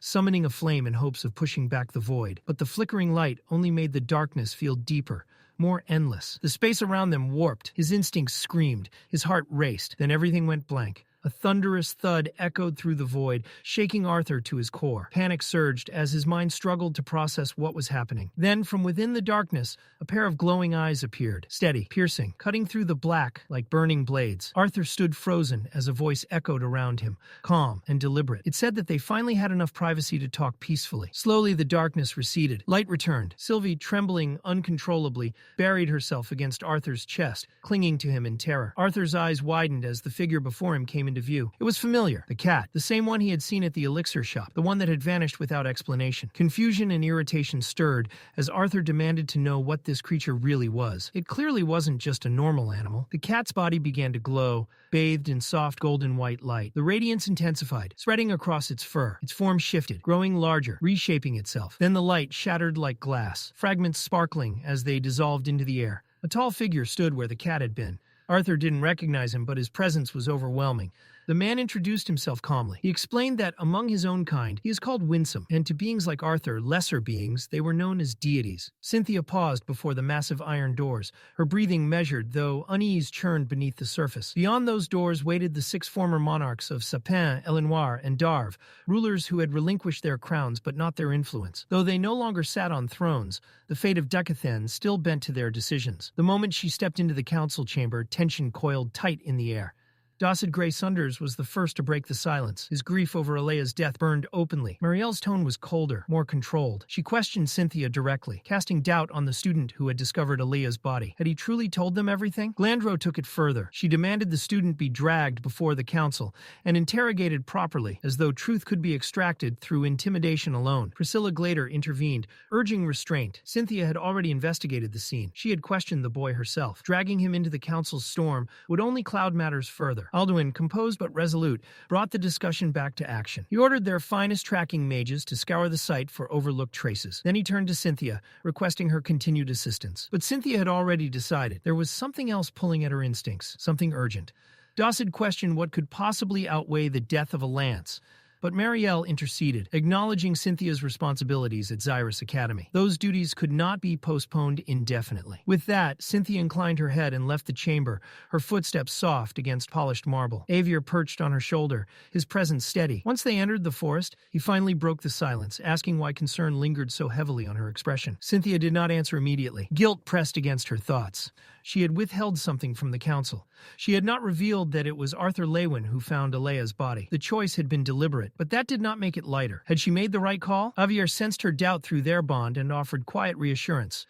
Arthur was already an anomaly. Dragging his name into the council's suspicions would have entangled him in something far more dangerous. Cynthia silently agreed. They were fortunate the boy hadn't uncovered anything deeper at the scene. If he had, the consequences might have spiraled beyond control. Her senses sharpened. Ahead, the forest opened into a clearing. Then she heard it, soft chanting, the faint cadence of spells forming. She stopped. Her instincts flared just before the attack came. Dozens of invisible wind blades sliced through the air, screaming toward her from all directions. An ambush. She reacted without hesitation. But one poisoned wind cutter struck her back and detonated, its toxins seeping into her flesh as Avier shifted to shield her. There was more than one caster. That realization changed everything. Cynthia released a surge of mana. Her barrier flared to life, and the forest exploded outward as her pulse field detonated. The shockwave tore through the clearing.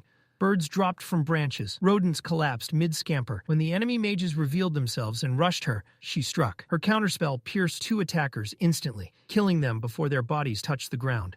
Without raising her voice, she gave Avier a single command: finish it. The bond ascended into the dark canopy and descended like judgment. The screams that followed were brief. The forest swallowed them quickly, leaving only silence behind. When it ended, one mage remained alive, barely. He lay trembling, manicore fractured, eyes still burning with stubborn defiance. He recognized her. Fear and hatred warred across his face. Cynthia stood over him, calm and cold. His core was collapsing. He would not survive long. She offered him one final opportunity to speak. He laughed bitterly and called her a traitor. He spoke of a force rising again, of Decathan's foolish belief in decades of peace. Spies were already embedded across the continent, in forests along coasts, within cities. War was closer than anyone imagined. Only a few short years remained. Before he could complete whatever final oath he intended, his head jerked back violently. Blood streamed from his ears and nose. His body convulsed once before going still. Cynthia had ended him with a precise sound pulse. Quiet, efficient, final. She turned toward Avier and thanked him for cleaning the aftermath. Through their bond, he replied dryly that the meal had been less than ideal.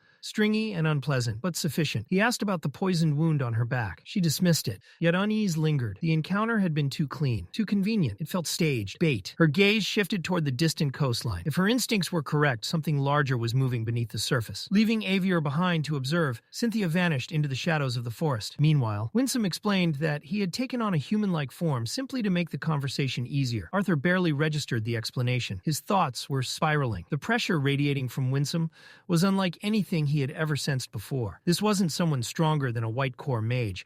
It wasn't even close. The being standing before him existed on an entirely different plane. A true deity. Arthur forced himself to steady his breathing. Awe wouldn't help him now. He pushed it aside and focused on what mattered. Answers. The words spoken by the gate guard earlier, suddenly resurfaced in his mind. El Anwar, his chest tightened. Had something happened to Tessia or Elder Varian? Was this connected to the strange orb Winsome had given him? Before Arthur could voice his fear, Winsome lifted a hand. A precise wave of mana rippled through the air, shimmering as it spread outward. The mana condensed, twisting into moving images suspended before Arthur's eyes. Tessia, Elder Varian. The image was clear enough to steal Arthur's breath. Both were alive, unharmed. Winsome calmly explained what Arthur was seeing. The elf princess and the former king were safe. More than that, Tessia was better than fine. The reason lay in the pearl Arthur had given her earlier, the same one Winsome had passed to him at the teleportation gate. That object was known as a Tot Slayer Pearl, a relic designed to prevent a mana core from violently collapsing. It had saved Tessia's life. Winsome then turned his attention to the second pearl, the one Arthur still carried. That one, he said, was meant for Arthur himself. He was instructed to guard it carefully. Arthur felt a chill run through him. He hadn't known Tessia had been so close to death. The mere thought of her mana core exploding left him frozen. But Winsome didn't linger on it. He moved on, his tone shifting as he revealed the true reason Arthur had been brought here. Arthur had always believed himself to be a citizen of Decathan. That belief, Winsome said, was incomplete. Decathan was not the only continent on this world. There was another, Alakria, and both lands had long been governed from a distant, hidden realm known as Epheotus. The beings who ruled from there, including Winsome, were not merely deities, as the people of Decathan called them. Their true name was Xyrus. Pieces began falling into place inside Arthur's mind. The artifacts, the ancient relics that had taught the races how to wield mana. He realized now where they had come from. Winsome confirmed it. The truth about the Xyrus had been deliberately concealed. Only Elder Varian knew fragments of it, and only because of his age and position. The Asuras lived by an unbreakable law. They were forbidden from interfering in the lives of lesser races, humans, elves, dwarves, unless the balance of the world itself was threatened. They believed in restraint. Strength was never meant to rule, only to protect. Epheotus itself was divided into 3 dominant factions, each composed of numerous clans with differing ideals and races. Despite their differences, they had all agreed on one thing: never to raise their power against lesser beings. That peace endured for ages, until one Asura broke it. Agrona, the new leader of the Vritra clan, had shattered that ancient law. Under his rule, the Vritra expanded at a terrifying pace. Winsome explained that the Vritra had always been different, scholars and researchers obsessed with understanding mana at its deepest level. Agrona had taken that obsession too far. In Alakria, the Vritra began experimenting on lesser races. They altered bodies, twisted mana cores, and reshaped lives, all in pursuit of power. What they created was unnatural, cruel, and irreversible. Arthur felt sick listening to it. Still, one question burned in his mind. What did any of this have to do with him? Winsome answered without hesitation. Arthur was never meant to be involved, but his growing ties to the Asuras, combined with what he had already accomplished, made it impossible to keep him ignorant any longer. Without warning, Winsome released another surge of mana. It swept forward, aimed directly at Sylvie. Arthur moved instantly, stepping in front of her, prepared to shield her at any cost. The mana passed harmlessly through her. Instead of hurting her, it stripped away the concealment surrounding her form. The small beast shape dissolved, replaced by her true draconic avatar. Winsome watched closely, reverence and gravity reflected in his eyes. They had been searching for Lady Sylvia for years, tracing her mana across continents. Those same traces had led them to Arthur, a boy who carried the exact same mana signature. What shocked even Winsome was the truth behind it. Arthur was not bonded to a mere mana beast. Sylvie was the child of Lady Sylvia, making her the granddaughter of the most powerful being in all of Epheotus. Arthur felt the weight of it crash down on him. Everything Varian had told him now aligned perfectly. Dragons weren't just legendary creatures. They were deities. That meant Sylvia and Sylvie belonged to the highest divine bloodline. Winsome confirmed it. Based on lineage and potential, both were undeniably divine. While most Asuras possessed 3 forms, beast, humanoid, and true, Sylvie had remained in her miniature form to conserve energy. Unlike others, she had never accessed her humanoid state. Winsome believed the reason was a seal placed on her by Lady Sylvia herself. Sylvie's mana signature was incomplete, suppressed. And now the reason for Winsome's appearance became clear. Agrona's spies had already infiltrated Decathan. War was coming. Though the leaders of Epheotus would never openly admit it, their connection to Lady Sylvia could become crucial in the conflict ahead. If Arthur chose to stand with them, they would not separate him from Sylvie. Arthur understood the unspoken truth. If he refused, they might. But he didn't waver. If war was going to reach his homeland, his people, his family, then he had no choice. He would fight, but not as anyone's pawn. He would stand as their ally, not their weapon. Winsome regarded him with clear approval. Arthur's mana core, already far beyond what someone his age should possess, was impressive. But true growth could only begin in Epheotus. There, Arthur would learn to awaken the dormant power Lady Sylvia had sealed within him. Power so rare that even Asuras would kill to possess it. Arthur and Sylvie both needed to become stronger, because only then would Decathan have even a chance of standing against the monsters being forged in Alacria. At Xyrus Academy, tension simmered beneath the polished surface of order. Princess Catherine sat with the disciplinary committee, though her thoughts drifted elsewhere. Only 2 days had passed since Curtis and Claire returned from their mission. Yet the campus atmosphere had shifted dramatically. Reports of hate-driven attacks were rising. Students were being targeted for their lineage. Claire's earlier words echoed in Catherine's mind. Denton, an elf and a commoner, had been assaulted, beaten, and tied to a statue outside their dormitory simply for who he was. Curtis had been furious. The extremist group behind these attacks was growing bolder, but Catherine struggled to focus. Since returning from the dungeon, Curtis had withdrawn completely. He had spoken to no one, not even her. She remembered the quiet confession he had made. They had been forced to leave Arthur behind. The weight of that choice still haunted him. The investigation into the hate crimes had stalled. Without undeniable proof, the professors refused to intervene. The Academy's benefactors held too much influence, and no one wanted to risk political backlash over suspicion alone. Kai had been observing carefully, especially keeping an eye on Charles Ravenpour, but nothing concrete had surfaced. Acting prematurely would only strengthen the radicals' position. Frustration boiled over. Theodore slammed his fist against the table, fury flashing across his face. What was the point of holding authority if they were powerless when it actually mattered? Claire remained composed, though tension tightened her jaw. Acting recklessly would only make things worse. Until Director Goodsky returned, their options were limited. Ferrith muttered bitterly that the attackers were using recent changes at the Academy as justification. What disgusted him most was that Arthur's name had become their rallying cry. The room fell silent. Catherine's voice cut through it, heavy with restrained anger. Arthur had earned his place through merit, his background, his status. None of it had been handed to him. Yet radicals twisted his success into fuel for resentment. Ferrith, normally competitive with Arthur, spoke with rare sincerity. He resented it too. Rival or not, Arthur didn't deserve to be weaponized as a symbol for hatred. Claire's composure wavered slightly. She admitted what they were all thinking. They didn't know what to do anymore. Catherine lowered her head. In moments like this, Arthur had always brought clarity. His presence alone steadied chaos. Curtis gently reminded her that they couldn't rely on him right now. Whatever had happened in the dungeon, they had to move forward without him. Still, Catherine whispered to herself that Arthur would return. He had to. A quiet voice interrupted the tension. Everyone turned. Elijah stood at the doorway below, Arthur's closest friend. Relief softened Claire's expression as she gestured for him to come up. Elijah apologized for arriving late, explaining he had just returned to the academy. His expression carried both anxiety and hope. He began to speak about Arthur, about how worried they all must be. The explosion cut him off. The building shook violently. Reinforced walls trembled as a deafening blast echoed across campus. Dust rained from the ceiling. Instinct took over. Theodore was already moving, shouting for everyone to head outside. Claire ordered them to regroup beyond the structure. They ran. As Catherine sprinted through the corridors, her heart pounded. But not only from fear. Her thoughts drifted to her mother. Queen Priscilla's voice echoed in her memory. The lessons she had been taught as a child. There had been a time when Catherine refused to study beside non-royals, blinded by childish pride. Her mother had corrected her firmly. Before being a princess, she was a person. Status did not determine worth. Not kings, not servants, not humans, elves, or dwarves. Every race, every class, equal in value.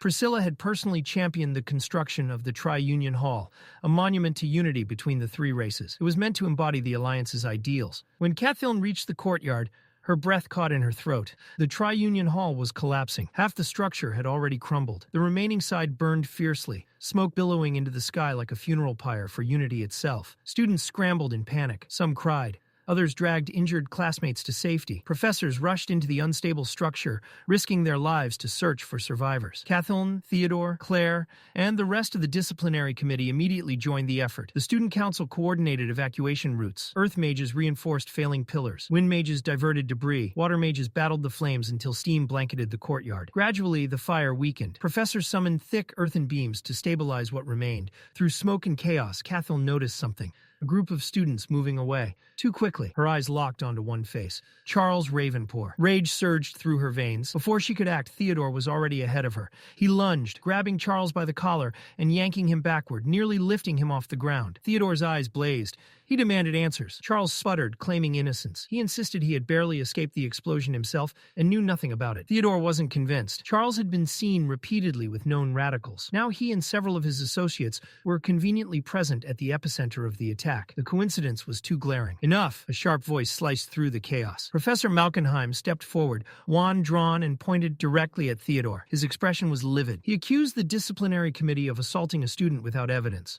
Charles immediately seized the opportunity, twisting the narrative, portraying himself as a victim, and Theodore as an aggressor abusing authority. Theodore's fury deepened. The audacity of it was unbearable. Malkenheim did not lower his wand. He reminded them sternly that suspicion was not proof.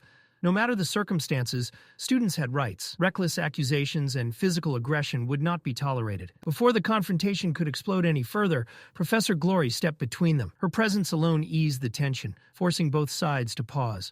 She acknowledged Theodore's frustration. Anyone with eyes could see how shaken he was, but she reminded him that anger was not evidence. The academy was already fractured. Acting on emotion now would only deepen the divide. Around them, students whispered. The spectacle had drawn attention. Murmurs spread quickly through the crowd. Questions about whether the disciplinary committee had just tried to assault a fellow student before a professor intervened. Perception was shifting. Catherine still stood rigid, wand clenched tightly in her hand. Suspicion burned in her chest, and every instinct screamed that Charles was involved. But before she could utter a spell, Curtis stepped in front of her. His voice was steady. There were more urgent matters. People could still be trapped inside the Tri-Union Hall. Saving lives came first. Theodore exhaled sharply through his nose. He didn't argue. With visible restraint, he shoved Charles back toward his companions and turned away, though not before shooting Professor Malkenheim a final, frigid glare. Charles stumbled but was quickly steadied by his group. As they led him away, Catherine watched closely. For a brief moment, through the curtain of hair falling over his eyes, she caught it. A faint, self-satisfied smirk. Her grip tightened. The damage went beyond the building. Students were no longer unified. The unease followed Elijah into the next day. Unable to remain idle, he made his way to the private training room Arthur had once granted him access to. He needed something to steady his thoughts. Mana gathered at his core as he invoked Earthen Spear. The ground answered. Jagged spikes of stone shot upward in front of him, tearing through the training field with satisfying force. Encouraged, Elijah transitioned into Stone Barrage. The earth fractured beneath his will, chunks of rock rising and hovering in the air. With concentration, he hurled them toward a distant tree. Only 4 out of 10 struck true. The rest shattered harmlessly against stone walls. Frustration flickered across his face. The mana responded easily when he called upon it. That wasn't the issue. His core had reached the light orange stage, something many mages struggled years to achieve. But control was still lacking. Despite the strange gift resting within him, his magic felt unstable at times, unpredictable. A quiet regret surfaced. If he had told Arthur sooner about the anomaly within him, perhaps Arthur could have helped guide him through it. Arthur, a solid yellow core mage, a wielder of a dragon's will, stronger than anyone Elijah had ever known. If Arthur had been present during the fire, Elijah was certain he would have handled everything. The night before, Elijah had finally told the disciplinary committee what he'd been unable to say earlier. Arthur was alive. Claire had burst into tears of relief. Curtis leaned back, tension visibly draining from his shoulders. Ferreth tried to mask his emotions, failing miserably. Catherine had whispered, "Thank God," repeatedly, voice trembling. Doradrea insisted they needed to stabilize the situation so Arthur wouldn't return to chaos. Even Theodore admitted, with reluctant respect, that he never believed Arthur would fall so easily. Now, alone in the training chamber, Elijah reflected on their reactions. Would they have worried as much if they truly understood Arthur's strength? Probably, because it was never just about power. Arthur wasn't admired solely for what he could do. He was valued for who he was. That realization stirred something uncomfortable inside Elijah. Both he and Arthur were different, both unique, yet Arthur was seen as a miracle. Elijah often felt like a burden. Dark thoughts crept in before he could stop them. Envy, resentment, words he despised echoed in his mind, growing louder until a sharp pain stabbed through his skull. He clutched his head, teeth clenched as memories twisted unpleasantly. Then other memories surfaced. Arthur standing beside him. Arthur believing in him. Arthur never once looking down on him. The storm quieted. Elijah inhaled deeply and resumed casting. Spell after spell. Some were practice. Most were release. He didn't want to surpass Arthur. That had never been his goal. He only wanted to be strong enough to stand beside him.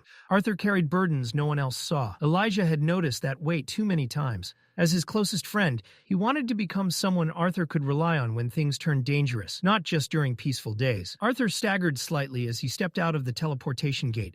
The world steadied beneath his boots, though the fatigue of transit lingered in his limbs. Beside him walked the young elf girl, assigned as his escort. They made their way along the outer walls toward the kingdom's main entrance. A crowd had gathered there. Merchants grumbled loudly about delays. One man, Roger, complained that they'd been waiting for hours. Another doubted they'd even gain entry before nightfall. As Arthur passed near the group, moving directly toward the gates with quiet confidence, Roger noticed a boy, accompanied by an elf, walking straight toward entry while everyone else remained stuck in line. Irritation flared instantly. Roger stormed forward and grabbed Arthur by the shoulder. Arthur turned slowly, composed, but there was something in the way he stood that made it clear he He wasn't someone who could be bullied. The young elf beside him immediately stepped forward, trying to explain that Arthur was an honored guest of El Anwar and had urgent business inside the kingdom. She barely got a few words out before Roger roughly slapped her hand aside. Duke attempted to intervene, urging Roger to calm down, but the man was beyond reason. He shouted that everyone waiting in line had valid documents and important matters to attend to. Why should this boy, this child, walk straight through while they had been standing there for hours? Murmurs rose from the crowd. Frustration thickened into hostility. Arthur didn't allow it to spiral. With a clean, sharp motion, he knocked Roger's hand off his shoulder. The gesture wasn't aggressive, it was decisive. He wasn't in line because he didn't need to be. That was all. But Roger wasn't finished. In one last flare of temper, he sneered, mocking Arthur's upbringing. He spat insults about his family, calling him spoiled and entitled. Then he grabbed Arthur by the collar and lifted him clean off the ground. Mana flared violently around Roger's body. Flames ignited, swirling hot and unstable as heat rippled through the air. His voice dropped into something threatening. He promised not to burn Arthur alive. Not yet. Arthur didn't blink. He stared into Roger's eyes with chilling calm.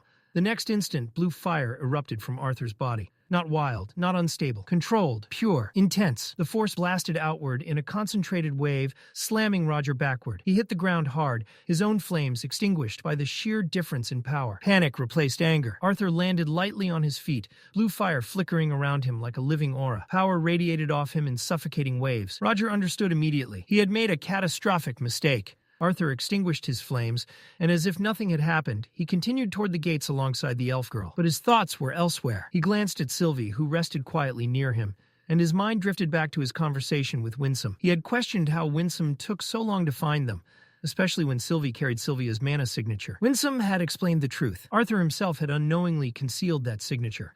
By covering Sylvie's insignia with one of Lady Sylvia's feathers, he had masked her presence completely. The concealment was powerful enough to hide her from detection. Winsome had praised his caution. But now that they had located him, there was no more hiding. He was expected to prepare for the journey to Epheotus. The elven royal castle lay deep within the kingdom, far from the outer gates. The journey took hours. By the time they reached the towering tree castle, the sun had shifted across the sky. Guards blocked their path immediately, demanding to know Arthur's identity and purpose. Arthur didn't waste breath explaining. He reached into his cloak and withdrew a compass, the one given to him by Grandpa Varian. Its surface bore the royal crest. The guard's expressions changed instantly. That compass was not an ordinary token. It symbolized trust from the royal family itself. They bowed and stepped aside, but peace lasted only a heartbeat. An explosion ripped through the castle. Part of the structure burst outward, debris raining from above. Guards dove for cover, shouting warnings. One of the very guards who had questioned Arthur froze in shock beneath falling rubble. Arthur reacted without hesitation. Mana surged. Wind gathered and compressed around him, forming a protective dome. The barrier deflected chunks of stone and splintered wood before they could strike. Despite their earlier suspicion, he was relieved they weren't malicious, just cautious. From a shattered ledge above, a figure leapt down and landed heavily nearby. Grandpa Varian. He spared Arthur only a brief glance before demanding his help and turning back toward the destruction. Arthur asked if it was an intruder. Varian scoffed irritably. If it were merely an intruder, it wouldn't be this difficult. Another explosion thundered from within the mansion. Then she appeared. From the heart of the chaos, Tessia emerged. Emerald green mana spiraled violently around her. Tendrils of glowing vines burst outward in every direction, wild and uncontrolled. They tore through stone and wood alike, writhing like living creatures. Arthur froze for a split second. Tessia shouted for help, struggling to restrain the power consuming her. Varian explained rapidly. Her body had fully merged with the Elderwood Guardian's beast will. It had happened far too quickly. Integration at that level should have taken much longer. An S-class beast will fully assimilated? Arthur's mind raced. Something wasn't right.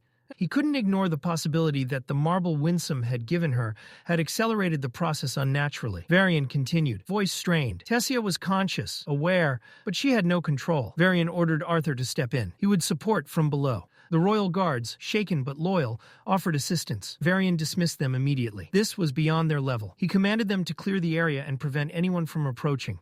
Fewer witnesses meant fewer complications. One guard hesitated, worried for Arthur's safety. Varian snapped back sharply. Arthur was staying. Sylvie asked quietly if she should follow. Arthur shook his head. The castle staff were already panicked. Her presence might worsen the situation. He promised to call her if needed. With that, he signaled Varian. They moved. Wind surged beneath Arthur's feet, lifting him across the ruined grounds, toward the shattered mansion. The vines reacted instantly. They lashed toward him like predators sensing prey. Arthur focused strictly on wind magic. No lightning. He refused to risk mischanneling aura through unstable sources. Fire was out of the question. The entire structure was surrounded by trees. Wind blades sliced outward in precise arcs, cutting through the tendrils cleanly. But the moment one wave fell, another erupted, faster, denser, more aggressive. Each strike felt pointless. Seeing that cutting the vines apart was accomplishing nothing, Arthur forced himself to stop attacking. He pulled back, drawing in a deep breath as he gathered his mana. For a brief moment, he entrusted the defensive pressure to Varian and began preparing something far more taxing. Thunderclap Impulse. The spell ignited through his core like a violent current. Mana drained rapidly, sending a sharp tremor through his nerves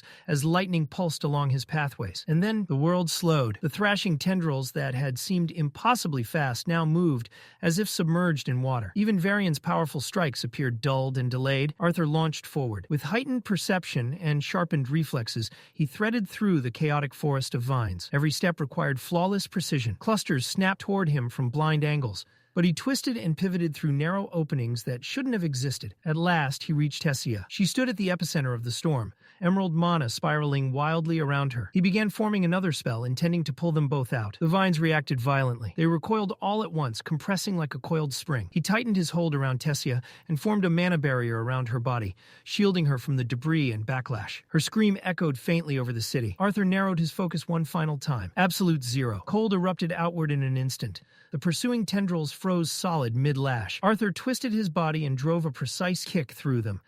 The frozen vines shattered. Fragments burst apart like glimmering diamonds, scattering through the golden evening light of the kingdom below. Silence followed. Tessia remained in his arms, trembling, not from fear alone, but from frustration. When she spoke, her voice carried something heavier than exhaustion. She hated this. Hated always being the one who needed saving. Arthur didn't blame her. If anything, he felt responsible. He had been the one to give her the beast will. The instability wasn't her failure. It was the consequence of power forced to mature too quickly. But Tessia didn't see it that way. To her, Arthur had given her an opportunity, a chance to grow stronger. And if she wanted to stand beside him as an equal, she had to master it. She refused to remain someone who constantly needed rescuing. Arthur's expression softened. He offered her a small smile and extended his fist. Tessia bumped it with her own. No dramatic vows, no grand declarations, just a quiet promise. He would wait for her. Unseen by them, Winsome observed from the shadows. His gaze lingered not on their shared moment, but on Sylvie nearby. There were truths Arthur still didn't know. Truths about Sylvie's bloodline and the weight of her existence, but not yet. The boy wasn't ready. Arthur and Tessia remained unaware of the silent watcher. Their moment was interrupted by the deliberate clearing of a throat. Varian. He gestured toward the devastation surrounding them. The mansion was partially destroyed. Rubble littered the grounds. The crisis wasn't entirely over. They lingered a second too long, still caught in each other's eyes, until Varian physically stepped between them, gently forcing reality back into place. Arthur blinked in confusion. Where are we going? Varian answered plainly. They needed to leave. The castle was unstable, and attention would only complicate matters. An inn had already been arranged, secure, easier to guard, and away from unnecessary scrutiny. Later, seated in silence, Arthur felt guilt settle heavily in his chest. This had started with him. He had encouraged Tessia to use the first phase of her beast will. Varian accepted part of the blame. He too had believed she could handle it. Her body had fully integrated the will, and he assumed he could intervene if things escalated. They had both miscalculated. Arthur replayed the integration in his mind. It had been accelerated. Tessia had skipped the gradual training phase, the period meant for balancing foreign mana and adapting to it. That missing foundation worried him. If she lost control again, it wouldn't just endanger her. It could endanger everyone nearby. Varian clenched his jaw, frustration evident. He admitted to himself that pride had clouded his judgment. He had been too eager to celebrate his granddaughter's growth. Now he had to think ahead. A mana suppression seal came to mind, something that could restrain her power if necessary. But that solution carried its own risks. In a real emergency, such a seal could leave her defenseless. Perhaps a better alternative would be a protective artifact, something capable of shielding her during instability without restricting her abilities. Arthur agreed immediately. An artifact was the smarter path, and to reassure Varian, he promised to remain by Tessia's side as much as possible. Varian chuckled at that, teasing that Arthur would protect her even if she weren't his granddaughter. Then his tone shifted, more serious. He asked Arthur something personal. What did he truly think of Tessia? Not as a friend, but as something more. Had he ever imagined a future with her? Marriage? Arthur froze, caught off guard by the abrupt change in direction. Before he could fully respond, Varian continued. Tessia had flaws. She was still impulsive, perhaps too sheltered at times. Her family might have indulged her excessively, but she was kind. And what she and Arthur shared, history, trust, understanding, those weren't easily found. Arthur attempted to deflect by mentioning that elves traditionally didn't marry young. Varian laughed softly at the idea of clinging to tradition. The world was changing far too quickly for rigid customs. The real question remained simple. Did Arthur like her? Arthur answered honestly. He did, but he also admitted he didn't yet understand what love truly meant. He needed time to grow, to mature, to become someone worthy before deciding something so important. For now, his focus was on improving himself. Varian studied him for a long moment. Then he nodded. It was the answer of someone who refused to rush into feelings he didn't fully comprehend. Someone determined to strengthen himself before making promises he might not yet be ready to keep. A mature answer, and one Varian respected. Arthur's priorities were clear. Even so, his eyes drifted toward Tessia, a faint worry surfacing as he wondered whether she had overheard any part of the conversation. Varian noticed the glance and calmly reassured him. She was fast asleep. In truth, Tessia was anything but. She lay perfectly still, eyes shut, breathing measured. But inside, her thoughts were in complete chaos. Arthur had admitted he liked her. The words replayed over and over in her mind. Her heart pounded so loudly she was certain it could be heard. Heat crept across her cheeks. She forced herself not to move. Varian, however, noticed the sheen of sweat forming on her forehead and commented on it.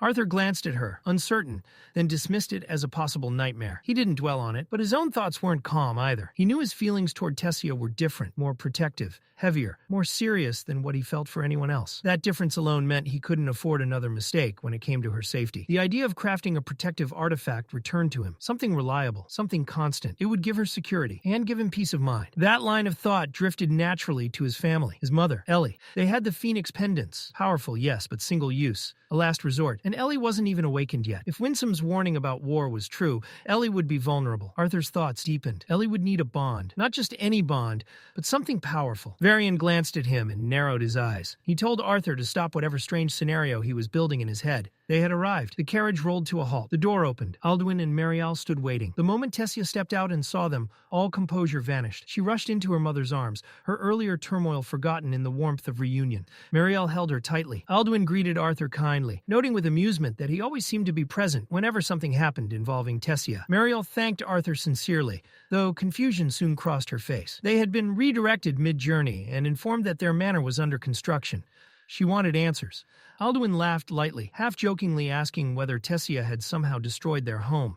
Tessia hesitated and admitted, well, not completely. Before things could spiral, Varian stepped in smoothly. He claimed it had happened during a training session.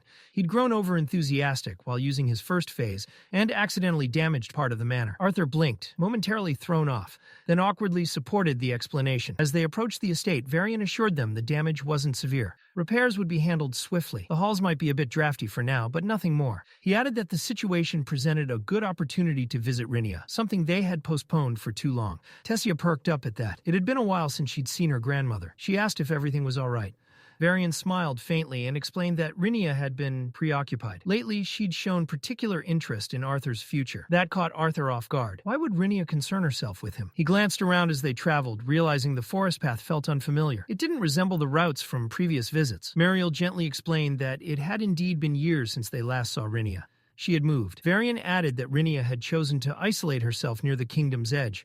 Even he didn't know the exact reasons. The last time he'd visited without warning, he had nearly lost his life to her traps and layered defensive spells. This time, at least, he had notified her beforehand. Still, he warned everyone to remain cautious. Precautions that extreme meant Rinia feared something significant, something dangerous enough to warrant isolation. Arthur grew quiet. What kind of threat would push someone like Rinia to hide? They ventured deeper into the woods, sunlight filtering through the thick canopy above. Conversation continued lightly among the adults, until Sylvie abruptly stiffened. Her instincts flared. Something moved in the brush. A small creature darted away, attempting escape. It failed. Sylvie released a brief stream of fire, precise and controlled, instantly roasting the fleeing prey. With bright, satisfied eyes, she trotted over to inspect her catch. Alduin watched with visible interest, commenting that Arthur's bond continued to surprise him. Arthur could only agree. Sylvie remained a mystery, even to him. As they walked side by side, Alduin spoke more quietly. There was something he hadn't properly said before. Arthur looked at him, confused. Thank him? For what? Alduin's gaze shifted to Tessia. He spoke as a father. His daughter had faced danger more than once, and from everything he had learned, Arthur had been the reason she returned safely each time. Arthur brushed it off, saying Tessia had helped him as well, especially in keeping his mind steady during difficult moments. Alduin chuckled, clearly surprised. Those weren't words he expected from a 13-year-old, but Arthur didn't feel like a child to him. There was something older in his presence, in the way he spoke. Arthur simply thanked him, but Alduin's expression turned more serious. He clarified that it wasn't entirely a compliment. No parent wanted their child to grow up too quickly. No parent wanted to see them burdened with struggles meant for adults. Arthur said nothing. His youth had ended more than 30 years ago. Then Alduin revealed something unexpected. It was because of Arthur that the council had even been formed. Arthur stopped slightly, confusion surfacing. He didn't understand. What did he have to do with that? Alduin didn't leave it there. After the war, he said, he had lost faith in humans entirely. His mother had died because of them, and that wound had never truly closed. Then, years later, slave traders had dared to step into the elven forest and nearly taken his daughter from him. The hatred he carried had felt justified. And then Arthur appeared, a human child who saved Tessia, and then had the audacity to lecture the elven king to his face. That moment had shaken Alduin more than he cared to admit. Being scolded by someone from the very race he blamed forced him to confront his own prejudice. It was a wake-up call he hadn't expected, and one he needed. That was why he wanted Arthur to understand something clearly. He wasn't opposed to the idea of Arthur becoming part of their family. Before Arthur could properly process that, Mariel stepped in with a teasing smile. She revealed that Alduin hadn't mentioned Arthur just once or twice. It had been frequent, almost wistful. Alduin blinked, surprised she had been listening. Mariel simply smiled and said that if he truly wanted privacy, he should have cast a wind barrier. The way he'd spoken, it almost sounded like he wanted to be overheard. The atmosphere lightened until Varian suddenly raised his hand. Everyone froze. The forest fell into a tense silence as they shifted into formation. Then it came, a faint rustle of leaves, soft at first, then clearer. A single snap echoed from somewhere ahead. Varian turned sharply toward the sound. Another snap followed, louder, closer, this time from their right. The vines nearby shifted. From the curtain of greenery, a hunched figure slowly emerged. Arthur didn't hesitate. Instinct took over. Horror flashed across his face as he lunged forward, blade already swinging toward what he assumed was a monster. Before the strike could land, Varian grabbed him from behind and yanked him back. The figure straightened. It was Rainia. She staggered slightly, catching her breath after narrowly avoiding Arthur's blade. Her voice rang out in sharp frustration as she demanded to know why they were brandishing weapons at an old woman, especially when they were the ones who were late. Tessia rushed forward immediately and wrapped her grandmother in a tight embrace, relief and happiness clear on her face. Rainia softened at once, returning the hug with a gentle smile. Varian stepped forward, asking why she had come so far when they were supposed to meet at the entrance. Rainia waved it off. They had taken too long, so she came to ensure they hadn't gotten lost. Then her gaze shifted to Arthur. A familiar glint sparkled in her eyes as she reached out and pinched his cheek affectionately. She remarked on how much he'd grown, and joked that if she were 100 years younger, she might have stolen him away for herself.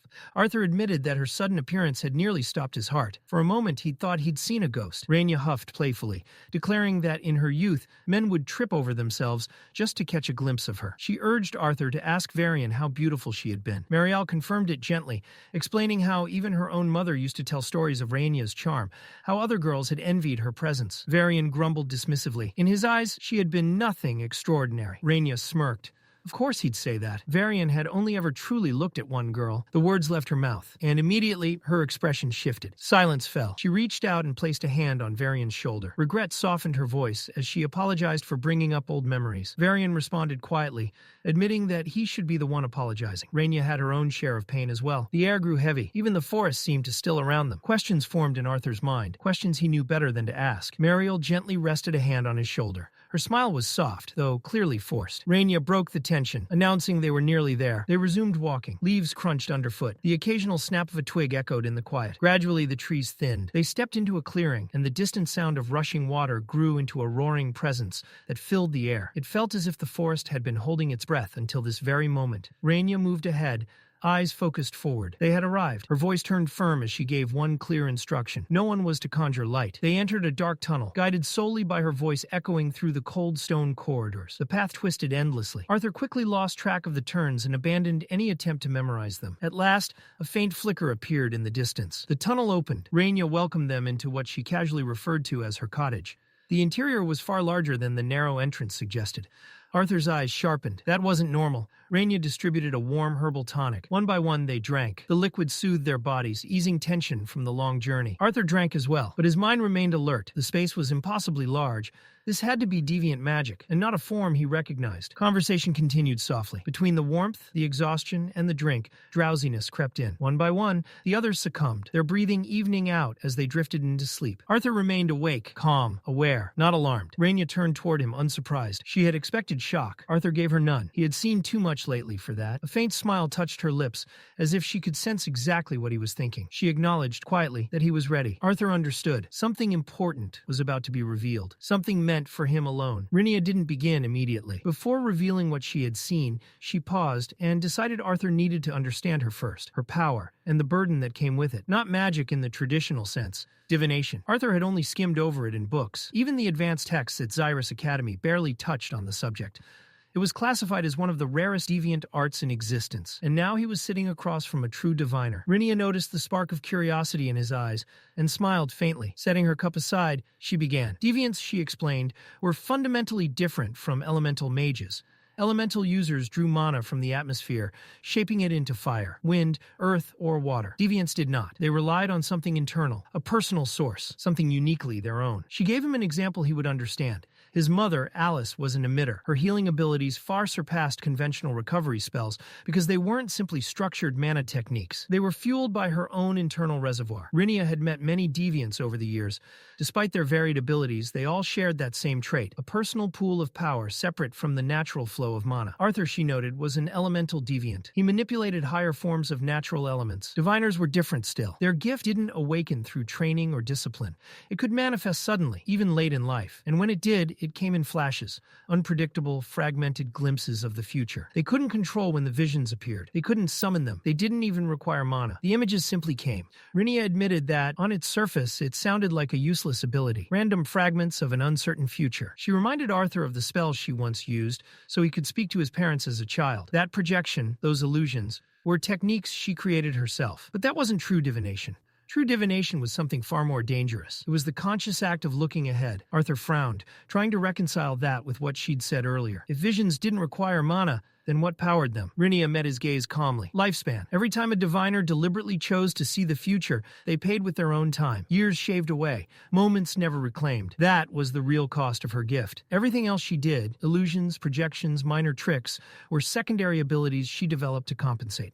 The true power of divination came with a simple price: life. She then spoke of Varian's wife, Lanaya. Lania had been a diviner as well, far stronger than Rinia ever was. Her visions were frequent, long, and painfully clear. She was admired not only for her ability, but for her beauty and grace, the pride of her kingdom. When she and Varian fell in love, their marriage felt like destiny fulfilled. For a time it seemed fate had favored them. But fate was never kind for long. Near the end of the war between elves and humans, when peace finally seemed within reach, the humans made one final move. The king of Sapin ordered an assassination. The target was Varian, heir to the elven throne. Lania saw it coming, but her visions were never complete. They showed Varian's death, but not the precise moment, not the exact method, just enough to torment her, enough to fill her nights with dread. She could see the future, but she couldn't change it. Rinia's voice softened as she shifted back to Arthur. There were two things she wanted him to remember. First, people often committed terrible acts for reasons they believed were good. Nothing was ever as simple as it appeared. He must never judge solely by the surface. There was always something beneath. Second, the most dangerous enemy wasn't always a king or a general. Sometimes it was the forgotten soldier, the one abandoned, the one with nothing left to lose. That kind of person could burn the world down without hesitation. She apologized for not saying more. Arthur's future was still unfolding.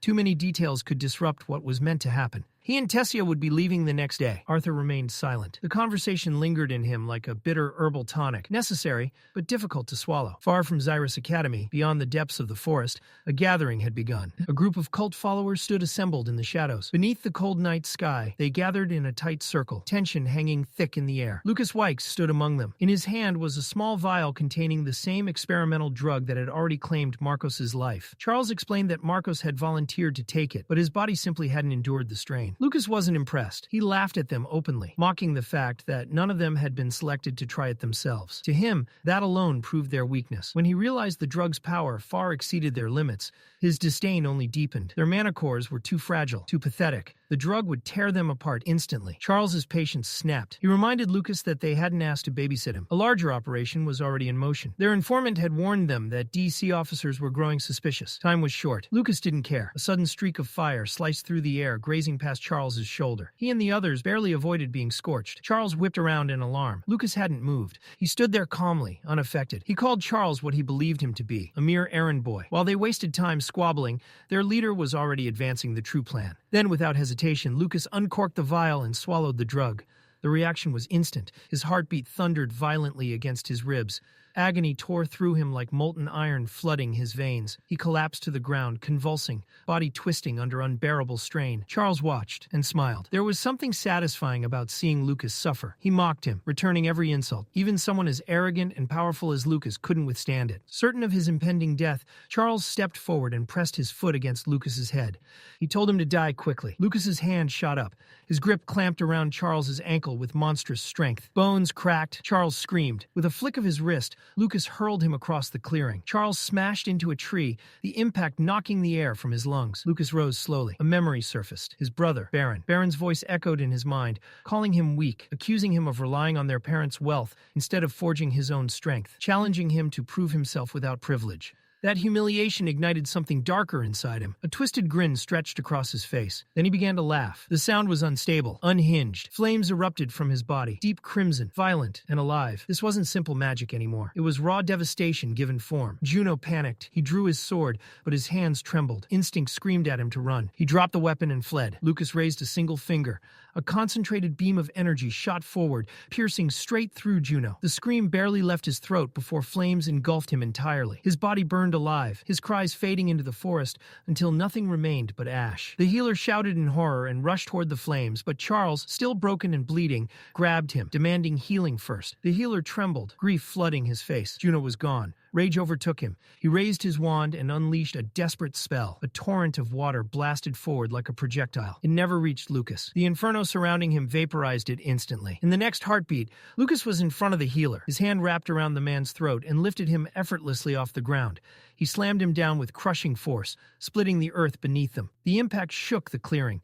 Flames spiraled around Lucas's arm as he leaned closer, mocking him. His grip tightened. Blood streamed from the healer's eyes. The man begged. Lucas burned him alive. When the fire died down, nothing remained. Only smoke. Lucas turned toward Charles. Charles tried to stand, terror overtaking him. Lucas approached slowly, fire trailing at every step. He wanted Charles to feel it, the helplessness, the fear. Charles screamed. Flames swallowed him whole. His cries echoed briefly, then vanished. Far from the slaughter, morning light filtered into the stone cottage. Rinia moved gently through the room, waking everyone. She prepared a simple meal from foraged plants and mushrooms. There was no meat, but Arthur appreciated the warmth and flavor. Sylvie clearly did not. Rinia commented that the herbs in last night's tea had been stronger than intended. She hadn't meant to put them all into such a deep sleep. Alduin reassured her that the rest had likely been needed. Varian grumbled that some responsibilities didn't pause for enchanted beverages.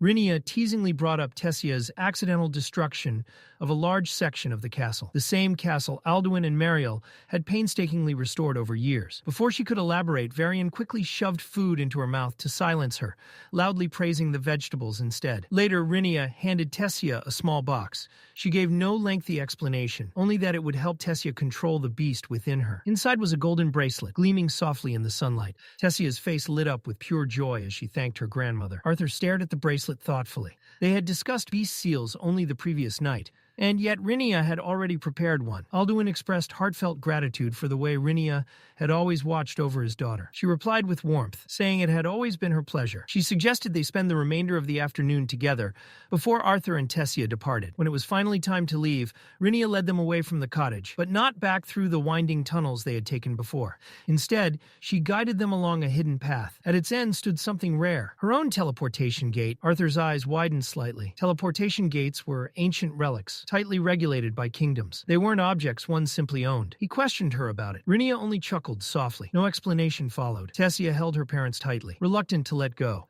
Marielle stroked her hair and promised they would visit soon. Before Arthur and Tessia stepped through the gate, Varian reminded them to stop by Director Goodsky's office before classes resumed. He hadn't received word from her in some time, and wanted confirmation that she was well. Tessia thanked Rinia sincerely for everything, wishing they could have stayed longer. Rinia smiled with quiet affection, telling her that every moment they shared was precious. As they prepared to depart, Sylvie glanced up at Arthur, sensing the weight lingering in him. She asked softly if he was all right. Arthur brushed a hand over her head and assured her he was fine. With final farewells exchanged, Arthur, Tessia, and Sylvie stepped into the teleportation gate. The transition struck like a sudden drop in gravity.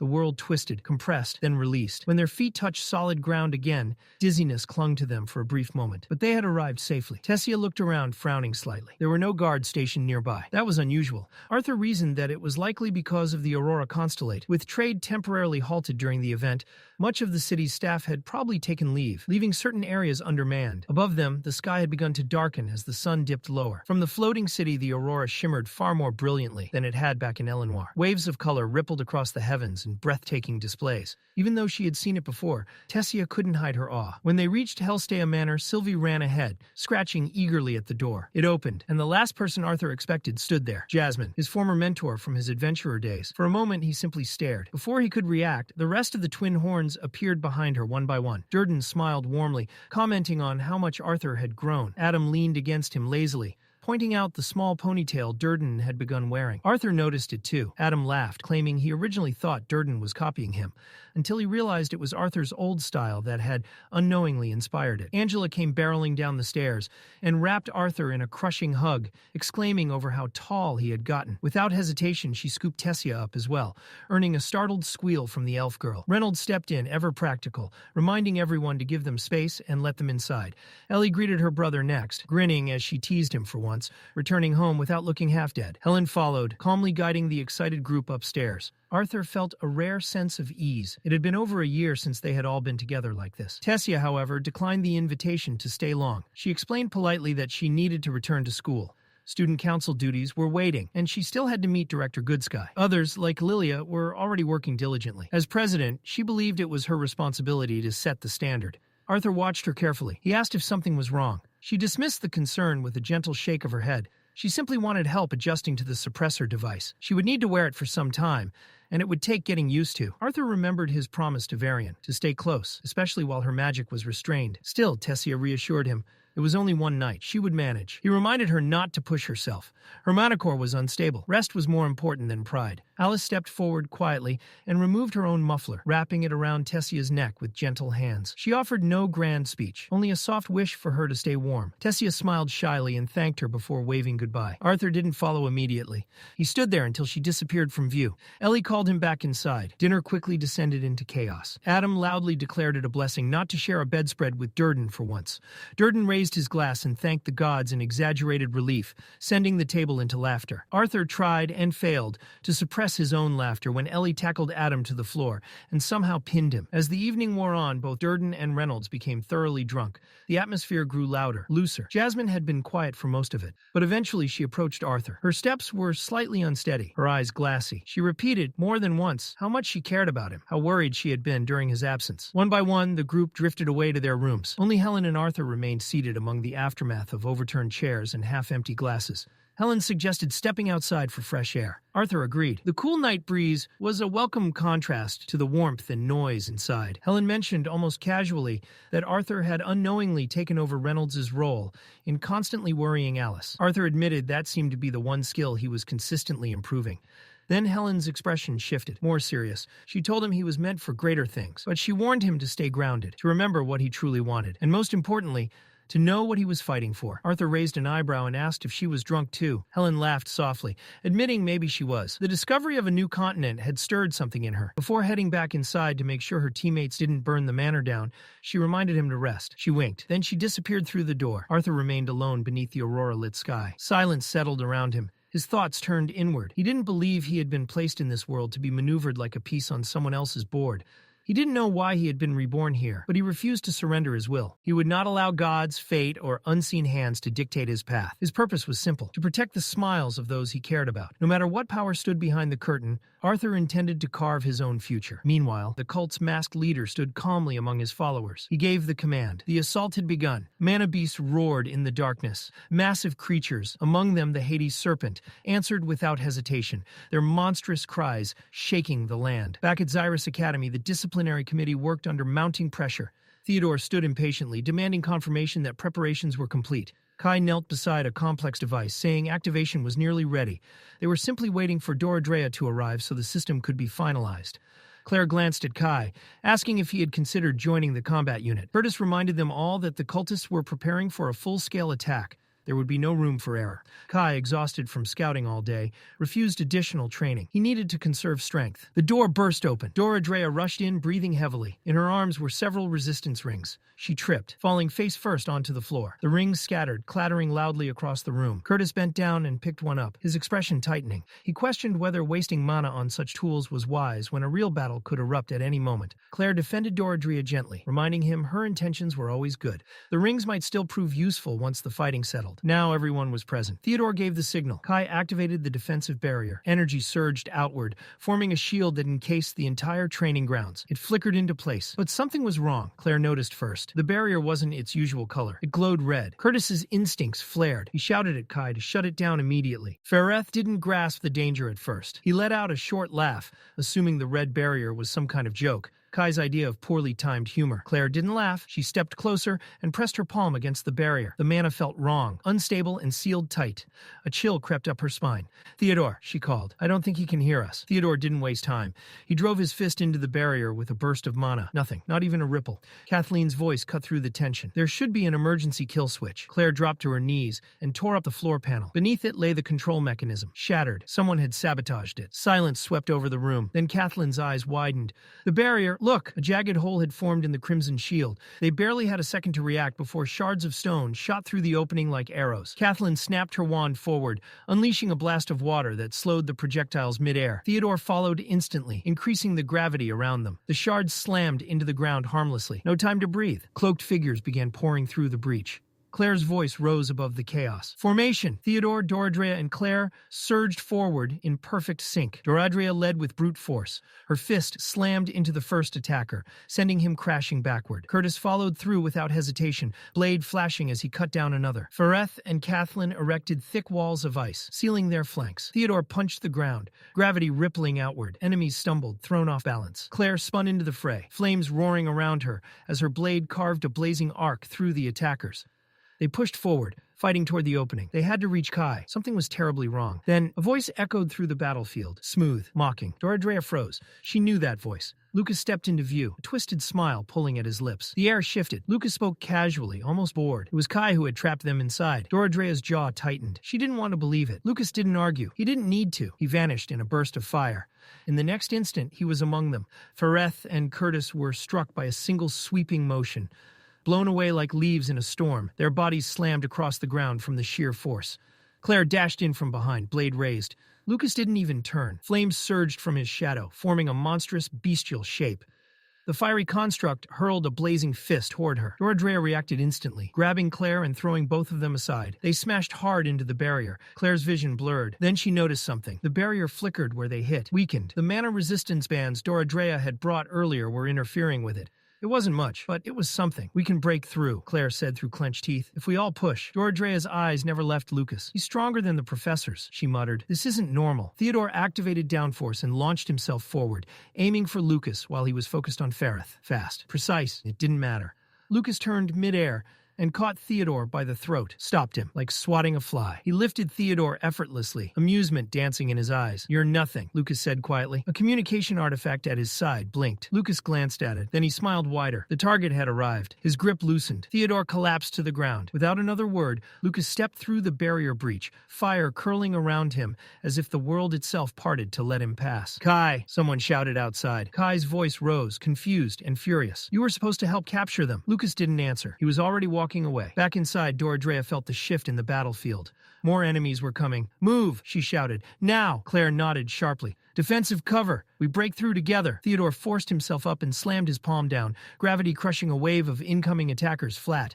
Kathleen and Fereth raised their wands, unleashing torrents of ice that formed a temporary wall of frost and jagged spikes.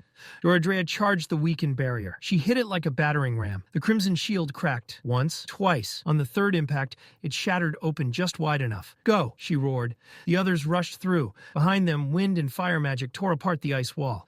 Enemies surged forward again. Claire turned. Doradrea hadn't moved. "What are you doing? Get out!" Doradrea shouted. Theodore ran back toward her. She punched him square in the chest. He flew through the opening. "I said go!" An assailant cloaked in wind mana lunged at her, screaming. Before he could strike, a cannon-like blast of water slammed into him, sending him flying across the room. Doradrea staggered from the recoil. Fereth stood beside her, wand raised. He'd come back. She glanced at him sideways and scoffed. Idiot. He smirked faintly. You'd lose without me. Back to back, Dora and Ferrith faced the charging horde. Outside, Claire and the others burst from the building, sprinting into the night with urgency burning in their veins. Inside, the 2 remaining members of the disciplinary committee braced themselves. The real fight had just begun. Claire's voice rang out, ordering everyone to split up and find the professors. But the command died in her throat. Her eyes had shifted past the courtyard, past the shattered stone, past the smoke. What she saw stole the air from her lungs. Theodore followed her gaze, irritation turning into confusion. What's going on? He didn't need an answer. The academy grounds had descended into hell. Monobeasts rampaged across the campus. Massive forms tore through buildings and bodies alike. Far from the carnage, a carriage rolled toward the academy gates. Inside, Tessia sat upright, composed on the surface, but something was deeply wrong. Her body felt foreign. Her mana core was hollow, empty. Every breath felt slightly delayed, as if her spirit were lagging behind her flesh. She told herself Director Goodsky would understand. There had to be an explanation. The academy gates came into view. Then, a shrill screech tore through the air. The carriage jolted violently to a stop. Tessia stepped down, senses sharpening instantly. The driver pointed forward, horror etched across his face. A barrier stood at the gates, dark, massive, humming with lethal intent. The moment her eyes landed on it, her entire body locked. Her instincts screamed. Her soul recognized danger before her mind could process it. Turn back, she began. An explosion erased the rest of her words. The blast swallowed the carriage whole. Wood and metal shattered. Flames erupted outward. The shockwave hurled Tessia through the air like debris. She hit the ground hard, the impact knocking the breath from her lungs as fire licked across her skin. Through blurred vision, she saw the driver, still, burning. A raspy voice echoed through the smoke. Familiar. Wrong. Tessia forced her head toward the sound and froze. Lucas Wake stepped through the flames. For a moment, her mind refused to accept it. The pressure rolling off him crushed the air itself. Bloodlust saturated the space between them. Her muscles refused to obey her. He walked closer. Another blast erupted from his hand. The explosion sent her skidding across the ground. Pain exploded through her ribs. The world spun. Lucas spoke as he approached, mocking her weakness, commenting on how frail she looked, how easy this was. Tessia clenched her teeth. Wind mana surged into her arm. She lashed outward in a sharp burst, knocking his hand aside and cutting through his taunts. She forced herself upright. Her legs trembled violently. I won't let you, she breathed. Lucas laughed. Madness colored every note of it. He could see it, how unstable she was, how her core barely responded. She wasn't a threat to him. Not like this. Inside, Tessia understood the problem. Rinia's bracelet still bound her beast will. It kept her from losing control, but it was also suffocating her power. Lucas suddenly lunged forward and grabbed her by the collar, lifting her effortlessly. His grip tightened as he stared into her eyes, not with intent to kill, but something uglier. He wanted her broken, humiliated. He believed if she were reduced enough, maybe she would look at him differently. Maybe she would stop looking at someone else. Tessia didn't flinch. She smirked. That single expression cut deeper than any blade. If he truly wanted her dead, she already would be. She wasn't the objective. She was bait. Lucas saw it, and rage twisted his face. He slammed her into the ground with brutal force. The earth cracked beneath her body. She coughed, but she laughed softly through the pain. She spoke to him calmly, exposed him, his insecurity, his desperation. That was the blow he couldn't tolerate. His hand struck her face with a sharp crack. Her head snapped sideways. Sparing you doesn't mean mercy, he growled. Tessia's fingers tightened around his wrist. She removed the bracelet, activated her beast will. Her mana core screamed in protest. She didn't care. Even if it destroyed her from the inside, she would not be used. Wind exploded outward. Vines formed from compressed air wrapped around Lucas from every direction. Blades of wind carved into his body, slicing flesh and tearing through clothing. The pressure forced him back, wounds opening across his skin. Tessia swayed. Her vision darkened, but she held it.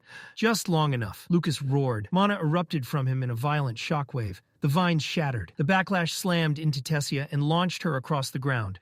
Her body rolled to a stop, limp. Silence followed. Lucas stood there, breathing heavily, injured, but standing. He looked down at her unconscious form, then at the bracelet lying nearby. With calculated calm, he picked it up and slid it back onto her wrist. He wasn't going to let her die from her own power. Not yet. If she tried removing it again, he would make sure she couldn't. He grabbed her by the hair and began dragging her across the ground. Her body left a faint trail through ash and dust. At the barrier, he pulled out an artifact. The shield parted slowly. He stepped through, dragging her behind him. Inside her fading mind, Tessia felt nothing but weakness.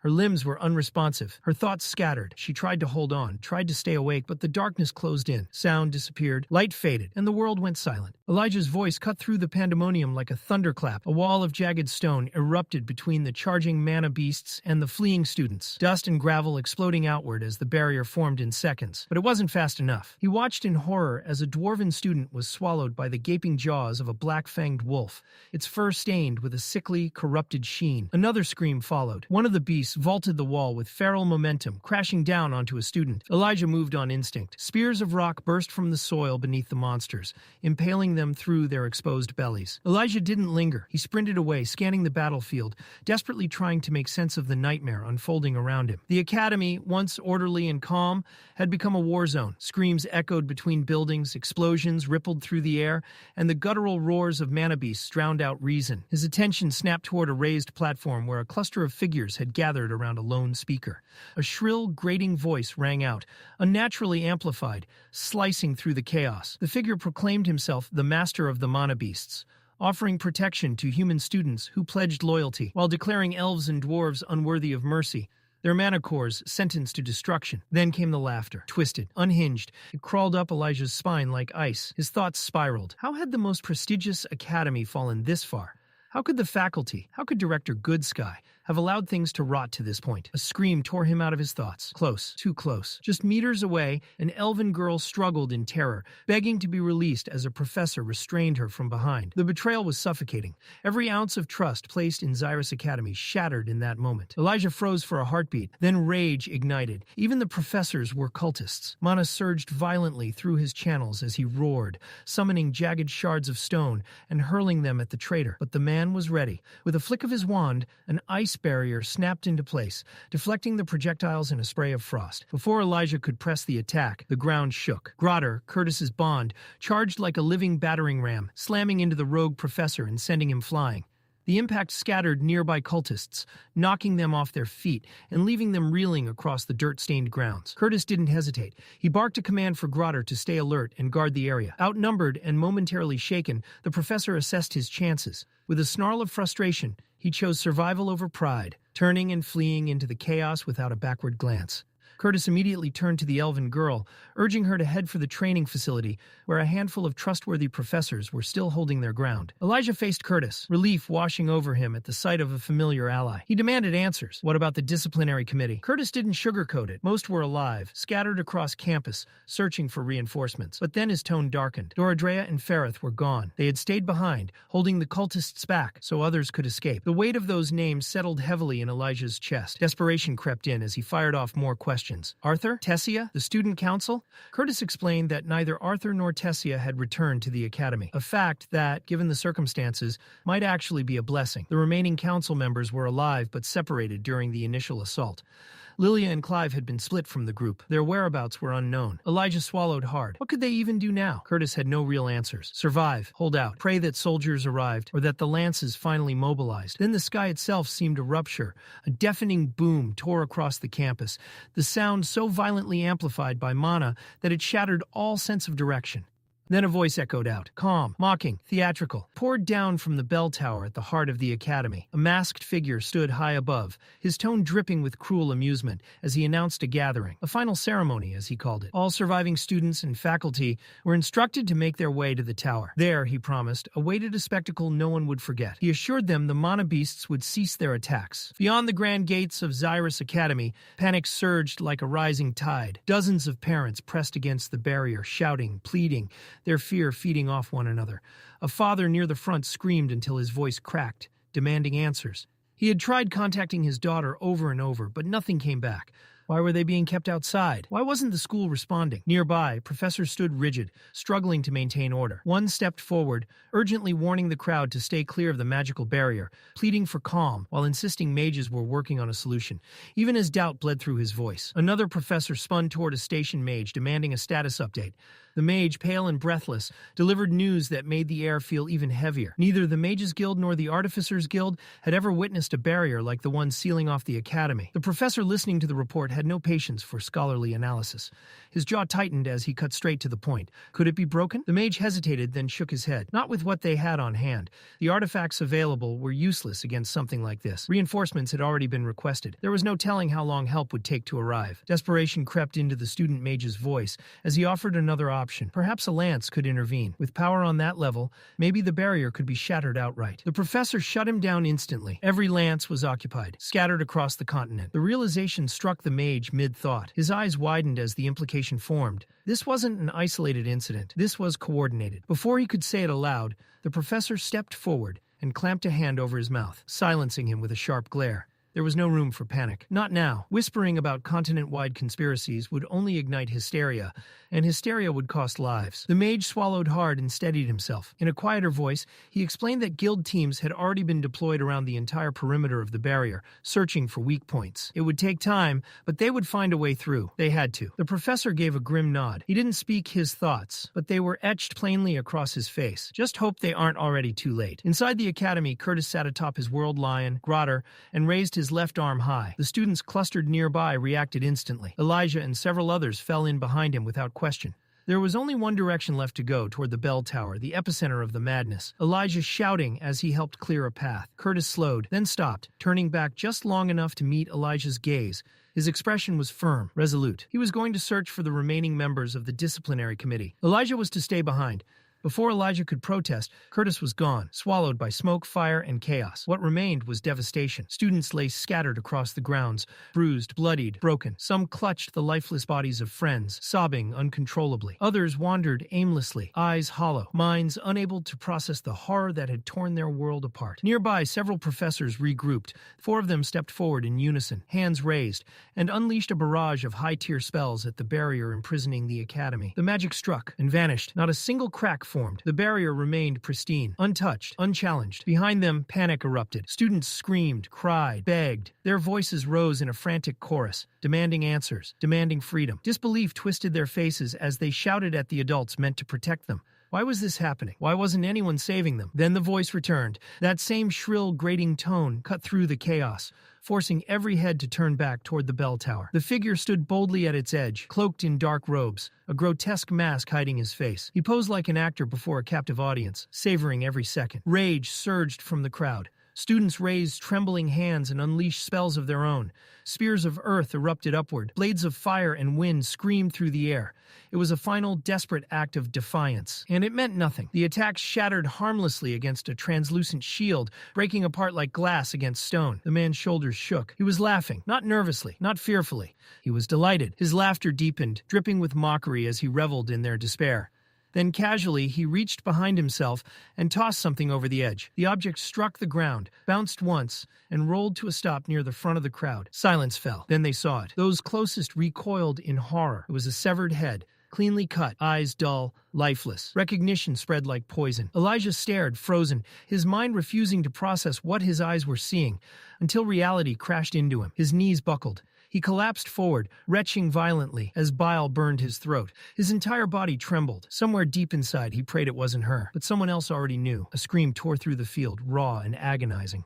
Theodore surged forward, fury and grief tearing him apart. He shoved past students, slammed into the barrier, and began pounding it with his fists. Blood smeared across the unyielding surface as he screamed her name, voice breaking under the weight of his pain. Dora Drea. Her head lay at the masked man's feet. Theodore's fists kept striking the barrier, knuckles split. His voice reduced to shattered cries as he demanded the murderer face him. The laughter stopped. Slowly, deliberately, the man lifted his hands and removed his mask. The face beneath was no stranger to madness, but it was no mere lunatic either. Drenive. His eyes burned with twisted pride as he announced his name, as if it were a title meant to inspire awe. He spoke like a man reborn, powerful, untouchable, destined for greatness. Across the barrier, Theodore stood his ground. His voice cut through the silence, calling Drenive what he truly was, a coward. But the words never fully landed. In the span of a single breath, the world warped. Drenive vanished and reappeared directly in front of Theodore. One instant, Theodore stood safely behind the barrier.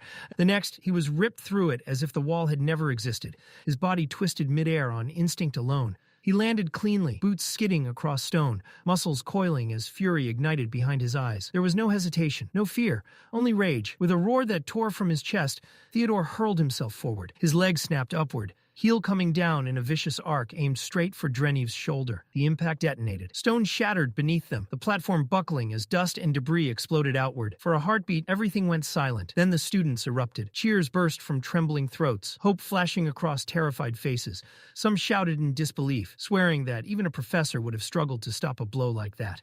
Then a scream tore through the dust. It wasn't Drenive. As the cloud settled, the truth revealed itself in brutal clarity. The platform had fractured, but Theodore's leg had paid the greater price. Bone punched through torn flesh, his calf mangled beyond recognition, twisted at angles no body should ever bend. He collapsed, breath tearing from his lungs. Dreniv stood above him, unharmed. A shadow fell over Theodore's face as Dreniv lifted his foot and brought it down, pinning Theodore's skull to the broken stone. The pressure was merciless, crushing. Dreniv looked down at him with open amusement, his smirk never wavering. He mocked him, mocked his courage, mocked his defiance, mocked the foolish belief that he could matter. Then, almost lazily, Dreniv raised a hand and snapped his fingers.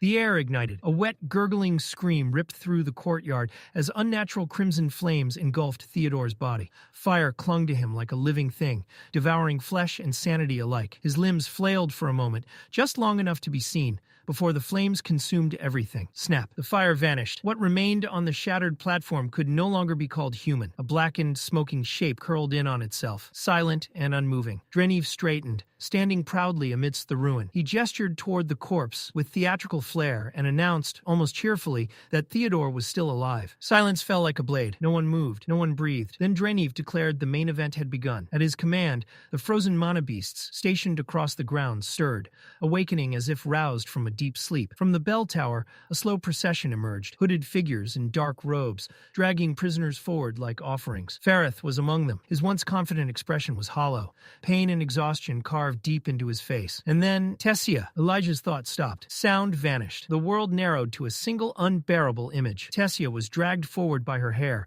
blood streaking her face, clothes torn and stained. Something inside Elijah shattered. He stumbled toward the barrier, palms slamming against the invisible wall, his breath coming in ragged bursts. Nearby, Claire clung to Curtis, her hand shaking as she covered his mouth. Tears streamed down her face as she silently begged him not to move. Curtis didn't listen. Rage exploded from him as he drove his fist into the barrier hard enough to crack bone. His body trembled, fury and grief twisting his face as he screamed vows of vengeance into the void, swearing to kill Dreniv. Claire sobbed, tightening her grip, begging him not to throw himself into the same fate Theodore had met. Curtis turned on her, shouting through the pain. How could they stand there? How could they wait while their friends were tortured? What was the point of patience when Ferrith bled and Theodore burned? Then Catelyn stepped forward. Without a word, she struck him. The slap cut through the chaos, silencing him instantly. Tears streamed down her face as she stared at her brother, voice breaking as she reminded him of what mattered. They needed a plan. They needed to protect everyone, not throw their lives away to blind fury. They couldn't lose him too. The weight of her words hit harder than her hand. Curtis trembled, then nodded, jaw clenched tight. Elijah, meanwhile, couldn't look away from Tessia. She wasn't supposed to be here.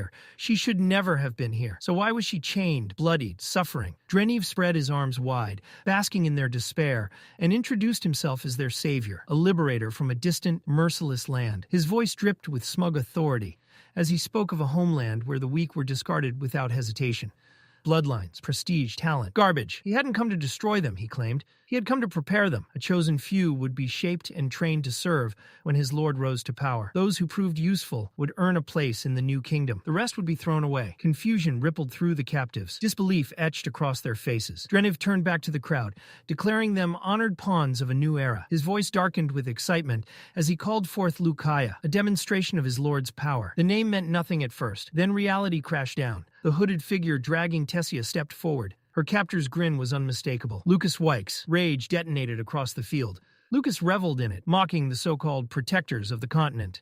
The disciplinary committee had failed. The academy had failed. Even Tessia, the elf princess, lay broken at his feet. Elijah's fury broke free, and the moment Lucas leaned closer to Tessia, still gripping her hair, all restraint vanished. Lucas dragged his tongue slowly along her neck, deliberate and intimate, his eyes never leaving Elijah's. The sadistic amusement etched into his grin was unmistakable. Something in Elijah snapped. The world bled red at the edges of his vision as rage flooded in, drowning thought, drowning reason. Heat surged behind his eyes, then everything went eerily cold. Somewhere deep inside, a presence stirred, ancient, hateful, and utterly foreign.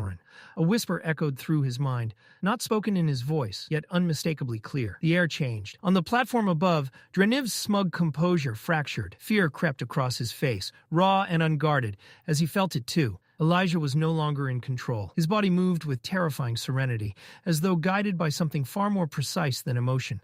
The voice inside him grew louder, sharper, urging violence, promising ruin. Without warning, jagged black spikes tore through the ground around him, ripping upward like living spears. Students too slow to flee cried out as dark magic lashed through the area, blood staining the shattered earth. Somewhere, Elijah's conscious mind recoiled in horror. He hadn't meant to hurt them, but his body didn't stop. His gaze was locked onto Lucas Wykes. The rage had chosen. The barrier separating them hissed as dark plasma gathered around Elijah's hand. The magic dissolved the barrier, as if it were nothing more than mist. Chaos followed. Mana beasts hurled themselves forward from all sides, summoned in desperate defense. None reached him. With a single, effortless sweep of his arm, the ground erupted again.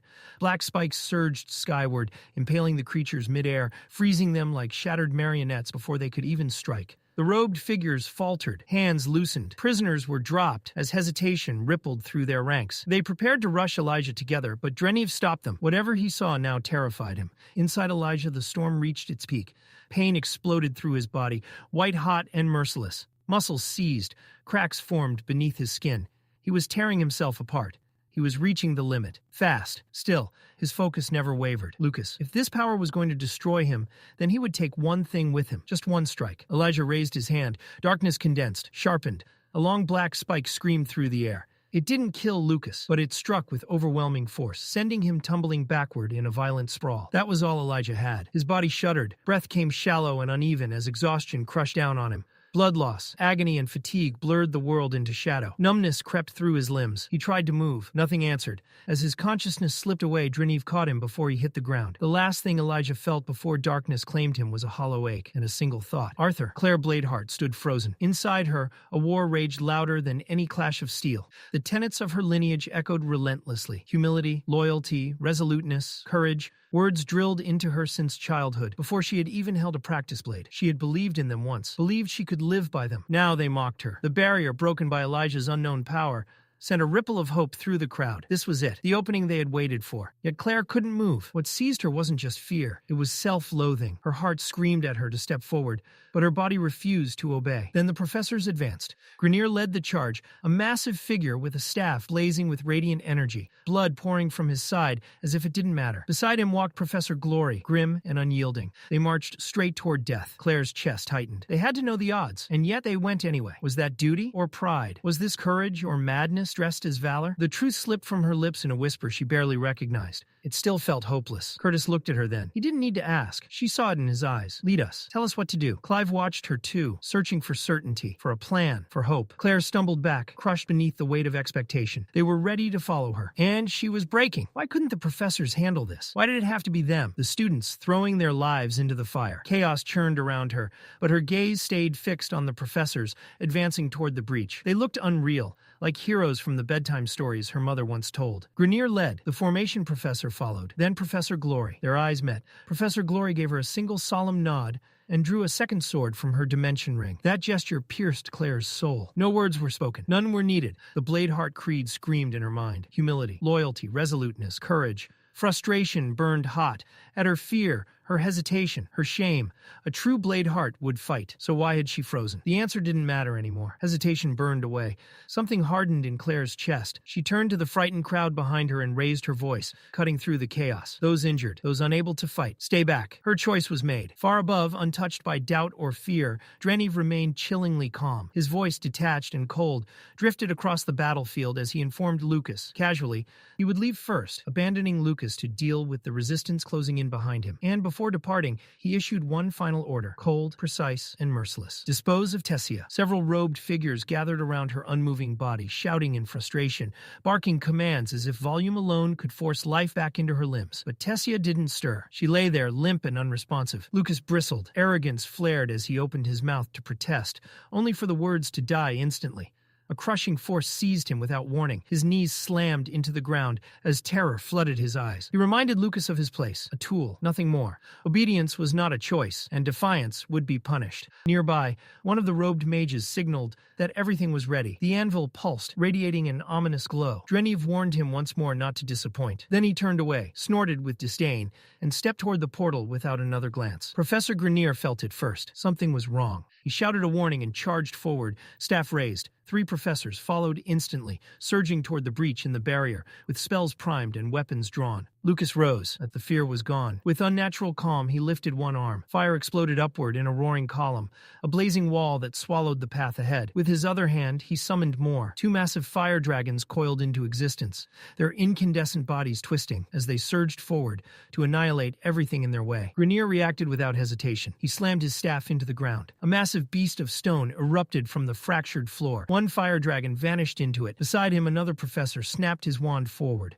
A torrent of water collided collided with the remaining dragon, detonating in a thunderous blast of steam and force. Professor Glory advanced. Twin swords gleamed in her hands. Her voice rang out, fierce and unwavering, condemning Lucas for his betrayal, an act that spat on everything the Academy stood for. Lucas answered with a roar. A mana beast lunged at her, jaws wide enough to swallow her whole. Glory twisted midair, rolling beneath the snapping maw. In one fluid motion, she drove her blade upward, cleaving through its neck. The head fell cleanly. The body collapsed. She landed without pause and pressed forward, daring him to send more. But Lucas wasn't alone. Robed figures rushed in, sensing his weakness. Too many, even for her. Before they could strike, the sky itself unleashed judgment.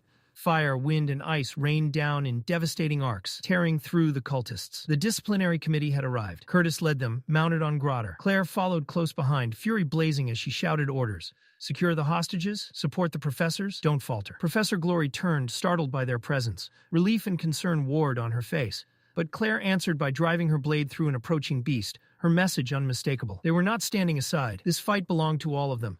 Glory cursed softly, then shouted for them to be careful. Claire's gaze swept the battlefield and locked onto a figure cutting through the chaos with deliberate purpose. A robed man. The instant she saw him, rage surged through her veins. She knew that face beneath the hood. Her jaw tightened. Her grip hardened. Kai. She launched forward. Mana flooded her weapon as her lips moved in a rapid chant. Fire ignited, spiraling around her blade into a roaring cone of heat. The ground rebelled. Earthen spears erupted to stop her, but she twisted, dodged, and pressed on without slowing. She leapt.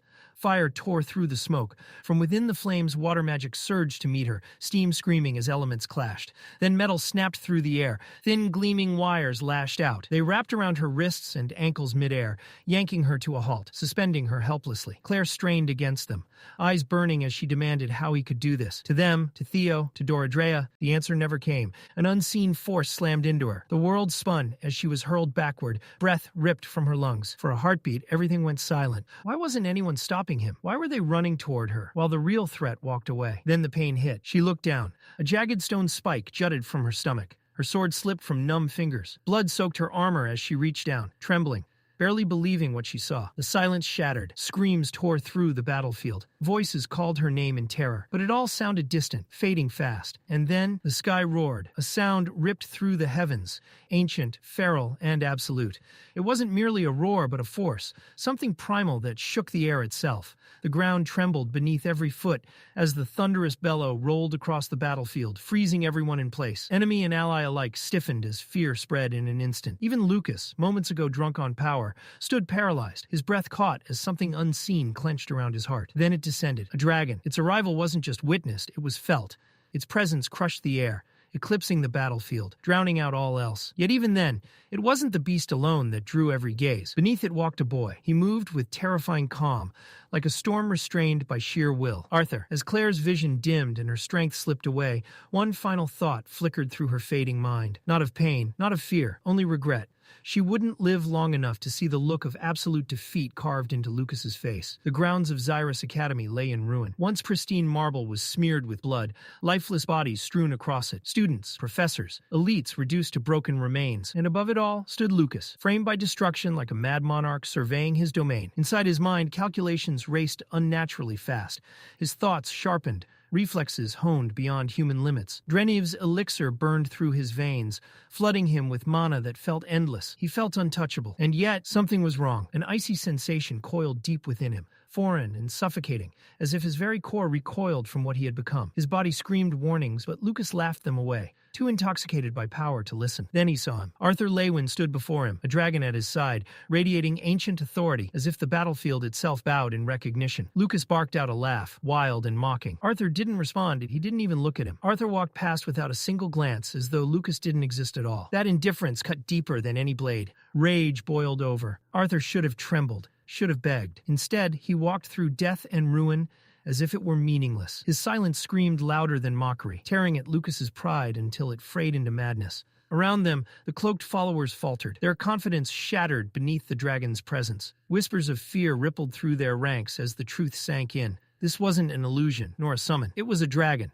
and their bodies refused to obey, even when instincts screamed to run. Arthur ignored them all. He went to Tessia. She lay unconscious amid the wreckage. Arthur knelt beside her, gently brushing blood-matted strands from her face, searching desperately for signs of life. A pulse. Tessia was alive. Drugged, suppressed, bruised, but alive. Peace didn't last. Lucas's voice slithered through the air again, dripping with venom and delight. He boasted that Tessia had cried out for Arthur, that he had spared her only because Drenif ordered it. And beneath his words lurked something worse. A desire to break Arthur not through strength, but helplessness. Sylvie roared. The Academy's foundation shuddered under the fury of it. Arthur didn't react. His eyes never left Tessia. That disregard shattered something inside Lucas. Just as he drew breath to scream again, the earth beneath Arthur groaned. Then it broke. The ground folded inward, as if the world itself recoiled. Lucas stumbled, balance vanishing, dread surging up his spine. A pressure seized his chest, ancient, predatory, inescapable. His fear was different. It eclipsed every authority he had ever known. Bloodlust poured from Arthur's presence, heavy and suffocating. His eyes locked onto Lucas at last, empty of mercy. Lucas was no longer a rival. He was an inconvenience. Terror flooded his limbs, his mana, his lineage, his power. None of it mattered. His body froze beneath that overwhelming will, chains of fear crushing him in place. Panic tore at his thoughts, as instinct screamed to flee. Shadows erupted beneath him. They coiled around his legs like living things, yanking him down as the darkness tightened its grip. His breath hitched, comprehension slipping through his fingers. How? How could all of it mean nothing? Then he understood. This wasn't raw power. It was experience. Battles survived, wars endured, lives taken, and burdens carried alone. Arthur stood above him like wrath incarnate. Desperate, Lucas lashed out. With a trembling snarl, he cast his spell, Hell's Rain. Dozens of fiery spheres ignited around him, forming a blazing ring of destruction as they hovered, spinning, ready to burn everything in their path. From behind, Sylvie called out, her voice sharp with concern, but Arthur didn't turn. He could have stepped back, watched Lucas tear himself apart with his own unstable magic. That would have been easy. Merciful, even. Arthur refused to grant him that mercy. Drawing a measured breath, he released the next seal within himself. The world drained of color, vision collapsing into stark monochrome as Dragon's Awakening. Second phase took hold. Water mana surged at his command, the very air screaming as it crystallized. White fire erupted outward. Absolute zero. A curtain of frost bloomed around Arthur, just as Lucas's bombardment crashed down. The spheres detonated on contact, yet not one passed through. Flame met cold and died, hissing into vapor, annihilated before it could threaten him. Lucas froze, his mouth opened, lips trembling as his mind failed to grasp what he was seeing. Ice. Arthur was wielding ice. Panic clawed at Lucas's thoughts. He dragged together every shred of mana he had left, forcing it into his right arm. The glow there became violent, unstable, pulsing like a dying star as he attempted a creation form spell. Mana condensed, screaming under pressure, shaping itself into a spear of blue fire. Volatile, barely contained. Arthur didn't hesitate. He cast two spells at once. Lightning crackled around one hand. Ice coiled around the other. Lucas hurled the spear. Arthur caught it mid-air with his left hand. The impact shoved him back a single step. That was all. From Arthur's right hand, black lightning detonated outward. It shrieked through the air and slammed into Lucas's arm, severing it instantly. The limb tore free, charred and ruined, as Lucas was hurled across the stone. He hit the ground, screaming. Arthur advanced. Lucas collapsed, clutching empty air where his arm had been, blood pouring freely as terror hollowed his gaze. Lightning crawled along Arthur's forearm, his expression terrifyingly calm. Lucas understood then. A quadra elemental. The realization broke something inside him. Arthur reached down and seized Lucas's remaining arm. The flame around his hand shifted, its heat inverted into killing cold. Frost raced along flesh and bone in a blink. Then Arthur crushed it. The arm shattered into frozen fragments, exploding outward like glass. Lucas stared at what remained, unblinking, before his body went slack and crashed to the ground. He tried to speak, tried to breathe, choking on his own blood. Arthur stepped on his leg. Gravity surged through his foot. He gave a single command. The bones snapped with a wet, grotesque crack. Blood sprayed across the broken floor as Lucas screamed, the sound shredded and animal. Pinned and helpless, Arthur leaned closer. He demanded answers. About Drenif, about everything. Lucas's fear twisted into spite. Through ragged breaths, he grinned, madness flickering in his eyes as he tried to taunt him. Arthur crushed the other leg. The sound echoed. Arthur stood over him, the storm overhead mirroring the weight in his chest. The world would change again. It always did. He couldn't stop that. But this was his choice. He positioned his foot between what remained of Lucas's legs. Lucas trembled, stammering in broken terror. Arthur met his eyes. His sentence was simple, that this suffering would follow him into his next life. Mana surged. Arthur brought his foot down. The sound that followed was obscene. Lucas's final scream was no longer human. Silence fell. No cheers rose. No relief followed. Every student, every professor, they stared at Arthur with fear. The fear that had once belonged to Lucas now rested on him. Arthur felt it settle like a noose. Once, he had embraced that reaction. Now it felt like a burden he would always carry alone. Dragon Dragon's awakening unraveled violently. Pain ripped through him as glowing runes faded from his skin. Color returned to the world, though his soul felt torn raw. Lucas lay broken, frothing, eyes vacant, muttering nonsense as unconsciousness claimed him. Arthur raised his hand to finish it. Then the air screamed. A sharp, piercing resonance shattered the silence. The crimson barrier fractured and exploded into light. From above, through the falling shards, 3 figures descended. Arthur didn't need to see their faces. Only one force carried that kind of weight. The lances. Lucas gasped weakly, a single word spilling from his ruined mouth. Brother. The air around Baron ignited. Fury tore through him, lightning and flame erupting as the ground cracked beneath his feet, his rage shaking the battlefield itself. Arthur barely had time to register the word Lucas had forced out before everything went white. A lance of condensed light slammed into his chest. The impact erased sound, erased thought. Arthur's body was ripped from the ground and hurled through the air like debris, smashing straight into the bell tower. Stone exploded. Metal shrieked. His consciousness fractured, flickering in and out as the world blurred into streaks of shadow and light. Through the haze, he sensed movement. A figure approached, its shape warped and indistinct through his fading vision. Before the follow-up strike could land, a roar split the air. Sylvie. She tore across the battlefield like a living comet, wreathed in blazing fire, fury pouring from her in waves. Sylvie charged straight for Baron and the other lances. She never made it. With surgical precision, Varai moved. Mana surged, and a dome of reinforced ice snapped into existence around Sylvie, sealing her inside a frozen prison. Arthur lay crushed beneath the rubble, breath shallow, strength gone. Every muscle screamed. If only he could trigger his second phase again. The thought gnawed at him, cruel and unreachable. Then the storm came. Lightning tore through the air as Baron charged, grief and rage distorting his face into something feral. He looked less like a man and more like a force of judgment given form. Arthur braced for the end, but Ulfred's voice cut through the chaos like a blade. The command stopped Baron mid-stride. Ulfred had seen enough. Baron turned on him, eyes burning, demanding justice. And to him, justice meant blood. Ulfred didn't yield. He reminded Baron that Arthur had stopped Lucas, that everyone still breathing owed him their lives. That power did not excuse madness. The words failed. Grief drowned reason. In Baron's mind, Arthur's death was the only closure left. He turned back toward the shattered tower. Before he could move, the ground erupted. 2 coal-black knights burst upward, summoned constructs of stone and mana, clamping down on his arms. Lightning crackled uselessly against their grip as Baron roared Ulfred's name in fury. Then he exploded. A shockwave infused with fire obliterated the knights instantly, scattering fragments across the battlefield and forcing even Ulfred to skid backward. Unrestrained, Baron's hand reshaped itself, fingers flattening as lightning condensed into a crackling spear of raw destruction. He raised it high. Curtis and Catelyn screamed from the sidelines, voices breaking in helpless terror. Baron brought the weapon down, and the world froze.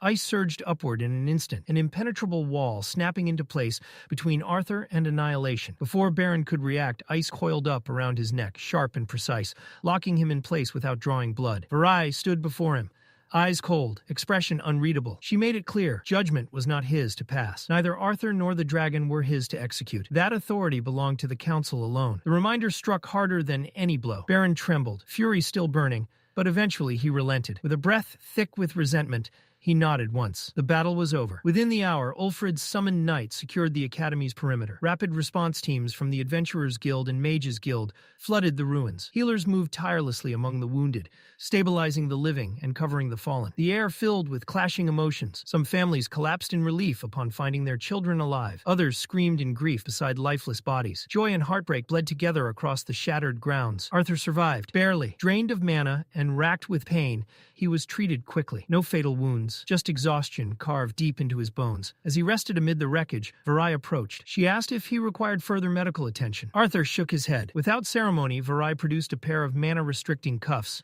and secured them around his wrists. Her tone remained neutral, but the finality of her actions carried a clear warning: do not resist. She then pressed an artifact against his chest. Power surged. Glowing mana threads wrapped around Arthur in an intricate seal, binding not only his body, but his mana itself. The suppression was absolute. Arthur didn't protest. His gaze shifted instead to Sylvie, still trapped within Varai's ice. With a flick of her hand, the spell unraveled. The frozen dome cracked, splintered, and melted away. Sylvie stepped free at once, placing herself between Arthur and the lances, her stance defiant despite the imbalance of power. Arthur spoke calmly, gently. He told her it was useless, that this fight was over, that they couldn't win here. Reluctantly, Sylvie yielded. Light shimmered around her as she reverted to her smaller, fox-like form. The transformation drew a brief flicker of surprise from Varai. Sylvie padded to Arthur's side, pressing against his leg, eyes filled with worry. Arthur met her gaze with quiet reassurance. Using a magical link, Varai bound Sylvie's form to Arthur's restraints. The two were now shackled together. Then Varai turned and motioned forward. Arthur followed without resistance. Summoned knights and lances closed ranks around them, forming an unbreakable escort as they moved toward the Mage Guild's temporary camp, where Judgement would await. As Arthur was led away, the weight of Judgement pressed in from every side. The air beyond the courtyard was thick with whispers. These weren't idle rumors anymore. They were shaping a story, one that painted Arthur as a criminal who had slain a student. And not just any student, but a Wykes, a noble. Even when a few voices tried to push back, pointing out that the Wykes boy had been involved with terrorists, they were quickly drowned out. Prejudice rose louder. Disdain followed close behind. Then a familiar voice cut through the noise. Arthur's head snapped toward it on instinct. Behind the iron gate stood his family, Reynolds, Alice, and Ellie. Relief warred with terror on their faces, hope trembling on the edge of collapse. For a brief moment, the world narrowed to just them. Arthur turned to Lance Varay and asked calmly for permission to speak with his family. She met his gaze and gave a polite nod. Before Arthur could take a step, Baron's voice lashed out, sharp with fury and contempt. The tension spiked instantly, but before it could erupt, Ulfrid intervened. His voice carried authority born of age and wisdom. Arthur approached the gate. Reynolds spoke first, his voice trembling despite his effort to stay composed. He asked what had happened, why his son was bound like a criminal. Arthur answered lightly, brushing it off as a misunderstanding.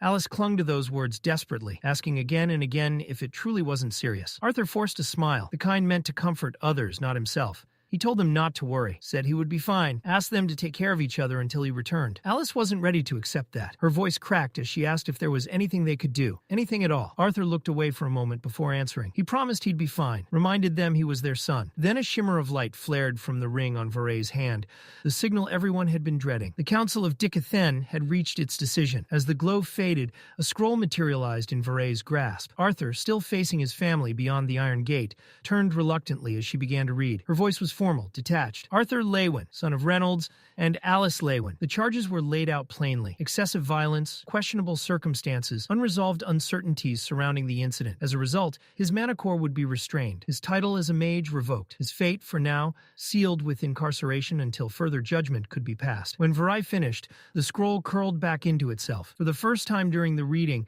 her eyes met Arthur's, and with that look, the council's judgment became real, effective immediately. The cold finality of her voice settled over the courtyard like a suffocating fog. Alice cried out from behind the gate, disbelief tearing from her chest. This had to be a mistake. Her son, imprisoned? Reynolds tried to reason aloud, his voice steadier but no less shaken. There had to be an explanation. There had to be. Their protests were soon joined by others. Students who had fought beside Arthur, instructors who had seen the carnage firsthand. Outrage rippled across the courtyard in rising waves. Varai did not move. Her gaze stayed fixed forward, untouched by the storm of voices crashing around her.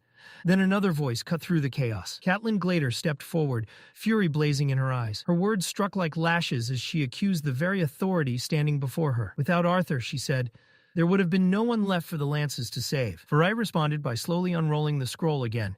She revealed the signatures. Among them were the names of King and Queen Glader. Beside theirs, the Greysunders. The ruling powers of both kingdoms had agreed. Catelyn staggered back as if struck. Disbelief gave way to shock, then to something hollow and broken. Curtis moved to her side, gently pulling her away as she fell silent. Trembling, Arthur watched it all unfold, feeling the last remnants of resistance drain from him. The decision had been unanimous, approved by leaders he had believed would understand. With a slow breath, Arthur gathered what dignity he had left and asked for one last moment with his family. Varai gave a curt nod. He stepped closer to the fence, trying once more to soften the moment with a smile. But Alice saw through it immediately. Her voice dropped, quiet and shaking, as she asked if he even understood what was about to happen to him. Arthur couldn't meet her eyes, his gaze fixed instead on her hands, the same hands that had soothed him as a child, now helpless. Ellie stood beside her, fists clenched, face flushed red with fear. Her voice cracked as she begged him to tell her this was a joke. It wasn't. Arthur placed a hand gently on her head, ruffling her hair like he used to. The realization hit him harder than he expected. How much she had grown, how much he had missed. He whispered a promise, that he would come back, that this was temporary, that they would see him again. Reynolds stepped forward then, his presence steady and unyielding. He didn't offer false comfort, only certainty. No matter what the world decided, no matter what judgments were passed, their family would stand by him. He told Arthur to come home. That was all that mattered now. Arthur turned away, blinking hard against the sting in his eyes. He refused to let the tears fall. Not here, not in front of them. With a quiet nod that said more than words ever could, he walked back toward the lances, each step heavier than the last. Nearby, Baron was already speaking. He announced, in a voice stripped of emotion, that he would be taking a detour, returning to his family's estate, with his brother's body. Lucas's remains were wrapped in cloth, carried not with tenderness, but with grim obligation. Ulfrid stiffened, clearly ready to object. The body should have gone to the council. There should have been procedures, questions, an investigation. Virai silenced him with a single subtle wave of her hand. The decision was final. Baron's gaze flicked toward Arthur, sharp, venomous, brimming with unspoken hatred. But no challenge followed, no words, no outburst. Instead, mana flared violently around him, and with a thunderous release, Baron launched skyward. In seconds, he vanished into the clouds, carrying his brother's corpse with him. Then Ulfrid raised his hand. The ground trembled as a massive stone knight erupted from below, its form towering and expressionless. Without ceremony, it lifted Arthur into the air, prying him apart from Sylvie. There was no farewell, no final exchange. Their separation was as cold and efficient as a sentence being carried out. Arthur didn't resist. His eyes stayed fixed on Xyrus Academy as it shrank beneath him. It had been more than a school. It was where he had grown, struggled, found fleeting moments of peace, a second home. Baron descended from the clouds and landed at the gates of Wyke's Manor. The impact was heavy, final. In his arms lay Lucas's wrapped body. His expression was rigid, carved from stone, but the weight in his steps betrayed the burden he carried. The household staff froze at his arrival. None had expected him, least of all like this. Bows and greetings went unanswered. A housekeeper approached, cautious and respectful, only to halt mid-step as her eyes caught the outline of the body in his arms. The color drained from her face. Before she could speak, Baron's voice cut through the silence, cold and absolute. "Summon my father, now." Moments later, Baron stood before Otis Veher Wykes. The air in the room grew suffocating as Baron delivered the truth. Lucas was dead. Otis's face twisted instantly, fury erupting like a storm. His fist slammed into the table, wood cracking under the blow. To him, Lucas's death was more than loss. It was disgrace, humiliation, a stain on the Wykes name. He ranted about everything he had poured into his son, the elite tutors, the rare beast cores, the priceless elixirs, all of it wasted. His rage wasn't grief, it was wounded pride. Then it turned on Baron. Otis accused him of failure, of allowing the family name to be dragged through the mud, of daring to bring Lucas's shameful remains back to the manor. To Otis, the corpse itself was an insult. He raised his hand to strike. The blow never landed. Baron caught his father's wrist mid-air. His eyes were unyielding, cold. This wasn't a son defying his father. This was a lance asserting his authority. He reminded Otis who he was now. Not just a Wykes, but a protector of the continent. Otis sneered, bitterness replacing rage. In his eyes, Baron's status wasn't earned. It was inherited, granted by bloodline. Still, he straightened, forcing his emotions down, and demanded the truth. Baron gave it. Lucas had allied himself with cultists, led by a man named Drenive. Witnesses confirmed it. He had helped terrorize Xyrus Academy, and the one who ended Lucas's life did so swiftly, without mercy. Otis saw opportunity. Before reason or truth could interfere, he decided how this would be remembered. He summoned his assistant. The door opened, and Adeline stepped inside, composed and efficient. Otis immediately began dictating. His words were smooth, calculated, soaked in false grief. He painted the attack on Xyrus as a tragedy, casting Lucas not as a criminal, but a victim, a boy forced into obedience by Drenive, a pawn with no choice. Resistance, Otis claimed, would have meant instant death. Lucas became a brave child caught in a storm beyond his control.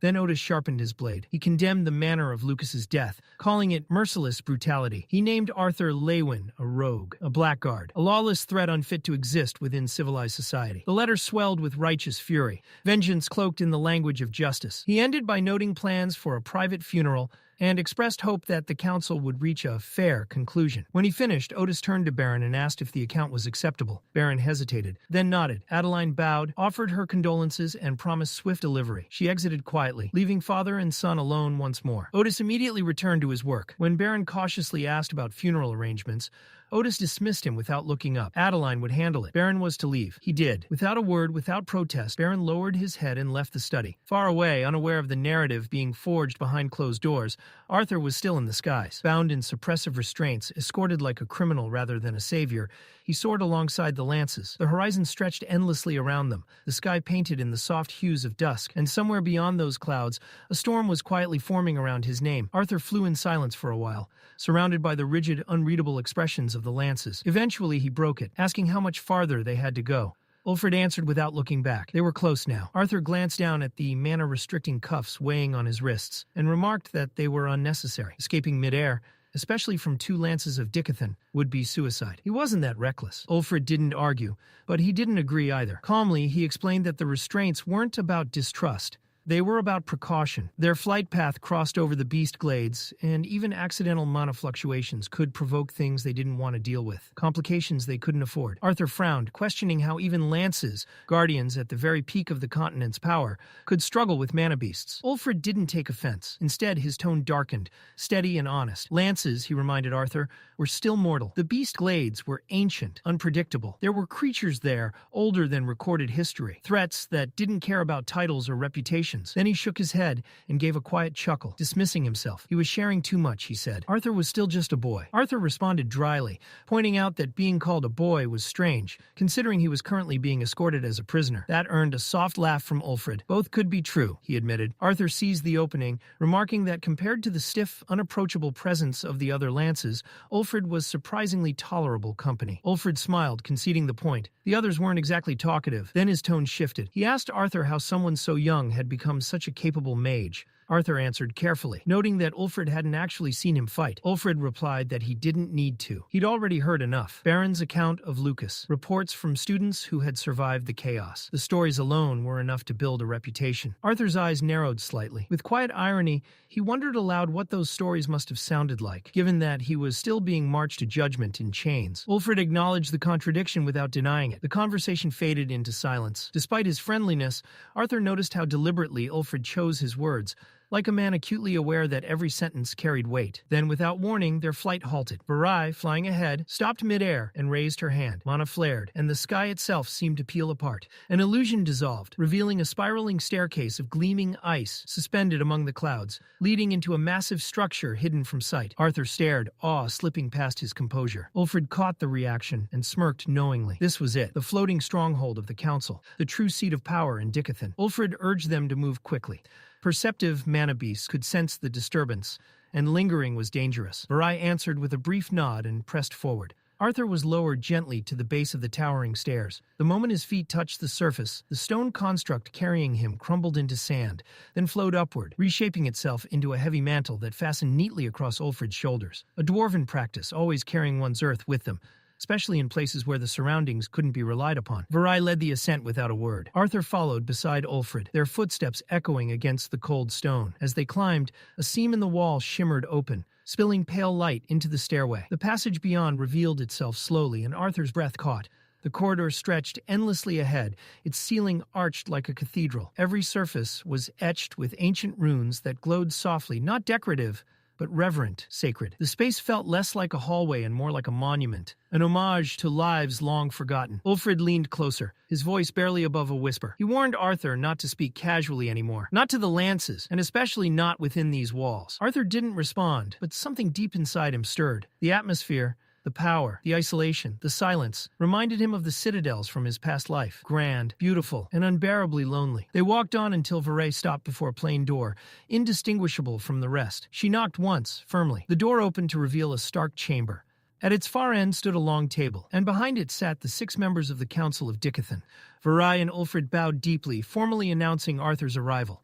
Arthur followed suit, lowering himself in respect. As he straightened, a sharp voice cut through the room.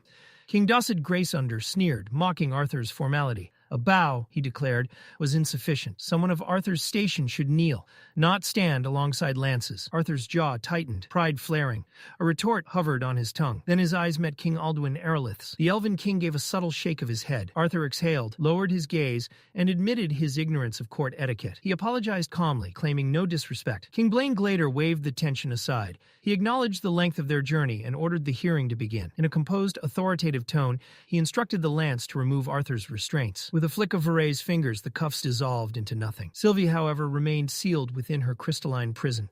Alduin tried to steady the storm before it could break. When he spoke, it wasn't as a king, but as a father. He thanked Arthur for saving the students of Xyrus, his own daughter, Tessia Eralith, among them. Dacid Graceunder slammed his fist into the armrest, the sound echoing like a gavel. He reminded the council that they were not gathered as parents, but as rulers, as arbiters of law. Beside him, Glandhara Graysunder spoke without hesitation.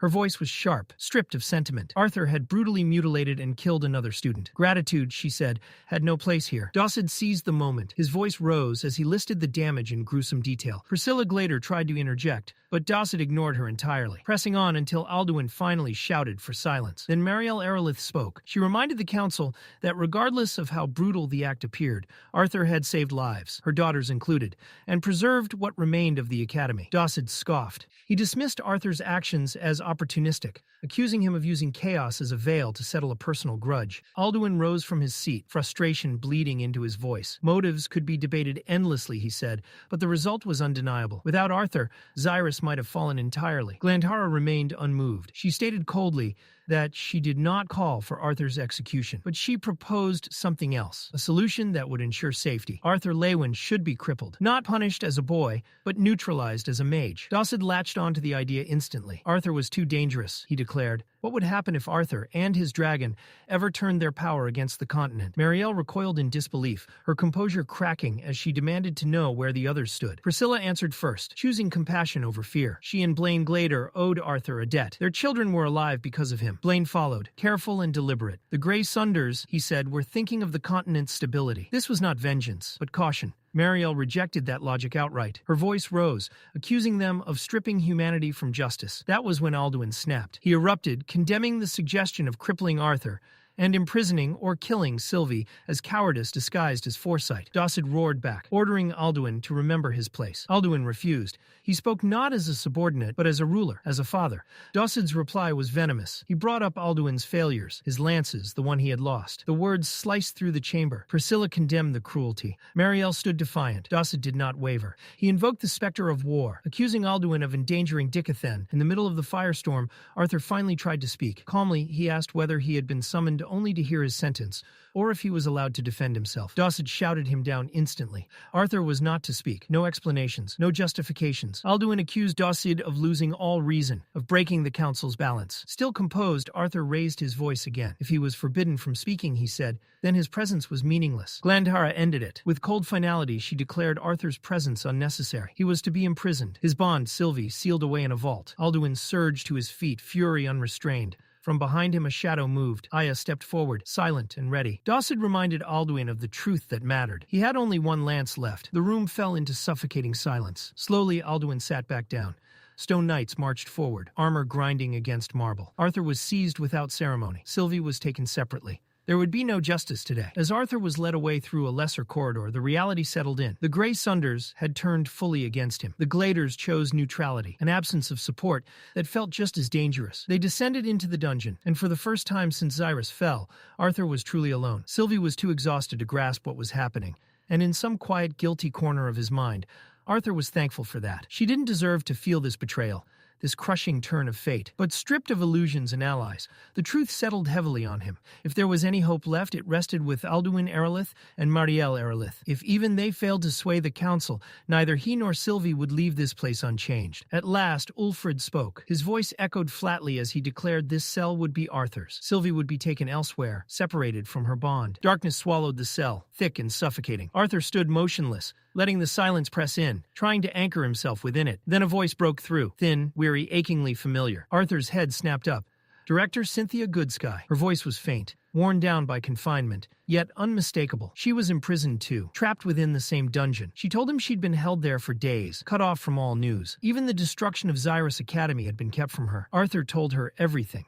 He spoke of the attack, the chaos, the students, Lucas, of how the academy she had once protected had nearly been erased. As he talked, something in her silence unsettled him. None of this aligned with what she'd been told. The council had turned on her abruptly, right after her last meeting with them, without explanation or warning. When she asked about Lucas, Arthur explained what he'd seen, the same drug that had infected others. But Lucas had been different, stronger, more controlled, horrifyingly aware. He hadn't been a mindless pawn. He'd known exactly what he was doing. Cynthia listened closely, asking whether Arthur had seen the one orchestrating it all. He hadn't. Whoever it was, They'd vanished before he arrived. That answer seemed to confirm her fears. She murmured about plans already in motion, moving faster than expected. She didn't elaborate, but her tone shifted, heavier, guarded. Arthur's pulse spiked. He demanded answers. Who were they? What was really happening? But Cynthia pulled back. She no longer spoke as a director, only as a prisoner, a scapegoat. Whatever truths the council was hiding, she had been sacrificed to keep them buried. When Arthur pressed harder, her voice strained, words breaking under invisible pressure. She confessed there were things she could not say, truths sealed by magic older and stronger than either of them. Even hinting at them caused her pain. A curse, triggered by forbidden knowledge, held her silent. Arthur's fury ignited. The thought of her imprisoned, silenced, and discarded while the real architects moved freely made his blood boil. He slammed his fists into the bars, metal ringing sharply through the dungeon, before collapsing back onto the cold stone. Cynthia apologized softly. It was all she could give him. Arthur didn't answer. He curled in on himself, staring into the dark, forcing his breathing to slow as sleep threatened to claim him. While somewhere beyond those walls, a far crueler plan continued to unfold. Within the secluded chambers of Blaine Glader, tension clung to the air like smoke. The door burst open. Dawson Graysunder stormed inside, rage blazing in his eyes. His voice thundered through the room, accusing, venomous. The agreement, made in secrecy, born of fear, had been broken. Blaine's silence in the council chamber, his refusal to publicly condemn Arthur, was nothing short of betrayal. Blaine didn't rise to the provocation. He poured himself a glass of aged liquor with measured calm and acknowledged the agreement without denial. But loyalty, he said, was not limitless. Arthur had saved the future of Dicathen, saved Blaine's own children. To condemn him openly with accusations he did not believe in was a line he would not cross. Dawson slammed his fist down, snarling that without decisive action, there would be no future left to protect.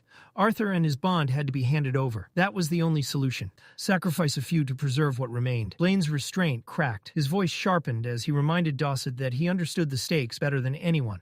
What they were planning, what they had already done, was treason against their own people. Dawson exploded. There was nothing left to betray, he shouted. The continent was already on the brink of annihilation. They were merely salvaging what they could from a war already lost. If survival meant bowing to a higher power, then so be it. That was leadership. Blaine met the outburst with cold disdain. Survival bought through submission was not salvation. They weren't protecting their people. They were abandoning them. Calling it strategy didn't change its nature. It was cowardice. Dawson sneered. He admitted it helped him sleep at night. Under this new order, he claimed, they would gain knowledge, wealth, power. A new world awaited, one forged by sacrifice. But Blaine's thoughts were already elsewhere. What would become of Sapin and Darv once Arthur was handed over? Of Elenoir, already scarred and burning? He didn't trust the unseen force Dawson pledged himself to.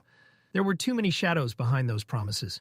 And Blaine knew one thing for certain. Whatever was coming would not spare the innocent. Dawson brushed aside Blaine's objections with a careless flick of his hand. To him, the elves had always been sanctimonious idealists, too obsessed with moral purity to survive the real world. Beneath the dim glow of the chamber, Dawson Graysunder's eyes burned with feverish obsession. His thoughts no longer belonged to his people or his crown, but to visions of eternity, ageless flesh, unfathomable power, and wealth so obscene it would eclipse every kingdom in history. But Blaine was not so easily seduced. Blaine Glader stood apart, weighed down by a conflict that hollowed him from the inside. His protest never pierced Dawson's deafened conscience. But inside, Blaine was screaming. He wasn't driven by greed. His path was shaped by inheritance and fear, the crushing responsibility of preserving the Glader bloodline. A father first, a king second. The sacrifices he had already made clawed at his soul, yet he clung to the fragile hope that his ancestors would understand, that they would forgive him for trading his conscience for his children's safety. His wife's desperation had eclipsed her loyalty to a kingdom already rotting at its foundations, and Blaine found himself walking that same desperate road beside her, unable or unwilling to turn back. When Dawson finally left, the silence he left behind was suffocating. Alone in his study, surrounded by luxury that now felt obscene, Blaine confronted the emptiness within himself. Once he had dreamed of becoming the strongest mage in Decathan, not out of vanity, but to honor his father's legacy. And yet, despite endless elixirs, enchanted tools, and the finest tutors money could buy, he had barely reached the red stage. The truth gnawed at him relentlessly. In his darker moments, envy crept in. Envy toward his wife, toward his children. He remembered how power had consumed his father, and how he had sworn never to lose sight of why strength mattered. Not for domination, but for peace, for family, for the people. Yet now, even commanding 2 lances, Blaine could not escape the shadow of inadequacy. The fear that perhaps he too had begun to crave power. When Blaine rose to leave, his unsteady footing betrayed him. He stumbled and fell hard. The crystal glass slipped from his hand and shattered an instant before he hit the floor, a jagged shard slicing into his arm as he tried to brace himself. Blood spread across the polished stone. How pitiful, he thought. Reduced not by magic or war, but by his own weakness. As he stood there, memories surfaced, unwanted and vivid. Long before his children returned home, speaking in awe of Arthur Leywin, Blaine had already sensed something different about the boy, and now, that same child stood at the center of a conspiracy vast enough to crush nations. Despite Arthur's overwhelming talent, his fate seemed governed less by power than by cruel circumstance. Caught in a scheme far beyond his making, he was being prepared as an offering, an unwilling sacrifice. Blaine told himself it was for the greater good of the continent, but even in the solitude of his own thoughts, the lie rang hollow. While guilt gnawed at Blaine in the waking world, Arthur's mind sank into something far worse. Darkness swallowed him. The world around Arthur dissolved into cold shadows, and ahead loomed a colossal structure, an ancient castle drowned in black. At the peak of its tallest tower, a lone banner fluttered in dead air. The gates were massive, cruelly adorned with spikes and barbed iron. Crows perched along the fence, their numbers swelling unnaturally. One crow caught Arthur's eye, its body twisted, malformed. An unbearable urge seized him, a need to see what they were feeding on. He tried to scream. No sound came. The crows scattered anyway, obeying some unseen command.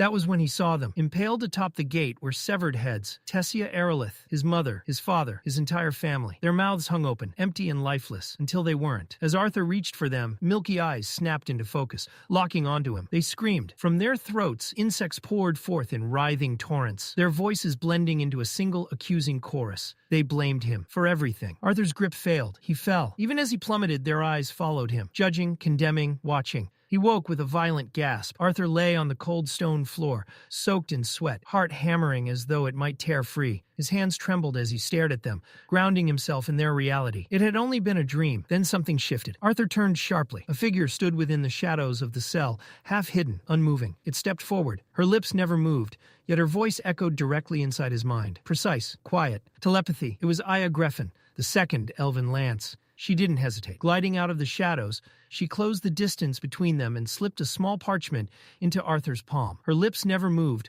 but her voice cut cleanly into his mind, precise and urgent. The message was from Alduin Eralith. Then, just as quickly as she had appeared, Aya vanished back into the darkness. Arthur unfolded the note and read. Alduin expressed sorrow for the tragedy at Xyrus Academy. In a matter of hours, the council would officially name Arthur and Cynthia Goodsky as the masterminds behind the attack. Cynthia would be executed publicly. Arthur, along with Sylvie, would be imprisoned indefinitely. Worse still, Alduin had overheard a private exchange between Blaine Glader and Dossid Graysunder. They intended to hand Arthur over to someone else. That, Alduin revealed, was the only reason Arthur was still alive. As repayment for saving Tessia Eralith, Alduin had already sent his own father with trusted escorts to move Arthur's family to a hidden location. It wasn't enough. Alduin knew that, but he hoped it would bring Arthur some small measure of peace. The letter ended with an apology. Even if Aya tried to free him, the moment Arthur stepped beyond the cell, the other lances would be alerted. There would be no escape without bloodshed. Arthur's fingers tightened. The parchment crumbled into ash, slipping through his grasp like the last fragments of hope. Then the quiet shattered. Standing where Aya had been was Baron Wykes. He gave Arthur no time to think. The council was waiting. Without a word, Baron turned and marched down the corridor,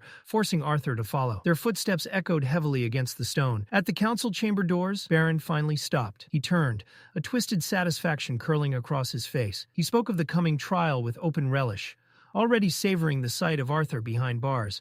And once that was done, he promised his attention would turn to Arthur's family. Arthur couldn't help himself. He questioned the absurdity of a grown man waging a personal vendetta against someone half his age. Baron snapped. He seized Arthur by the collar and slammed him down, his grip iron tight, his eyes blazing with venom. Arthur's fate was sealed, he said. Words wouldn't change that. Arthur didn't look away. He met the lance's glare head-on and spoke the truth they all refused to acknowledge. It was Lucas Wykes who had chosen betrayal. Lucas who had joined the enemy. Lucas who had slaughtered innocent students. Arthur hadn't sought revenge. He had stopped a monster. The words struck deep. Without another word, Baron hurled Arthur to the ground. Before Arthur could fully rise, a voice echoed from within the chamber, heavy with finality. The verdict had already been passed. Cynthia Goodsky was to be executed for her silence. Arthur staggered upright just in time to see her being escorted away between guards. Cynthia met his gaze, fierce, unbroken, though her clenched jaw betrayed the fury she restrained.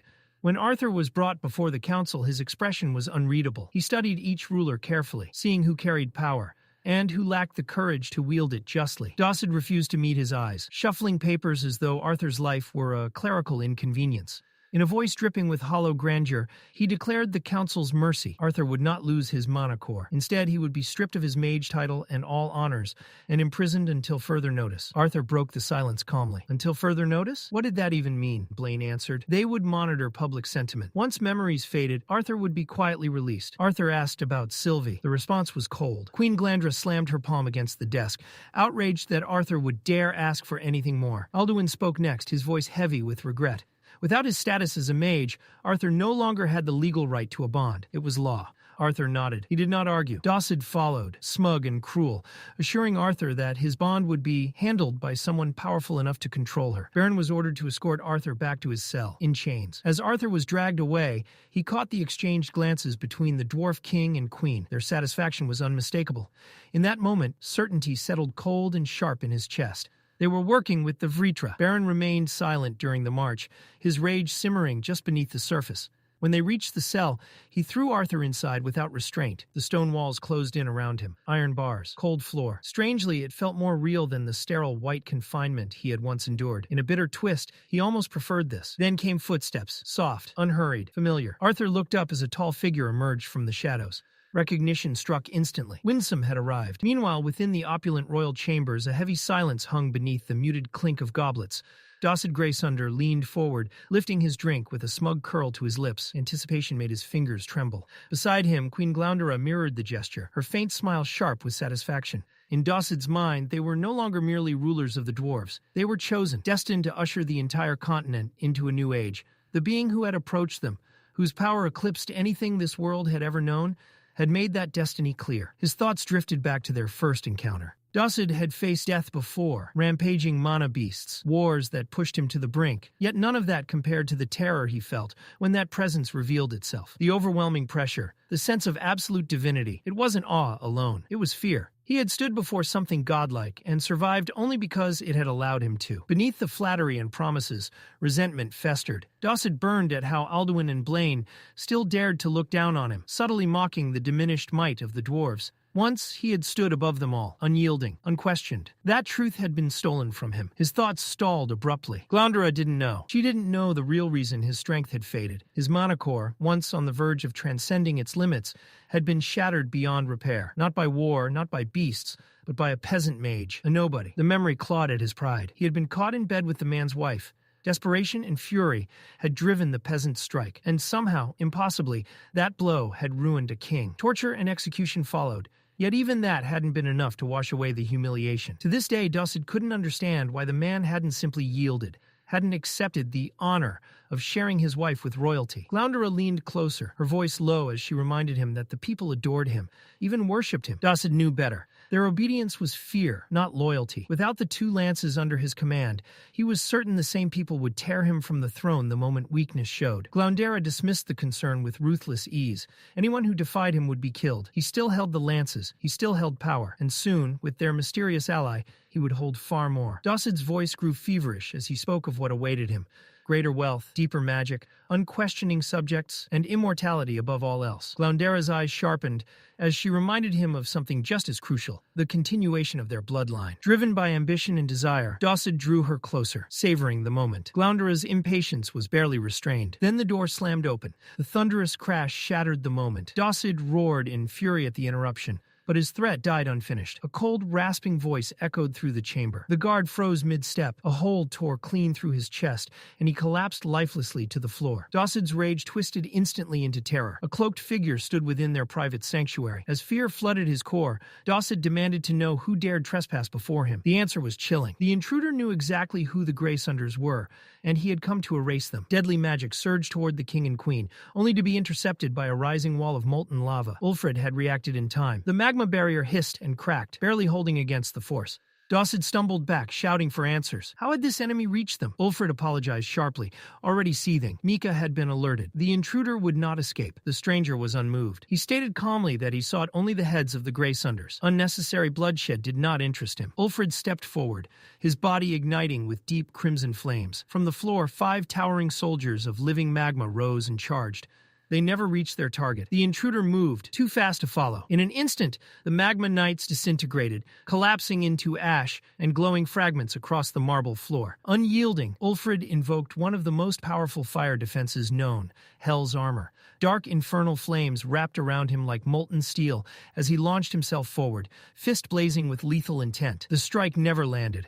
A wall of condensed mana stopped it effortlessly. The collision detonated with cataclysmic force, sending Ulfrid hurtling across the chamber. He crashed into the far wall, stone shuddering on impact. When the smoke cleared, the sight was grim. His armored arm was twisted and ruined, his fist reduced to shattered flesh. The intruder stood untouched. With deliberate calm, the stranger extended a finger. A thin blade of radiant energy formed, humming with lethal precision. In the next instant, he vanished. He reappeared before Ulfrid, the glowing blade resting lightly against the lance's chest. One word was spoken. Hell's armor shattered, cracking, splintering, and dissolving into fragments of fading mana. The impact was immediate. Blood erupted from Ulfrid's mouth as his body was hurled across the chamber like a discarded doll, smashing into the far wall with a bone-crushing crack. Stone fractured around him as he went limp. The intruder didn't spare the fallen lance another glance. Turning casually toward the stunned nobles, he offered a brief apology for the delay, addressing the Grey Sunders as though the carnage were nothing more than an inconvenient interruption. Then the ground shook. The doors burst open as Mika Earthborn stormed in. Never one for restraint, the young lance charged from behind, swinging a massive mace nearly twice her size.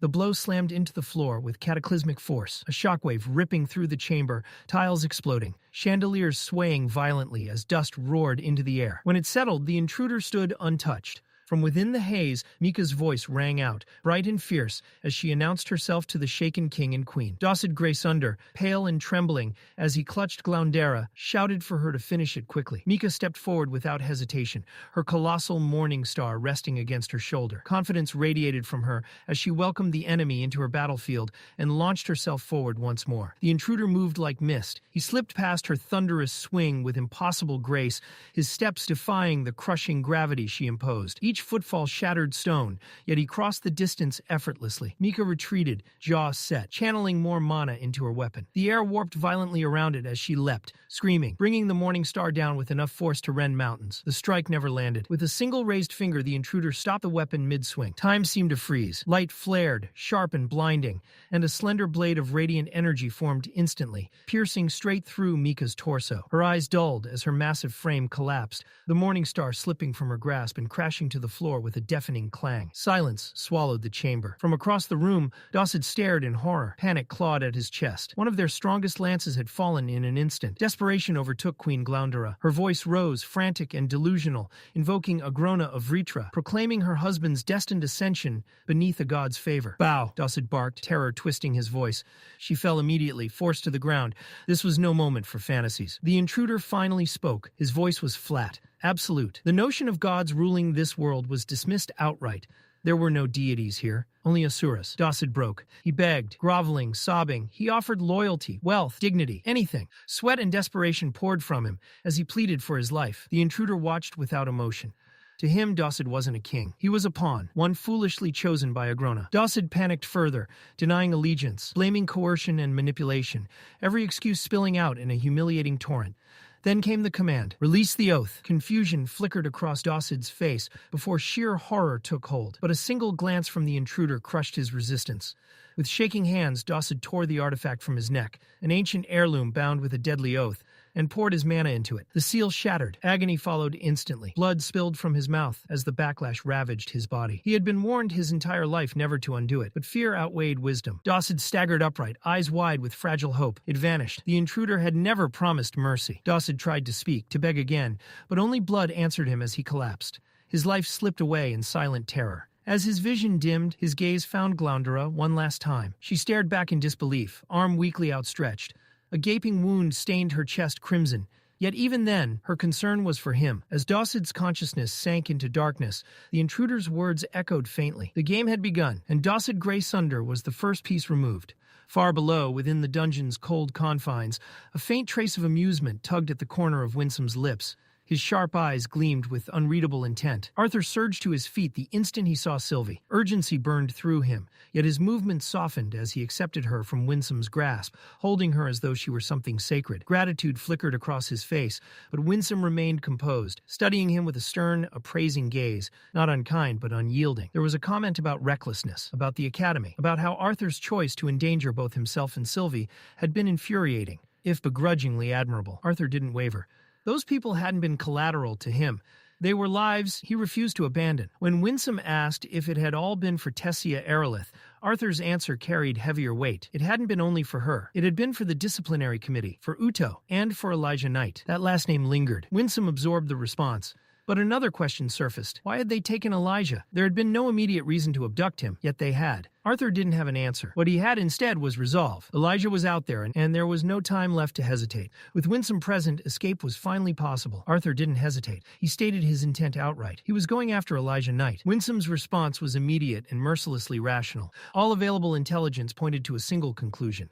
Elijah had been taken to Alakraya. The words hit harder than any blow. Arthur slid back against the damp stone wall, the strength draining from his legs as his gaze dropped to the floor. For a moment, the cell fell into complete silence, thick and suffocating. Winsome let it linger.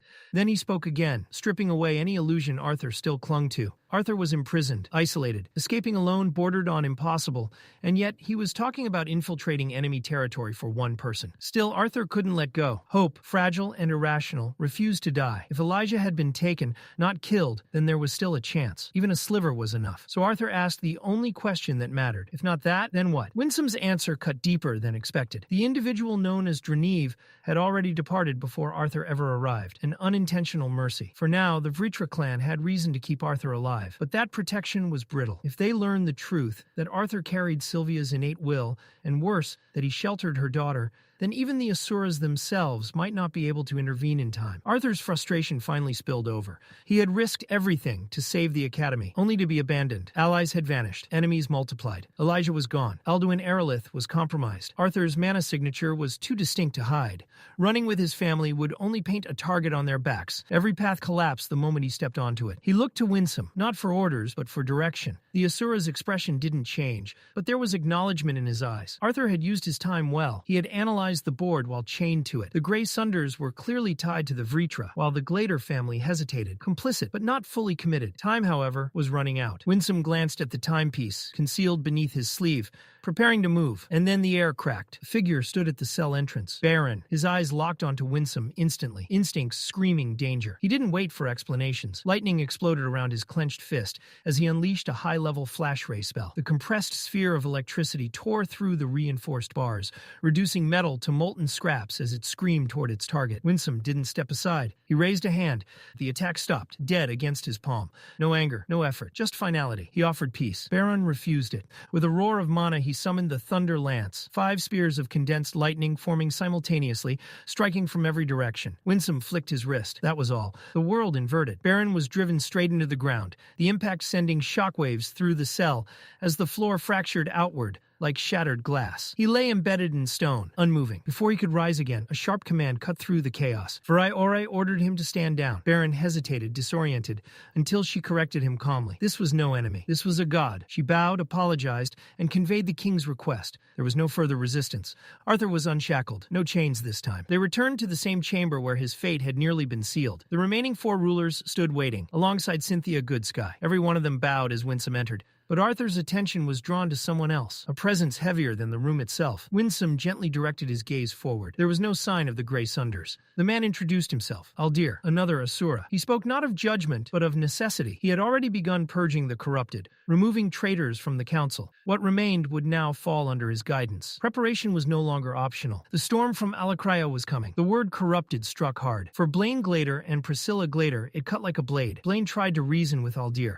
If the Asuras possessed such power, why not end it now? Why not crush the Vritra before war could even begin? Aldir dismissed the idea without hesitation. This was not a simple conflict. The Vritra and the 3 clans beneath them had once been Asuras themselves, exiled, lawbreakers. A war between higher beings would not be a battle. It would be annihilation. It would be a cataclysm capable of shattering the world itself. Long ago, a binding treaty had been forged, an absolute law between higher beings. It forbade Asuras from waging war directly against one another, or from openly interfering in the affairs of lesser realms. To violate it would invite devastation, far beyond anything Decathan had ever endured. Arthur didn't stay silent. His voice cut through the chamber, sharp with challenge, as he questioned Aldir's logic. If the goal was truly to avoid escalation, then how did the slaughter of the Grey Sunders fit into that equation? The contradiction hung heavy in the air, unspoken but undeniable. Before Aldir could respond, Winsome intervened, steering the conversation back on course. The threat now was being guided by Agrona himself,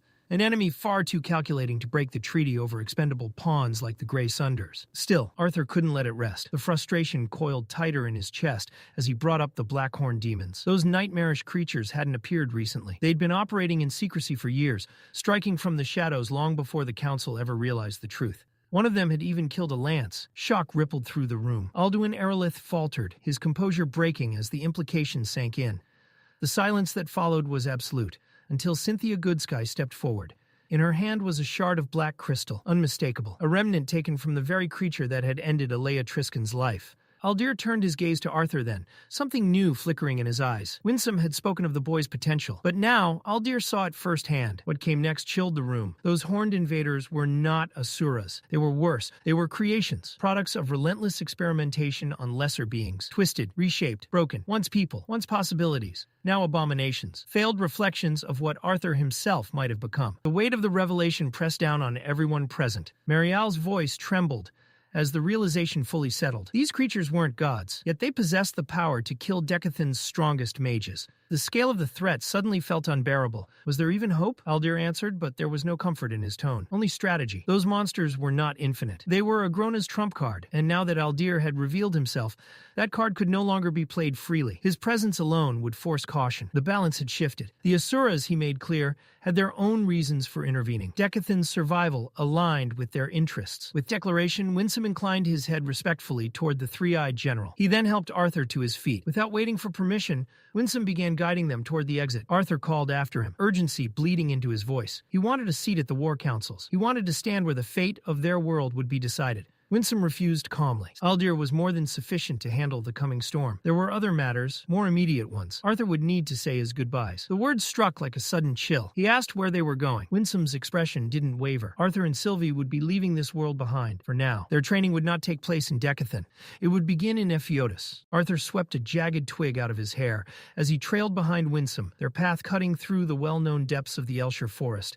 Winsome had only teleported them part way. The decision grated on Arthur. He couldn't help thinking that the Elder could have spared them the trek by sending them straight to Elder Rinia's refuge. Winsome, however, was unmoved by the complaint. He reminded Arthur that teleporting directly into the shelter would have interfered with the protective barrier surrounding Arthur's family. Annoyed but rational, Arthur admitted the logic. The inconvenience was a small price for safety. Winsome filled the silence with instruction, his voice firm and demanding, as if every sentence were a test Arthur was expected to pass. He questioned him relentlessly about Epheotus and the Great Eight, probing for any gaps in his understanding. Arthur recited what had been drilled into him. 8 Asura races ruled Epheotus, each divided into countless clans, with a single clan from each race forming the High Eight. The Vritra clan belonged to the Basilisk race. Even now, Arthur struggled to accept that the other clans had once attempted to assassinate Agrona. To him, diplomacy had seemed like the obvious answer. Winsome quickly shattered that notion. Agrona, he said, had never been someone who could be trusted. He was too dangerous, too calculating, his ambitions impossible to read. The Asuras had never truly understood what he was plotting in Alakria,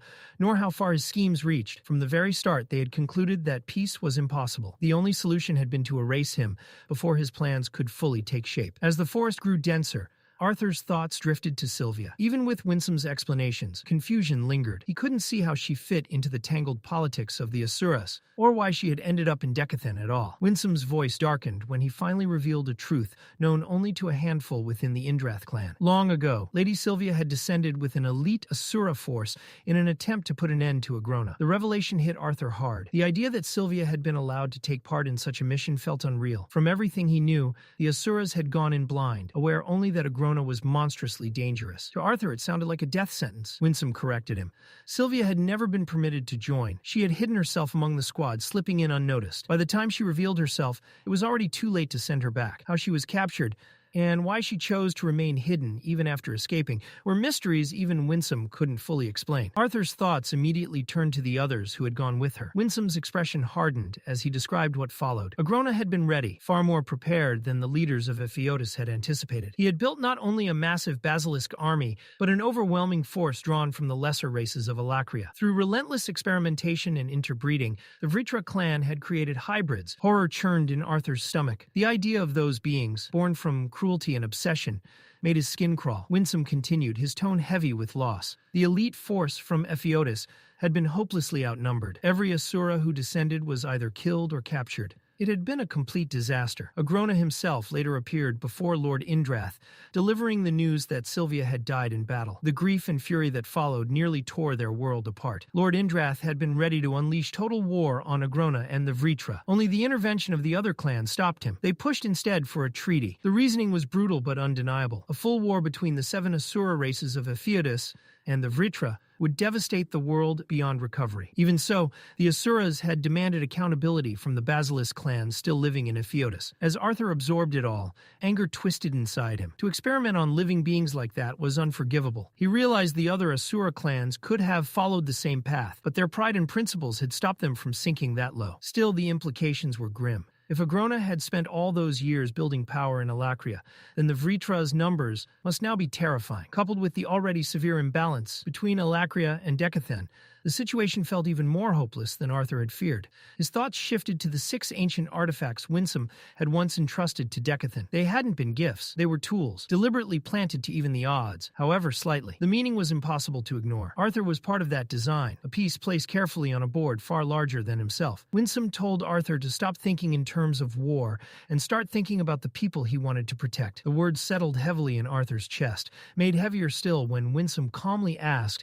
if he had given any thought to how he would tell his parents the truth. That question carried a different kind of weight. As he passed Winsome and moved toward the faint glow at the end of the tunnel, his heartbeat quickened. Firelight flickered against stone, casting long shadows of figures gathered together. The smell of cooked food drifted toward him, warm and familiar. He announced himself without thinking, his voice echoing down the passage. The response was instant. His father froze mid-motion, the battered pan slipping from his hands and clanging loudly against the stone floor. His mother and sister sprang to their feet at the same time, abandoning their seats as they rushed forward. In the next moment, Arthur was wrapped in his family's embrace, surrounded by warmth he hadn't realized how badly he'd missed. Even so, Arthur noticed where his sister's attention truly lay.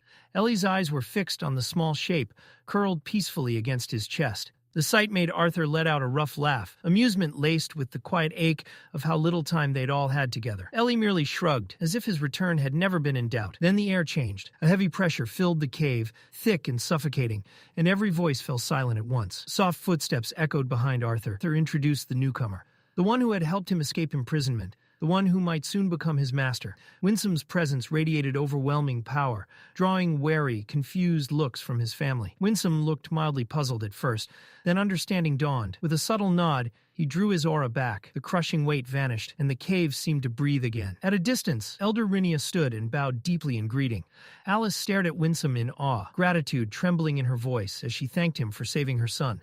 Relief shone clearly in her eyes, though it quickly turned to concern as she looked Arthur over. She asked about Winsome's role as his teacher, curiosity flickering, but she waved the question away almost immediately. Arthur needed to wash up. He needed to eat. Everything else could wait. They settled into the simple comfort of a shared meal. Conversation flowed easily, but beneath it, Arthur could feel the tension, the unspoken expectation. His parents were waiting for an answer he hadn't yet given. When Arthur looked to Winsome, he found the Asura watching him with the same quiet patience. Steeling himself, Arthur asked Elder Rhynia for a moment alone with his parents. Her gentle smile and nod granted him the privacy he needed. Inside the smaller chamber, his parents followed, uncertainty clear in their hesitant steps. Reynolds glanced back toward the entrance, half expecting Winsome to appear. Arthur's solemn expression stopped him. Reynolds closed the flap and sat beside Alice. Alice's worry was unmistakable. She reached for Arthur, her voice unsteady as she admitted how afraid she was. Arthur knew he had already put them through more pain than any child should. But there was still something he had carried alone since the day he arrived in this world. Confusion spread across Alice's face as Arthur began to speak. She tilted her head, brows knitting together as his words sank in. Arthur squeezed her hand, grounding himself before continuing. His voice was calm, certain, filled with memories no one else could share. He told her he remembered being born, not vaguely, clearly, but his awareness hadn't begun there. His soul had already existed. Something impossible had happened. He had been reborn into this body, carried over from another world entirely. Reynolds tried to interrupt, urging him to slow down, to explain himself more carefully. But Alice's fear surged faster. She shook her head, searching Arthur's face as if looking for proof that this was madness. Another world was too much, too unreal. Her voice trembled as she leaned closer, wondering if something had broken inside him. Arthur reassured her quickly. Winsome didn't know. No one did. This was the first time he had ever spoken of it aloud. He didn't even know what to call it himself. But after years of thought, the closest word was reincarnation. Alice's hands shook harder. Panic tightened her expression as she asked if something had been done to him during his imprisonment. She reached for him, ready to heal any unseen damage. Reynolds stopped her with a firm hand on her arm. His voice was steady, commanding her to listen. Arthur took a breath and told them everything. He spoke of the world he'd come from, vivid and real in his memory. He described the life he'd lived there, the responsibilities he'd carried, the choices that had shaped him. He told them about the people he'd known, the bonds he'd formed, the countless details no lie could ever recreate. And he didn't stop. Reynolds said very little as Arthur spoke, though every so often he cut in with short, precise questions meant to test what he was hearing. Alice, on the other hand, made no effort to hide her emotions. Color drained from her face as the truth unfolded, her lips trembling as tears welled, despite her attempts to stay composed. By the time Arthur finished, exhaustion weighed heavily on him. His father dragged a hand through his hair, muttering under his breath as he struggled to make sense of it all. Arthur's unnatural combat instincts and his intuitive grasp of magic only added to Reynolds' confusion. Arthur explained that the key he had once wielded shared similarities with mana. Reynolds' expression darkened, but before the silence could deepen, Alice suddenly laughed. Arthur and his father turned toward her at the same time. She clung desperately to the idea that this was some elaborate joke, something that would end the moment reassurance came. When none did, her laughter faltered, then collapsed into fear. The reality was too much. Her son claiming he had once been someone else, a king reborn into her child, shattered everything she understood. Her shaking hands latched onto Reynolds' arm, pleading for him to reject it, to say Arthur was sick rather than accept something so impossible. Reynolds pulled her into his chest as she broke down, holding her tightly. His tired eyes lifted to Arthur, silently asking for space. Arthur nodded and stepped outside without a word. The night greeted him with stillness. Rhenia, Winsome, and Ellie all looked up as he sat nearby, but none of them spoke. Time dragged on, each second heavy with uncertainty, until Reynolds finally emerged. He asked Ellie to stay with her mother, then motioned for Arthur to follow him. Before Arthur could move, Ellie skipped over. With an easy grin, she handed him his bond, sticking out her tongue in that familiar childish way. A faint smile finally tugged at Arthur's lips. But as she turned to leave, Ellie hesitated. Then she rushed back and hugged him tightly. The warmth of her arms pierced straight through the weight, crushing his chest. Somewhere along the way, he realized she was comforting him now. Arthur followed his father down the same tunnel he had once walked with Winsome. Reynolds' voice was quiet, thick with emotion, as he explained that Alice was resting, still shaken by everything. Arthur's chest tightened at the thought. Reynolds studied him closely, disbelief etched deep into his face. He admitted there was no reason Arthur would lie about something so cruel, and slowly the pieces began to fall into place. Arthur's unnatural brilliance, his frightening talent as both warrior and mage. With that realization, so much finally made sense. Even so, acceptance did not come easily. Arthur searched his father's face for stability, but found only turmoil. Reynolds' composure fractured as he confessed how unbearable the truth felt. The memories of their family, laughing together, growing together, now seemed tainted. Were they real, or merely a reflection of what Arthur thought they wanted in a son? His voice shook as he asked how he was supposed to look at a boy who was, in truth, older than himself. And the thought of Alice, who had carried Arthur, raised him, loved him, believing she was nurturing her own child, tore at him even more. Arthur had no answers. Every word Reynolds spoke rang true, leaving him with nothing but silence. That silence shattered when Reynolds slammed his fist into the stone wall, skin split under the force, blood trailing down his hand. He turned back to Arthur, doubt sharp in his eyes as the question finally escaped him. Had Arthur truly been their son, or had he taken the place of the child that should have been born? The moment the words left his mouth, regret crushed him. His hand flew up to cover his lips, shame flooding his expression. He stammered, then whispered an apology, admitting how lost and overwhelmed he felt. Arthur finally spoke. His voice was steady but heavy with guilt. He admitted he didn't know the truth himself. Maybe he had replaced the child that was meant to be theirs. He had never understood how it happened. All he knew was that he could no longer keep it hidden. He confessed that he had wanted to tell them for years, but his resolve had always failed him. He admitted he had chosen this moment because he was leaving. Reynolds' eyes widened at the word. His heart twisted as Arthur explained that, given the circumstances, distance would be best for everyone. Reynolds looked down and quietly asked how long he would be gone. When Arthur answered that it would be at least several years, his father did not try to stop him. There was no anger, no command, only silence. Arthur turned away, his head pounding, his chest aching.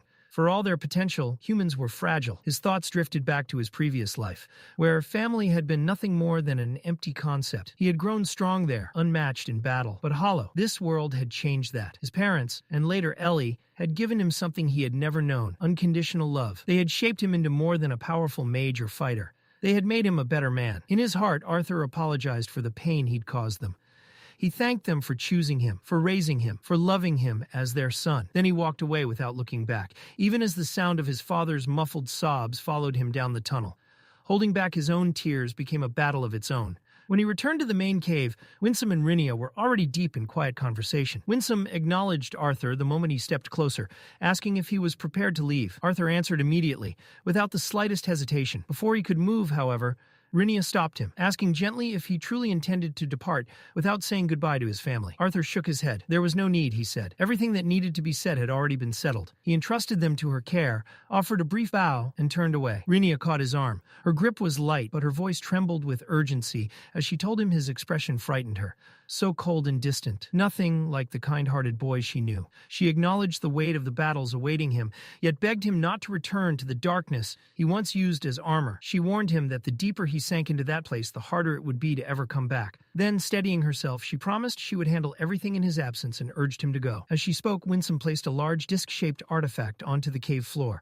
A single drop of blood fell from his finger, and the disc responded instantly, expanding outward as a pillar of radiant light burst upward, brushing the ceiling in shimmering gold. Rhynia's warning echoed in Arthur's mind as he turned toward Winsome, suddenly unsure whether the weight in his gaze had shown too clearly. Winsome studied him calmly. He asked Arthur one last time if every loose end here had truly been tied. Once they entered Epheotus, there would be no room for distraction. Arthur looked around the cave one final time. His eyes traced the familiar stone walls, the traces of warmth and safety, the fragile bonds he was leaving behind. Drawing in a slow breath, he hugged Sylvie closer to his chest and silently reaffirmed his resolve. He was ready. Without hesitation, Arthur stepped into the column of golden light beside Winsome, allowing its brilliance to swallow him whole. Far behind him, Reynolds was left alone with his thoughts. Self-loathing gnawed at him as he replayed everything that had happened. Part of him longed to chase after Arthur, to tell him that no matter what truths had been revealed, he was still their son, still family. Yet another part of him, darker and more selfish,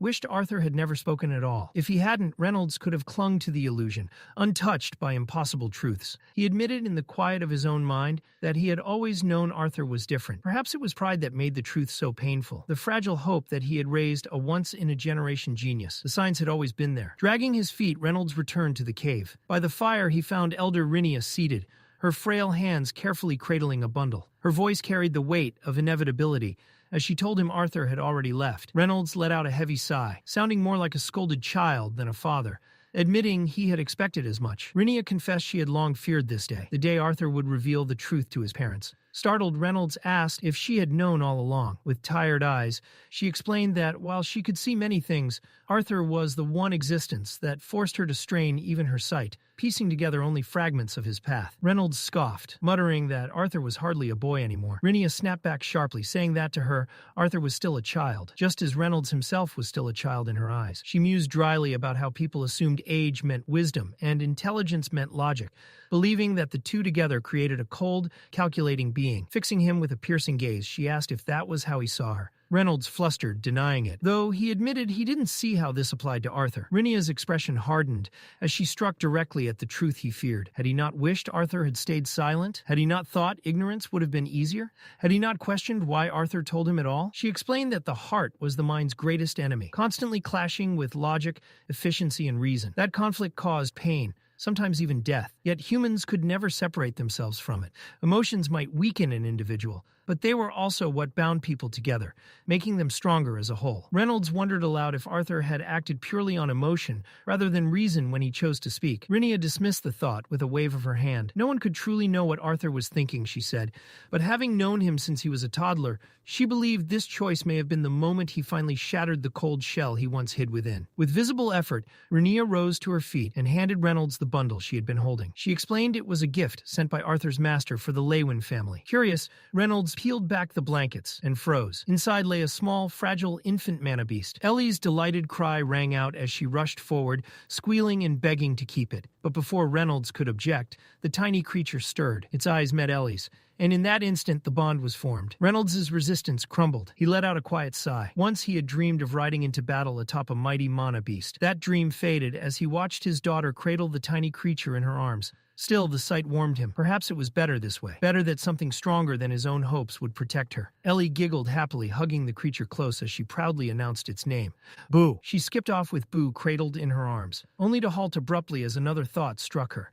Turning back, she announced that her mother had woken up. He rose at once and hurried toward the tent, warmth washing over him the moment he stepped inside. Alice was sitting up, pale but conscious. Reynolds smiled and wrapped an arm around her, pulling her close until her head rested against his shoulder. Her voice was rough as she asked how long she'd been asleep. He told her it had only been a few hours. Then she asked about Arthur. The question struck deeper than he expected. When Reynolds confirmed that Arthur had already left, Alice's body began to shake in his arms. Her voice broke as she asked if she was a terrible person. Startled, Reynolds reassured her instinctively, though confusion flickered through him. Through tears, she confessed that she had called Arthur sick, that she hadn't wanted to believe what he'd told them. Looking up at Reynolds, anguish shining in her eyes, she asked again if doubting whether Arthur was truly their son made her horrible. Reynolds faltered. The words he wanted to say, "No, you're not," caught in his throat, because the same doubts had torn at him as well. He had already condemned himself for them, but Alice's pain cut deeper. She had carried Arthur for 9 months, endured the agony of childbirth, nurtured him through illness, and guided him through every stage of his life. Now all of that certainty had been shaken by the truth he revealed. Reynolds' lip trembled, but he forced himself to stay steady. He had to be her anchor. Gently, he told her she had nothing to apologize for, that they only needed time. Arthur had understood that, which was why he'd chosen to speak before leaving. When Alice asked how long he would be gone, Reynolds admitted it would be a few years. Instead of disbelief, she simply nodded, murmuring that she understood. Unease stirred in Reynolds. He pulled back slightly, searching her face. That was when she whispered the thought that shook him to his core. What their child might have been like if Arthur had never taken over. Reynolds begged her to stop, but she couldn't. Through sobs, she imagined the son that might have been, brave and outgoing like his father, or gentle and cautious like herself. Her words broke him, and tears finally spilled down his face. He clung to the one truth he could voice, telling her that Arthur was Arthur. But Alice cut him off. Her eyes were desperate as she asked the question outright. Arthur was what? Their son. She pointed out with bitter clarity that neither of them had called him that even once since the conversation began. Reynolds admitted the truth. Right now, like her, he struggled to say it with certainty. Still, he hoped that would change when they saw Arthur again. It didn't erase what mattered most. For over 13 years, they had lived as family. They had laughed, argued, celebrated, and suffered together. What bound them wasn't blood or forgotten lives. It was shared hardship and love. He reminded her of the moment Arthur had sacrificed himself for her on the road to Xyrus, something no one could do without genuine care. She wasn't a terrible person, he told her softly. They just needed time. Alice looked at him with swollen eyes and croaked weakly that she must look awful. Reynolds only found her more beautiful in that fragile state. Leaning in, he moved to kiss her, only for Ellie's cheerful voice to break through the tent, calling out to her mother and insisting she come see someone named Boo. Confused, Alice asked what Ellie meant. Reynolds, eyes still red, gave her a small wink and promised to explain later. Gently brushing away another tear, he leaned in again, determined to finish what they'd started. Arthur had never known what to expect from the realm his kind once called the domain of gods. In his imagination, it had always been overflowing with gold and jewels beyond mortal comprehension. Yet the reality surpassed even that. In his old world, even the most powerful lived simply practicality valued over excess. Here, when Arthur stepped out of the golden light, the sight stole the breath from his lungs. Before him stretched a land so radiant it felt unreal. His eyes widened as they traced a bridge formed of shimmering minerals, something kings would have waged wars over. The realm itself felt sacred, untouched by mortal hands. Arthur's heart whispered the truth before his mind could catch up. This was the land of deities. Winsome strode ahead with composed authority, leading him toward a towering castle in the distance. With solemn weight, the Asura explained that this place was Epheotus, specifically the domain of the Indrath clan. The realization struck Arthur hard. This was Sylvia's home, her bloodline. Winsome's voice carried reverence as he added that Lord Indrath himself had summoned Arthur and Sylvie. Arthur lifted his eyes to the colossal doors looming ahead, structures so immense they felt crafted not for men, but for dragons and giants. Their scale dwarfed him, making him feel smaller than he had in years. He scanned the surroundings, puzzled by the absence of visible guards, until Winsome calmly explained that they had been under watch since the moment they stepped onto the bridge. The reassurance did little to ease Arthur's nerves. If anything, the unseen scrutiny felt heavier. As they advanced, Arthur noticed something unusual. Winsome's composure, normally unshakable, showed faint cracks. The Asura adjusted the folds of his robes more than once, a subtle but telling sign of tension. Nearing the inner gates, Arthur finally spotted 2 guards standing sentinel, the first overt display of protection within the divine stronghold. The female guard greeted Winsome with an easy grin, her eyes flicking with interest toward the human child beside him. The male guard was less welcoming. His gaze lingered on Sylvie, then shifted to Arthur, sharp and disapproving, clearly questioning whether a mere human had any right to carry royalty. Winsome brushed aside the scrutiny without patience, reminding them curtly of the bond between Arthur and Sylvie. After a brief silent exchange, the guard stepped aside. With a resounding clack, the doors swung open. The great hall unfolded before them, vast and solemn. At its heart sat a man upon a throne, wreathed in pale, shimmering flame. Though youthful in appearance, the authority radiating from him was crushing. Winsome immediately stepped forward and knelt, bowing deeply as he addressed his lord. Watching from behind, Arthur understood at once. This was Lord Indrath. Yet the reality of his presence was nothing like Arthur had imagined. Without warning, a searing pain flared through Arthur's chest and arm. He clenched his teeth as the bond tugged violently, and, in the blink of an eye, Sylvie vanished from his grasp. She reappeared, cradled effortlessly in Lord Indrath's arms. Arthur froze, shock locking his body in place. Indrath's voice rang out, sharp and unquestionable, reminding Arthur that he had every right to hold his granddaughter. His gaze darkened as he examined Sylvie, criticizing her weakened mana reserves and condemning her forced hibernation as proof of overexertion under Arthur's care. The weight of his judgment pressed down on Arthur, leaving him exposed and powerless. To Arthur's surprise, Winsome stepped in. Bowing lower, he apologized and claimed responsibility, admitting his failure to properly oversee Sylvie's training in Decathan. He offered to begin her instruction immediately. Indrath dismissed the proposal outright. With finality, he declared that Sylvie would remain under his personal care. He touched a finger to her brow, murmuring words Arthur couldn't hear. Power flared in Indrath's eyes, and Sylvie stirred. Her eyes opened, glowing with the same radiant purple as his. The bond between them was unmistakable. Weakly, Sylvie called out to Arthur, asking where she was. Arthur forced a smile, reassuring her that they had simply traveled far. Exhaustion tugged at her again, and she asked if she could sleep. He nodded gently, granting her that comfort.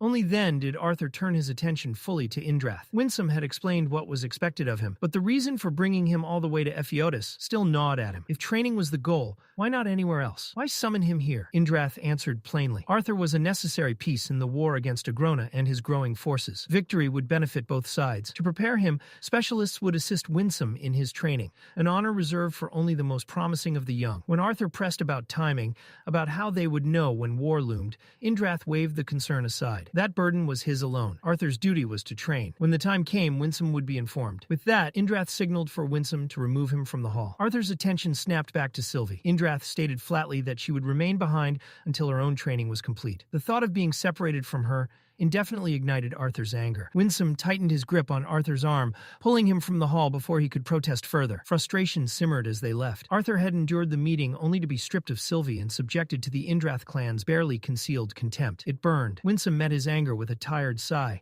explaining that the Asuras viewed reliance on lesser beings as an insult to their pride. Still, Arthur and Sylvie would not be harmed. They were too valuable. Arthur scoffed at that, recalling how Indrath had reduced him to a mere necessary piece. Winsome's lips twitched faintly, almost amused, before urging him onward. They crossed the iridescent bridge once more. Winsome mentioned there were others Arthur needed to meet. Arthur barely registered the words before Winsome abruptly grabbed his hand and announced their arrival. Confusion flared. Had they really walked all this way just for this? Before Arthur could question it, Winsome told him to hold on. The world lurched. Arthur was hurled forward, his body slamming into a tree. His eyes widened as the bark swallowed him, dragging him inward as though he were being pulled through reality itself. When his feet finally hit solid ground, his knees buckled. He was standing inside a vast cavern. Winsome emerged beside him moments later, calm and unruffled as ever. A figure stepped out from the darkness, a bald man whose presence felt heavy even before he spoke. He greeted Winsome with familiar warmth. This was Cordri, a Pantheon Asura of the Thyestes clan, sharing the same lineage as Aldir. Winsome introduced Arthur as his disciple, and though Arthur stumbled over his words, he managed a respectful greeting in return. Cordri's keen eyes flicked to Winsome's hand, immediately questioning whether Lord Indrath had truly entrusted him with the ether orb. In response, Winsome revealed the translucent sphere, its surface faintly shimmering. Cordri let out a low hum, remarking that Indrath appeared to be investing an extraordinary amount into a single human. Arthur, lost in the exchange, demanded to know what the orb actually was. Cordri explained without ceremony. The ether orb would be the foundation of Arthur's training. Through it, they would tap into the dragon race's authority over ether, the primordial force that governed existence itself. With it, body and soul could be separated, and even the flow of time could be bent. The words struck Arthur like a tidal wave, but before he could fully grasp them, Winsome continued. Indrath had also granted access to his private training grounds. Hidden within the cavern was a pool of ether-saturated liquid, capable of accelerating growth and repairing the damage Arthur would inevitably suffer. As the liquid stirred faintly, Arthur felt the scale of what awaited him press down like a mountain. Cordri's faint smirk carried both pride and warning. Arthur would experience it all firsthand. His thoughts drifted back to his previous life, to the institution where pain and discipline had ruled every waking moment. 8 hours of combat training, followed by 10 more of meditation to nurture the core. Even then, the system had been crude. They had been taught nothing but how to break the human body, drilling vital points through brutal, repetitive methods. Yet Arthur had followed it all without question. He had endured every lesson, every defeat, every humiliation, long before his key center had even begun to form. Those buried memories surged back with vicious clarity as his current body failed him. A low sweep shattered both his legs at once. Arthur collapsed before he could even scream. A sharp strike followed, wrenching his shoulder from its socket. Pain exploded through him as his vision blurred. Winsome's earlier warning echoed in his mind. Pain was greatly dulled within this domain.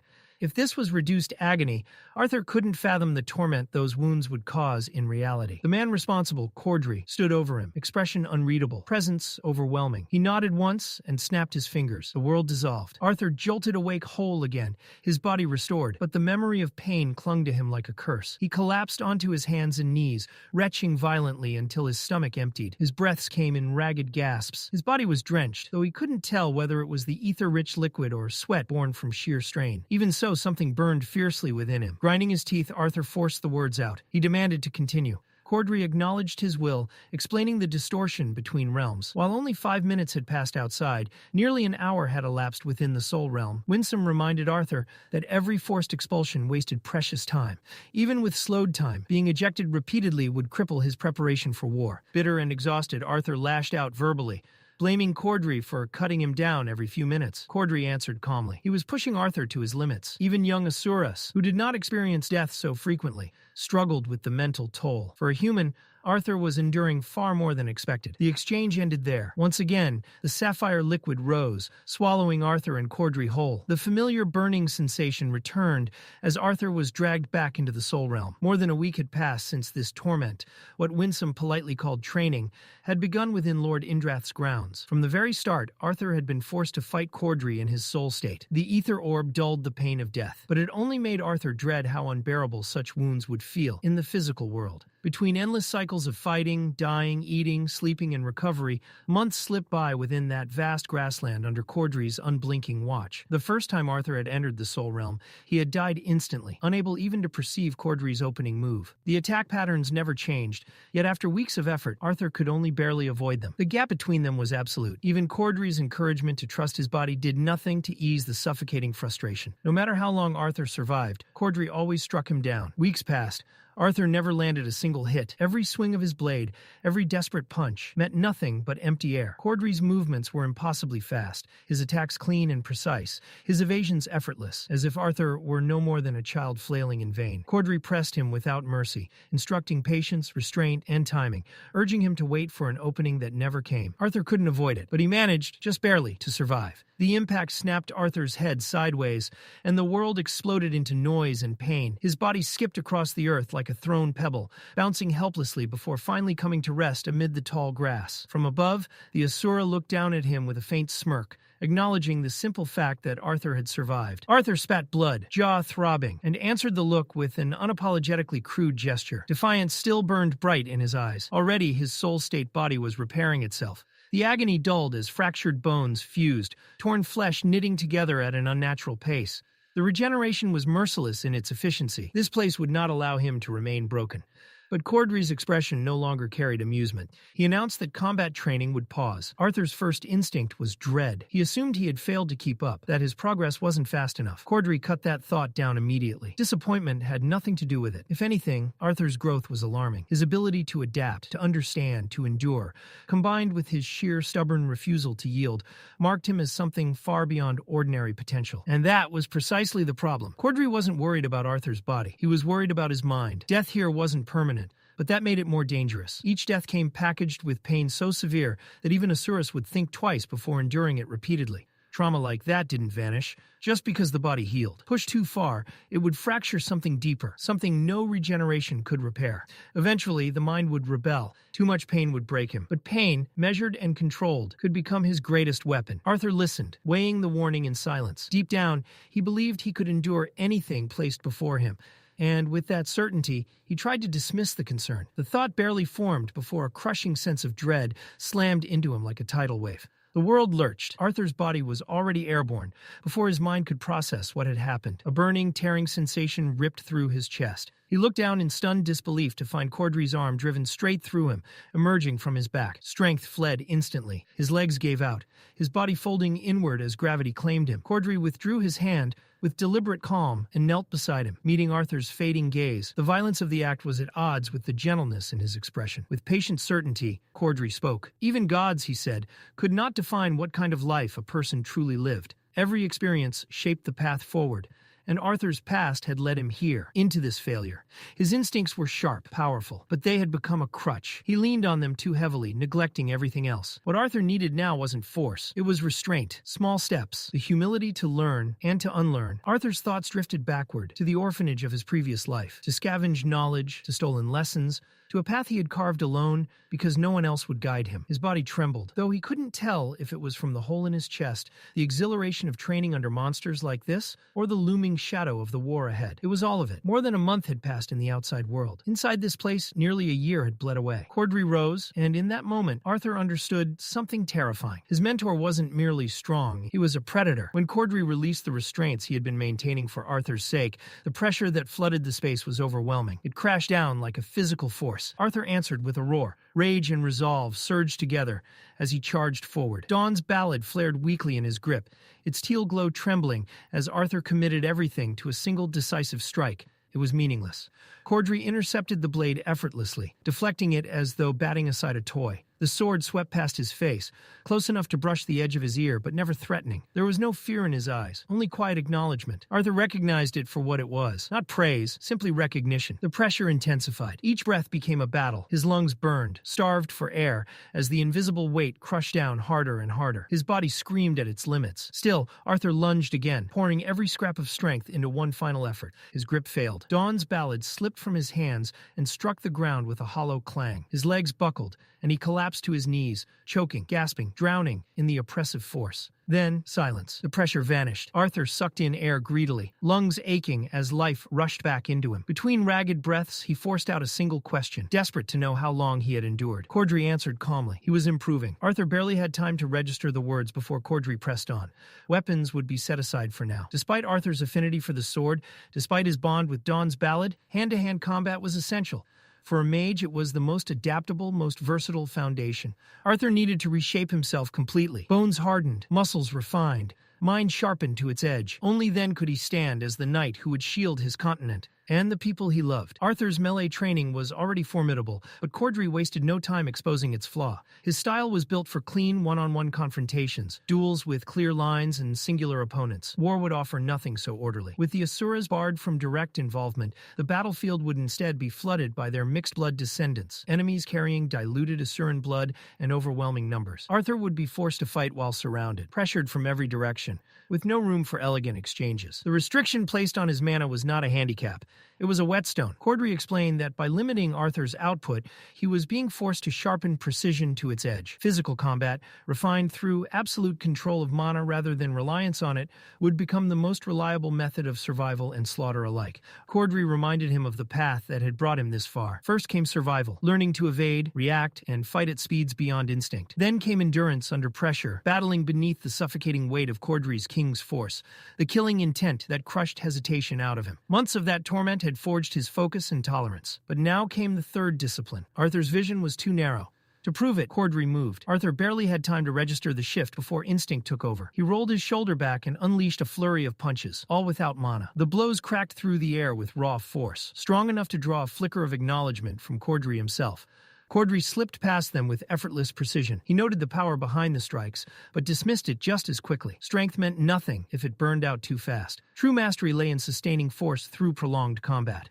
Mana, he reminded Arthur, was only a tool, no different from a blade. The body was the foundation that allowed every tool to function. In one smooth motion, Cordri caught Arthur's arm and redirected the attack as though it weighed nothing. He demonstrated the principle as he moved, how the body itself could become a weapon, hands as blades, legs as axes, the entire frame, a cannon waiting to fire. Then he pressed his palm into Arthur's back. Arthur reacted instantly, condensing mana into a dense layer at the point of contact. The explosion that followed shattered the air itself. The force hurled Arthur forward like a launched projectile, pain ripping through him as his vision collapsed into darkness. When Arthur awoke, he was back in the cavern, drenched in the ether-rich liquid and soaked in sweat.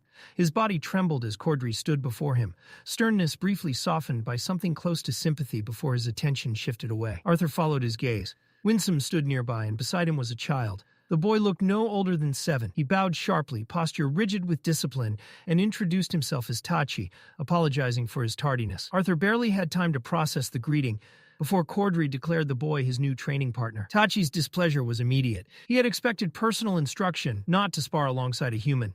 His frustration spilled out as he questioned the value of such an arrangement. Cordri's response was razor-edged. Arthur's training was not ordinary, and the opportunity to spar within the ether orb was an honor, not a burden. Complaining about sharing it with a human was beneath anyone who carried the name of Thyestes. The boy lowered his head, though defiance lingered. He argued that his master's time would be better spent on the clan's own promising disciples, rather than wasted on someone lesser. Cordri ignored the insult. Turning back to Arthur, he explained the Thyestes art. While every pantheon wielded force-type mana differently, their clan specialized in turning an enemy's power against them. By reading weight, momentum, and balance, they redirected attacks with minimal effort, conserving strength until the moment of decision. Arthur had only seen fragments of this technique. Now he would live it. Arthur was forbidden from using mana. His task was simple and brutal. Block, deflect, throw. Tachi, by contrast, was to fight without restraint. Death, as always in this realm, was irrelevant. Tachi protested again, indignant. Shouldn't the restrictions be reversed? Cordri's glare ended the argument instantly. Questioning his judgment was not tolerated. Reluctantly, the boy prepared himself. Despite his age, Tachi's talent was undeniable. His movements were disciplined, efficient, the refinement of a prodigy carefully shaped by elite instruction. And yet, as days bled into weeks, something unexpected happened. Arthur adapted. Even under relentless limitations, his movements grew lighter. His footwork tightened. Waste vanished from his actions until motion and intent became nearly indistinguishable. Slowly, impossibly, he began to keep pace. Cordri watched with rising disbelief. This wasn't brute discipline or stubborn endurance. It was perception, honed to an unnatural sharpness. How many battles had Arthur endured to develop such awareness? In all his years guiding the Thyestes' finest, Cordri had never felt this pull, this hunger to see potential realized. Emotion stirred in him, unfamiliar and unsettling. Had Arthur been born an Asura, he would have stood among the highest of them, his ascent unquestioned. Instead, fate had placed him as a tool, a pawn to be used until broken. Such brilliance bound to tragedy was unbearable to witness. A profound pity. Cordri's instructions echoed in Arthur's mind as the next strike came, the punch overextended.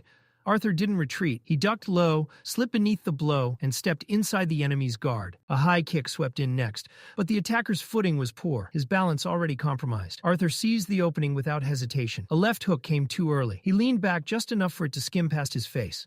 The follow-up strike lagged, sluggish and telegraphed, giving him time to deflect it, clamp down on the opponent's palm, and twist hard. Another leg scythed toward his knees. Instinct screamed at him to jump back, but he resisted. He remembered what came after. Instead, Arthur stepped forward, slipping into the kick's arc, where its force weakened. A threat flared behind him, but he didn't turn. The shifting pull of shadows told him all he needed. He struck back immediately. One blow aimed for his head, another for his ribs. His opponents were finally moving in sync. Arthur dropped his stance, letting the strike to his head pass overhead while bracing his arm against the kick to his side. He redirected its momentum, using it to break free from the suffocating corner they had tried to trap him in. The exchange ended abruptly as Cordri's voice thundered across the field, demanding silence. His reprimand crashed down on the 4 young fighters. Despite attacking together, they had failed to land a decisive blow. A few muttered excuses. Time, positioning, bad luck. while Tachi remained silent, his irritation marked only by a sharp click of his tongue. Cordri's 4 eyes narrowed as he scolded them, disappointment cutting through his words. 4 against 1. And Arthur had still come out ahead. When Cordri looked back at Arthur, however, his expression softened. The acknowledgement there needed no words. Arthur flexed his wrist, ignoring the lingering sting from his final block. His posture remained calm, steady, as though the ordeal had only tempered him further. 4 months had passed since his arrival in Epheotus, most of it spent within the Soul Realm under merciless instruction. With the Ether Orb's aid, those months translated into more than 3 years of relentless combat training beneath Cordri's watch. Enjoyment would have been a lie. It had been brutal, exhausting, and unforgiving, but the change was undeniable. His 14th birthday had passed without ceremony, yet its imprint was etched into his strength. Compared to who he was now, his former combat ability felt crude, like a child's first unsteady steps. Arthur reflected on everything Cordri had taught him. The Asura had refined his use of mana to better support physical combat, though he had never imparted anything wholly new. Whether that restraint came from the biological gap between their races or from the Thyestes clan's refusal to share their true mana arts, Arthur never pressed the issue. Even so, he understood how far he had come. As the Soul Realm faded into darkness, Arthur opened his eyes in the familiar cave where his body had remained for the past year. He stood and offered a respectful nod to the 4 Thyestes novices who had aided in his training. Then he turned and bowed deeply to Cordri, thanking him with genuine sincerity. Cordri answered with quiet satisfaction, admitting that the training had been a pleasure. Arthur stretched, easing the stiffness from his limbs, then turned to Winsome and asked about the next stage of his journey. Winsome hesitated. His lingering gaze carried a trace of curiosity that only deepened Arthur's confusion. Arthur looked between the 2 Asuras, sensing something amiss. Cordri tilted his head, studying Arthur as though he were an unfamiliar creation. When one of them finally spoke, the words struck hard. Arthur had not changed. Disbelief surged through him. His mana core had reached the latter levels of light yellow, nearly completing an entire stage. How could they say nothing had changed? Winsome explained calmly. Training with the Ether Orb could accelerate growth, but prolonged use on someone still considered a child was forbidden. The distortion between physical time and soul time could fracture an immature mind, causing severe psychological displacement. Cordri admitted that even he and Lord Indrath had hesitated before allowing it, but with war approaching, they had been forced to take the risk. What unsettled Winsome was that Arthur's demeanor, his presence, his mentality, had remained unchanged, despite 3 years of mental aging within the Soul Realm. A normal child would have shifted, fractured, or warped under that burden. Arthur had not. Arthur understood why. He had lived far beyond his years already. Winsome saw this as an advantage, both for Arthur's continued training and for the war ahead. He thanked Cordri, acknowledging that even among the Asuras, few could rival his mastery of close-quarters combat. Cordri dismissed the praise. This was not about thanks. It was necessity. Placing a firm hand on Arthur's shoulder, Cordri reminded him that Alacrian mages had been shaped for generations under Asuran guidance. Their mana arts eclipsed anything Decathan had known. Confidence would be fatal. The pact still bound the Asuras from acting directly. To violate it would invite a war capable of ending the world itself. And so, the burden of resistance would fall to Arthur, and to those like him. Arthur answered with a firm nod, and offered his farewell. As he left the cavern beside Winsome, he bowed once more, first to Cordri, then to the 4 others who had honed him through relentless combat. They walked in silence, until Winsome produced a bundle of parchments, freshly delivered by one of Lord Indrath's messengers. Alder's seal marked them. As Arthur read, a familiar unease settled in his chest. The intelligence director Goodsky had once hinted at was now fully confirmed. The 4 scythes were real, no longer rumors or half-whispered threats. They stood as the enemy's foremost commanders, and as Arthur's inevitable opponents. But the parchments revealed something even worse. Each scythe commanded a personal subordinate, a retainer whose strength eclipsed that of ordinary elites. These beings were capable of killing a lance without effort. The shard recovered from the dungeon where Alea had fallen was identified at last, proof that her killer had been one of these prime blood retainers. And there weren't 1 or 2 of them. There were 4. The realization struck Arthur like a blade to the ribs. He remembered the state director Goodsky had been in, how constrained she had seemed, how much she had left unsaid. He had assumed her silence was enforced by some binding. Now the truth was obvious. She had known far more than she had ever been allowed to reveal. Winsome offered no explanation. He simply kept walking, his silence heavier than words. Arthur's thoughts spiraled. Alea hadn't fallen to a scythe. She had been killed by something even worse, a retainer. The scale of the coming war expanded in his mind until it became almost impossible to grasp. 2 continents poised to collide. Millions of soldiers, countless dead. Decathen and his family were safe for now. But for how long? Against the full might of the Vritra, safety felt fragile, temporary. He forced the fear aside. At least now there was clarity. At least now he had numbers, ranks, enemies he could name. For the first time, his war had shape. He had targets. Their path ended at the edge of a jagged cliff that dropped away into endless wilderness. Winsome finally spoke, his voice cold, unwavering. This, he said, was Arthur's next training ground. Arthur peered over the edge, unease tightening in his gut. He already knew the rules. Winsome merely confirmed them. Arthur was forbidden from using anything beyond what he carried in his bag. No borrowed mana, no external arts. Nothing but his own body, skill, and judgment. Winsome made him repeat the objective in his mind. The pelt of a raptor squirrel, the beast core of a silver panther, the claws of a titan bear. Impossible trophies gathered not for survival, but as proof. Proof that Arthur was ready to learn more about the will Sylvia had left behind. Then Winsome added one final condition. From his hand, he produced a heavy bell and placed it into Arthur's palm. It fit perfectly, its weight unmistakable. Arthur was to carry it at all times. When the task was complete, he would break the bell as a signal. Before leaving, Winsome offered one last piece of advice, delivered with maddening calm. Collect the items in the order given. Frustration flared hot and sharp in Arthur's chest.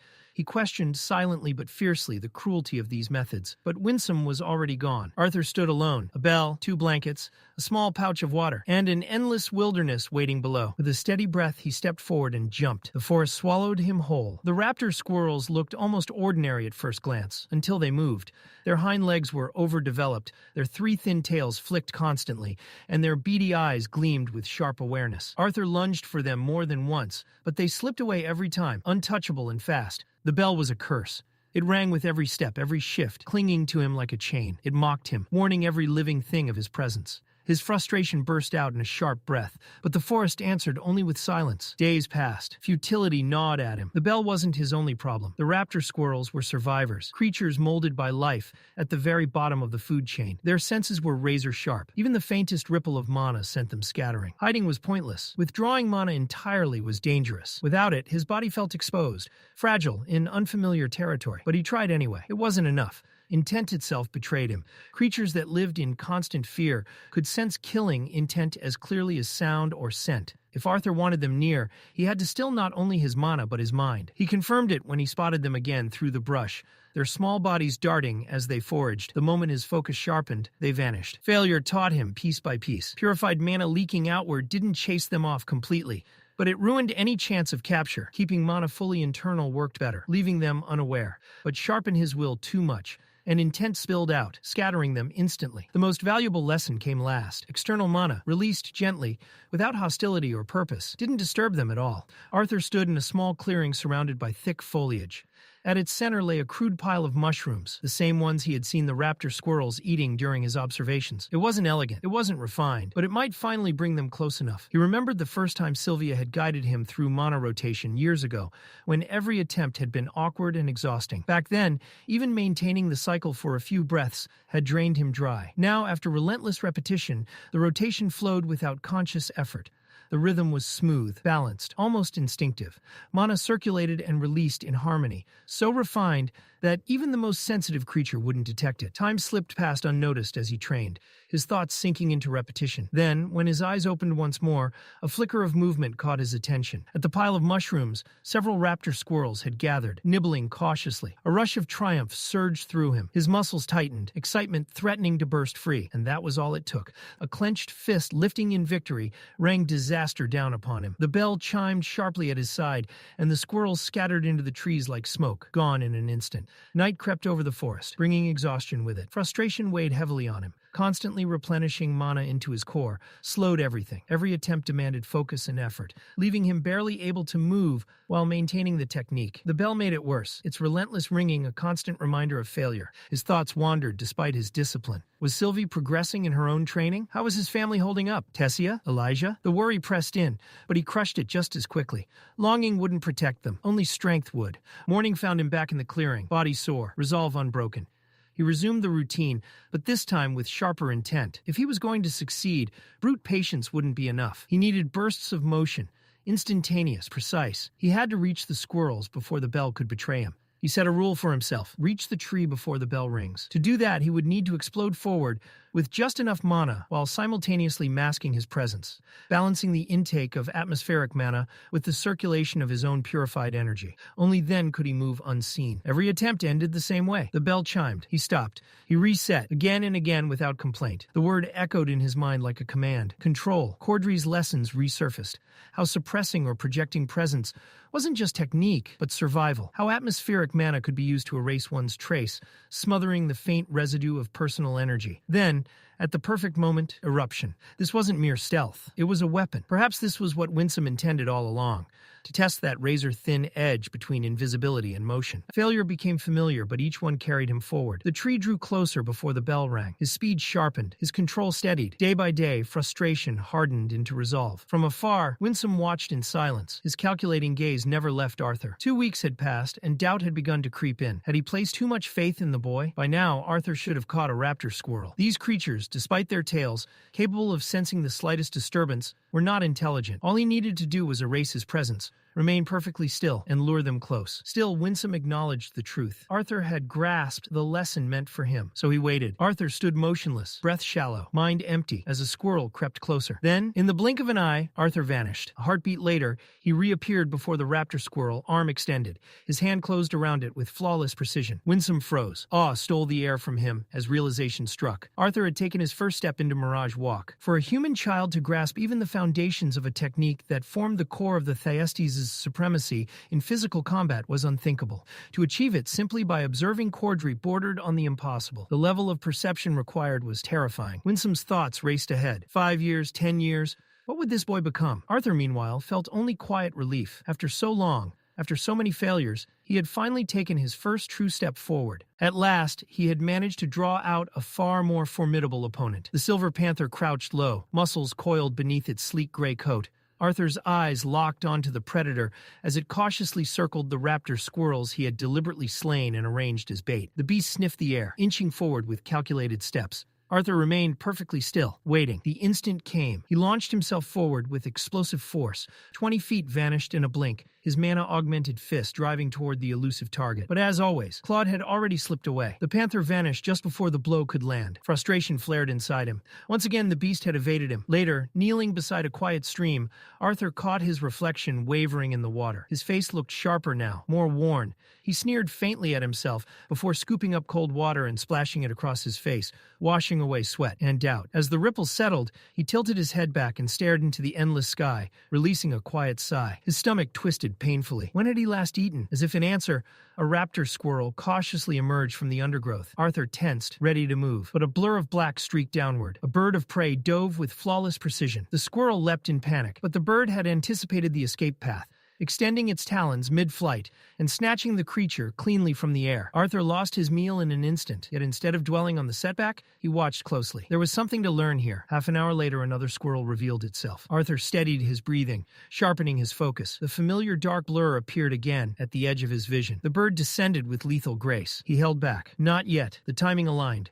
Just as the squirrel sprang to flee, the bird's talons opened to claim it. In that sliver of opportunity, Arthur exploded forward. Burst's step carried him like lightning across the distance. His hand shot toward the bird's neck. A startled screech pierced the air. Wings beat frantically. With desperate force, the bird twisted free, slipping from his grasp. Arthur's fingers closed on nothing but empty air. He stood there, chest rising and falling heavily, frustration simmering beneath the surface. He exhaled slowly. His burst step still lacked refinement. His thoughts drifted to the many hours he had spent studying those birds. They were swift, precise, masters of ambush. Yet even they couldn't rival a raptor's raw speed. Instead, they manipulated their prey, forcing the squirrel to flee in a specific direction before intercepting it at the perfect moment. From his vantage point as an observer, Arthur held an advantage the prey never did. He could see the predator before it struck. But squirrels were not his true objective. The panthers were. Claude, especially, was nothing like simple prey. The beast possessed intelligence, cunning enough to avoid every direct confrontation. That forced Arthur to reconsider Mirage Walk. The technique concealed mana and disoriented opponents, but it still required the initial physical step to trigger its rapid displacement. Against squirrels, that subtle motion was negligible. Against Claude, it was enough. The panther sensed it every time. Arthur's mind sharpened. What if he removed that motion entirely? What if he compressed the sequence so completely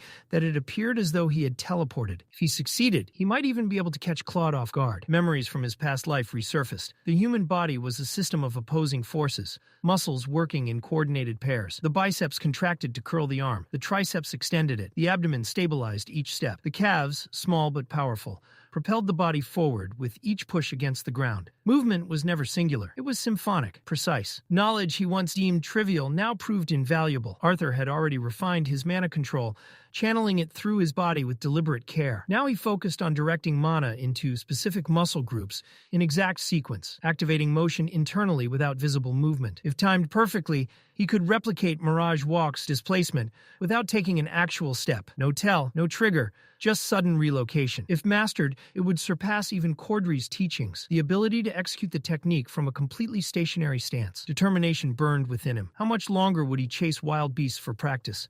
Prey near camp had grown scarce, forcing him deeper into the wilderness with each hunt. But this time something felt different. The forest had gone unnaturally still. Arthur infused mana into his ears, sharpening his senses. At first there was nothing, only silence. Then a faint low growl. His instincts flared. Carefully he crept forward, suppressing his presence and lowering himself behind dense shrubs near a cliff's edge. There, two silver panthers clashed in a savage territorial battle. The eerie silence suddenly made sense. The larger panther lunged first, claws raised, a vicious snarl ripping from its throat. The smaller one, clawed, slipped aside with fluid precision, countering with snapping jaws. They became a blur of gray fur, teeth, and claws. It was survival in its purest, most brutal form. Arthur watched, transfixed by their lethal dance. Then he noticed it. The forest had fallen deathly silent around them. Claude sensed it too. His fur bristled. Instinct screamed a warning. Though victory had been within reach, the panther abruptly disengaged and fled into the shadows with startling urgency. Arthur frowned. Claude had been winning, yet he abandoned the fight without hesitation. Something else was out there, and whatever it was,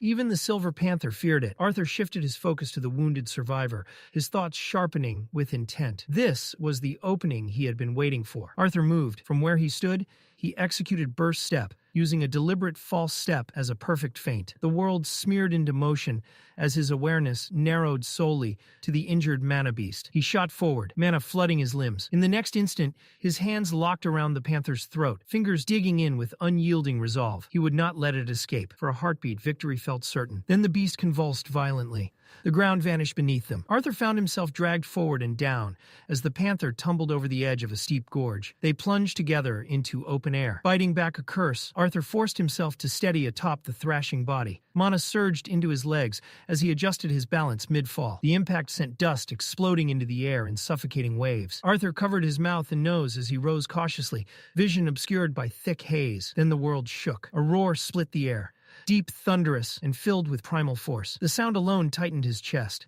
Heavy stomps followed, rhythmic and crushing, each step reverberating through the ground beneath his feet. The presence bearing down on him was immense. Through the settling dust emerged the source. Arthur blinked in disbelief. It was not the towering monster he had expected, but something barely 3 feet tall. It resembled a titan bear, yet far smaller than legend suggested. And to his astonishment, it spoke. Understanding dawned quickly. A cub. If this was the offspring, then the true titan bear was something far more terrifying. The small beast glanced at the lifeless panther sprawled nearby before shifting its gaze back to Arthur. Its lips curled slightly as it licked them, hunger gleaming in its eyes. There would be no retreat. Arthur lowered his stance, bracing for a straightforward charge, but the cub did not move. Instead, it thrust its paw forward.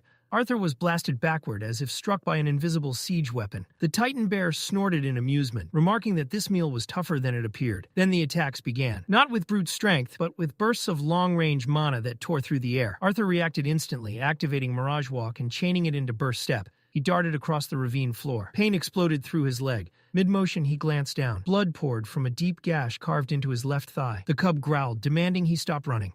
Another swipe carved the air. Arthur dropped low, barely avoiding the lethal strike, but the claws still grazed his chest, ripping flesh and spilling more blood. He threw himself aside in desperation. Too slow. A concentrated blast of mana slammed into his ribs. His body lifted like a doll and smashed into the ravine wall. 4 savage gashes tore across his chest beneath his collarbone. Blood sprayed against stone. Arthur swallowed his scream, breath ragged, nerves aflame. His ribs throbbed with every heartbeat. A chilling realization settled over him. This was not the relic tomes, not a controlled trial. If he died here, he would die for real. The titan bear advanced, impatience flickering across its expression. It raised its paw again and released another crushing attack. Arthur kicked up dust in desperation, cloaking himself in a cloud. A suffocating pressure rolled outward from the cub, slamming into him like the weight of the earth itself. He forced himself to stop retreating. Hands raised as if surrendering, he steadied his breathing. His mind raced. The paw swung again. Another slicing arc of mana cutting through the air. Arthur endured the pain and triggered the modified burst step he had been refining. His left leg tore further under the strain.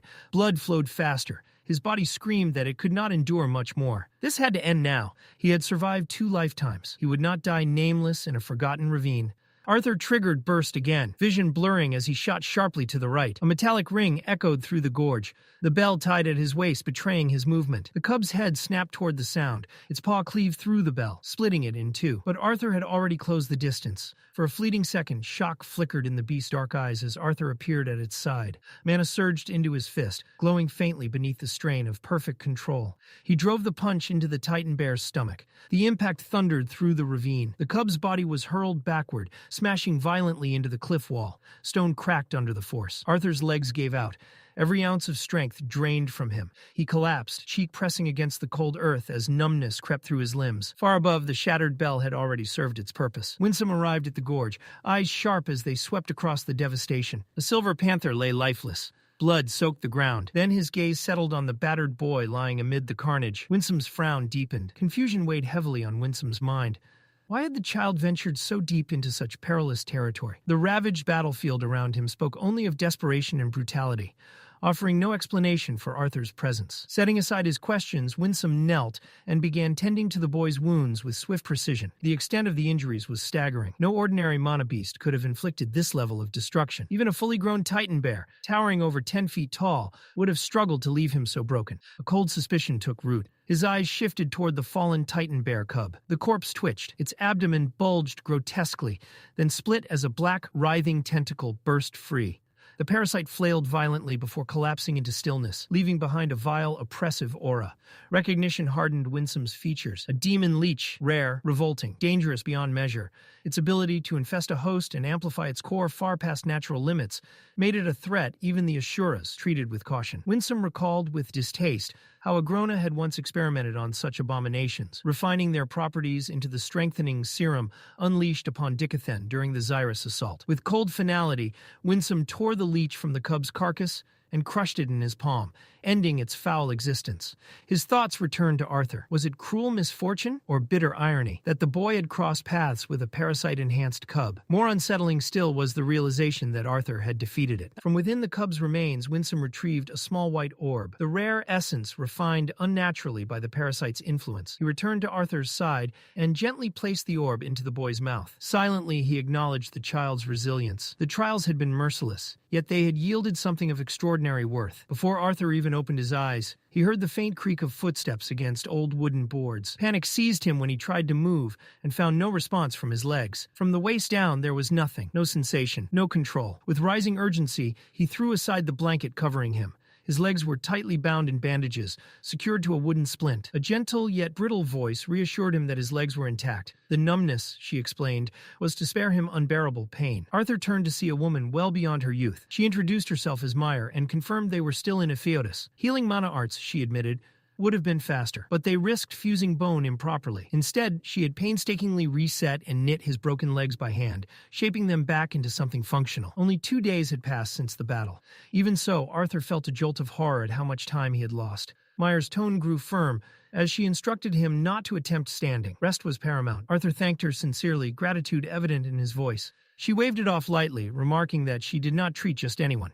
In his case, however, curiosity had drawn her. She had wanted to see the human boy whispered about, the one fated, perhaps, to save the world. When she left, Arthur lay alone, the fireplace casting twisting shadows across the room. It felt like he had only closed his eyes for a moment when a sharp, stabbing pain jolted him awake. Sleep was impossible. Forcing himself upright, he decided to meditate. It was the only productive thing he could manage in his fragile state. He turned his awareness inward, focusing on the mana core swirling behind his sternum. The moment his concentration deepened, unfamiliar energy surged upward. The insurmountable barrier that had once stood between him and the silver core stage now felt flattened. In an instant, his body was thrust into the second phase of Sylvia's dragon will. Arthur's eyes snapped open. Golden runes spread across his arms and shoulders, glowing brilliantly. They shifted and rearranged, growing more intricate as they formed characters of an ancient script. Previously, Dragon's Awakening had revealed only 4 elemental hues.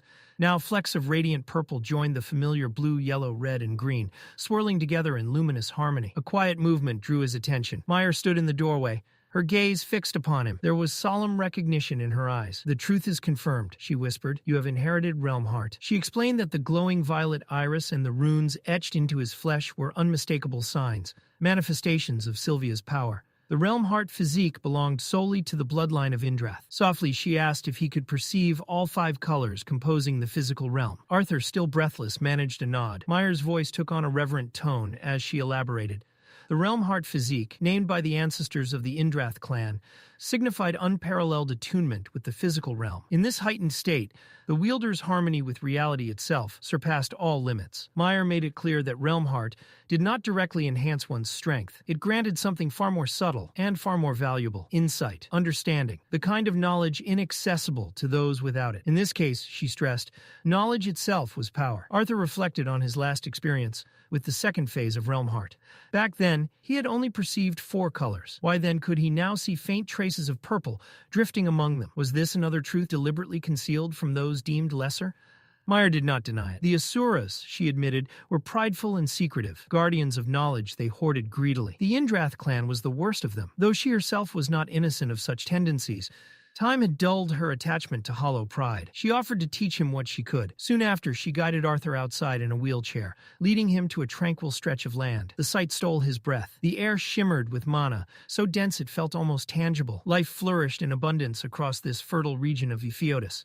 Meyer observed the landscape fondly, remarking that the creatures thrived because of the sheer volume of raw mana saturating the area. She asked if he could feel it. Arthur nodded. The energy coursed through the environment, and through him, with undeniable presence. Patiently, Meyer began her explanation. It was unnatural, she said, for lesser beings, or even Asuras, to directly manipulate raw mana. This applied to mana beasts as well. Mages with elemental affinities found it easier to absorb atmospheric mana aligned with their nature. To demonstrate, she gestured toward a fire blig nearby. Though surrounded by every type of mana particle, the creature instinctively absorbed only the red ones, those attuned to fire. Mages operated similarly. To someone with realm heart, a fire affinity mage would appear to absorb primarily red particles. Yet, after refinement, that mana would appear white when first released. When affinity differed, so too did the refinement. A mage aligned with water would naturally draw in a greater concentration of water elemental particles. Over time, refining these particles altered both body and mind, deepening instinctive understanding of that element. The results were evident in practice. A water affinity mage attempting to conjure fire would struggle, forced to focus painstakingly on shape, density, and release. But when wielding water, the same mage could act effortlessly, raising streams, splitting them into orbs, and launching them with a flick of the wrist. Meyer turned to Arthur and asked why this occurred. After careful thought, he reasoned that absorbing a dominant element during refinement gradually shaped the mage's perception and insight toward it. She nodded approvingly. Constant exposure to a single element naturally cultivated deeper understanding, insights that surfaced even during meditation. Their lesson continued as she wheeled him to a small table prepared with herbal tonics.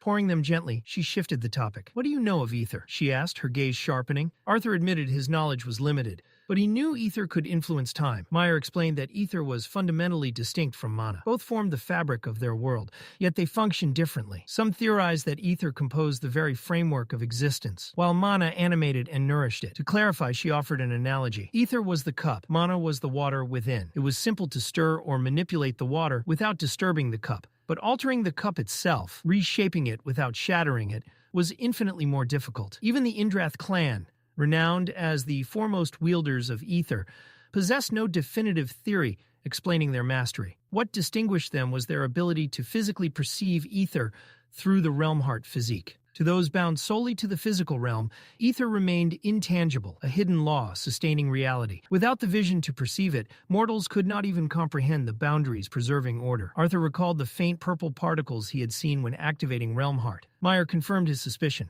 That purple glow was ether. Realm Heart allowed him to see beyond the surface, to perceive the cup holding the water, the invisible scaffolding of the world itself. With mana, control was limited by the capacity of one's core, how much water could be moved. With ether, influence extended to the cup, altering the boundaries of reality. Arthur listened intently as Meyer continued. Ether, she revealed, was divided into 3 profound aspects. Avum, the domain of time. Spatium, the authority over space. Vivum, the influence over living matter. No matter how gifted or fortunate, one could master only a single path. Over generations, however, the Asuras had discovered a method to discern where their aptitude lay. This allowed them to align themselves with their destined aspect of ether. Arthur's curiosity burned brighter than ever. At last, Meyer revealed the final truth. The runes that manifested when one invoked Realm Heart were not merely decorative markings. They were the key to discovering which which path of ether had chosen him. Meyer closed her eyes. A crushing pressure rolled outward from her, so dense that Arthur instinctively steadied himself. Golden runes unfurled along her bare arm. Unlike his own, which were sharp and intricately carved, hers flowed with natural elegance, like the branching limbs of an ancient elven tree or rivers weaving together in quiet harmony. When her eyes opened, they shone with radiant lavender light. Through the weight of her presence alone, she conveyed the meaning of those markings. Vivum, the aspect of life, the same power that had mended his shattered legs. Though her aura was overwhelming, her voice remained gentle as she urged him to invoke Realm Heart as well. Arthur complied. The moment he activated it, an icy surge erupted from his mana core. Liquid frost raced violently through his veins, seeking escape. Golden runes blazed across his arms, burning hot against flesh that felt frozen from within. Meyer watched closely, intrigued by the unique structure of his markings. Curious, Arthur lifted a finger and summoned a small ember. The red particles in the air stirred immediately, gathering in response to his will. He tested further, weaving different elemental spells, observing how ambient mana shifted and aligned, all except the faint purple motes. Those remained unmoved. A subtle pressure brushed against his thoughts. Meyer's presence carried quiet amusement. Realm Heart was not a tool for manipulation, she reminded him. It was perception. It revealed what was already there. Mana could be shaped, consumed, expelled like water. But ether was the cup itself, the vessel that defined existence. Attempting to bend it like mana was folly. Understanding dawned slowly. The particles around him were not meant to be commanded. Ether was omnipresent, absolute, binding both him and Meyer within its laws. Through Vivum, she had not forced life into his body. She had aligned herself with the truth of existence and restored what was broken. Still, questions lingered. How had ether gathered in her hand? How had it formed into Vivum? How had it healed him? Meyer advised patience. After discovering her affinity, she had devoted centuries to studying Vivum, and even now she could not fully articulate the deeper truths he sought. Arthur pressed her, unwilling to accept vague answers. At last she explained, unlike mana, ether could not be absorbed. One did not take it in. One influenced its presence upon reality. Arthur tried to reconcile that. Did that mean a core was unnecessary? She shook her head. The mana core tethered the body to the physical realm. Though ether was not manipulated like mana, the core remained essential. It was the bridge between mortal flesh and the laws governing it. In time, she said, his path would reveal itself. For now, overwhelming him would serve no purpose. Cultivation would eventually transcend mere mana refinement. It would require insight into truths that could not be directly taught. Then she posed a question. His ability to utilize ether, did he truly believe it was coincidence? Arthur assumed it stemmed from Sylvia's will. Meyer denied it gently. That will allowed him to endure ether's burden, but it was not the source of his aptitude. Realization struck him, his mastery over all four elements. Meyer smiled warmly. Precisely. Mastering the four fundamental elements had granted him perspective beyond them. By understanding the water, he had glimpsed the cup. Arthur's hands began to tremble. Meyer noticed and urged him to release Realm Heart. It was impressive, she admitted, that he had sustained it so long. As he let it fade, the world returned to its natural hues. He turned to her, anticipation tightening his chest. He needed to know which aspect of ether was his. Meyer's expression grew cautious. Though he possessed extraordinary traits, command over all four elements, the will of a dragon and the Realm Heart physique, he was still human. Unlike the Asuras, she could not promise he would consciously wield ether in the same way. Arthur masked his reaction, but disappointment cut deep. Certainty slipped from his grasp. Still, Meyer continued. She admitted she could not explain why he had touched time itself, but she was certain he was not meant for Avum. Deliberately, she retrieved parchment and pen. Intricate symbols flowed from her hand as she elaborated. His struggles with ether, even guided by Sylvie's will, proved his path was not one of simple elemental or temporal dominance. Like Sylvia, he was destined for something greater, not control over water, not command over time, but authority over the boundaries themselves. When she handed him the parchment, the truth was clear. He belonged to Spatium. Arthur's mind reeled. Even knowing this, uncertainty lingered. His fragile human body might not endure the burden dragons bore effortlessly. Desperation stirred within him. He needed guidance, steps to master this power rather than be crushed by it. Meyer placed a hand on his shoulder. Her voice carried both compassion and gravity. The potential within him was vast, overwhelming even, but his capacity to bear it was bound by limits not even she could erase. Meyer's words were not meant to belittle him. They were meant to remind him. Knowledge, true understanding, was a strength immeasurable. With it, he might one day transcend the limits of his birth, something even the Asuras had yet to achieve. She admitted that by revealing such truths, she had already broken countless rules. If this knowledge ever fell into the wrong hands, it could become a weapon against the dragon race itself. Yet her intentions were sincere. She wanted the best for him. Even if Realm Heart could never be wielded to its fullest extent, its sensory capacity alone made it invaluable. Combined with his mastery of all four elements and his extraordinary combat instincts,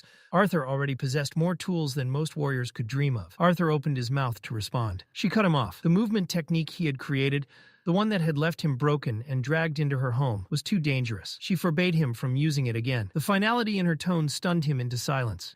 Weeks of relentless refinement.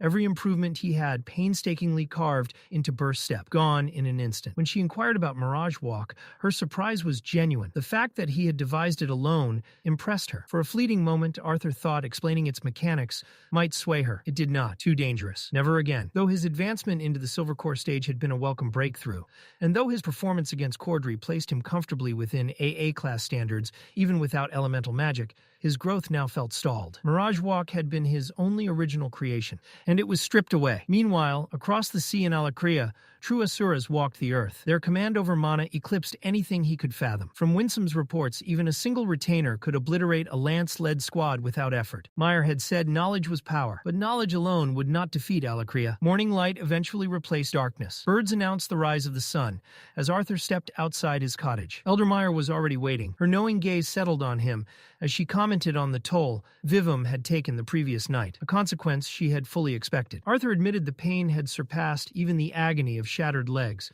though he was grateful he could walk again. She nodded, satisfied with his recovery. She had requested time with him from Winsome. That time, she explained, could be brief or extended, depending on what he accomplished. She intended to guide him properly, but she reminded him bluntly he was still human, and the people of Dicathen lagged far behind in their understanding of mana. Then she gave him a command. Use every spell he knew, combine them however he wished, attack her with full strength. Arthur gathered mana into his palms. Before he could release it, Meyer spoke. She described the compressed sphere of water forming in his right hand, the wind building in his left. Her tone carried light reproach. She had told him to attack with everything, not something so trivial. Ignoring the sting, Arthur cast the spells anyway, then shifted focus to the earth beneath her feet, intending to rupture it and catch her off guard. She commented casually on that too. Clever, but unnecessary. She would rather not see the grass destroyed. With effortless grace, she sidestepped both wind and water. Arthur steadied himself. She winked. This ability, she reminded him, was something he already possessed. She was simply nudging him toward it. Days blurred into weeks. Her training was merciless. She forced him to interpret mana fluctuations, to detect spells the instant they brushed the physical realm, before they fully manifested. Realm Heart had to be activated with precision, not brute endurance. Each session left him battered. Each reprimand sharpened him further. Frustration finally spilled from him one day. He accused her of using her healing arts as an excuse to injure him repeatedly. Meyer explained without apology. True interpretation began at the moment mana touched reality. From there, Realm Heart revealed its intended structure. He muttered bitterly that if healing was so effortless, she could have replaced his ruined legs long ago. Her expression hardened. Ether always demanded a price. Restoring catastrophic damage required extracting the very ether sustaining another life, a cost too great to pay casually. Arthur fell silent. She laughed lightly when he continued falling for her feints. It would be easier, she teased,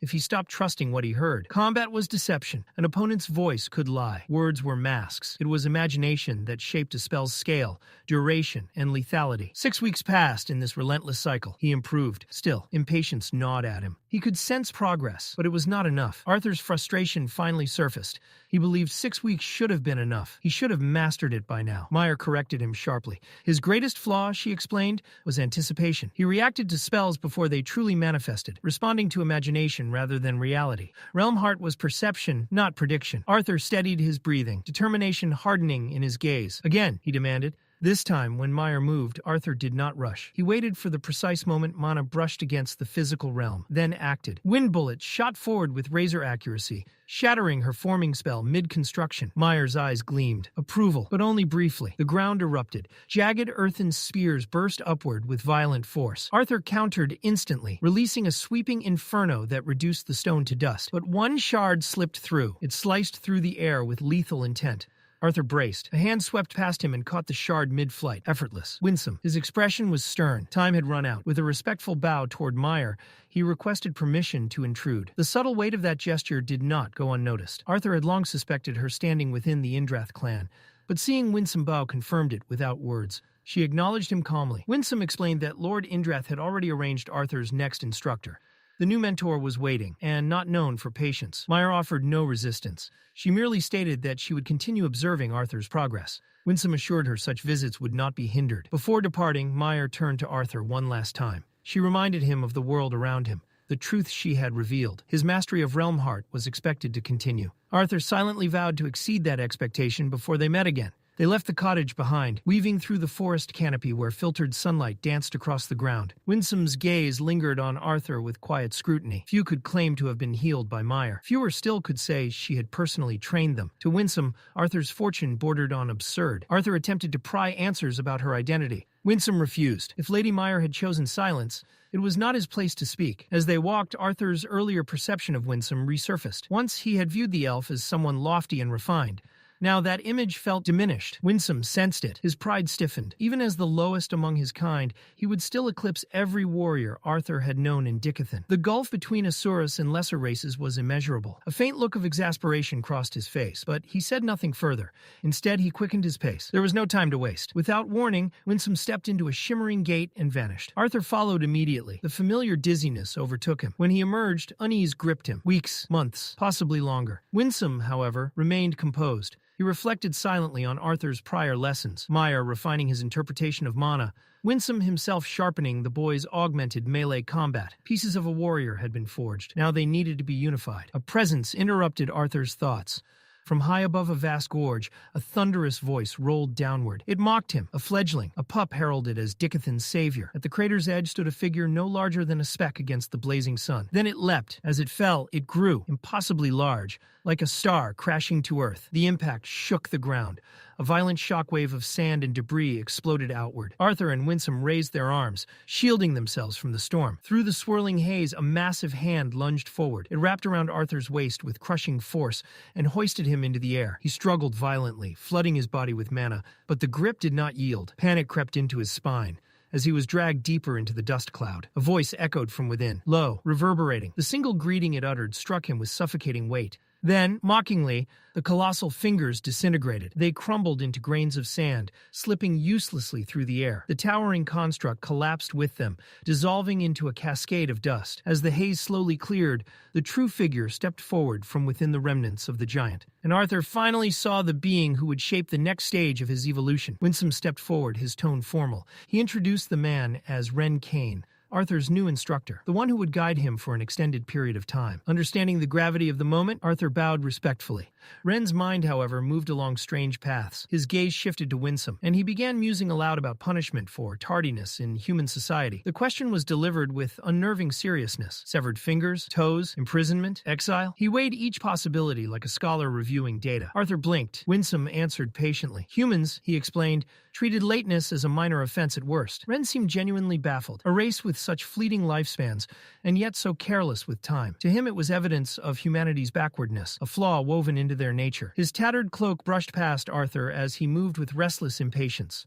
Trivialities dismissed, the purpose of this desolate crater awaited. Without warning, Ren ordered Arthur to strip. The bluntness cut through the air. Arthur exhaled slowly, shoulders sagging. Though his muttered protest was barely audible, Ren's sharp gaze caught the flicker of defiance before Arthur buried it. One by one, he removed his garments until he stood in little more than his underclothes. Ren circled him. Bony fingers pressed against muscle and bone with clinical detachment. He prodded arteries, traced tendons, catalogued posture and density as if Arthur were a specimen. Then his hand paused. The white feather bound around Arthur's arm. Without warning, Ren plucked it free. Arthur's chest tightened. That feather was Sylvia's final gift, far more than decoration. Ren examined it coolly, identifying it as a dragon's feather, far too valuable to be worn idly. Winsome clarified that such feathers were not simple plumage, but specialized scales. Dragons did not shed them naturally. To offer one was deliberate, a profound sign of trust and affection. Arthur reclaimed it carefully, grip tightening as memory surfaced. Ren did not linger on sentiment. He resumed his circling, fingers occasionally pressing to Arthur's pulse, as though measuring time through blood. Arms out! Arthur obeyed immediately. Now came demonstration. Using only his right hand, he was to conjure an earthen pillar precisely 2.5 meters tall, with a 20-centimeter radius. Arthur inhaled. Mana gathered. Stone erupted upward, cracking into precise form. Ren's gaze sharpened. Next came fire. Controlled bursts. Then water. Rippling streams. Ice. Razor shards. Lightning. Snapping arcs. Wind. Focused gusts. One by one, Arthur displayed the foundational forms of each element. Ren straightened. Initial measurements complete. No rest. An earthen golem formed at a flick of Ren's finger. Fire. Arthur obeyed. But before the spell could release, a crushing blow struck the back of his left leg. He collapsed to one knee. The spell misfired into the sky. Ren inhaled sharply in exaggerated surprise, mockery woven into the sound. Arthur clenched his jaw. Provocation, disruption, testing under instability. The method was deliberate. Frustration simmered beneath his composure. The endless measurements felt subjective, obscured behind muttered calculations and cryptic observations. He knew his strengths. Fire and water flowed most naturally, yet this barren crater lacked ambient water mana, placing him at a disadvantage. Ren dismissed the thought with cool detachment. Environment was irrelevant. Excuses were irrelevant. Only results mattered. There was no pause, and the next test began immediately. Arthur instinctively looked to Winsome for instruction. The elf remained silent, arms folded, offering nothing. The ground trembled. At the far edge of the crater, the earth split apart. Stone rose from the fracture like a tide of jagged bodies clawing toward the sky. Human-sized golems formed in the hundreds, their rocky frames grinding against one another as they advanced. Arthur's eyes narrowed. Ren explained casually that the number of constructs depended on complexity. These were simple. He could create thousands if he wished. The command was simple. Go all out. Arthur activated Realm Heart. The world transformed. Mana flooded his vision in brilliant currents, every fluctuation painted in luminous clarity. The advancing army glowed with the steady reinforcement of Ren's will. Arthur unleashed everything. Flame roared outward in sweeping arcs. Wind compressed into piercing blasts. Lightning cracked across stone torsos. Ice spears shattered limbs. Earth ruptured beneath advancing feet. But these were no ordinary constructs. They endured. Each golem demanded precision and power to dismantle. The battle raged for nearly an hour. Dust swallowed the crater. Fire scorched the air. Stone shards rained down in violent bursts. Arthur moved without pause, weaving spells fluidly, destroying wave after wave. At last, the final golem collapsed into rubble. Silence followed. Arthur stood amid debris, chest heaving, Realm Heart flickering as exhaustion gnawed at him. He turned to Ren. "What's next?" The frail Asura's grin sharpened. So far, the trials had been one-sided. The real challenge would begin when his opponents were allowed to fight back. Arthur's irritation resurfaced. Mountain wind brushed against his exposed skin. He glanced down at himself, annoyance creeping into his voice, as he questioned how long this humiliation would continue. Ren dismissed the complaint. Every movement was being analyzed. Clothing would obscure valuable data. He added flatly that there was no pleasure in observing Arthur's bare skin. His thin finger tapped his temple. "Your primary weapon." Arthur summoned Dawn's ballad from his ring. Still sheathed, he offered it forward with hesitation. The blade had never unsheathed for anyone but him. Ren took it. Then he laughed. The suddenness of it startled Arthur. The frail frame trembled with genuine amusement as he regarded the weapon. Arthur stiffened. He explained quickly that the sword would not draw for anyone else. It was bound to him. Ren's laughter softened into something sharper. With effortless motion, he drew the blade. The translucent teal edge slid free, gleaming with serene brilliance beneath the sun. Arthur's breath caught. Shock hollowed his chest. He stumbled over the question, wondering aloud if it was simply because Ren was an Asura, because his strength transcended mortal limits. Ren dismissed that assumption immediately. It had nothing to do with power. His gaze settled on the blade with quiet ownership. He could draw it because he was its author. He had forged Dawn's ballad himself. Arthur stood frozen as realization struck him like a physical blow. Ever since discovering the mysterious blade and the strange mark etched into it, questions about its origin had lingered in his mind. Now, hearing Ren casually claim ownership of its creation felt almost unreal. Awe and disbelief tangled within him as he repeated the revelation aloud, unable to accept how simply the Asura had explained something that had haunted his thoughts for so long. Regaining his composure, Arthur shifted his questioning. If Ren truly created the weapon, then how had it ended up in Dicathen? Ren answered without a trace of concern. Dawn's ballad, he explained, had merely been one of his failed experiments. While gathering minerals in the Beast Glades, he had discarded the blade after deeming it unworthy, never imagining that anyone would recognize its value, much less awaken its true nature.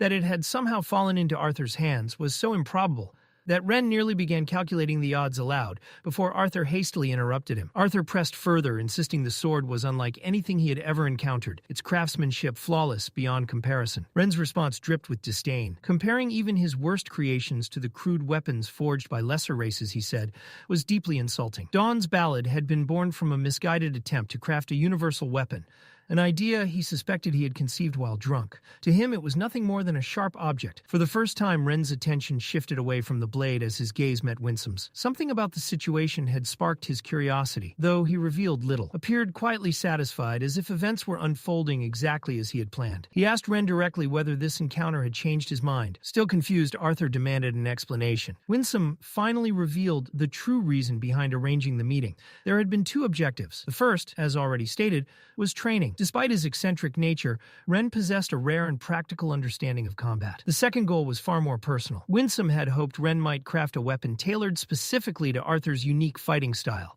a blade worthy of him. Arthur's heart stirred at the possibility, but Ren immediately crushed the idea with blunt finality. He did not forge swords, he created them. The distinction, he made clear, was absolute. His agreement to train Arthur existed solely because of a debt owed to Lord Indrath, and that obligation did not extend to crafting weapons for lesser beings. Dawn's ballad would remain in his possession for the time being. Unwilling to let the matter rest, Arthur asked whether for the time being meant the sword would eventually be returned. Ren's answer carried an unexpected hint of concession. Though he considered the blade a failure, Dawn's ballad had chosen Arthur. That bond made it improper for him to reclaim it. He held no pride in the weapon, but neither would he deny its rightful wielder. Extending his arm, Ren caused the earth beneath his feet to stir like living flesh. A blade rose smoothly from the ground, its hilt catching the light as if freshly forged.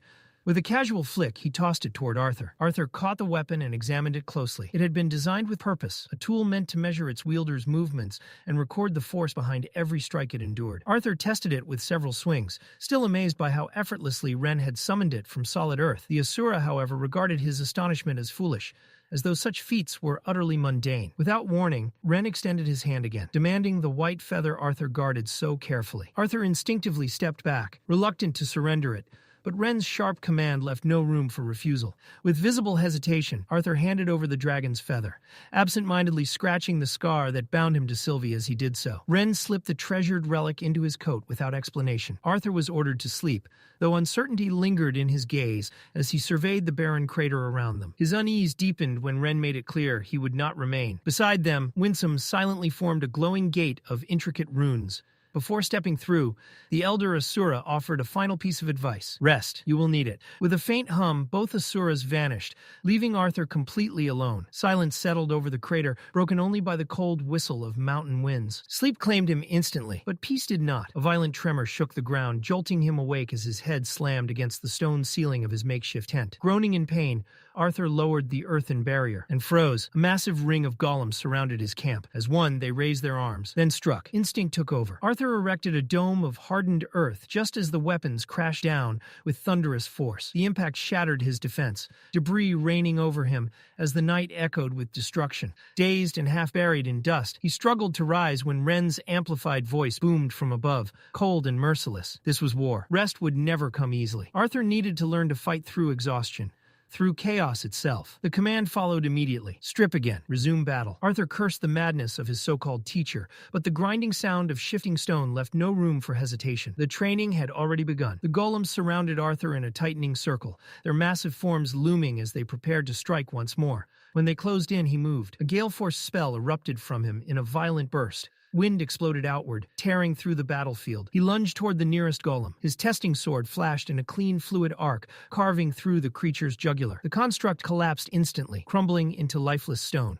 There was no time to breathe. A halberd-wielding golem charged from behind, its weapon thrusting forward with lethal precision. Arthur pivoted sharply, steel ringing as he parried the strike. Before he could recover, another golem slammed into him with an iron shield, forcing him backward across the ground. Lightning surged around his fist as he struck, shattering the shield into fragments and sending the attacker crashing onto its back. The assault continued relentlessly. The halberd wielder swung again, its blade shrieking through the air toward Arthur's head, only to be intercepted by a deafening clang. Another golem stepped forward, its iron shield absorbing the blow meant for him.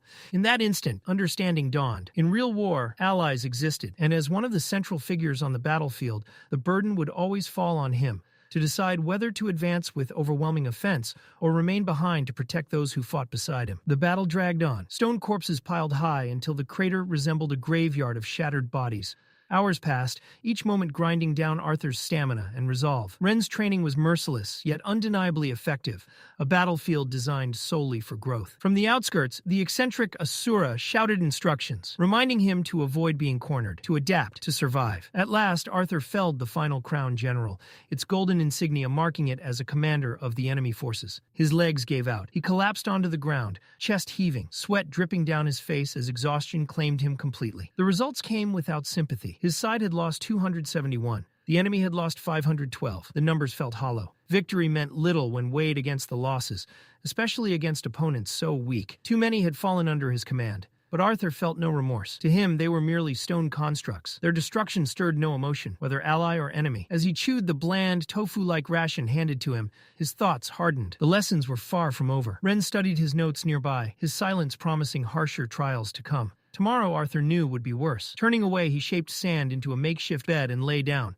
hoping, just once, not to awaken to marching golems. Sleep came unexpectedly, a rare mercy. For once, he rested, until a blood-curdling scream shattered the morning air. Arthur spun around, horror flooding his expression. Before him stood an Asura of the Vritra clan, its twin black horns gleaming beneath the rising sun.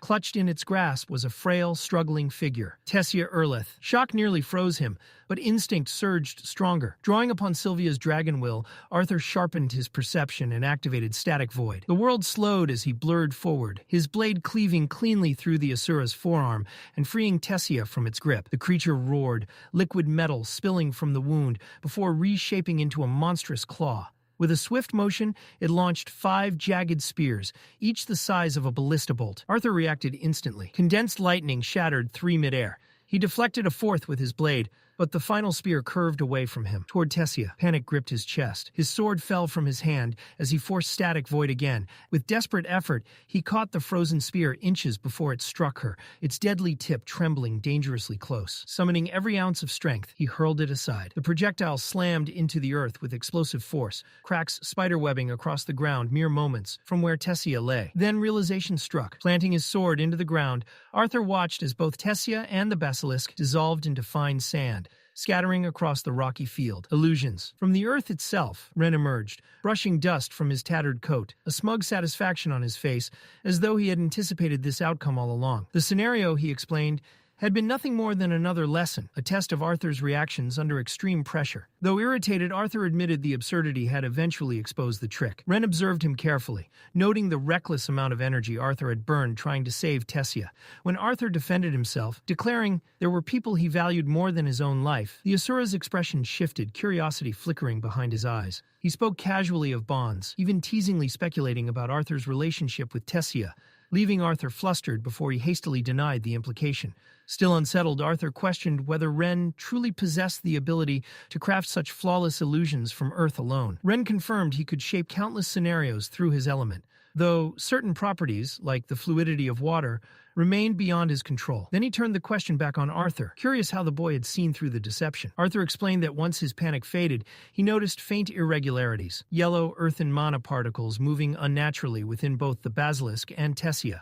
Though nearly perfect, the illusion contained subtle flaws. More importantly, the idea of a basilisk dragging Tessia all the way to Epheotus had been impossible. His explanation ended with a quieter question of his own. Whether someone like him, a lesser being, could ever truly reach the level of perception and mastery over mana that the Asuras wielded so effortlessly. Ren's tone carried an unusual gravity, as he admitted that while nothing could ever truly be called impossible, the likelihood of a lesser being attaining the insight of an Asura was extraordinarily small. Yet, he added, such concerns were meaningless when it came to Arthur. Arthur frowned, pressing for clarification, but Ren's sharp gaze seemed to pierce straight through him as he revealed his reasoning. Arthur was no ordinary existence. He was an anomaly, an impossibility woven into flesh. Of ether, a power even many Asuras struggled to wield properly. Every aspect of Arthur's being defied logic and probability alike. Arthur himself was imbalance incarnate. Talent, circumstance, and absurd fortune intertwined into something unprecedented. Arthur let out a tired chuckle, attempting to ease the weight of the declaration. If Ren's strange catalog of his abnormalities was meant as encouragement, he decided he would accept it that way. With a faint grin, he asked what came next in his training. Ren did not answer. Instead, he extended a hand and instructed Arthur to offer his dominant one. When Arthur complied, Ren revealed a small pyramidal gem. Its opaque surface appeared dull at first glance, yet something about it felt strangely compelling. The Asura explained that the mineral was known as chlorite, a rare substance. Creation, he claimed, was his specialty. With the proper tools and this gem, he could grow a weapon. Arthur blinked in disbelief at the word grow, struggling to imagine a weapon sprouting like a plant. Ren sighed at the comparison, dismissing it as inaccurate but acceptable if it helped Arthur's lesser mind grasp the concept. Normally, Ren would have spent years observing Arthur, studying every battle, collecting endless data before crafting a weapon perfectly suited to him. But time no longer allowed such precision. He would have to gamble. Before Arthur could question him further, a sharp pain exploded through his palm. Arthur cried out as Ren abruptly drove the gem into the center of his hand. Pain radiated outward as the foreign object settled deep within his flesh, feeling disturbingly alive. Ren spoke calmly despite Arthur's struggle. The echloret had been synthesized with Sylvia's feather and a scale from Sylvie herself, materials intrinsically tied to Arthur's existence and the paths he had walked. The gem would now respond to him completely. His thoughts, his growth, every transformation he underwent. What it would ultimately become remained unknown even to Ren. Arthur questioned the logic of such uncertainty, recalling how Ren had once sworn never to craft a weapon for him. Ren's response was blunt. Arthur would need far more than a sharpened stick to survive the Vritra clan and their monstrous creations. Time was running out. Arthur's heart jolted. He had believed 2 full years remained before war reached Decathan. Silence lingered before Ren finally revealed the truth. Alder had sent troubling news to Winsome. Against both Winsome's and Lord Indrath's wishes, Ren chose to speak openly, believing Arthur deserved to make decisions with full knowledge. The echloret was volatile. Its transformation might take 1 year or 5. Regardless, Arthur needed strength before the coming conflict. And when Arthur demanded clarity, the truth struck like a blade. Though the full armies of Dicathen had yet to clash with their enemies, the war had already begun. Dread flooded Arthur's chest. The illusion of time shattered instantly. Winsome had promised 2 years, yet reality had moved faster than promises. War, Ren reminded him, obeyed no schedules. Determination surged through Arthur. He resolved to return home immediately and fight alongside his people. Jagged stone erupted before him, sealing his path as Ren blocked his advance. The Asura approached slowly, his voice heavy with harsh reality. If Arthur returned now, he would march straight toward death, slain by a scythe before he could change anything. Arthur protested, citing months of relentless training with the ether orb. Was that not the reason he had been brought here? Ren's answer was merciless. At his current level, Arthur was not even strong enough to threaten a retainer. His strength remained insufficient. Then came the ultimatum. Ren's gaze hardened as he demanded 1 year. Just one. Under his guidance, Arthur would finally be forged into a warrior capable of giving Dicathen a chance at survival. Arthur's chest tightened. Pride battled responsibility within him, but deep down he knew Ren spoke the truth. After a long silence, he gave his answer. 1 year. Far away, Tessia slammed her palms against a table, frustration sharp in her voice as she pleaded with her grandfather to allow her onto the battlefield. Virion did not even look up from the document before him. His refusal came cold and firm, cutting through her determination. Master Aldir stepped forward, his commanding presence filling the room. He sided with Virion, declaring Tessia's participation both dangerous and unnecessary. Her chest tightened painfully. She argued back, reminding them of her growth and the strength she had fought so hard to achieve. Aldir's reply shattered that fragile hope. It was still not enough. Heat burned behind her eyes. Not just anger, but humiliation threatening to spill into tears. Refusing to let either man witness her weakness, Tessia turned and stormed from the study. Behind her, Virion called out, his voice strained with concern.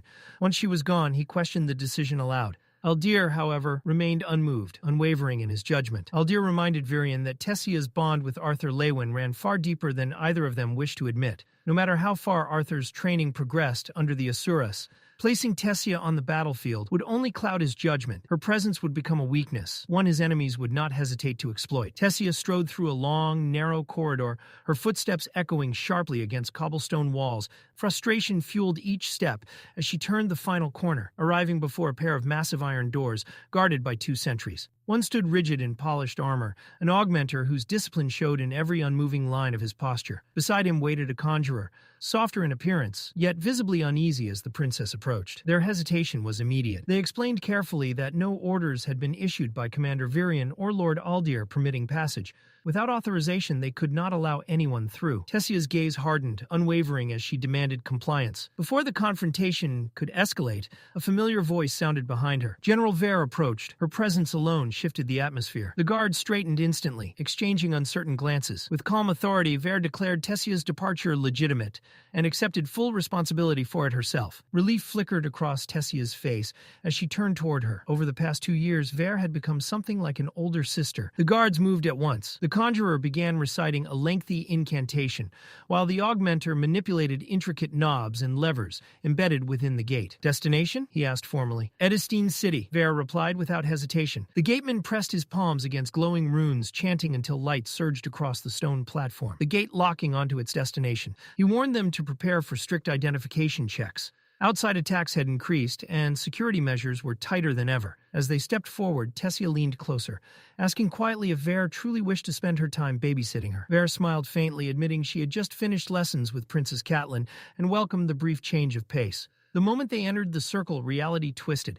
Light swallowed their vision, colors stretching into a blinding storm before snapping back into form. They emerged within the fortified city of Edestine. Once the proud human capital of Sapin, the city had transformed into a fortress of war. Built along the western coast, far from dwarven lands, elven territories, and the beast glades, it stood as the furthest refuge from active battle. Ocean surrounded 3 sides of its towering walls. After the war's declaration more than a year prior, King Glader had ordered the city torn down and rebuilt as humanity's final stronghold against Alakria. Crowded streets bustled with movement and anxious energy. Beneath woolen hoods, Tessia and Ver blended into the flow of civilians, careful to avoid attention. Ver's voice carried quiet warning.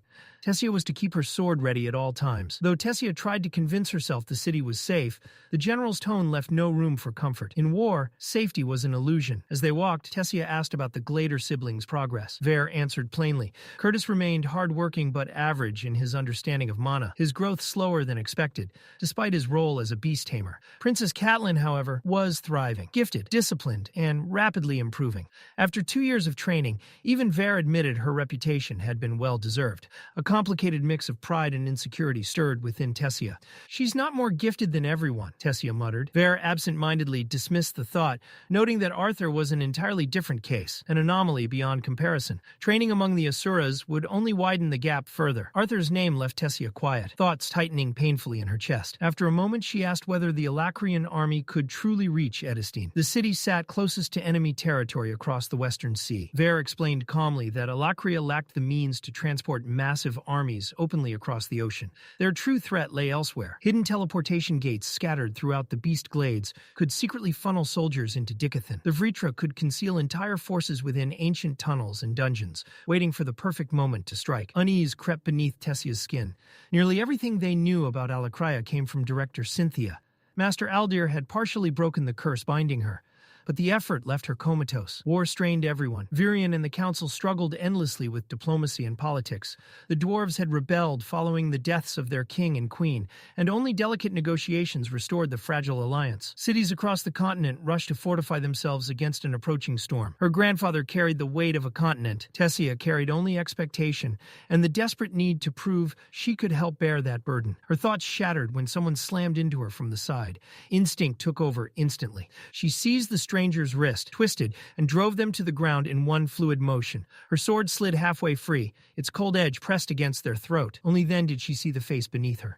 Emily Watskin. Emily gasped in shock, eyes widening before shifting toward the lance standing beside Tessia. Recognition dawned immediately. Tessia quickly relaxed, relief replacing tension as she helped Emily up. A smile broke across her face. She apologized for the sudden reaction, explaining she hadn't expected to see her friend appear so abruptly. And for the first time since leaving the castle, the weight on her chest eased, if only slightly. Tessia released a quiet breath, admitting that her body had simply reacted on instinct. Emily waved the concern away immediately, blaming herself instead. She explained that she had been carrying far too many items at once, and with her glasses constantly slipping down her nose, she could barely see where she was going. Then realization struck her. Emily suddenly jolted upright, panic flashing across her face as she remembered the urgency of her task. She hurriedly gathered her scattered papers, muttering that she was already wasting precious time.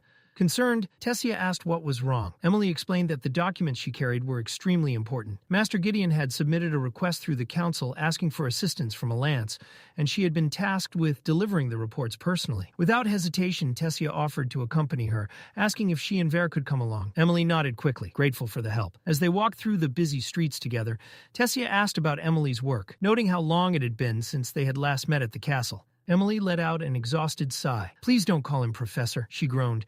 "That title gives him far too much dignity." She described Gideon as an eccentric genius, barely sane and wholly unfit to teach anyone. Turning the conversation back, Emily asked how the princess herself had been. Tessia's expression immediately soured. "Don't call me that," she said, reminding Emily how much she despised the title. She admitted that life inside the castle had become unbearable. Emily's lips curled into a playful smile. "Well, castle halls are terribly narrow," she said dramatically, "and the ceiling's far too low. Honestly, flying castles must have gone out of fashion." Tessia laughed, despite herself, shaking her head at Emily's absurd humor. Emily sighed afterward, her tone edged with fatigue. Spending every day beside Gideon had clearly worn down her patience, and perhaps her sanity as well. Tessia exhaled slowly, her own frustration surfacing. For over a year, she had been confined within castle walls, constantly monitored by Aldir. Emily visibly cringed. "That sounds horrifying," she admitted, but her voice softened soon after. She reminded Tessia not to judge Virion too harshly. Everyone worried deeply for her, especially after the incident at Xyrus and her capture. That moment had changed everything. Tessia lowered her gaze, acknowledging the truth. She wasn't ungrateful. She was simply tired. Training each day was the only thing keeping her grounded, the only proof that she was growing stronger. Yet, hearing constant reports of Alacrian forces advancing through the beast glades filled her with restless frustration. She wanted to fight, not wait safely behind walls. Emily hesitated before carefully changing the subject. She asked about Arthur. Tessia's lips tightened slightly. The updates never changed. Aldir's reassurances echoed endlessly in her mind like a bird repeating the same phrase. Arthur was training. That was all anyone ever said. Silence stretched between them. After a while, Emily spoke again, this time barely above a whisper. Elijah, any news? The name struck Tessia like a blade. Her chest tightened painfully. There had been nothing. No message, no confirmation, only unanswered questions. She still didn't understand why Elijah had been taken alive. All she could hold on to was the memory of him trying to save her, a desperate act that ended with his capture. The thought threatened to pull her under. Then Ver's calm voice cut through the haze. We've arrived. The door creaked open. A powerful wave of stench rushed outward, forcing Tessia to pinch her nose instantly. The air was thick, sour, and saturated with overlapping fumes so intense that no single smell could be identified. Emily grimaced but remained unfazed. She explained that countless minerals and experimental materials were constantly being melted and refined inside, their combined odors forming an unbearable haze. As they descended deeper into the facility, from somewhere ahead an enraged voice echoed through the halls. Emily sighed knowingly at the familiar outburst and motioned for them to follow. Nearby, Heim stood waiting with a stack of reports. He straightened immediately upon seeing them. He greeted Tessia respectfully, acknowledged General Ver with formal composure, and welcomed Emily with casual familiarity. Surprise crossed his face at their swift return, and he admitted that Gideon had been anxiously awaiting the documents. Before he could continue, Gideon himself appeared. His arrival was abrupt and chaotic. Without greeting anyone, he snatched the notebooks from Heim's hands and began flipping through them at frantic speed. Pages rustled violently beneath his fingers, nearly tearing as impatience overtook care. Emily called out to him, but he ignored her completely, discarding notebook after notebook in a growing pile. At last, Gideon stopped. His expression darkened.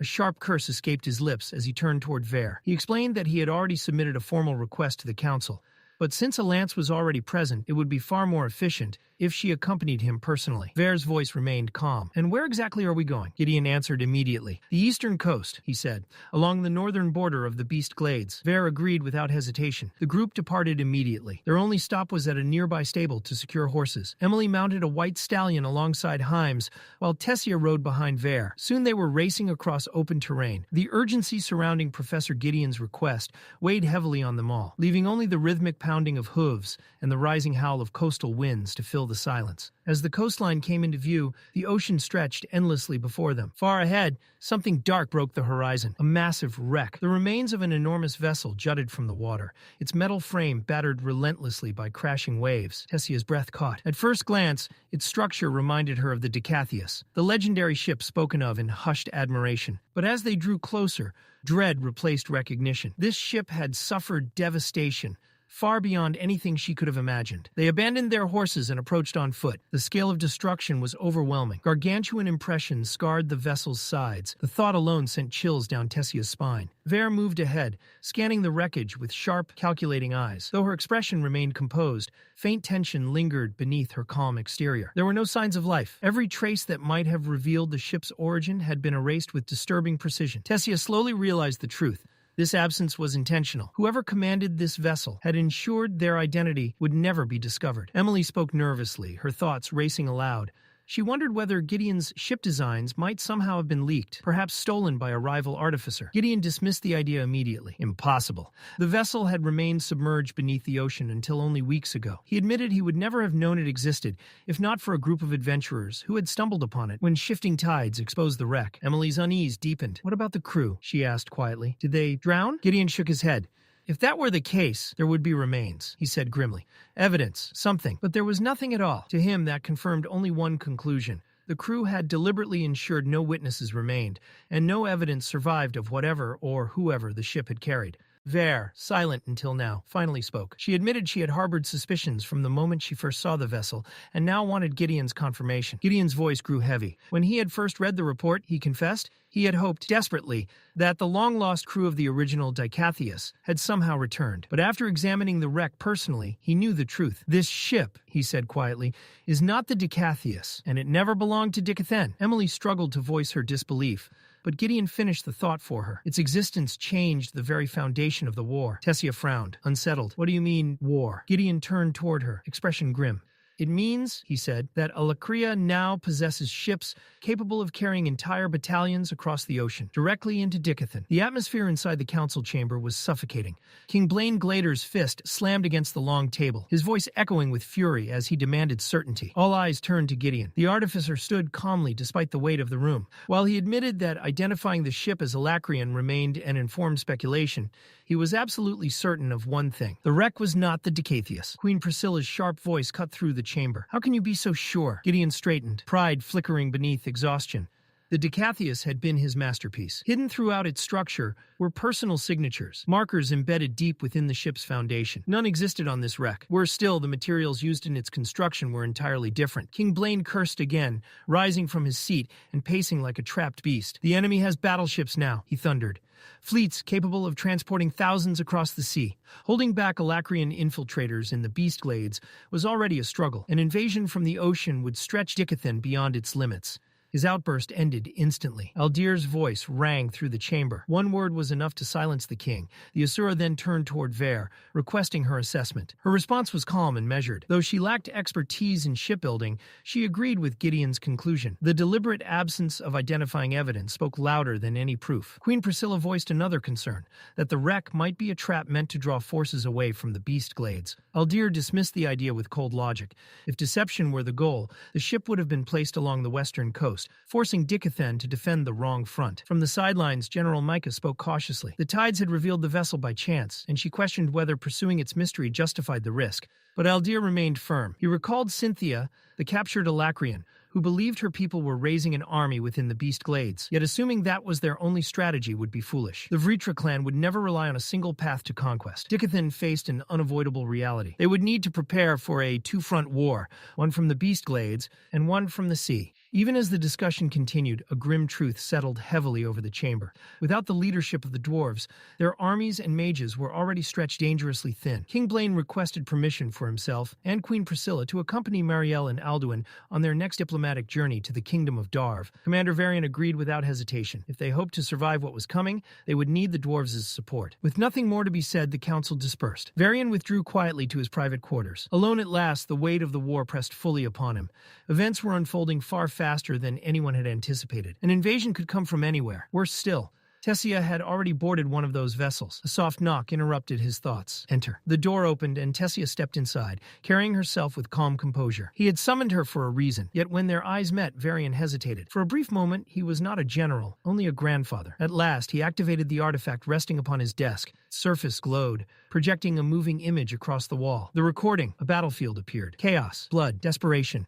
Tessia's eyes widened as the scene unfolded. The recording showed a brutal clash deep within a dungeon where Alacrian forces had established a stronghold. Within moments, more than 50 Decathan soldiers fell.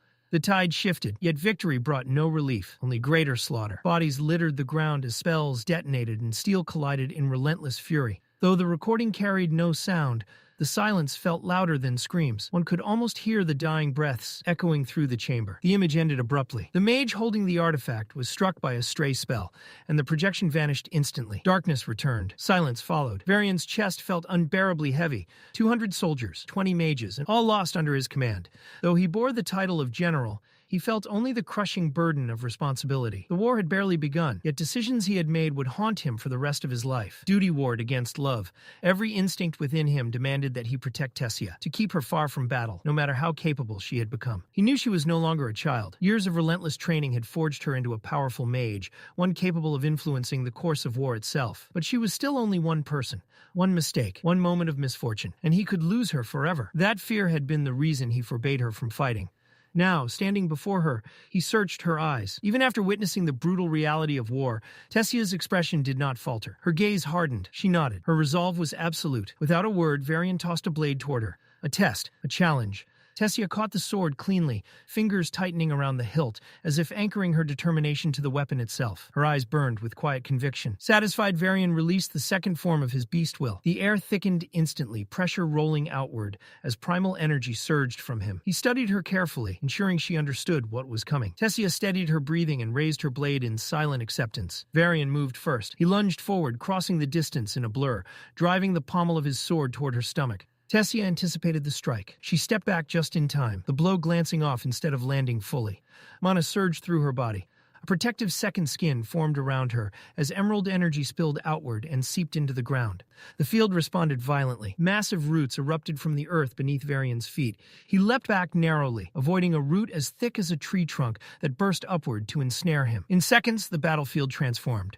Vines exploded from the soil, weaving into a dense, living web that coiled protectively around Tessia like loyal serpents. Standing atop her living domain, she advanced, running across shifting vines with effortless grace. Her blade shone brilliant green as concentrated mana gathered along its edge. She struck. Varian met her head-on, reinforcing his weapon with mana as their blades collided. The impact rang through the air. He shifted smoothly, retreating while seizing her sword arm and stamping down on her leading foot to break her balance. Tessia tilted forward, vulnerable. Varian prepared to throw her, but the battlefield obeyed its master. Slender vines surged upward, wrapping around Tessia's waist and halting her fall mid-motion. Using their support, she twisted upward with explosive momentum and lashed out with both feet. Varian intercepted the kick with the flat of his blade, though the force rippled through his arms. Tessia pressed forward relentlessly.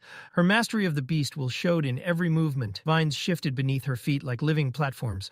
Varian's eyes gleamed with fierce pride as he poured more mana into his limbs and surged forward once again. He closed the distance. For a brief moment, Tessia lost sight of him within the chaos. Just as his strike descended, she vanished. Her body sank into the mass of vines beneath her. Varian reacted instantly, leaping back as the green tendrils surged together, weaving into a dense protective sphere around her. The living shield pulsed with mana, and the duel was far from over. For a brief moment, fear gripped Varian's heart. He worried she had lost control again. But when the shell of vines slowly split apart, what emerged stole even his breath. Tessia stood transformed. Her turquoise eyes shone with an almost divine radiance. Intricate markings spread outward from them, delicate yet powerful, giving her face a celestial, otherworldly beauty. Her wooden training blade was gone. In its place, mana itself obeyed her will. Without hesitation, Tessia spun forward, twin blades carving through the air in a relentless storm of strikes. Each attack flowed seamlessly into the next, sometimes overwhelming, forcing Varian backward, other times precise and calculated, searching for openings that did not exist moments before. The old elf found himself drawn into her tempest. Her growth pressed against him with undeniable force. Steel and mana clashed again and again. Thin cuts opened across both their bodies, droplets of blood scattering across the grass like crimson rain. But time revealed the cost. The glowing runes etched across Tessia's face began to fade. Pain crept into her expression. Her breathing grew uneven. The power fueling her strikes began to falter. Varian seized the moment. He surged forward, delivering a swift, precise kick that struck her jaw and staggered her balance. Before she could collapse, he caught her arm, guiding her descent as his leg swept behind her knee. With practiced gentleness, he lowered her to the ground. The final traces of her beast will dissolved into the air like fading mist. Tessia lay there, chest heaving, her body trembling with exhaustion. Frustration flickered across her eyes. Even after everything, she had failed to land a decisive blow. But when she looked up, Varian's expression was not disappointment. It was pride. His smile carried both warmth and authority. On the battlefield, she would no longer be his granddaughter. She would be his soldier. The words carried immense weight. Exhilaration lit Tessia's tired eyes, brighter even than during her integration phase. Hope surged within her, yet Varian quickly steadied that hope with firm conditions. Her path as a soldier required the consent of both her parents. More importantly, she must never forget the burden of her identity. On the battlefield, her status would grant her no protection. Her commander, whoever that might be, would treat her no differently from any other soldier. And if her comrades ever doubted her ability to protect herself, he would remove her from combat without hesitation. Tessia nodded quickly, determination shining through despite the nervous tension tightening her posture. Varian's thoughts shifted to her second phase. He warned her against relying on it recklessly. The storm of attacks she had unleashed proved its overwhelming strength, but also its danger. In that state, TBate, she abandoned caution,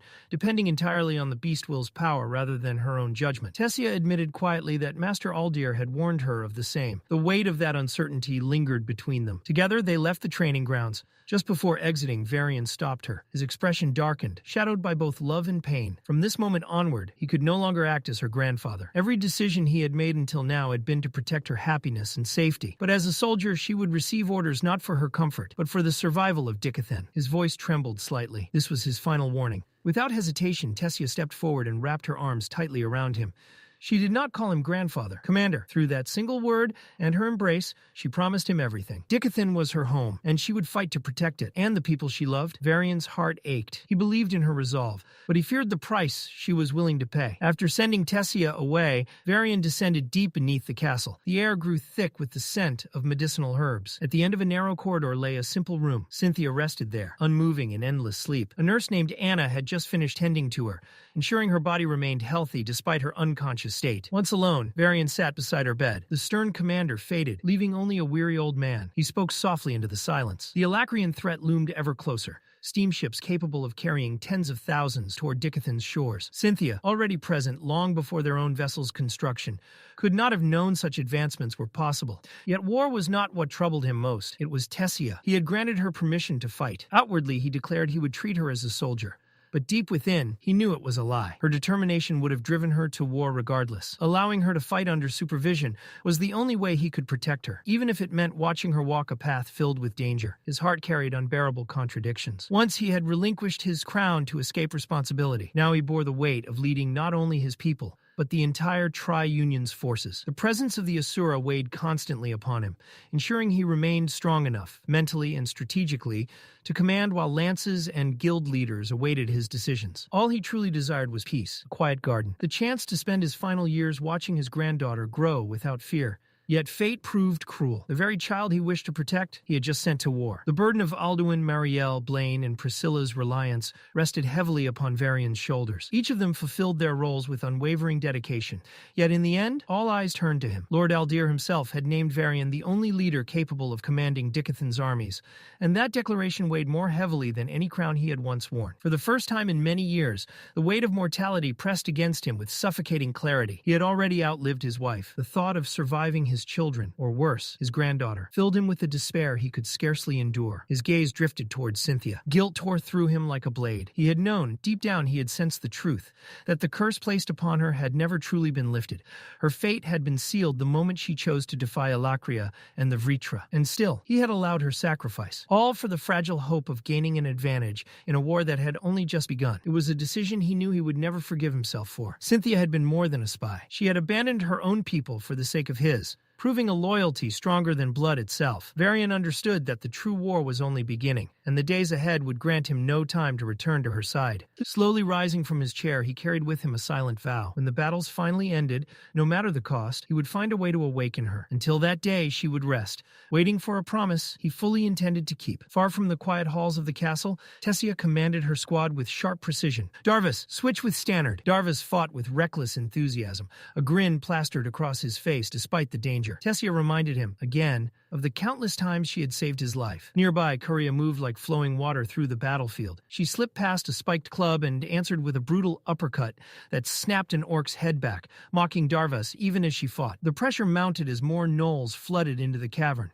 From the rear, Stannard struggled to locate the pack leader, his strained voice barely rising above the roar of battle. Curia, cleaving through another hulking orc, suggested retreat before they were overwhelmed. Driving her blade deep into an armored gnoll, Tessia realized he was right. What had begun as a scouting mission had become a full-scale engagement. Retreat was their only option. Darvis cursed the spellcasters stationed safely behind the lines, prompting immediate protest from Stannard. Ignoring their bickering, Tessia leapt backward and positioned herself beside the mage. Now, she ordered, she would hold them. He would finish it. Warning Curia and Darvis to clear the area, Tessia pressed both palms against the cavern floor and whispered her incantation. The earth trembled. Vines exploded upward in a violent surge, thick roots bursting through stone as they ensnared gnolls and massive orcs alike. Living ivy coiled around the beast like iron chains, halting their advance and creating the opening her squad desperately needed. Stannard raised a strange device resembling a narrow crossbow.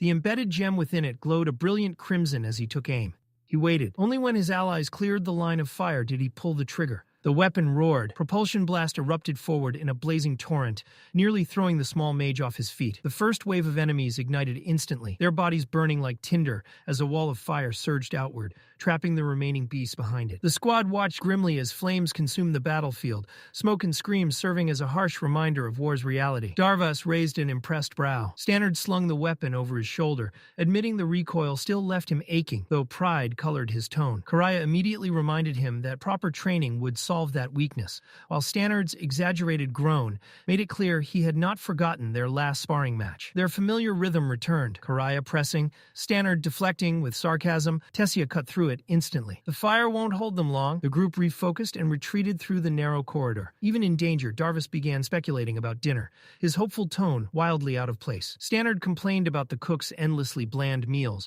while Darvas dramatically invoked Tessia's royal status, pretending devotion in hopes of better food. Tessia recoiled in visible disgust. Karaya stepped between them immediately, shoving Darvas back with sharp words that left no room for misunderstanding. His antics would not be tolerated. Unfazed, Darvas mocked Karia's height. She snapped back instantly, insisting she was petite and cute, before clinging to Tessia's arm for validation. Darvas only grinned wider, dragging Stannard into the argument and labeling him the truly petite one. Stannard looked genuinely offended. The bickering threatened to spiral until Tessia finally intervened, surrounded by blood, grime, and exhaustion. She reminded them how meaningless such arguments were inside a dungeon. Still, she silently admitted a proper shower would greatly improve morale. Soon they reached the mana-reinforced iron wall, marking the camp's safety. A signal slit glowed red before sliding open, allowing the squad inside. Warm firelight greeted them. The scent of herbs and cooked meat washed away the dungeon's oppressive gloom almost instantly. Tessia instructed everyone to clean up. Moments later, freshly washed and dressed,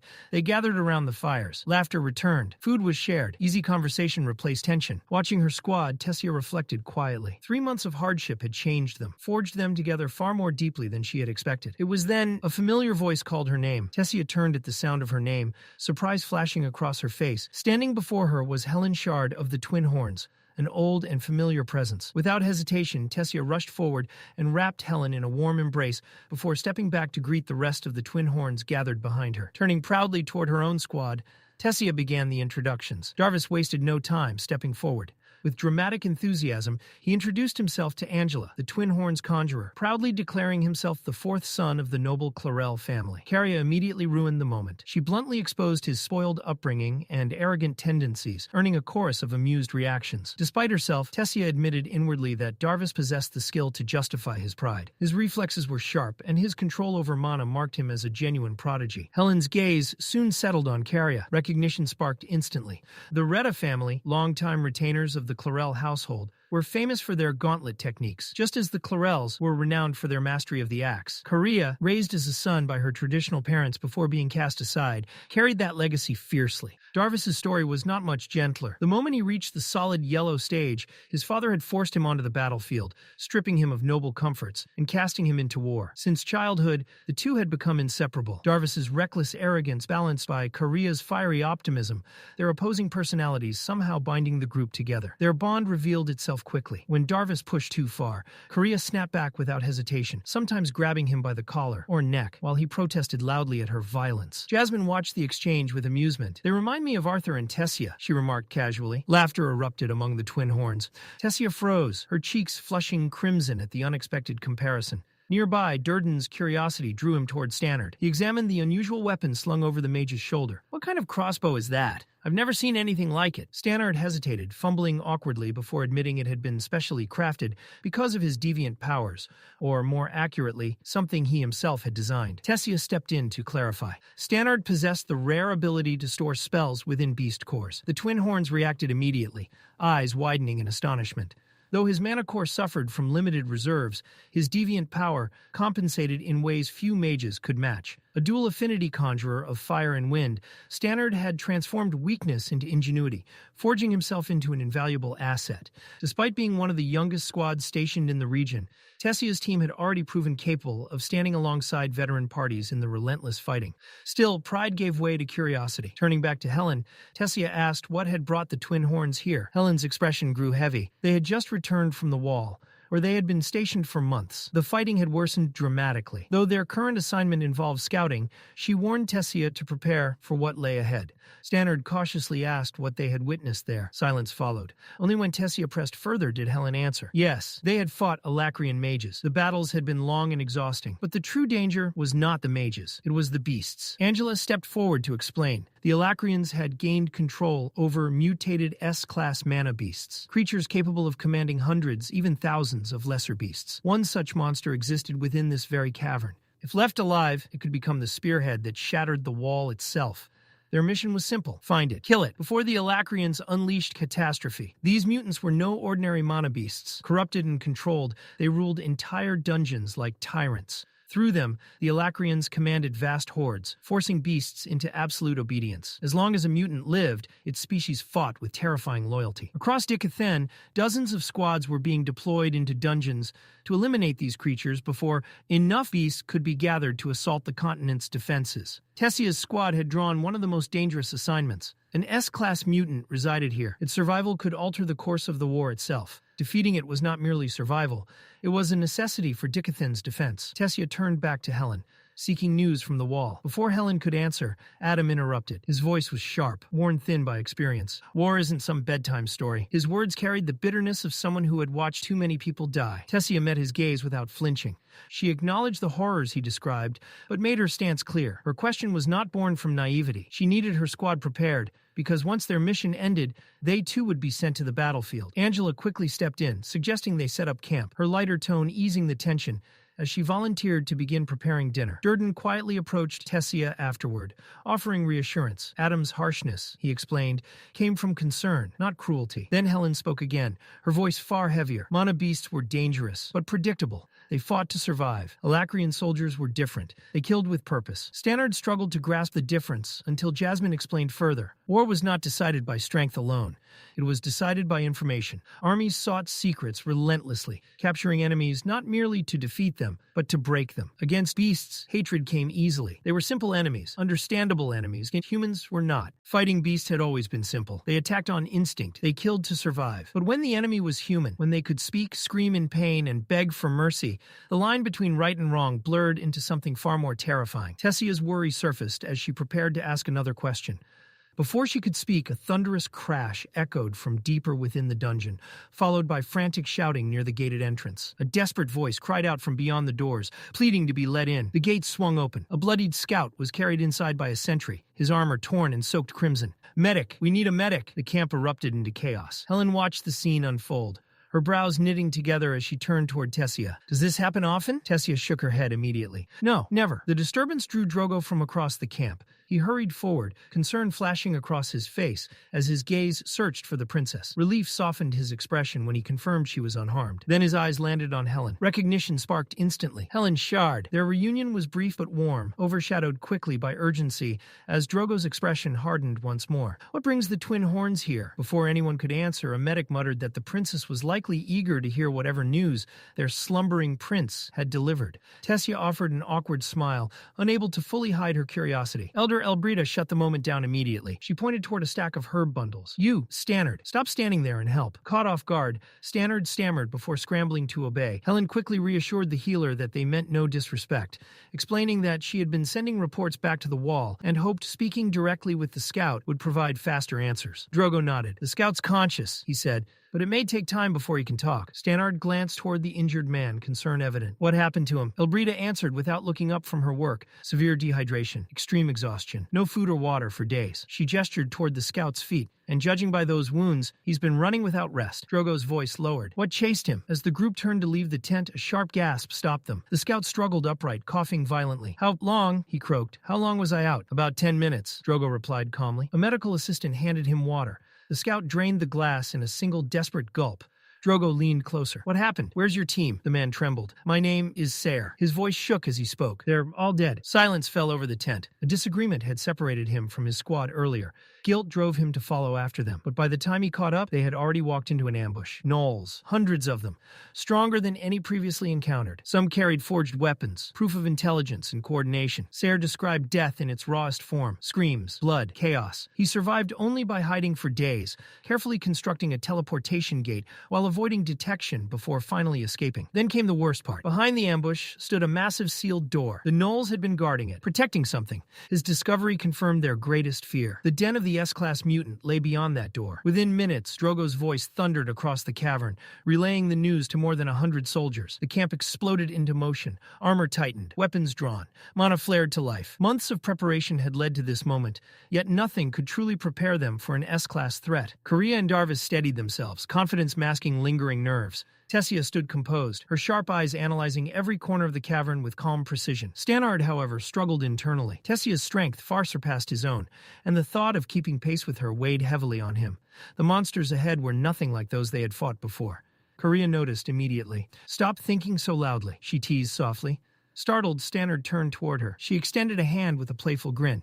"Stretch. You'll freeze up otherwise." Drogo's voice boomed again, carrying orders throughout the cavern. Vanguard teams assembled at the gate, weapons clenched tightly. Tension thickened the air. Then Tessia spoke. Her calm voice cut through the fear. "We'll all make it back," she said firmly. "And afterward, we're eating properly." Korea, Darvis, and Stannard echoed her confidence, their resolve strengthening. Drogo roared, unsheathing his longsword. "Forward!" The gates opened. The army surged inside. Steel clashed instantly against fang and claw as the cavern erupted into battle. Stannard shouted wildly as he entered, spotting two hyena-faced gnolls tearing apart an augmenter ahead. Darvis moved first. He leapt forward with fluid precision, twin axes spinning through the air. Mana swirled around the blades as they carved lethal arcs. Both gnolls' heads fell cleanly. The team pressed deeper, confronting a waiting horde of gnolls and orcs, while earlier squads continued fighting nearby. "Korea, left!" came a warning. Stannard pivoted instantly. He fired. A blazing shot pierced straight through an orc's chest, dropping it instantly. Korea surged forward, her gauntlet smashing into a gnoll's abdomen with a brutal impact. Stannard fired again. 4 more beasts collapsed under precise shots.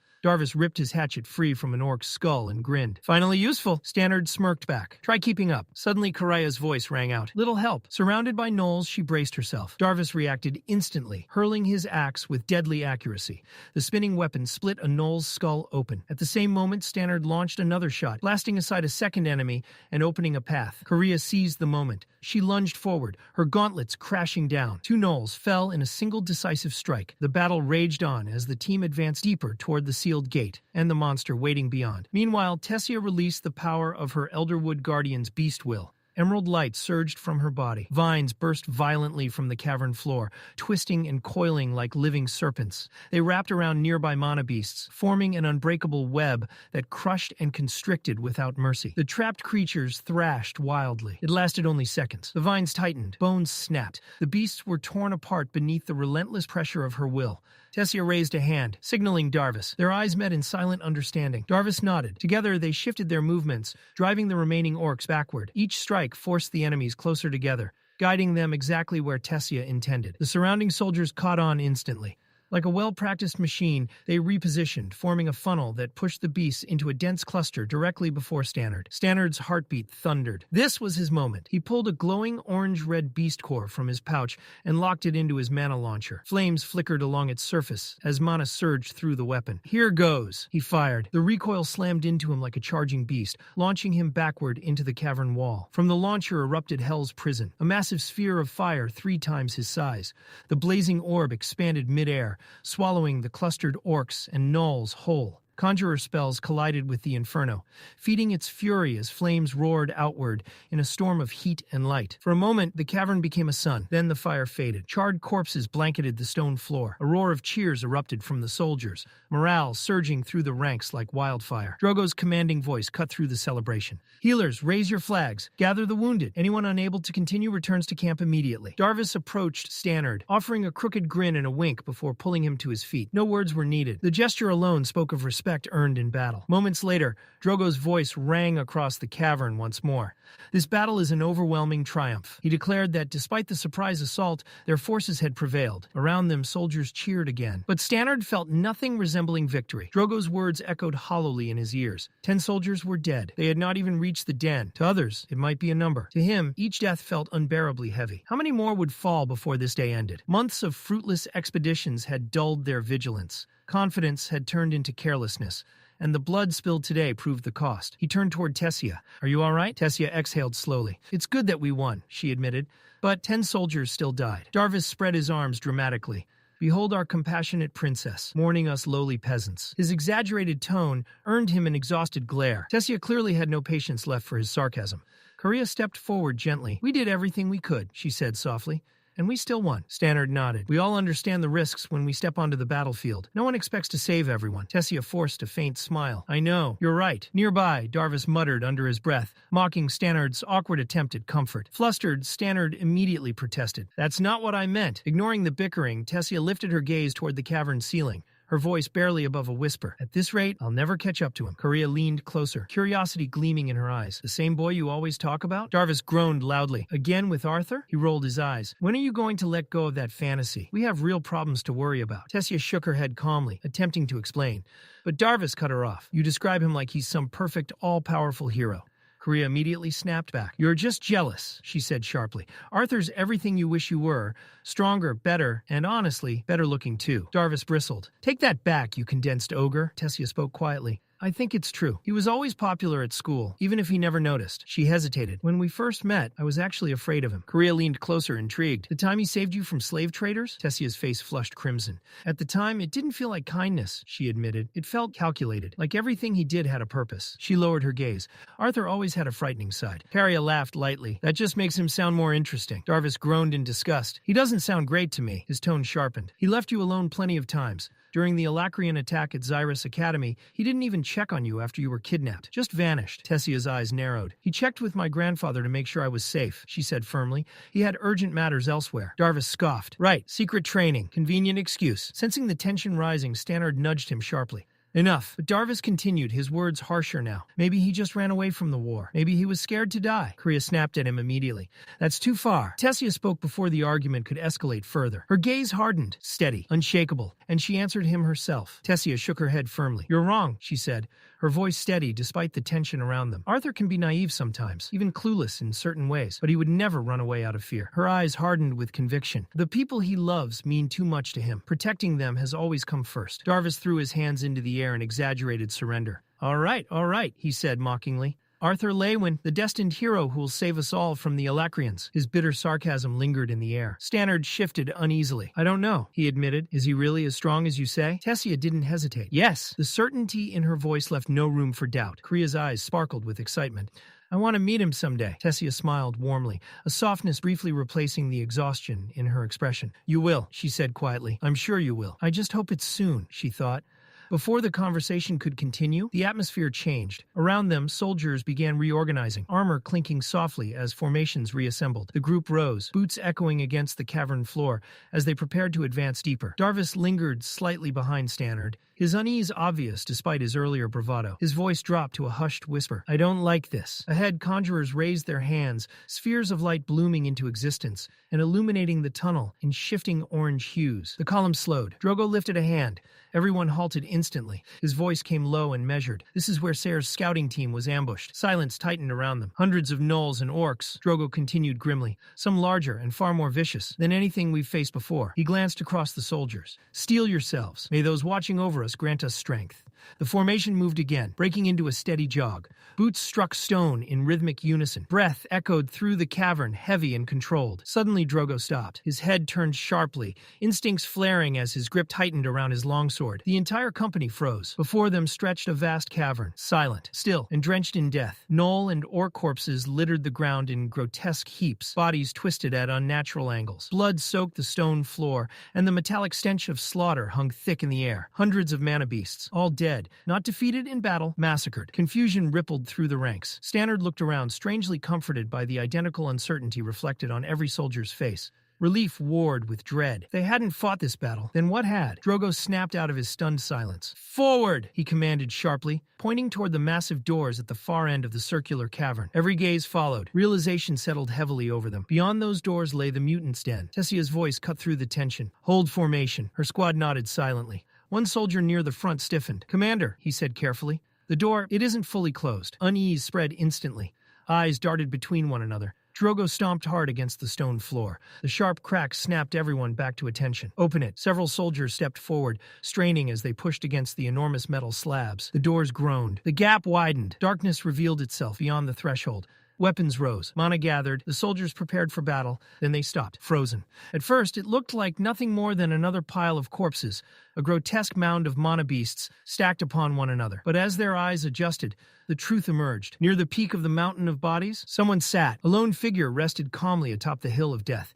Unmoving, unshaken, an invisible pressure filled the air. In that moment, every soldier understood the same truth. Numbers meant nothing before someone like him. Time seemed to crawl. Tessia's blade slipped from her fingers. It struck the stone floor with a sharp clang that echoed through the silent cavern. Recognition hit her like a physical blow. Her breath trembled. Her voice barely escaped her lips. "Arthur." Tessia took a hesitant step forward, then another, her uncertainty fading as she called out again, her voice trembling slightly as she asked if it was truly him. The suffocating silence that had settled over the cavern shattered suddenly. A sharp, high-pitched chirp pierced the air. From the darkness, a streak of white shot forward like lightning, cutting through the air before diving straight into Tessia's arms. Her eyes widened instantly with recognition as she wrapped the small creature in a tight embrace. Sylvie, the little dragon, nuzzled against her as if no time had passed at all. The moment drew every gaze in the cavern. Drogo stepped forward, his usual steadiness shaken. When he spoke, his voice faltered slightly, betraying the unease tightening in his chest as he demanded that the stranger identify himself. At last, the figure moved.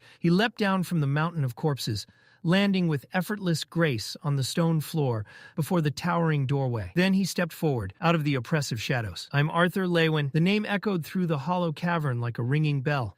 Several members of the Twin Horns rushed forward immediately, their voices bursting with disbelief and recognition as they shouted his name. Tessia, however, could not move. She stood frozen where she was, her chest tightening with emotion as she stared at him. Stannard's thoughts spun wildly. If this really was Arthur, the boy Tessia had spoken about so often, then how had he appeared here? What had happened in this cavern? And the most impossible question of all, had he really killed the S-class mutant alone? Drogo raised his voice again, pulling the soldiers back to attention. He reminded them sharply that reunions could wait. There were more pressing matters. He demanded to know what had happened here. Arthur answered calmly. He had arrived only an hour earlier. Drogo's gaze hardened. "Are you telling me," he pressed, "that every corpse in this chamber, the gnolls, the orcs, even the S-class mutant, was killed by you alone?" Arthur tilted his head slightly. His answer was cold and simple. There was no one else. The disbelief spread instantly through the ranks. One soldier blurted out in protest, his voice cracking as he insisted it was impossible for a single boy to accomplish what an entire battalion of mages had been sent to do. Stannard swallowed nervously before asking about the beast cores. Arthur shrugged casually. "My bond has a pretty big appetite." Drogo's eyes narrowed as they shifted toward the small white creature in Tessia's arms. Could that tiny beast really have devoured the cores from every corpse piled behind them? Before anyone could question it further, Sylvie's head snapped toward the corpse pile. Her instincts flared. From the mound of bodies, a half-dead mana beast dragged itself forward,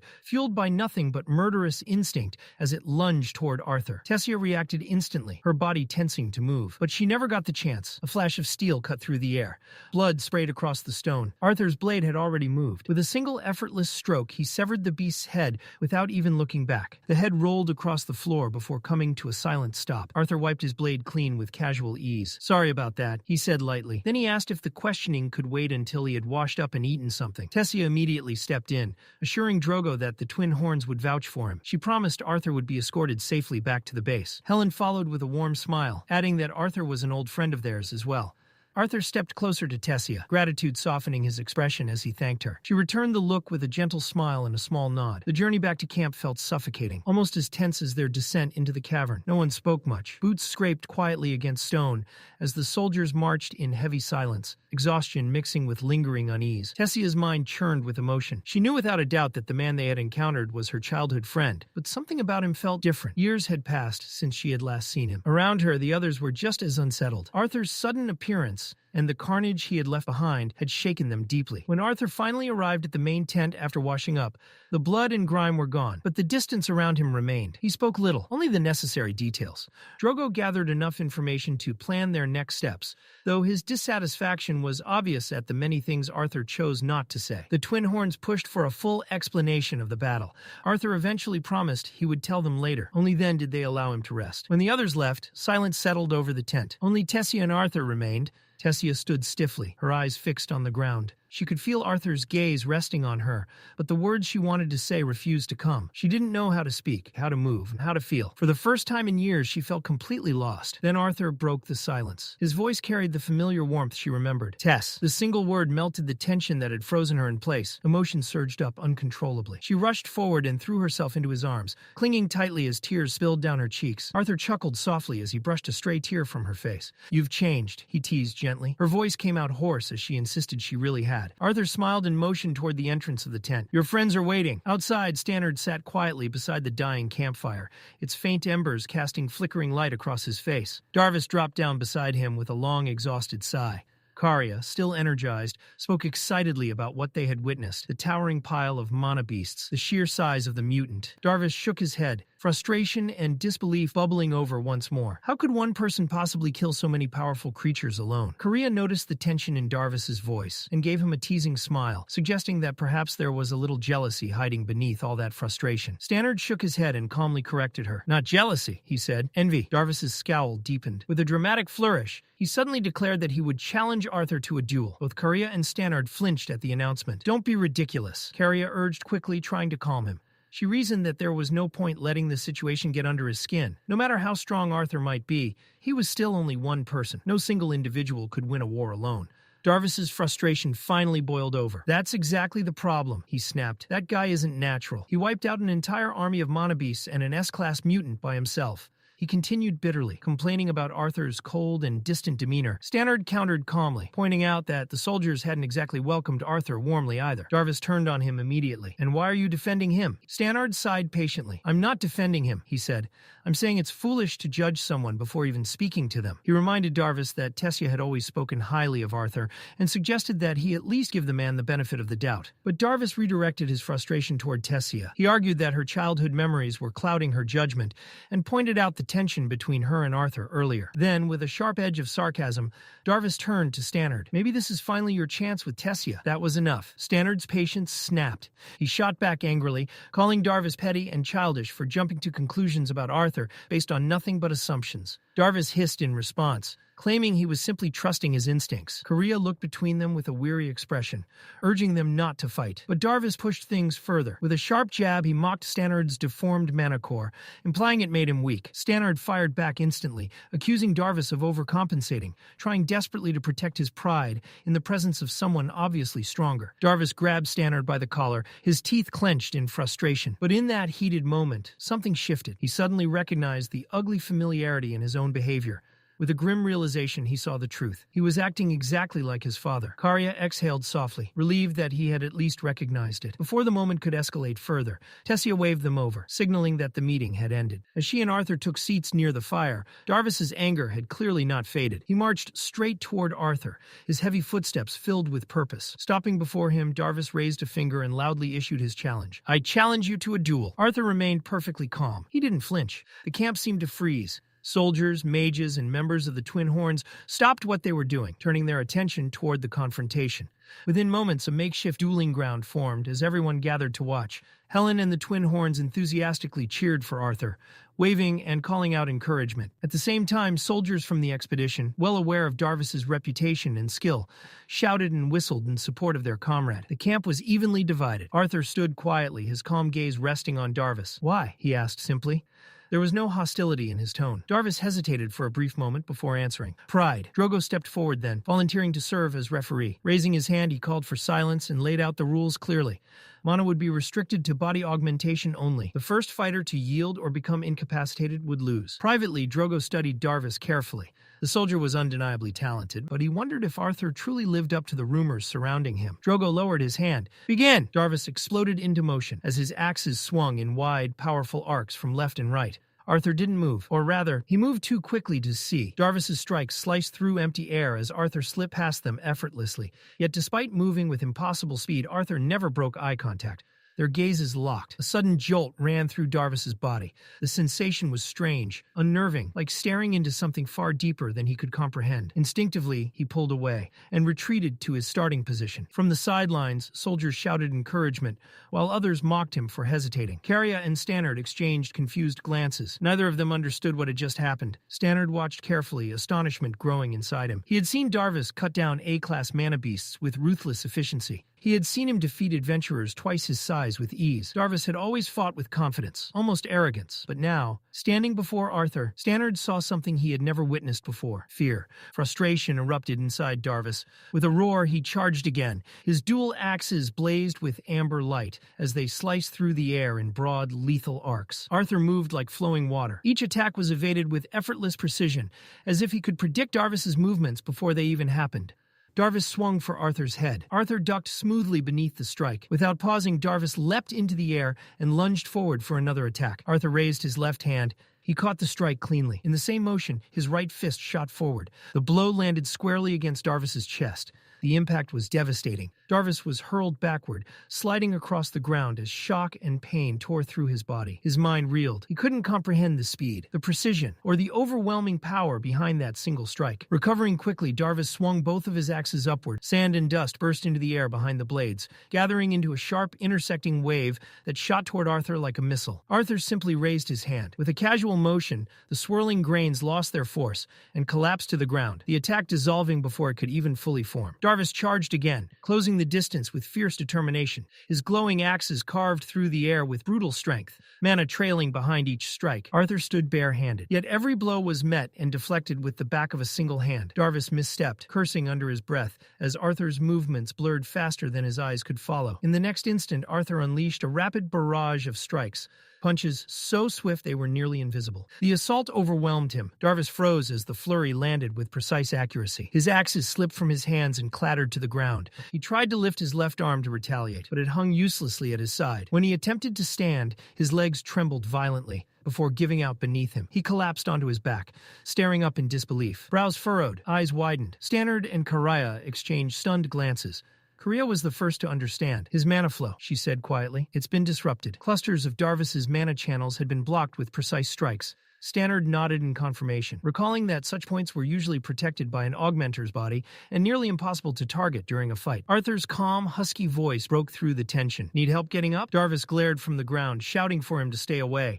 Stannard watched in amazement, barely containing his excitement at what they had just witnessed. Jarvis, meanwhile, struggled to understand what had happened. Why, won't my body move? A familiar, steady voice answered him. You'll be fine. Arthur looked up and smiled at the sound. Standing nearby was the old elf general, Varian. Arthur stepped into the tent, only to be suddenly caught in a tight chokehold as Varian wrapped an arm around him in an emotional greeting. Arthur greeted him warmly before turning his attention to the hooded Asura standing nearby. Aldir, you've both changed, he remarked with quiet authority. Arthur nodded slightly. That's true. There was a faint edge of pride in his voice as he asked how they had managed to find him so quickly. Varian explained that Winsome had sent word to Aldir, prompting him to come immediately. But Aldir seemed focused on another matter. You were stationed with Tessia, he said thoughtfully. Was that Ren's doing? Arthur dismissed the idea with dry humor, claiming he wouldn't miss Ren's sarcastic remarks. Tessia nudged him lightly at that. She admitted she had been shocked when Arthur appeared instead of the S-class mutant they had expected to hunt. Arthur briefly described his arrival, how he and Sylvie had been attacked immediately by a massive horde of mana beasts the moment they appeared. Tessia pressed him with more questions about Drogo, the sealed door, and how he had managed to defeat everything alone. But Varian cut her off sharply. His tone made it clear that there were more urgent matters to discuss, and this was neither the time nor the place. Confused, Tessia asked if they were leaving as well. Aldir answered firmly. She would remain behind. Frustration flashed across her face as she protested, unwilling to see Arthur disappear again so soon after his return. Arthur met her gaze calmly. There's a lot I need to report to the elders. Varian stepped in, his commanding presence steady and reassuring. With the dungeon cleared, Tessia's own duties would soon call her back to battle. She and her team still had many fights ahead, ones she would have to face with her own strength. Just as they had once agreed? Reluctantly, Tessia nodded, repeating his words with quiet resignation. Aldir's voice softened slightly. He acknowledged the progress she had made over the past months. The approval in his eyes caused her to bow her head respectfully. Arthur watched the exchange with surprise. Only then did he realize the truth. Tessia had become Aldir's disciple. Before any proper goodbyes could be spoken, Aldir signaled it was time to leave. Outside the tent, as Aldir prepared the teleportation gate, Arthur paused. His eyes settled briefly on Tessia's teammate, Stannard. Though Arthur said nothing, the message in his gaze was unmistakable. Take care of her. Stannard seemed to understand. He nodded quietly. The silent exchange didn't go unnoticed. Jarvis's indignant voice broke the moment as he demanded to know what was going on. Stannard immediately became flustered, fumbling over his words while trying to explain himself. Their banter faded behind Arthur as he stepped through the portal alongside Aldir and Varian. Inside the teleportation passage, Arthur asked Sylvie why she hadn't spoken to Tessia before leaving. Sylvie's playful voice echoed in his mind. A lady must keep a few secrets. Arthur sighed and shook his head at her teasing. Varian's voice then called out ahead of them, announcing their arrival. Arthur stepped through and froze. At first, he thought the massive bear standing before him had spoken. Then a familiar, cheerful voice followed. Arthur's heart jolted. Ellie, his little sister, peeked out from behind the enormous beast, Boo,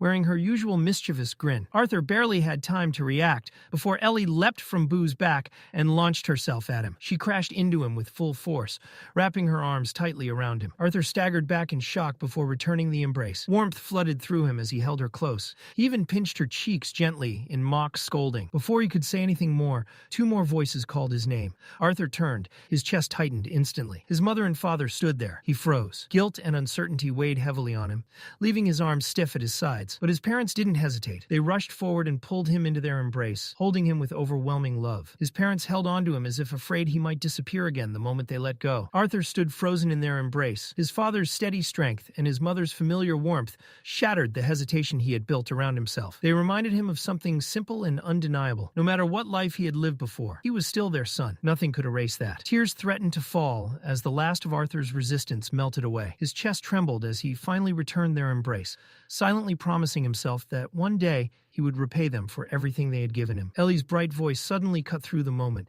Arthur, look! She excitedly tugged at his attention, proudly introducing him to the enormous mana beast standing beside her. Arthur glanced at the creature and smirked faintly when he heard its name. Boo! But the amusement didn't go unnoticed. The massive beast seemed almost offended. Boo's enormous eyes locked onto Arthur, a silent challenge forming between them. Then the beast moved. A colossal paw slammed down toward Arthur with crushing force, shattering the ground beneath him. Arthur met the attack head-on. His hand shot up, catching the beast's wrist mid-strike. With steady strength, he pulled downward until the massive creature lowered, forcing Boo's gaze to meet his at eye level. Ellie only shrugged casually, smiling as if nothing unusual had happened. He just wanted to test you, she explained lightly. I may have talked you up a bit. Apparently, Boo had a competitive streak, and this little clash was simply his way of acknowledging Arthur. Arthur blinked in surprise. Then realization struck. Ellie wasn't just playing with the creature, and she was bonded to it. Reynolds watched the scene with quiet pride, admiration softening his expression. Arthur, however, was still trying to process it all. How had something like this even happened? Varian answered before he could ask. Lord Winsome himself had gifted Boo to the family shortly before Arthur departed for Epheotus. Arthur struggled to comprehend the idea that Winsome had casually handed his little sister a creature of such enormous strength as if it were nothing more than a household pet. Reynolds added the rest of the story. When Boo had first arrived, he was little more than a cub, but over the course of 2 years, he had grown into the towering beast now standing beside Ellie. Before the moment could stretch any longer, Aldir's calm voice interrupted. The reunion was touching, he admitted, but the matters they needed to discuss could not wait. Arthur hesitated, his words catching in his throat. Reynolds gave him a reassuring nod. Aldir then explained that Arthur's family would remain here for now, a decision made with Arthur's best interests in mind. Though the thought weighed heavily on him, Arthur bowed respectfully. Thank you. Before leaving, he reached out and gently ruffled Ellie's hair, promising they would talk properly soon. After one final embrace with his parents, Arthur turned and followed Varian and Aldir down a narrow corridor. As he walked away, he glanced back once more. Boo stood tall behind Ellie, determination shining in the beast's massive eyes.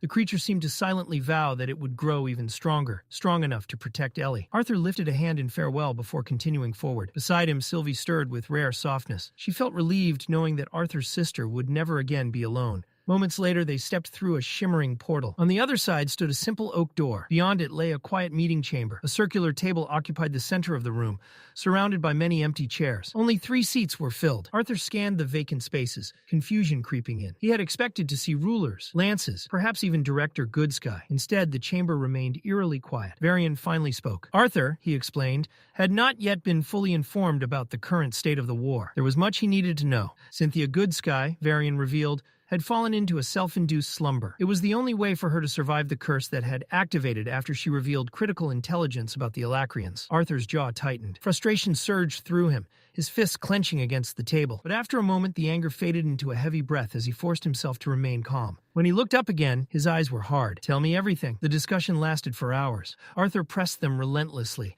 asking question after question, desperate to fill the gap of nearly 2 years he had spent in the dark. Winsome and Wren had told him only what they believed was necessary. Now he demanded the full truth. Piece by piece, the picture became clearer. According to Varian, the Glader family had focused much of their strength on the kingdom of Darv, working tirelessly to rebuild their alliance with the dwarves. Curtis and Kathleen Glader had chosen to gain real battlefield experience. Arthur's own family had been moved to the castle for protection. The Helsty family had relocated elsewhere, though Vincent continued to support the war effort with his considerable resources. Suddenly a thought struck Arthur. His chest tightened. Did my parents ever talk about joining the war? Varian nodded slowly. Reynolds had considered it, but Varian had personally convinced him to wait, at least until Arthur returned, or until Ellie was older. Relief washed over Arthur immediately. Gratitude softened his expression. He couldn't bear the thought of returning only to learn that his father had died while he was gone. Pushing that fear aside, Arthur refocused. His gaze sharpened. I know this meeting wasn't just for a reunion. He looked between Varian and Aldir. Whatever this is, it's serious. Serious enough that they hadn't even spoken about it in front of Tessia. Otherwise, Varian would have brought it up at the camp. Varian nodded slowly. Tessia had grown stronger,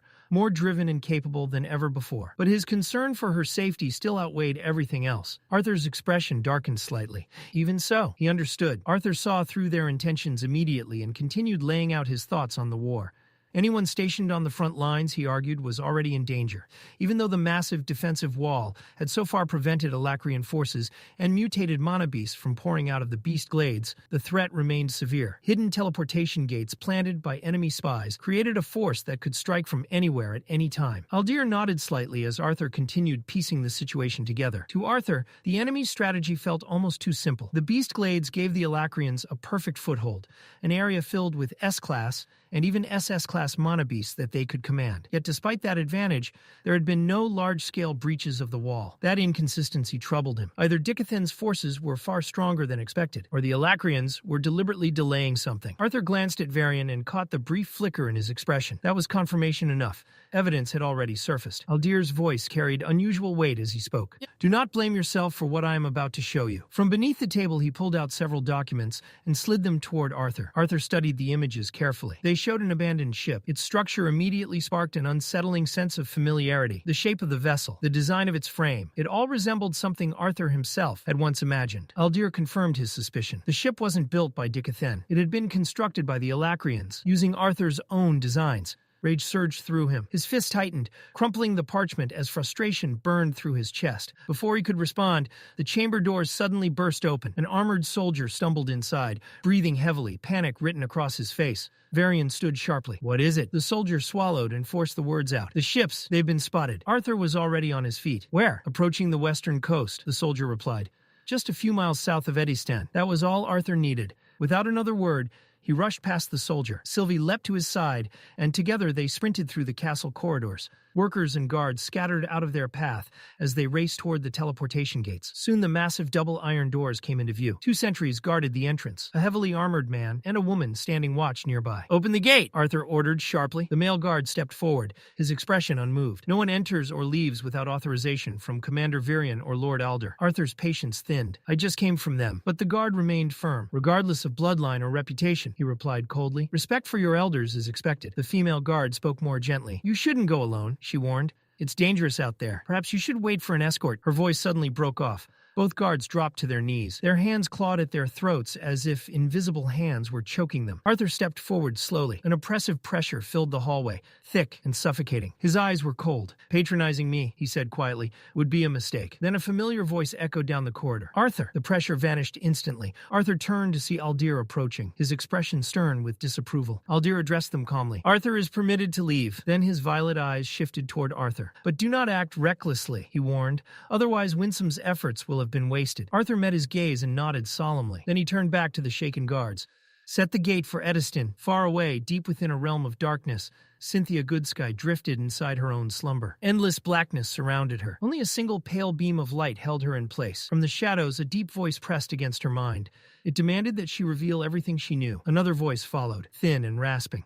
It whispered persuasion into the silence, reminding her of the weight of her knowledge. With her information, they said, the war could end. Millions of lives could be spared, if only she cooperated. One melodic voice spoke with chilling sweetness. Even if the curse kills you afterward, it will not matter, as long as we gain the knowledge we seek. Cynthia wanted to speak. She wanted to tell them that Alder had lifted the curse, but deep down she knew the danger had never truly disappeared.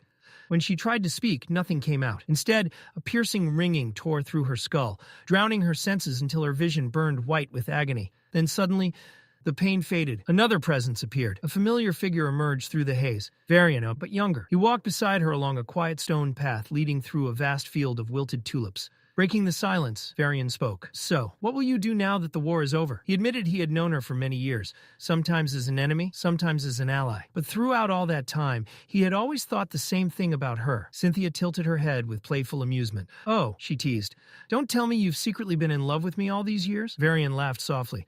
I'm married, remember? Cynthia smirked. That's never stopped human nobles before. Varian's reply carried the quiet pride of his people. Elves, he reminded her, were loyal by nature, steadfast in their vows and unyielding in their commitments. What he had meant earlier wasn't what she had jokingly implied. Instead, he said she would make an extraordinary mentor. He could picture her guiding the next generation, shaping young minds, and leading them toward greatness as the head of an academy. The idea seemed to surprise her, yet Varian spoke with complete conviction.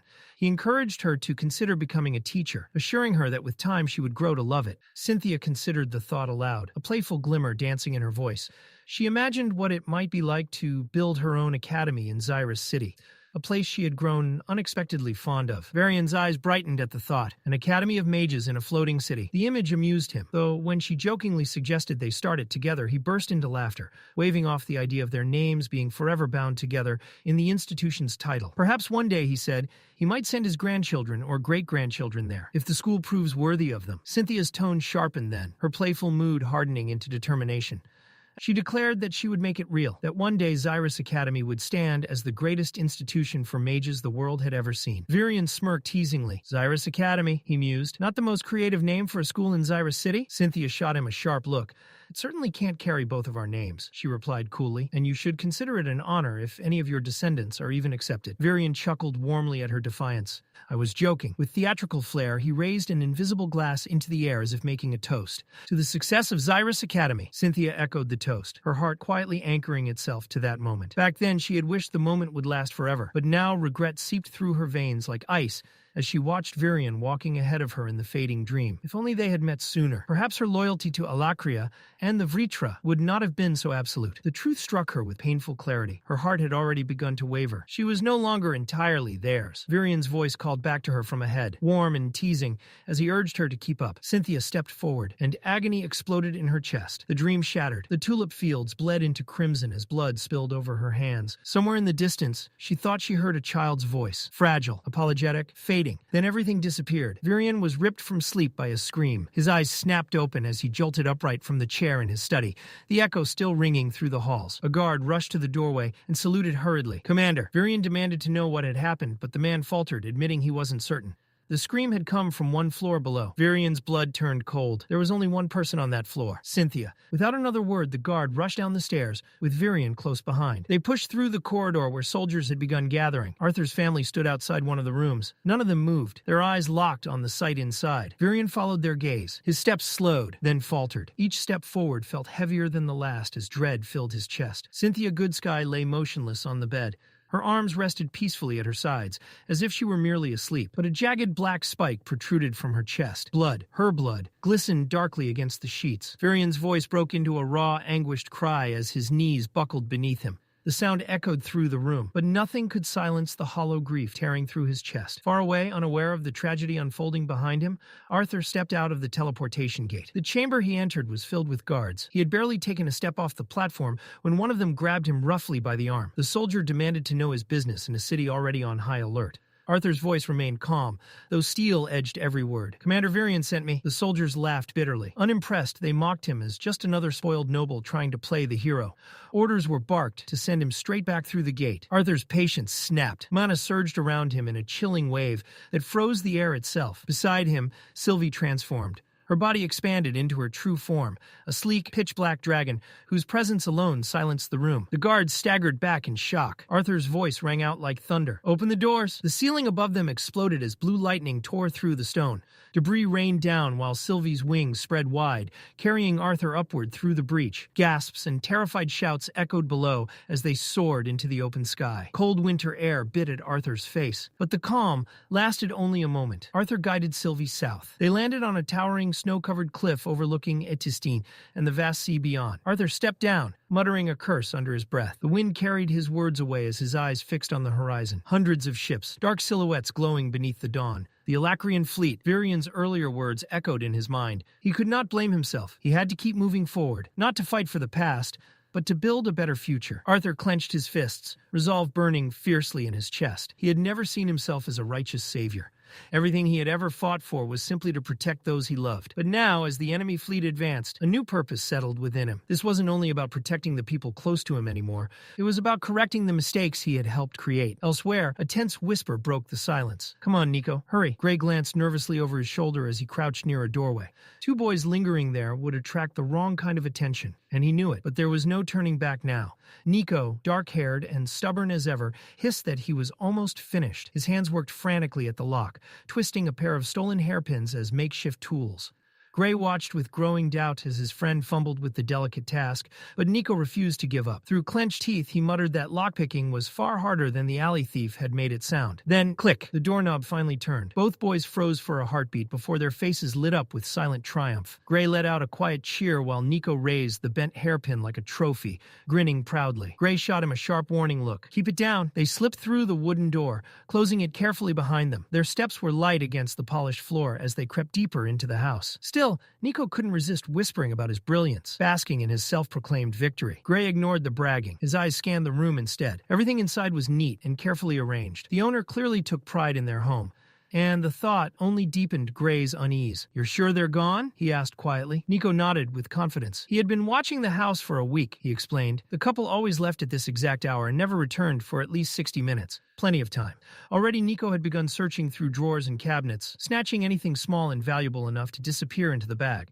Gray released a slow breath. Stealing, even from wealthy strangers, never sat right with him, but the orphanage depended on them. They needed the money, and that need silenced the voice of guilt. Once the bag was filled, Nico gave a satisfied nod. "That'll do." Gray slung the backpack over his shoulder, and the two boys slipped back outside. Within minutes, they blended into the crowded back streets, their footsteps lost among dozens of strangers moving along cracked sidewalks. Still, a knot of unease tightened in Gray's chest. He questioned whether they should really trust the man they were about to meet. Anyone willing to buy stolen goods from 12-year-olds was suspicious by nature. Nico brushed the concern aside. The man paid in cash and never asked questions. That was all that mattered. Eventually, Nico stopped in front of a shabby door tucked between two buildings and asked for the bag. Gray handed it over as Nico knocked in a strange rhythm, almost like a secret code. A moment later, the door creaked open. A gaunt man in a worn suit peered out, his sharp eyes immediately scanning the boys. Recognition flashed when he saw Nico. "Well, the persistent child returns." His gaze shifted toward Gray. "And who's this?" "Just helping me carry things," Nico replied easily. The man studied them for another moment before stepping aside. "Close the door." Gray stepped inside and immediately felt the thick haze of smoke hanging in the air. The cramped shop smelled strongly of stale tobacco, making the room feel even smaller. Nico leaned toward him. "I'll handle it." Gray nodded as Nico followed the shopkeeper into the back room with the backpack. Left alone,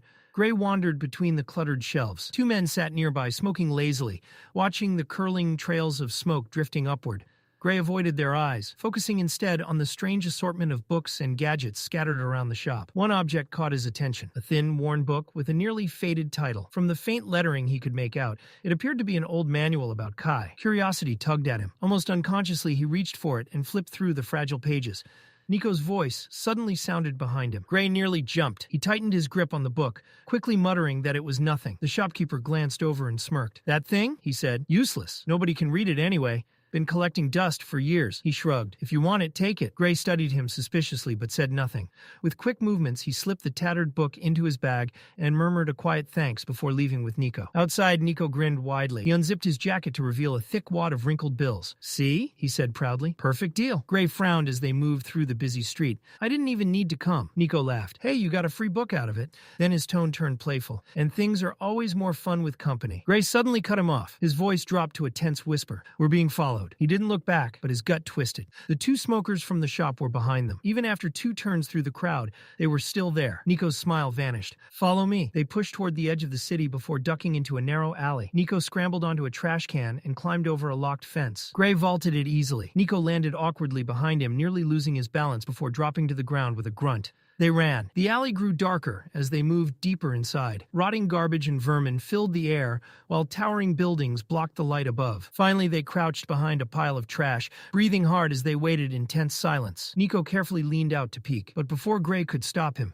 a mocking voice echoed through the alley. Well now, what do we have here? A barrel-chested thug stepped forward, grinning cruelly as he lunged for Nico. Gray reacted instantly. He yanked Nico backward and shoved him away. Run! The man's arm swept forward with brutal force, the rush of wind grazing Gray's face. Gray stumbled back and grabbed a broken wooden plank from the ground. With all his strength, he swung it. The plank slammed hard into the thug's ribs. The man staggered from Gray's strike, more startled than truly hurt. Gray seized the moment and turned to run toward Nico. But the second thug moved faster. Round-bodied and heavy, he swung a brutal punch that slammed into Nico and knocked him flat. Gray's heart lurched. "Hey!" he shouted, spitting insults meant to draw their attention. The trick worked. The thug snarled and turned toward him, stomping forward with greedy hands reaching out. Gray's mind raced. His eyes scanned the alley desperately for anything that could help. Then he saw it, a bent iron nail sticking out from the wall. Hope flared, thin, fragile, but hope all the same. Gray skidded to a stop just as the 2 men closed in. His foot struck an empty tin can,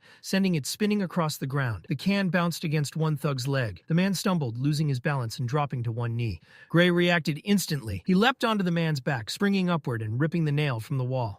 The rusted metal bit coldly into his palm, crude but deadly. His breath caught as he saw the thug's reflection in a shallow puddle beneath him. The man's fist came hurtling toward him with a growled insult. "Filthy rat!" Gray twisted aside just in time. The blow missed. For a single heartbeat, an opening appeared. Gray moved on instinct. Bam! The nail plunged forward. There was a sickening resistance before the metal pushed through flesh. The thug's face twisted in confusion.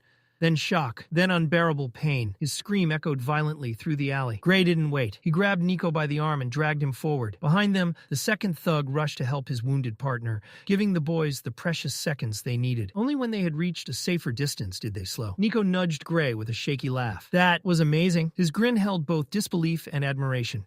"That's exactly why you came along. The way you moved back there, you look like one of those legendary kings from the old dueling stories." Gray shook his head, still trying to process what had happened. "I barely know what I did." Everything had slowed down in that moment. The world had seemed to move differently, like time itself had bent around him. Nico laughed again. "You've always done weird stuff like that." He reminded Gray of another moment, how he had once caught an entire stack of falling dishes from Pavaya without even looking. Gray snorted. "That's not the same as fighting for your life." But Nico waved the comment away. "You'll get it eventually." For now, they needed to hurry. If they didn't get back before sundown, the punishment would be far worse than whatever trouble they had already caused. They reached the orphanage just before dinner. The old 2-story building stood like a stern guardian waiting for them. Then a voice stopped them cold, calm, unyielding. "Gray." "Nico." It came from the living room, the headmaster. Both boys froze. Nico swallowed hard before calling back, voice cracking slightly. "We'll be there in a second." Gray leaned closer and whispered anxiously. "Do you think she knows?" Nico grimaced. "Normally? No." Then he sighed. "But this is the sorceress we're talking about." They stepped reluctantly into the brightly lit living room. Their clothes were dirty, their faces smudged, and their hair a mess. Sitting on the couch was Headmaster Wilbeck. Her posture was perfectly straight. To the children, she was simply the sorceress, an elderly woman whose quiet authority carried an air of mystery. Beside her stood a girl about their age. Dusty brown hair fell over her shoulders. Wilbeck gestured toward her. "This is Cecilia." Her tone was calm but commanding. "She'll be joining us here at the orphanage." She looked directly at Gray and Nico. "You two will help her settle in. Show her around. Make her feel welcome." Her gaze softened slightly, and perhaps become friends. Arthur's eyes snapped open. The shift was abrupt, as if he had only blinked. Yet his chest felt heavy, like he had slept for days. He sat up slowly. The memory lingered in his mind like a shadow. Why had that moment resurfaced now? The names Nico and Cecilia pressed painfully against his heart, stirring guilt from a life long buried. It had been a long time since dreams from his past life had returned so vividly. Arthur sat in silence for a while before a knock pulled him back to the present. "Come in." The door opened. A man in his late 20s stepped inside, his posture formal. "The meeting location with the Alacrian messenger has been confirmed," he reported. "Commander Virion requests your presence. Lord Aldir will also attend." Soon after, servants entered, carrying his uniform cloak and boots. They laid everything out neatly before bowing and leaving. Arthur dressed quickly. His movements were automatic, though his mind remained tangled in memories. Sylvie's voice echoed in his head, amused. "So many young women staring at you earlier," she teased. "Should I assume you only have eyes for princesses?" Arthur narrowed his eyes slightly, a silent warning. "Not now. Sylvie only chuckled quietly. When Arthur finally joined Virion and Aldir, he looked sharp and perfectly prepared. Virion studied him for a moment. "Well," the old elf said dryly, "you're certainly dressed well for someone about to head into war." Arthur didn't respond. His jaw tightened slightly. Before the banter could continue, Aldir stepped forward. His calm authority ended the conversation immediately. He approached the glowing teleportation gate. "It's time." As they walked toward it, Arthur glanced briefly at Virion. Outwardly, the commander seemed steady, calm, and even humorous. But Arthur knew better. Behind that composed exterior, Virion carried a crushing weight. The death of Director Goodsky was eating away at him. Arthur knew Virion was carrying far more than he showed. Arthur himself couldn't stop thinking about how the Vritra had managed to reach Cynthia. Virion's voice rose above the low hum of the teleportation gate. "The Electrian ships will reach our shores in a day," he reminded Arthur. "Are you ready to meet their messenger?" Arthur's eyes narrowed slightly. He turned the question back on him. Virion wanted answers. The truth about who had killed Cynthia. But the old elf only smiled faintly. "For now," he said calmly, "let's focus on returning safely." Then he added with a light tone, "My granddaughter would kill me if I let anything happen to you." Arthur let out a short laugh. "Tessia would probably kill me first?" Virion chuckled. "That's exactly why we both need to come back alive." Aldir glanced toward them, his voice firm. "It's time." Virion nodded. Without hesitation, both he and Aldir stepped off the cliff. Arthur followed. His body plunged into the open sky. And then Sylvie transformed beneath him. Her massive wings burst outward as Arthur landed firmly on her back, gripping the ridges along her mane as they rode the rushing wind. As they flew, memories stirred in Arthur's mind. Scenes he had long buried rose again, vivid and sharp. Sylvie sensed the turmoil within him. Her voice brushed gently against his thoughts. "Arthur, are you all right?" "I'm fine," he answered quietly. Though he admitted something else felt strange. He was still getting used to hearing her call him by his name. Reaching forward, he scratched the small ridges near her ears. Sylvie lifted her snout proudly. "My grandfather taught me that dragons must uphold their dignity," she declared with regal seriousness. Arthur smiled faintly. The rush of blue sky and white clouds blurred around them as Arthur's mind drifted further into memory. Back to Epheotus, to the day his training had ended. That had been the day Lord Indrath, king of the Xyrus, summoned him before his return to Dicathen. It was also the moment Arthur discovered the truth about Meyer. The elderly Asura who had once healed him and guided him through the secrets of Realmheart sat beside Lord Indrath. But she looked nothing like the fragile old woman Arthur remembered. Her appearance had changed completely. Her face was radiant, youthful. Her eyes sparkled with knowing amusement. Arthur had stood speechless until Indrath's deep voice called him forward. With a casual gesture, the king introduced her simply. "My wife, Meyer." She greeted Arthur warmly as though nothing unusual had happened. Indrath, on the other hand, was blunt. "Without her help, you would have been a lost cause." Meyer waved the comment away with gentle humility. "I merely nudged him along his path." But the moment that truly lingered came afterward. Just before Arthur departed, Indrath activated his ether ability. Time stopped. Completely.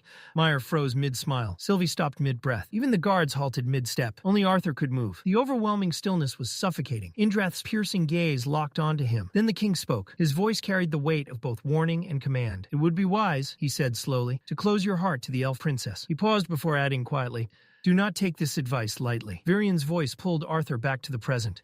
"We're almost there." The commander frowned slightly. "I don't like negotiating without reinforcements." Aldir's answer was calm but absolute. "If the messenger acts against us, I will intervene." Virion shook his head, frustration creeping into his voice. "Everything the Vritra have done, breeding half-blood Asuras, creating those abominations, sending fleets across the sea." He exhaled heavily. "It all feels like some elaborate game, something Agrona has been planning for years." Aldir nodded. "Agrona cannot directly wage war due to the restrictions placed upon him. Instead," he explained, "Agrona had become the strategist behind the entire conflict, a hand moving pieces across a board, every move calculated, every battle anticipated." Virion's voice dropped lower. "And who's moving the pieces for our side?" Aldir's answer was immediate. "You are." The old elf sighed wearily. "That's what I keep telling myself every night." They hovered above the clouds, waiting for Arthur and Sylvie to catch up. "Descend with us," Aldir advised. "There may be dangers below." Sylvie spoke firmly in Arthur's mind. "For now, I will stay hidden. But once the war begins, I will not remain on the sidelines." Her tone carried unwavering resolve. "If you fight, Arthur, I will carry you into battle." Arthur nodded. With a flash of light, Sylvie shrank into her small white fox form. Arthur dropped briefly into freefall. Before he could fall far, Aldir swept beneath him, surrounding both Arthur and Sylvie in a protective aura that matched the one enveloping Virion. Together they descended through the clouds. The white mist parted, revealing endless ocean below. It might have been beautiful under other circumstances, but Arthur's gaze fixed on the dark shapes scattered across the northern waters. Dozens of ships, the Alacrian fleet. As they descended further, two figures became visible on the stone platform below. From a distance, they had blended into the rock itself, but now their features were unmistakable. Pale gray skin, crimson eyes, Vritra blood. The taller one sneered as they approached. "Welcome," he said mockingly, "to our humble abode." Virion's eyes narrowed. We were told a messenger would be present. His voice hardened. Surely such a task is beneath the two of you. The taller figure bowed theatrically. His smile stretched wide with exaggerated politeness. For this meeting, he replied smoothly, we are merely messengers. The second retainer stepped forward with polished composure. With a slight bow, he introduced them both. My name is Sylvie, he said calmly, gesturing to the other. And this is Uto. His eyes lingered on Aldir as he spoke, acknowledging the Asura by reputation. We retainers have heard much about the legendary warriors of Epheotus. His tone sharpened slightly. May we assume you will honor the pact and remain a non-combatant? Aldir answered without hesitation. I will, provided your side does the same. Uto's crimson eyes shifted toward Arthur. A slow sneer spread across his face. I understand why the one-eyed lord and the old elf are here, he said mockingly. His gaze lingered on Arthur. But I must admit, I'm surprised to see the boy wonder himself. Arthur's eyes hardened instantly. The feeling's mutual, he replied coldly. Now explain why two retainers felt the need to show themselves. Uto's grin widened. We're simply messengers. He shrugged theatrically. In fact, we did you a favor. You didn't have to bother capturing some weak little underling and torturing scraps of information out of him. Silrit snapped sharply. Uto, but Uto didn't even glance at him. Relax, he said lazily. It's not like the Asura can touch us anyway. Aldir spoke calmly. I have no interest in attacking you. His voice carried quiet authority. That is not why we are here. He looked directly at them. Deliver your message. Silrit inclined his head again, returning to his formal tone. The command of the High Sovereign is simple. His voice carried chilling clarity. Hand over the ruling families of Dicathen? He paused. In return, mercy will be granted to those deemed worthy. Silence followed. Then Silrit finished. If you refuse, the armies of Alakria will sweep across Dicathen and exterminate every living soul. Virian's composure finally cracked. That isn't negotiation, he snapped. That's an ultimatum. Udo leaned forward slightly, grinning with open malice. You should be grateful you were offered a choice at all. His voice dropped into a dark whisper. If you resist, his grin sharpened. I'll personally make sure I'm gentle when I remove your heads. Silrit cut him off again. That's enough. His tone was colder this time. We weren't sent here to provoke a fight. Uto shrugged with exaggerated politeness. Of course not. I was only offering friendly advice. But his attention shifted back to Virian. His grin twisted into something far uglier. One day we'll meet again. And when we do, I'll make you watch while your granddaughter becomes my little toy. Arthur's blood ignited. Ignoring Aldir's warning, he stepped forward, already reaching into his dimension ring for his blade. But Virian moved first. His fist blurred through the air. Crack. The punch smashed into Uto's jaw. The retainer's head snapped sideways from the impact. For a brief moment, silence hung in the air. Then Uto laughed. A deep guttural sound. He rolled his neck slowly before straightening. That tickled. But Arthur wasn't looking at his face anymore. His eyes were locked on something else. Uto's horns, more specifically, a jagged chip in the left one. Arthur froze. He knew that mark. It had been carved there during a desperate final battle. By Alea, the memory struck him like a blade through his chest. Her broken body, her severed limbs, her shattered core, the blood. Arthur's voice came out low and venomous. Was it you? His eyes burned. Were you the one who killed Alea? Uto tilted his head as if thinking. Oh, there have been so many. His smile widened. So many screaming bodies with missing limbs. He paused, and then recognition flashed in his eyes. Ah, the pretty little elf. He shrugged. Maybe it was me. Arthur's hands trembled with rage.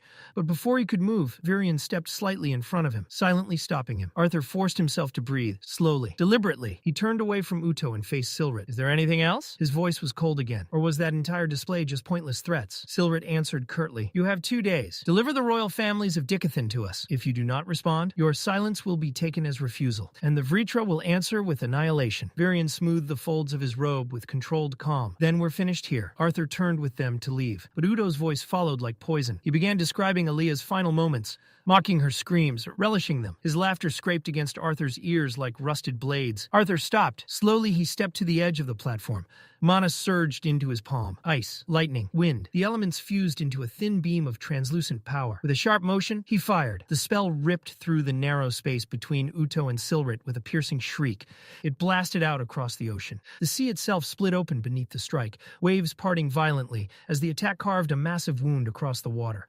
Udo only grinned wider. Well, he said mockingly, that's quite a trick for a child. Arthur looked back at him, eyes burning. I hope we meet again. His voice was quiet, deadly. War or not, the promise was clear. When that moment came, Uto would die. Arthur turned his back and walked away with Virian and Aldir. Behind them, the dark platform trembled beneath the fading echo of his power. Meanwhile, deep within the suffocating depths of the dungeon, the cavern floor was littered with the mutilated bodies of mana beasts. The air hung thick with the stench of blood and smoke. Vines coiled tightly around the creatures that still clung to life, binding them helplessly before Tessia and Angela ended them with swift, merciless spells. One by one, the corpses were dragged aside and thrown into a growing pile. Across the cavern, several mages worked with careful precision, kneeling beside the bodies to harvest whatever remained of value. One mage barked orders as he worked, warning the others to keep the roots of the horns and fangs intact. Darvis watched with a deep scowl. His frustration finally spilled over, as he demanded to know why they were even bothering. Aside from the S-rank beasts, most of the parts weren't worth the effort, especially when the cores were missing. For once, Stannard agreed. Without cores, his weapon would be useless as well. But Darvis's suspicion quickly shifted elsewhere. Grumbling under his breath, he accused Arthur's bond of swallowing too many cores, and even muttered that Arthur himself might have taken some. Stannard's agreement vanished instantly. His dry voice returned, as he dismissed the accusation with clear irritation. Darvis clenched his teeth, glaring at the grotesque pile of beasts, stacked unnaturally on top of one another. He demanded to know how they had even died like that, half joking that Arthur must have stacked them there just to show off. Before he could keep ranting, Stannard calmly cut in. Corrupted beasts didn't behave like normal mana beasts, he explained. Driven into madness, they likely tore into each other while trying to reach their prey. Darvis groaned loudly, cutting him off. He muttered that he understood well enough, and warned Stannard that his endless fun facts were going to run out eventually. But before Stannard could reply, the ground suddenly trembled. A deep rumble rolled through the cavern. Stannard stiffened immediately and asked if the others had felt it. Darvis scoffed, waving it off and claiming it was probably just the beasts shifting. From across the cavern, Tessia called out, asking if the extraction was almost finished. Helen answered honestly, saying their progress had slowed. With so little worth salvaging, there wasn't much reason to keep pushing. Adam leaned casually against the cavern wall and joked that at least they hadn't been forced into a brutal fight like during previous raids. Helen nodded in quiet agreement. Tessia then asked what everyone planned to do next. Helen thought for a moment before answering that she and Adam would head back to Xyrus to resupply before moving toward another dungeon near Blackbend. Tessia let out a tired breath. She admitted that her own team would return to the floating castle until their next assignment. They had already been out here longer than expected. Adam laughed lightly and told her not to feel guilty about resting, especially not a princess. Tessia smiled faintly, hoping they might get a brief chance to relax. But while the conversation continued, Helen and Korea were staring at something else entirely, a section of the cavern wall. Thin cracks were spreading across it in strange patterns. Helen called Durden over and asked if he saw it too. Durden frowned deeply. The stone there was different, he said quietly. The composition didn't match the rest of the cavern. Before anyone could question him further, the wall shattered. The cracks spread violently, and the stone collapsed like broken glass. Durden's roar echoed through the cavern. Run! From the breach, gnolls and orcs poured into the chamber, their savage roars filling the air as they charged straight toward the squad. Chaos erupted instantly. Tessia, Adam, and Helen braced themselves as the first wave crashed into them. Helen shouted over the noise, ordering everyone to fall back and get the mages out first. Steel clashed against flesh. Spells lit the cavern in flashes of fire and wind as the squad fought desperately to hold the line. Beast after beast fell, but the horde kept coming. Several mages were cut down, their screams swallowed by the gnolls' howls. Darvis had been trying to pull survivors back toward the exit, but he looked away for a split second. A gnoll slammed into him, knocking the air from his lungs and sending him staggering backward. Tessia's aura flared brightly. Her beast will ignited, and thick vines burst from the ground, twisting into a living net that trapped the charging beasts. At the same moment, Helen's bow sang. Her arrow streaked through the air and pierced straight through the mass of trapped monsters. Their bodies collapsed instantly, but the battle didn't pause. Another gnoll lunged from behind, swinging its weapon with crushing force. Tessia and Helen dove aside just as the blow shattered the ground where they had been standing. Dust and stone exploded around them. As Tessia regained her footing, one thought burned through her mind. How had Arthur managed to fight so many of these creatures alone? Across the battlefield, Darvis struggled against another beast. His arms trembled, his grip weakened. Panic crept into his voice as he forced his body to move. Then Caria burst into the fight. With a furious shout, she drove her gauntleted fist straight into the beast. The impact exploded with crushing force and sent the creature flying. Caria spun toward Darvis angrily, demanding to know what was wrong with him. Darvis snarled back, frustration etched across his face. Before the argument could continue, Tessia's voice rang out across the battlefield. Her command was sharp and absolute. Korea and Darvis were to fall back to the dungeon entrance and escort as many soldiers as possible to safety. Without hesitation, she and Darvis rushed toward the exit, rallying the frightened soldiers to follow them. The gnolls closed in almost instantly, but before they could reach the retreating group, Jasmine stepped into their path. Her twin blades flashed like silver lightning. Steel blurred through the air as she spun into the horde, carving through the gnolls with blinding speed. Blood sprayed across the cavern walls as bodies fell one after another, her movements far too fast for the beast to track. Seeing the opening she created, Caria shouted for the soldiers to move. Her voice rang out above the chaos as she urged them toward the exit, promising they were almost free. Behind them, Angela and Stannard held the line. Angela's wind magic roared like a storm, blasting charging beasts backward, while Stannard's weapon fired sharp bursts of power that dropped enemies one by one. Nearby, Adam hurled himself deeper into the fight. His spear struck like lightning, thrusting and slashing through the gnolls as they pressed forward. But in his fury, he failed to notice the beasts slowly circling him. Dozens of snarling gnolls crept closer. Adam's breath grew ragged as he realized he was surrounded. Before the ring could close, the ground exploded. Jagged pillars of stone erupted from the earth, ripping through the gnolls and scattering them violently. Adam staggered backward in shock as Durden stepped forward, his hands still glowing with earthen mana. Adam gasped out a quick thank you. Durden barely acknowledged it. Gratitude could wait. The battle wasn't over. Another wave of beasts charged. Tessia reacted instantly. Her vines lashed outward, weaving into a living cage that wrapped around her allies, trapping the gnolls outside the barrier. The beasts slammed against the vines, and a moment later arrows rained down from above. Each one struck perfectly. Gnolls collapsed where they stood. Durden allowed himself a brief smirk. Nice shot. From her perch, Helen answered coolly that Adam wasn't the only one keeping score. The brief moment of levity vanished instantly when the corrupted beast tore through Tessia's vines and surged forward again. Adam drove his spear through one beast, ripping it free in a spray of blood. Beside him, Helen's bow thrummed nonstop, arrows slicing through the air and severing heads with deadly precision.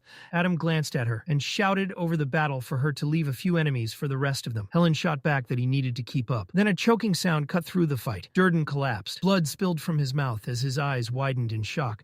Adam's roar echoed through the cavern. A massive beast lifted Durden into the air with its claws. Fury exploded through Adam's body. He hurled his spear with everything he had. The weapon punched straight through the creature's chest, tearing a hole through its body. The beast collapsed, releasing Durden. Adam sprinted forward and hoisted the larger man onto his shoulder, urging him to stay conscious as he staggered towards safety. Nearby, Helen tried to cover them, but her hands faltered as she drew another arrow. Durden's eyes widened in horror. A beast lunged at Helen. She barely raised her bow in time. Its jaws snapped shut around the weapon, splintering the wood while its claws reached for her throat. Adam screamed as he saw another beast charging toward her from the side. Helen turned too late. Fear filled her eyes as the monster lunged. Without thinking, Adam threw himself between them. Blood sprayed across the stone walls. Tessia could only watch. Her voice broke as she screamed Adam's name while he collapsed beneath the weight of the attack. Far away from the battlefield, Arthur and the others were already returning toward the western shore. Hours later, they stepped through a teleportation gate and entered the circular chamber of the castle. The silence between them finally broke when Arthur turned to Virion. His voice carried disbelief. He asked if the commander was truly considering accepting the Vritra's offer. Virion's answer came quietly. He would never submit, but the thought had crossed his mind. If there was even the smallest chance the enemy would honor their word, countless innocent lives might be saved. Arthur scoffed sharply. It was too dangerous a gamble. Betting not only Virion's life but the lives of the royal families on the hope that monsters would keep their promises was madness. Alder spoke then. His voice was cold and steady. Even Epheotus would not remain safe if Agrona succeeded in spreading his half-blooded forces across 2 continents. Eventually, the Asuras themselves would become targets. Virion sighed, acknowledging the truth of it. But another concern weighed on him. He admitted he was not looking forward to the reaction his decision would cause.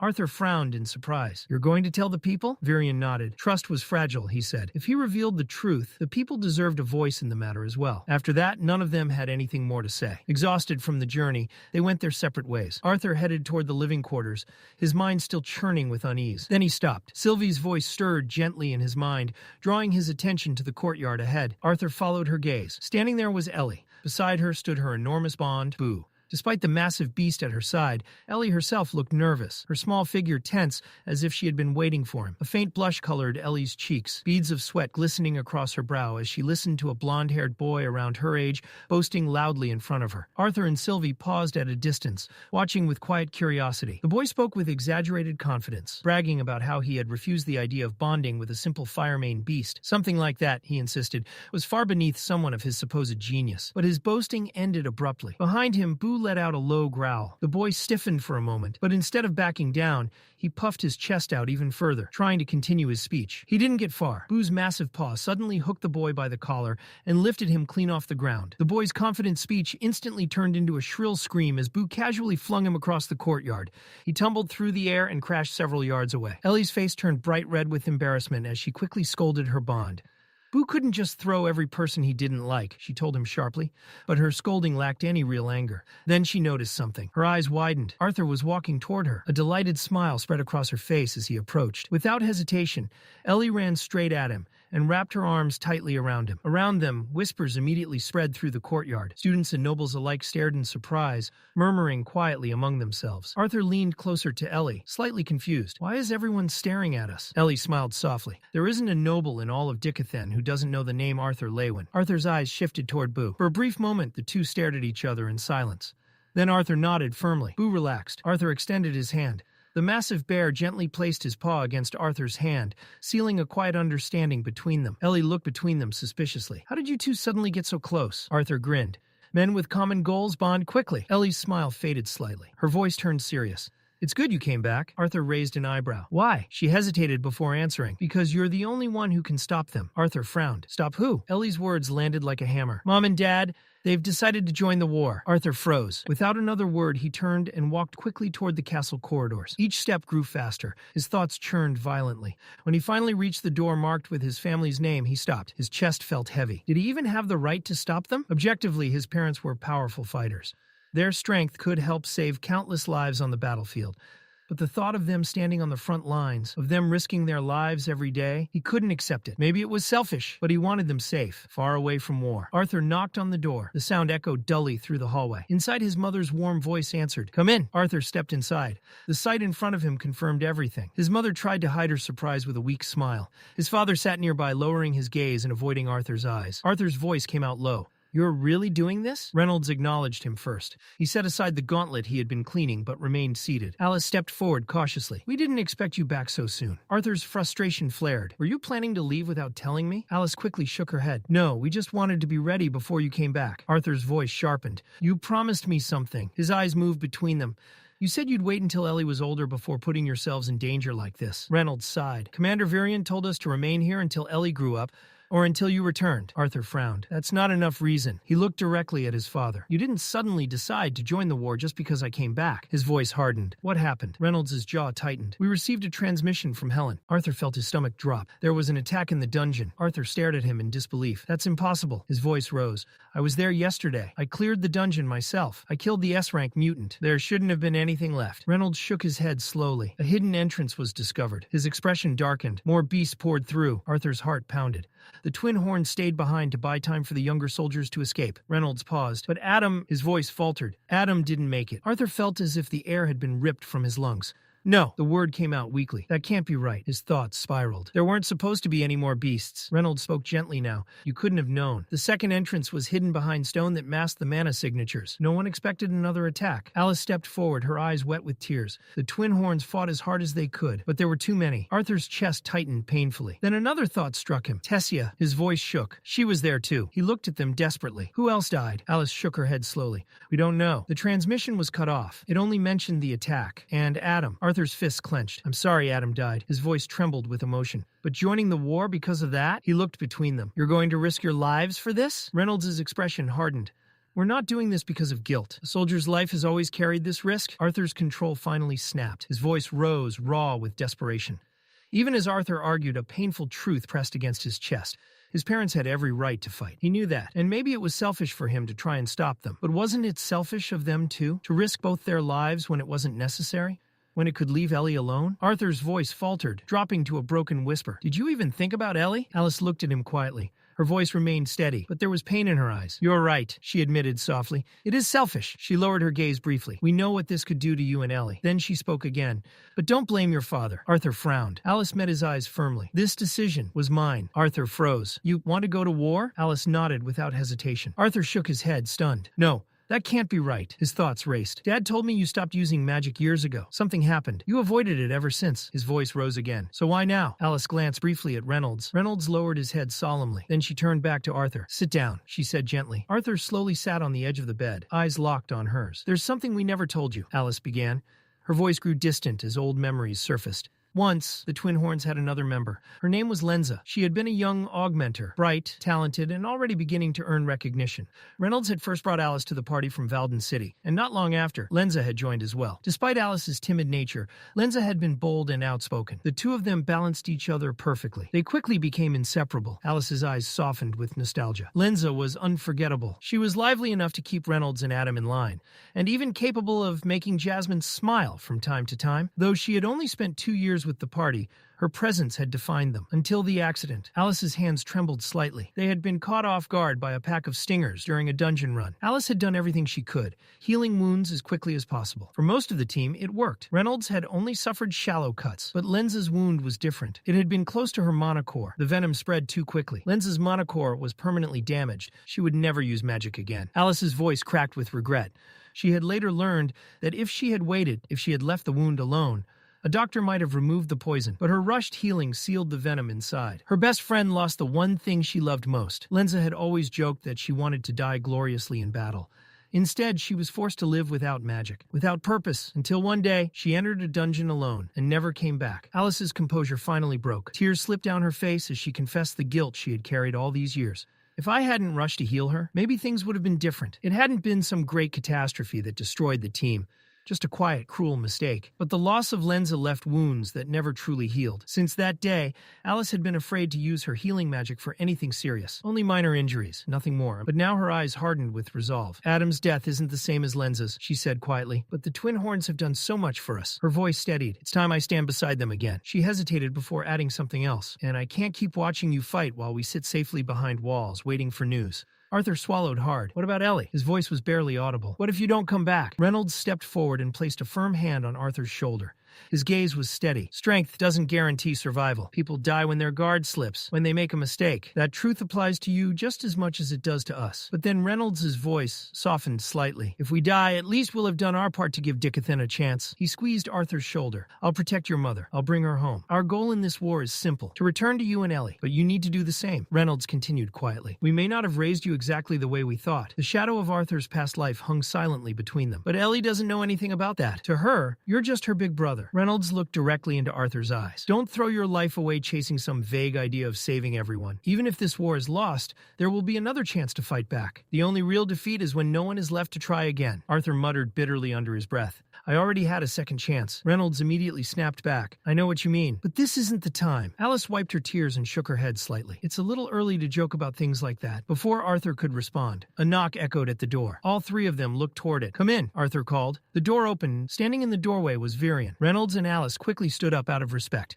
Virion raised a hand gently. For the two of you, Virion is fine. His expression carried sympathy. I'm sorry for the loss your party suffered. Then his tone turned serious. The surviving soldiers are returning through the teleportation gates right now. He looked toward Arthur. I came to get you. After a pause, he added quietly, the leader of the Twin Horns should be among them. Reynolds nodded. We're coming. Without another word, the four of them headed toward the teleportation chamber. The massive iron doors were already open. Inside, a stream of exhausted soldiers stumbled through the glowing portal. Their armor was dented and bloodstained. Some leaned on their comrades for support. Arthur scanned the room anxiously. Then his eyes stopped on one person, Helen. Arthur gently nudged his parents, pointing toward a battered figure stepping through the teleportation gate. Even from a distance, it was obvious. The leader of the Helen Shard looked completely broken, her shoulders weighed down by grief. Reynolds' voice cracked as he and Alice rushed toward her. Alice tried to ask what had happened, but the question trembled apart before she could finish. Helen's answer came in a ragged voice. The others were alive. They had already been taken to the medical wing. But when she reached Adam Crench's name, her voice collapsed completely. Tears streamed down her face. Alice and Reynolds pulled her into a tight embrace, holding her as if they could keep her from falling apart. After a moment, Helen stepped forward and hugged Arthur. Arthur told her he was glad she had made it back, and that he was sorry about Adam. The words felt heavy with guilt. If only he had stayed longer. If only he had fought beside them. But Helen quickly shook her head. She refused to let him fall into the same spiral. Thinking like that would change nothing. What happened had already happened. The only thing that mattered now was making the Agronavritra's forces and their twisted beasts pay for it. Alice gently placed a hand on Helen's shoulder and urged her to rest. Though Helen insisted she was fine, exhaustion betrayed her. Finally, she allowed herself to be guided toward the medical wing. Arthur watched them leave in silence. Inside his mind, Sylvie spoke softly, noting that his parents would soon tell Helen about their decision to rejoin the Twin Horns. Arthur's lips tightened. Helen would likely be grateful. Still, Arthur remained near the teleportation platform. His eyes stayed fixed on the swirling portal. Minutes stretched painfully. Wave after wave of exhausted soldiers emerged. None of them were the one he was searching for. His chest tightened each time. Then finally, a familiar figure appeared. Arthur immediately pushed through the crowd and grabbed the boy's arm. Where's Tessia? He demanded. Is she safe? Was she with you? His grip tightened enough to make Stannard wince. Arthur released him instantly and muttered an apology, though his eyes kept flicking back to the gate. What happened to the rest of the team? Stannard shook his head. Once they reached the base, the Twin Horns had escorted the injured to safety. After that, everything turned chaotic. He didn't know what had happened to the others. Arthur's gaze scanned the room again. Then he spotted Cordri Korea. She stumbled forward, covered in wounds, carrying the unconscious Darvis Claire on her back.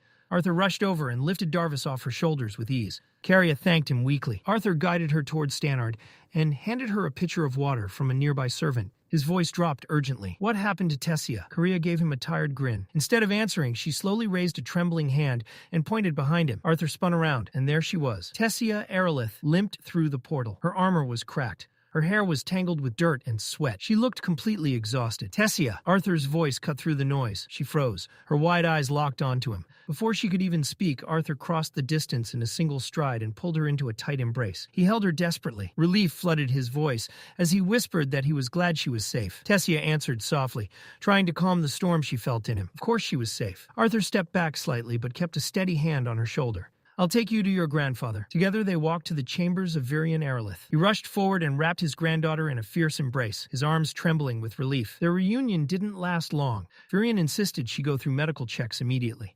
Thankfully, aside from deep exhaustion and soreness, Tessia was fine. Seeing the rest of her team alive and receiving treatment brought her some peace. After the healers finished, she returned to her room. Everything looked exactly as she had left it. Simple, familiar, comforting. For a moment, it felt as though nothing had changed. She sat down on the bed and noticed a photo frame beside it, a picture of her and Cynthia Goodsky. A small smile touched her lips. Some things, at least, remained the same. Exhaustion finally pushed her down into the bed, but sleep refused to come. Hours passed. Eventually, she gave up trying. Wondering if her grandfather was still awake, Tessia quietly slipped out of her room and walked down the corridor. As she approached his chamber, she heard voices. Arthur's voice came through the door. He was telling Virion that the secret couldn't stay hidden forever. Sooner or later, Tessia would find out. Virion answered in a tired voice. She's not ready. Not in her condition. Arthur pushed back firmly. If she heard the truth directly, she might accept it. But if she learned it from someone else? What then? Virion's voice cracked with fear. What if she decides to go after them? Arthur answered calmly. Then we deal with that when it happens. Both of them knew how stubborn Tessia could be. Once she made up her mind, nothing could stop her. Virion snapped. I can't. His voice trembled with grief. Not after what happened. The Vritra clan murdered Cynthia in this very castle. Tessia's heart stopped. Her pulse thundered in her ears. Master Cynthia, dead? Her mind refused to accept it. The woman who had taught her everything. Mana control, swordsmanship, discipline, gone. The conversation inside ended. Arthur said quietly that he would return to his room and asked Virion to call him when he decided to tell Tessia the truth. The door opened. Arthur and Virion stepped into the hallway and immediately froze. Tessia stood there, silent, her head lowered. Her voice trembled when she finally spoke. Her words were barely a whisper. Take me to Master Cynthia.